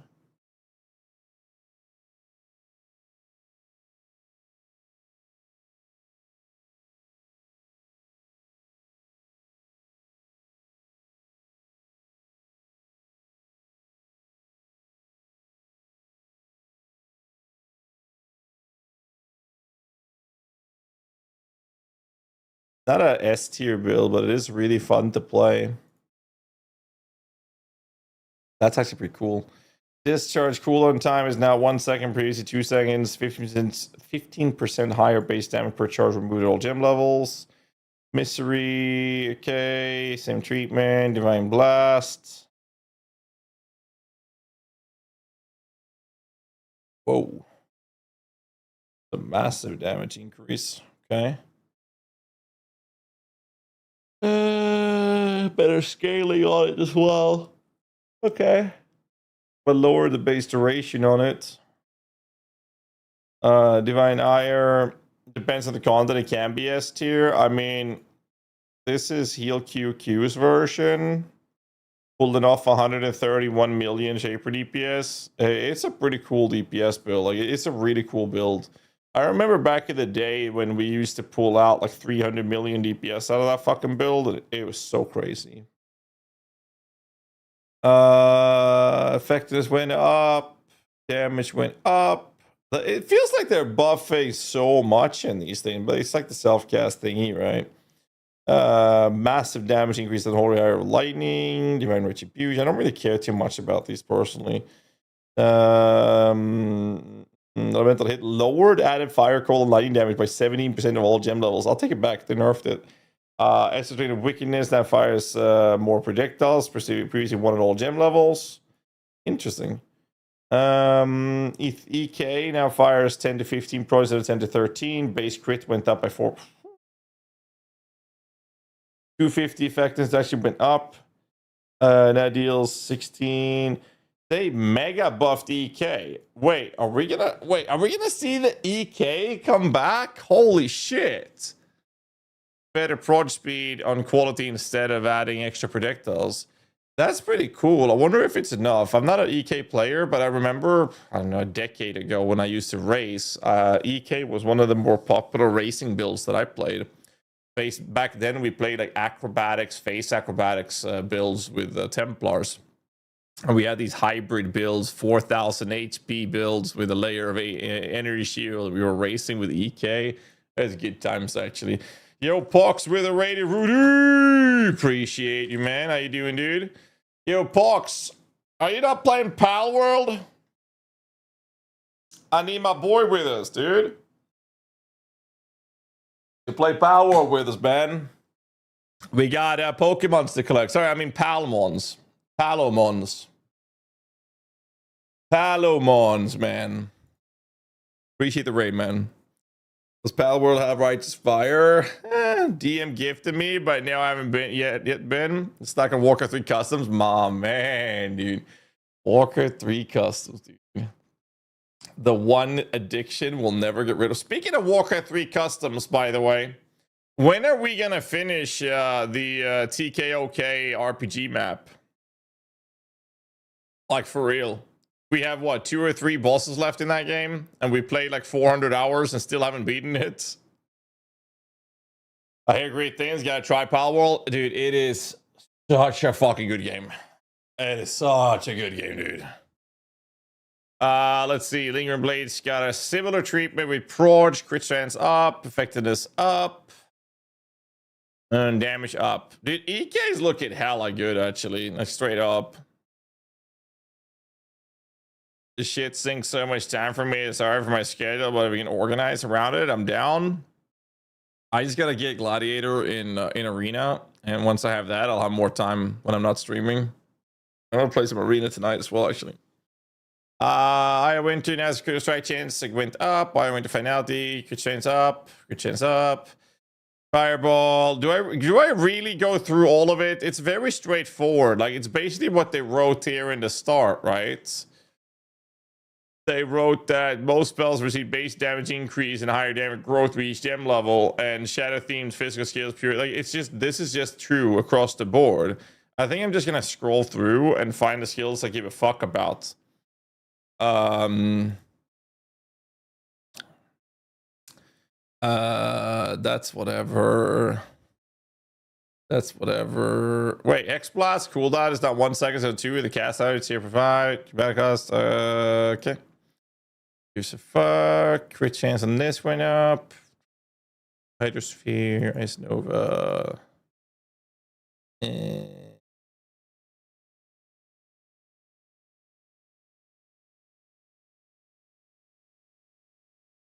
Rolling Magma. I want to roll no, yeah. Now it's lower damage and effectiveness of added damage at level 1, but it's more damage to levels greater than 20. Effectiveness of added damage. So we're probably gonna have to level with something else. What? Wait, are we gonna go back to? Hold on. Freezing Pulse.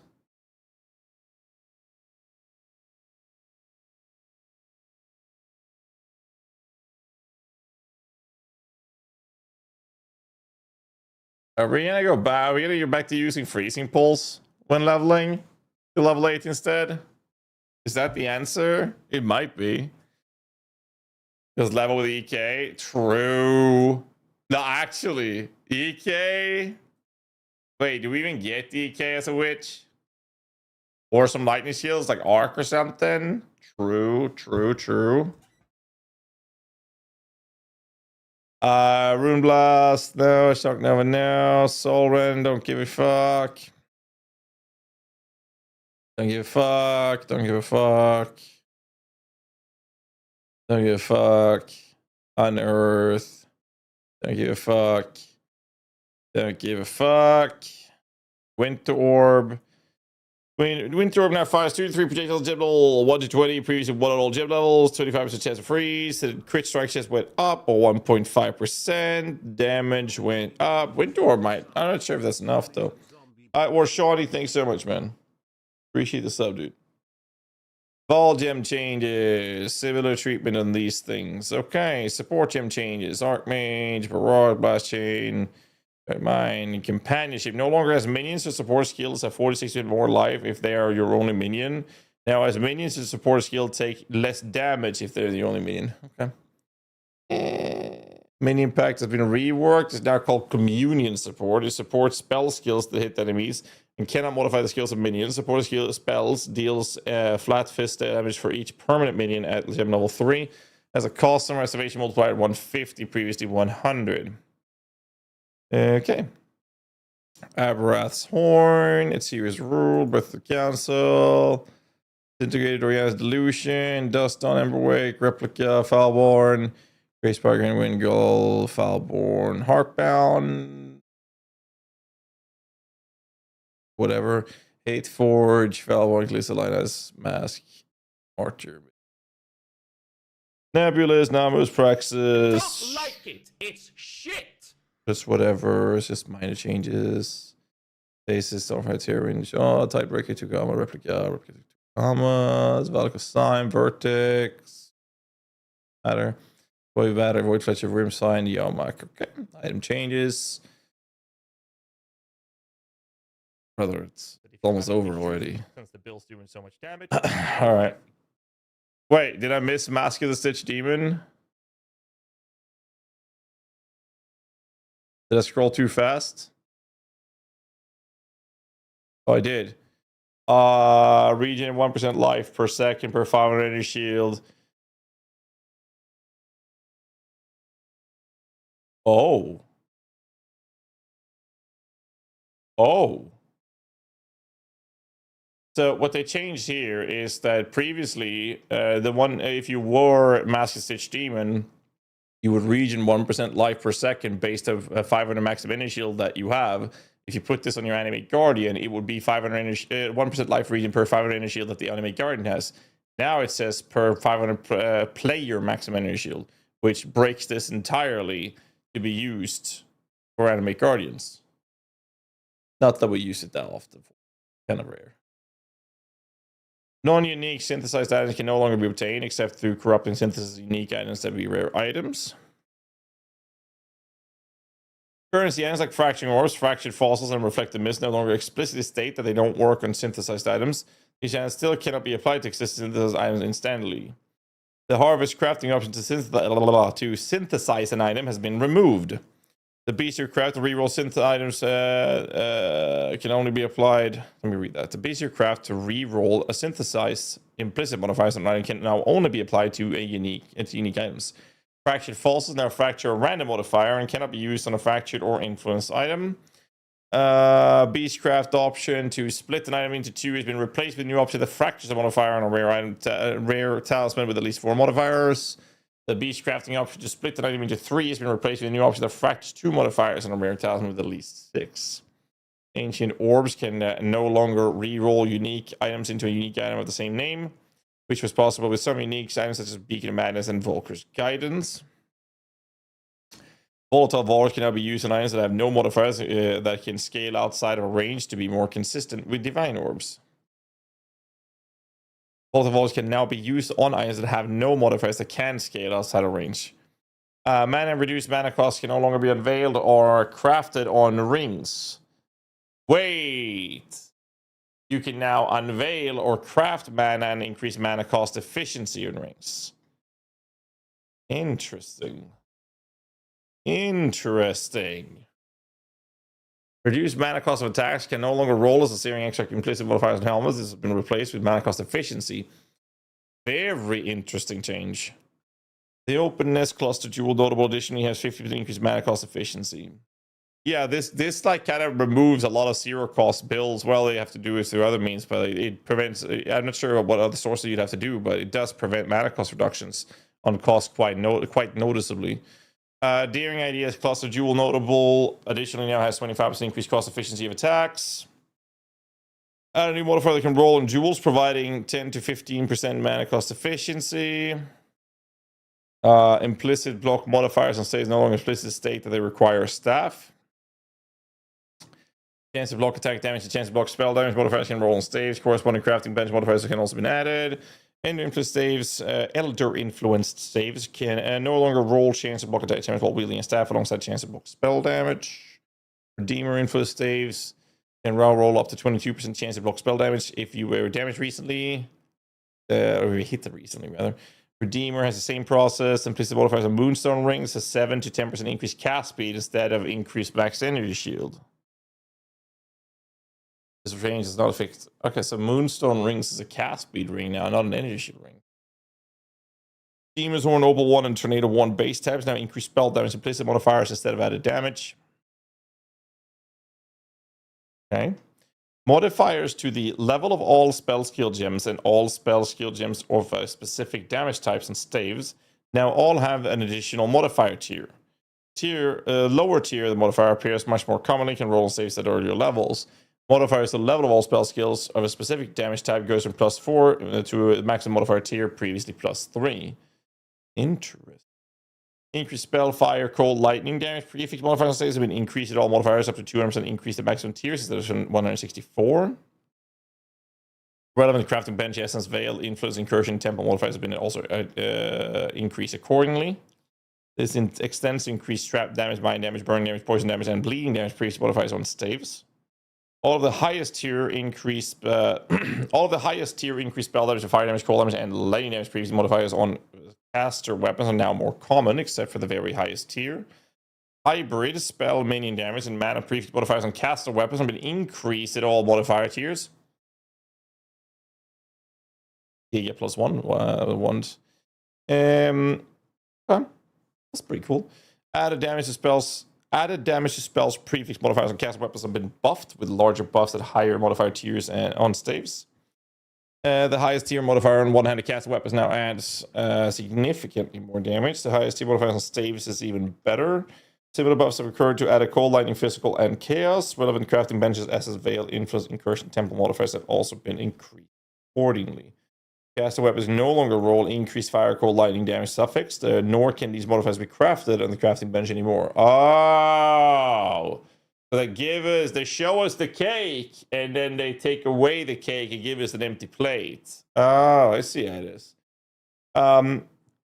Increased spell, critical strike, chance modifiers. Well, actually, to be fair, it just means that these are baked into the highest tier of this. I mean, it's pretty good. Increased spell, critical strike, chance modifiers on one-handed caster weapons now roll values of 40 to 109. So the lower one is better. A new set of increased spell, crit strike, chance modifiers on staves which have higher values than corresponding modifiers on one-handed caster weapons.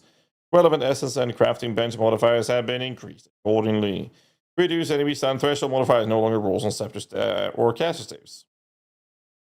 Stun duration modifiers no longer rolls on all weapons, can only roll on maces, attack staves, swords, axes, and bows. Top tier increased cast modifiers on caster weapons now have the same weightings as the lower tier modifiers. Previously, these had lower weightings. Oh. Dagger based therms and increased global crit implicit damage values 40 to 45. Same thing here. Same thing here. They just increased it. The values.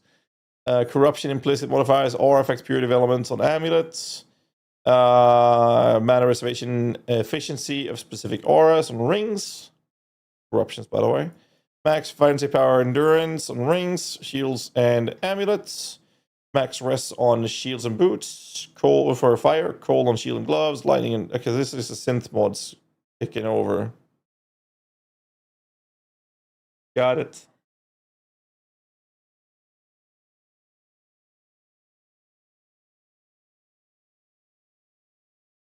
Plus level of all fire spell skill gems on scepters and wands, as the rest builds won't have a corrupted your weapon. Interesting.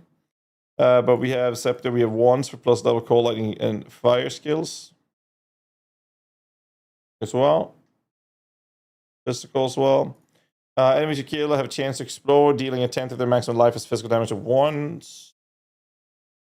2025 as well. That's on staves. Arrows chain. These cannot roll anymore. Increased aura effect of specific auras corruption. Implicit modifiers can only roll on amulets. Previously, amulets, rings, and belts. Okay. Rings with corruption implicit modifiers that grant 15 to 25 global fist damage. Now grants 15 to 25. They increase global damage straight up. Okay. Belts can have 6 to 10% increased life corruption. Implicit modifiers previously was 6 to 8.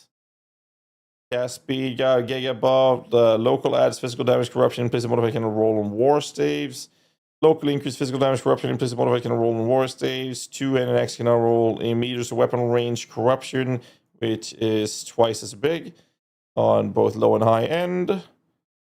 And they can also, this modifier can roll on one-handed axe and swords now as well. Okay.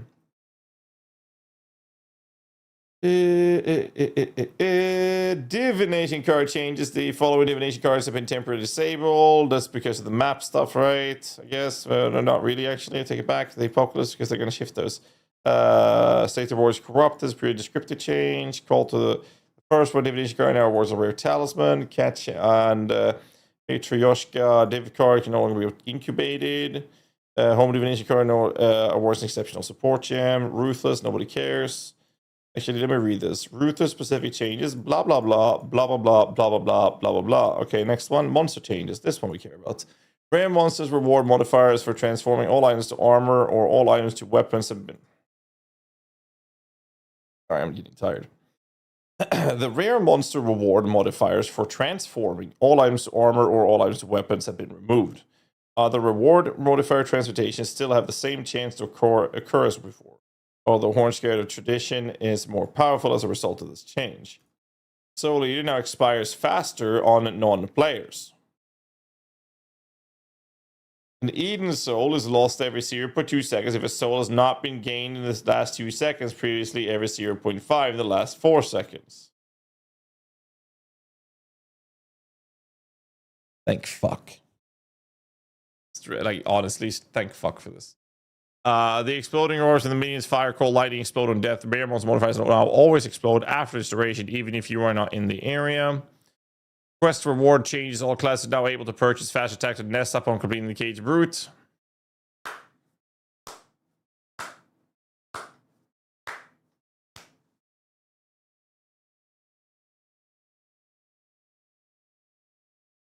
That's a great change. All right, where was I? All classes are now able to purchase faster casting Yin upon completing Sharp and Cruel. Nobody cared. Mana Fuse Staff now offers a template for completing Intruders in Black and can be purchased from Yina by the Witch in Shadow. User interface and quality of life changes. And then we have bug fixes. Oh my god. I'm gonna play Spectres. I will be playing Spectre. You can now right click the icon of your Animate Guardian to view their current equipped items, though you cannot remove or replace items from this window. The majority of currency items, fragments, divination cards, and other stackable items. Well, I mean, maybe we should, to be honest. AG gear window, right click the icon in the top left corner. There we go. Other stack items will now stack up to 10,000 in their respective stash types instead of. Oh, thank you. Oh, thank you. Thank you. So when you do crafting the way I do, you buy like 30, 40,000 chaos orbs eventually, and they don't fucking fit anywhere in your goddamn stash. I have 4 currency tabs to fit everything. This will help that so much. Thank you.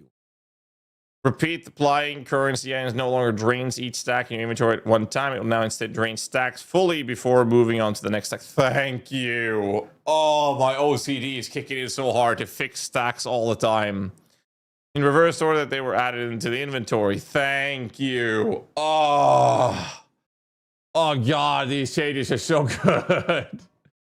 Okay. The pop-up showing Expedition Remnant modifier while placing explosive now also shows the number of remnants affected by the explosive and the total number of remnants in the area. That's nice.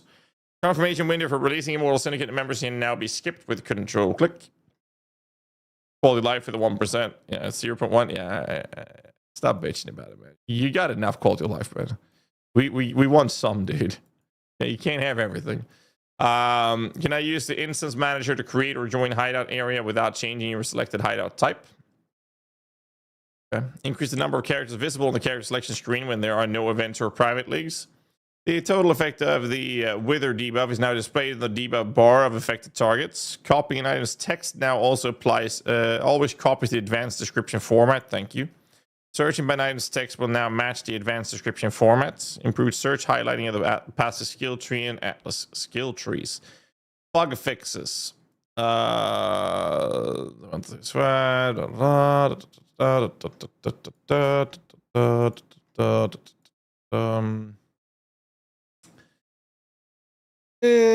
the bug. Certain minions could be used to bypass the summon totems for the same type of limits the cat against authority. Unique scepter. Okay. And damage years and holy map was only granted a chance of wither for a hit on attacks. Oh, didn't know that was a bug.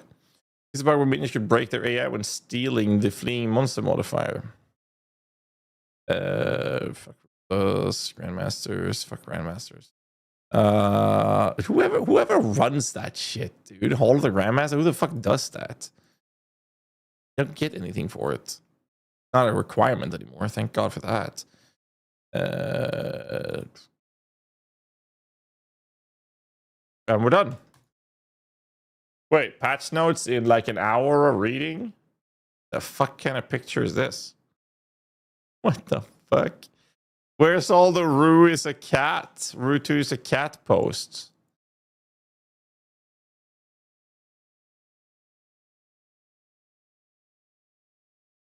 Not a single one on the front page? Like, and all the Rue 2 fanboys are all gone. Interesting.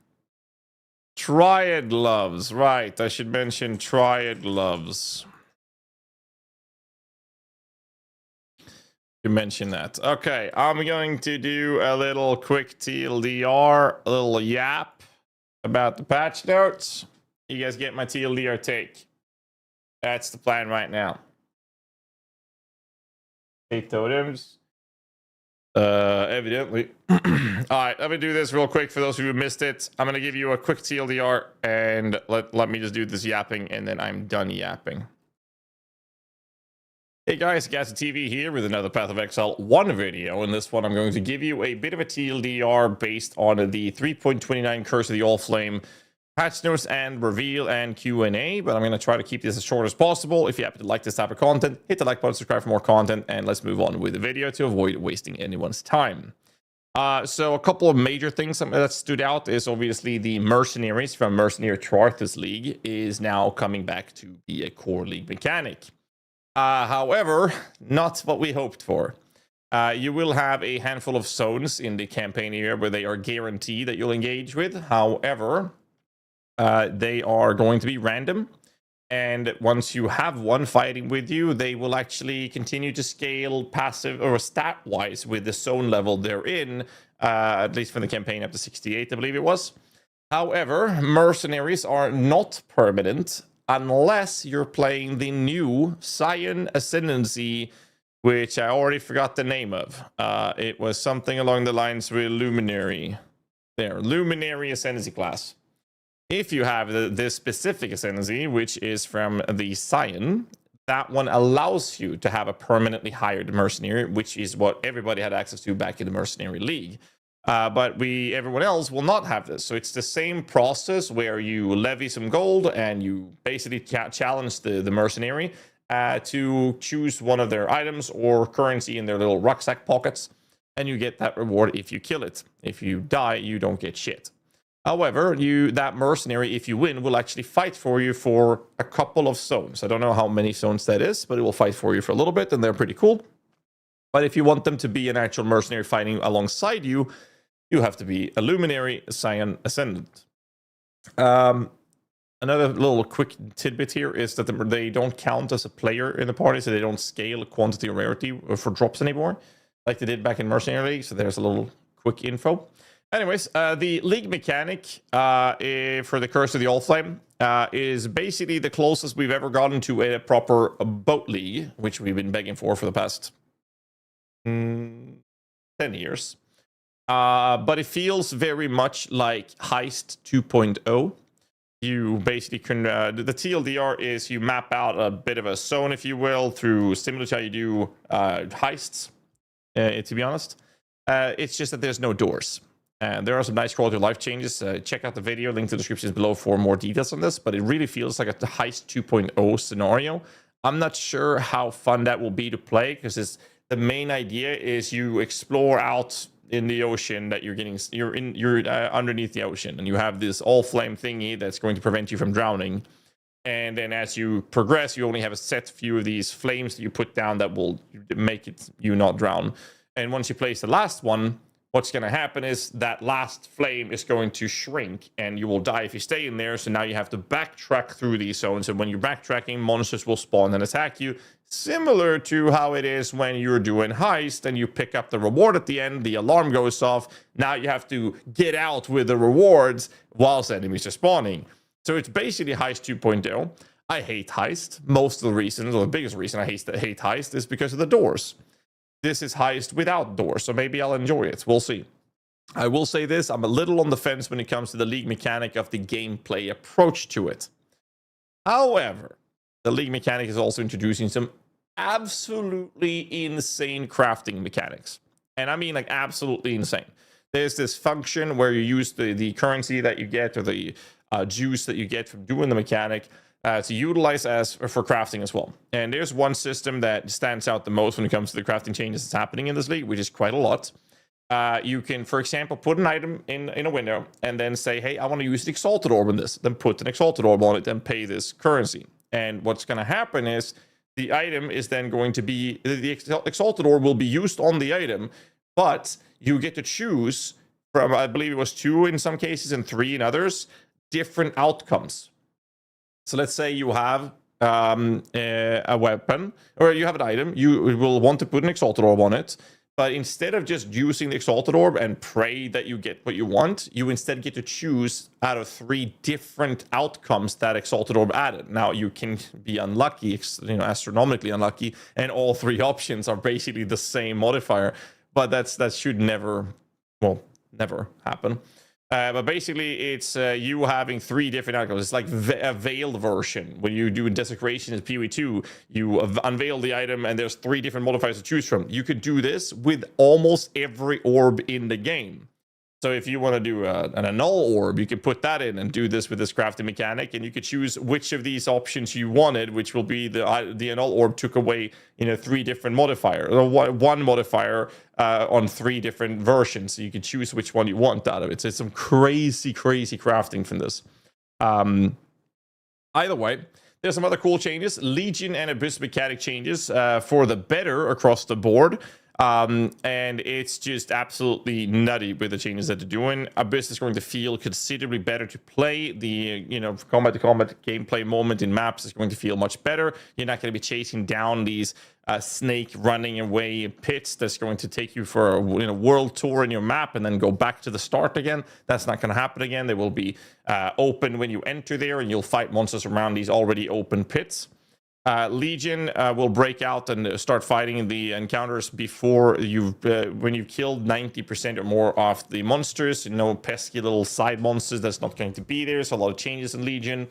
The timeless domain conflict has been changed for the better visually, but also allowing some pretty cool things with enshrouded uniques, where the emblems you can get, or the currency rewards for these things that you can get from Legion, allows you to enshroud unique items, at which point the TLD or description of this is that you have any unique in the item, was my understanding. You can enshroud those, and these are for helmet, boots, gloves, and body armor, I believe it was. Nothing else, right? And this enshroud will take at random, to my understanding, one of the modifiers from that unique. And when you use this in the timeless domain conflict encounter in the Legion mechanic, you will then kill monsters to juice it up. And once you then collect this enshrouded item, that unique item will now have turned into a random unique of that type, whilst keeping an implicit modifier based off one of the modifiers from the unique it started as. Now, the new unique will be random, and it cannot be any boss-specific ones. You can't do it on weapons, for example. You can't do Dark Monarch because that's a boss drop helmet, for example. But, for example, you can take a Doriani's prototype and put that on a lightning coil, or anything of that like. So that's pretty cool, allowing for some pretty crazy cool outcomes. But now belts counts as jewelry, so that was not possible. So I don't think we're going to be seeing any mage hunters or, head mages or blood hunters. We'll see what happens. Either way, one of the biggest changes was actually gem socket changes. This is the biggest change that we've been asking for such a long time. So I'm going to try to give you a TLDR what's happening. This is actually absolutely crazy. So first things first, socket colors, you can put any gem in any socket color. Most of the colors you'll be dropping will be white. It's pretty cool, actually. This allows you to, if you find an upgrade when you're playing the game and you're leveling, you don't have to worry about coloring them. just need to be linked, and now you can equip and play with them. So if an upgrade drops, that is going to be an upgrade, which is fantastic, especially for new players. However, sometimes, especially as you get higher item level, they will have a higher chance of rolling an actual color, and you can have a green color and put a blue gem in it. But if you have a blue colored socket and you put a blue gem in it, that gem will get 10% additional quality. And that's very good for higher endgame scaling, and another vector, a little knob you can turn to scale up your character's efficiency. But this helps tremendously for newer players in leveling experience, and it also being said it will be much easier in general to get your stuff sorted. You can use off-color gear to get better armor for caster builds, for example, if that's how you want to play. There's a lot of options around this that is really cool. But it also gives you some value in terms of adding actual colors to it that is not white. Now, obviously, there's a lot of changes to this when it comes to the Benchcraft jeweler trick. Will always guarantee white sockets. That can't be done. Chromatic orbs will be much more expensive. There's a bunch of other changes in terms of these things you can see in the patch notes. But again, this is a TLDR video, so I'm not going to go into detail with this, but this is a fantastic change. Another thing that's happening in the end game is when you're doing maps, you can get what's called anomalies. These refer to things like Kadiro or Calandro's Reflections or even Nameless Seer. And these maps are not scalable by any means or any form. They will just be a map that shows up on your atlas when you open up the atlas. And when you choose to do a map, and you could just do them immediately or later, doesn't matter. In the past, a lot of these things have been something that people wanted to save and wait till they can juice them up for max rewards, but the way they've made these changes makes them the kind of maps that you just want to run them and just get them out of the way and get the reward out of them, because you can't scale them, so you're not going to feel like you're losing anything for doing them. But since Nameless Seer becomes something like this, which is similar to Moment of Zen in the PoE 2, what's then going to happen to the Scryer Orb to Scry maps is that Scryer Orbs now will be a droppable % chance when finishing a map of a tradable Scryer Orb. So if you drop it in X map, you can then use that orb, which will take X map's divination card drops pool, and you can put that on another map if you will, and you can trade these. And no longer will you be spamming 2, 3, 4, 5, 600 freaking maps to get the one you want, the scry from the Nameless Seer, to put that on that map you actually wanted to run for the whatever farming strategy you decide to run. There are massive buffs to self-casting builds, including 4 new exceptional gems, which comes with a downside when used in the form of an affliction, which is showcased in the video. But there's some massive changes in terms of general damage increase across the board. When it comes to spell casting, it's actually quite a lot. I don't want to keep it TLDR. I just want to point out there are massive buffs to self-casting builds, including damage over time builds as well. Talismans, however, now the big change that we saw there was that they now drop not uncorrupted, so no corrupted talisman exists there as a natural drop, and they come with an enchanted implicit used instead of an oiled modifier. Now, oil is something that we refer to in PoE 1, but it is, for those of you coming from PoE 2, the equivalent of adding a passive skill tree modifier on your amulets, which we do with emotions in PoE 2. That is what people are referring to when we say oiling your amulet, because in PoE 1, that's been done, or that is being done with oils. What's really interesting here is, for example, these are going to be based off the unique red beasts that you fight from Bestiary or Bestiary. So in the video, they showed an amulet that had a plus level of all spell skills modifier as an enchanted modifier. And this is coming from the Croaker family, basically the frogs. So they had a name change for the Krashik Chimeral Beast, which is used for a lot of high-end game crafting processes, is now named Krashik Croaker instead. But that is from that family, and I don't remember the other ones where they came from, but basically that is what Talisman are doing, introducing them into the state of an actual attractive item to be picked up. They've also continued to making drops from specific mechanics coming from those specific mechanics rather than being available from everywhere. Now, a small little exclusion in this is, for example, you can get abyssal rewards, like abyss jewels and stuff like that. Those still will be available in the abyss biome nodes in Delve. But outside of that, if you want abyssal jewels, you're going to have to run abyssal. If you want breach stuff, you're going to have to do breach. You want deli stuff, you're going to have to do deli stuff. If you want to have breach stuff, you're going to have to do breach. This is similar to what they've done in PoE 2, where they're kind of separating the things. If you want to farm this type of rewards, you're going to have to do that type of mechanic. But if you want that reward, you have to do that mechanic instead. So they're kind of separating all of those things, and that's what they're doing in the PoE 1 as well. Some quick two little notes from the patch that stood out the most for me. Obviously, we have the Triad grip gloves since the color changes are happening. So what we've done with Triad grip, what's happening here is that in the past, when we were converting minion damage from physical to fire, for example, we would have to put 4 red colors. This is going to be quite expensive and hard to achieve. What they've done instead is that will happen if you socket 4 red gems instead. No matter what colors the item has, you just socket 4 red ones. Now you convert 100% of physical to fire. The same thing for physical to cold is green, and physical to lightning is blue. However, if you want physical damage converted to chaos, and this is the only real nerf towards minion builds, if you want them to be converted to chaos for those chaos/poison builds, those sockets need to be empty for them to convert to chaos, which is something very few minion builds ever want to hear, because most minion builds are kind of socket starved. But that's the changes to Triad grip. I just want to point that out. Another thing to point out is actually a player change here, because all non-spectre minions no longer pause while attacking. This is a little bit of an annoying, frustrating situation that happened quite often, where many minions already didn't pause while attacking and are unaffected with this change. However, this change will be significant damage per second increase for the following minion types in particular. Dominating Blow, which is already a very, very, very high tier performing clearing build, less so for bosses. But that one is going to see and have a noticeable and very noticeable damage increase when you're playing the game.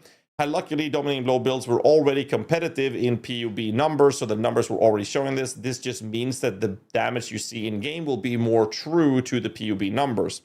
This is also applying to Ray Zombie. However, Ray Zombie has been struggling to keep up in terms of performance when it comes to the Path of Building numbers.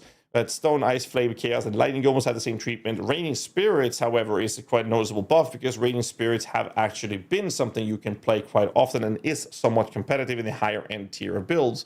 And Summon Skeletons is receiving this as well, but Summon Skeletons, since the big nerf many years ago, has not really been able to get back up on their feet. That's probably what happens when you have no muscles and it's only just bones. That kind of sums up the TLDR take that I have on the patch notes and the changes that we see so far. But to give some final outro words here in this video, I will say this. The socket color changes, absolutely fantastic. Quality of life change, fantastic. The crafting stuff looks crazy cool. However, I'm not too happy about the Merc changes. I understand the concept and purpose of it, and I like the idea of the Luminary class, because Mercs can be absolutely crazy strong. So maybe this is for the better, but I'm not happy about it. But it might be just a better scenario than what I would have wanted, because what I would have wanted would have been completely unbalanced. However, the league mechanic, at first glance, feels very much like Heist 2.0. I'm not too fond of the gameplay mechanic at first glance. Obviously, we'll have to play this on coming in next week on Friday and see how that feels. And most importantly, and the biggest problem or the biggest downside I have with this league so far, based on what we've seen, is the lack of meta shakeups. The biggest impact on what we're going to play for the high tier performing builds, at least from a minion perspective, is the first 5 minutes of you playing, that is between level 1 and level 8, is going to change a little bit, because Rolling Magma got nerfed quite drastically on lower levels. Normally, we would use this to level 8 when we get access to Radiant Spirit at level 4 and Melee Splash at level 8. And then we switch to Melee Splash, then we switch to Absolution, which actually got a cast speed increase, which is really nice. And then we just do our thing with Absolution. So I guess we will try something else like EK, or maybe we use Freezing Pulse again, which actually got buffed. Not a lot though, but it did get buffed. So maybe we'll do that. But this means that the first 5 minutes of playing is going to change. Very likely. Other than that, It's still gonna be poison minions. It's still gonna be specters. It's still gonna be crit bombers. It's still gonna be DBs. Like the change, the builds on the top end is just, it's the same thing. And the reason I'm a little upset about that is because Mirage League that we had in 3.28 was considered, widely considered, as one of the best leagues they've ever produced, and I'm ready to agree with that. However, I got bored after a week because I played the same thing. Actually, I did play something else. But it's like generally the top shift of builds were the same thing we've done for years now. And it's going to be the exact same scenario for 3.29 where we're going to have the top shift of builds, at least from the minion perspective. It's going to be the very same. So what I think I'll be doing is I'll probably be playing a Spectre build because it's just going to be so much fun. I didn't play Spectres last league, so I'll probably do that now just because it's been at least 2 leagues since I played it, but that's going to be the same thing as before. Basically no changes. I'll do that for fun, and then either I'm going to be super bored about a week into the league and play something else, or I will enjoy the league so much that I'm going to play non-minion builds. Probably look into Dark Pact, because Dark Pact got name changed into Dark Bargain, and they give that a ton of crits. Now, this is not going to change anything else except make it a little easier to gear, but maybe I'll do that. Or I'll just look into playing something else. Maybe I'll try the Cyan Luminary and make it a support build or something. Basically, what's going to happen is I'll play one minion build, and if I'm enjoying myself, I'll play non-minion builds. That's my plan for this league, because I don't think I can go through another league where I'm playing a multitude of minion builds, and they're all going to be the freaking same thing we've done for multiple years. So I'll start off the league with a minion build, and then I'm going to do something else. That is my current plan, and that is my biggest drawback from this league, that there isn't enough meta shakeups to, push us into the idea of creating new builds. Either way, I promise this to be a TLDR. Hit the like button, subscribe for more content, and leave a comment down below what you guys think of the patch notes, and I will see you guys in the next one. Till then, stay safe and keep rocking.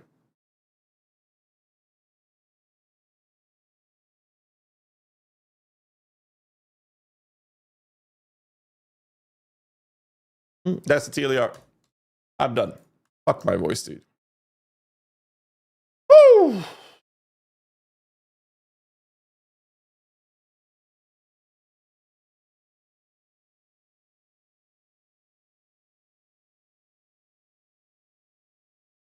All right, where was I? Notifications to PoE. Do I have to worry? No.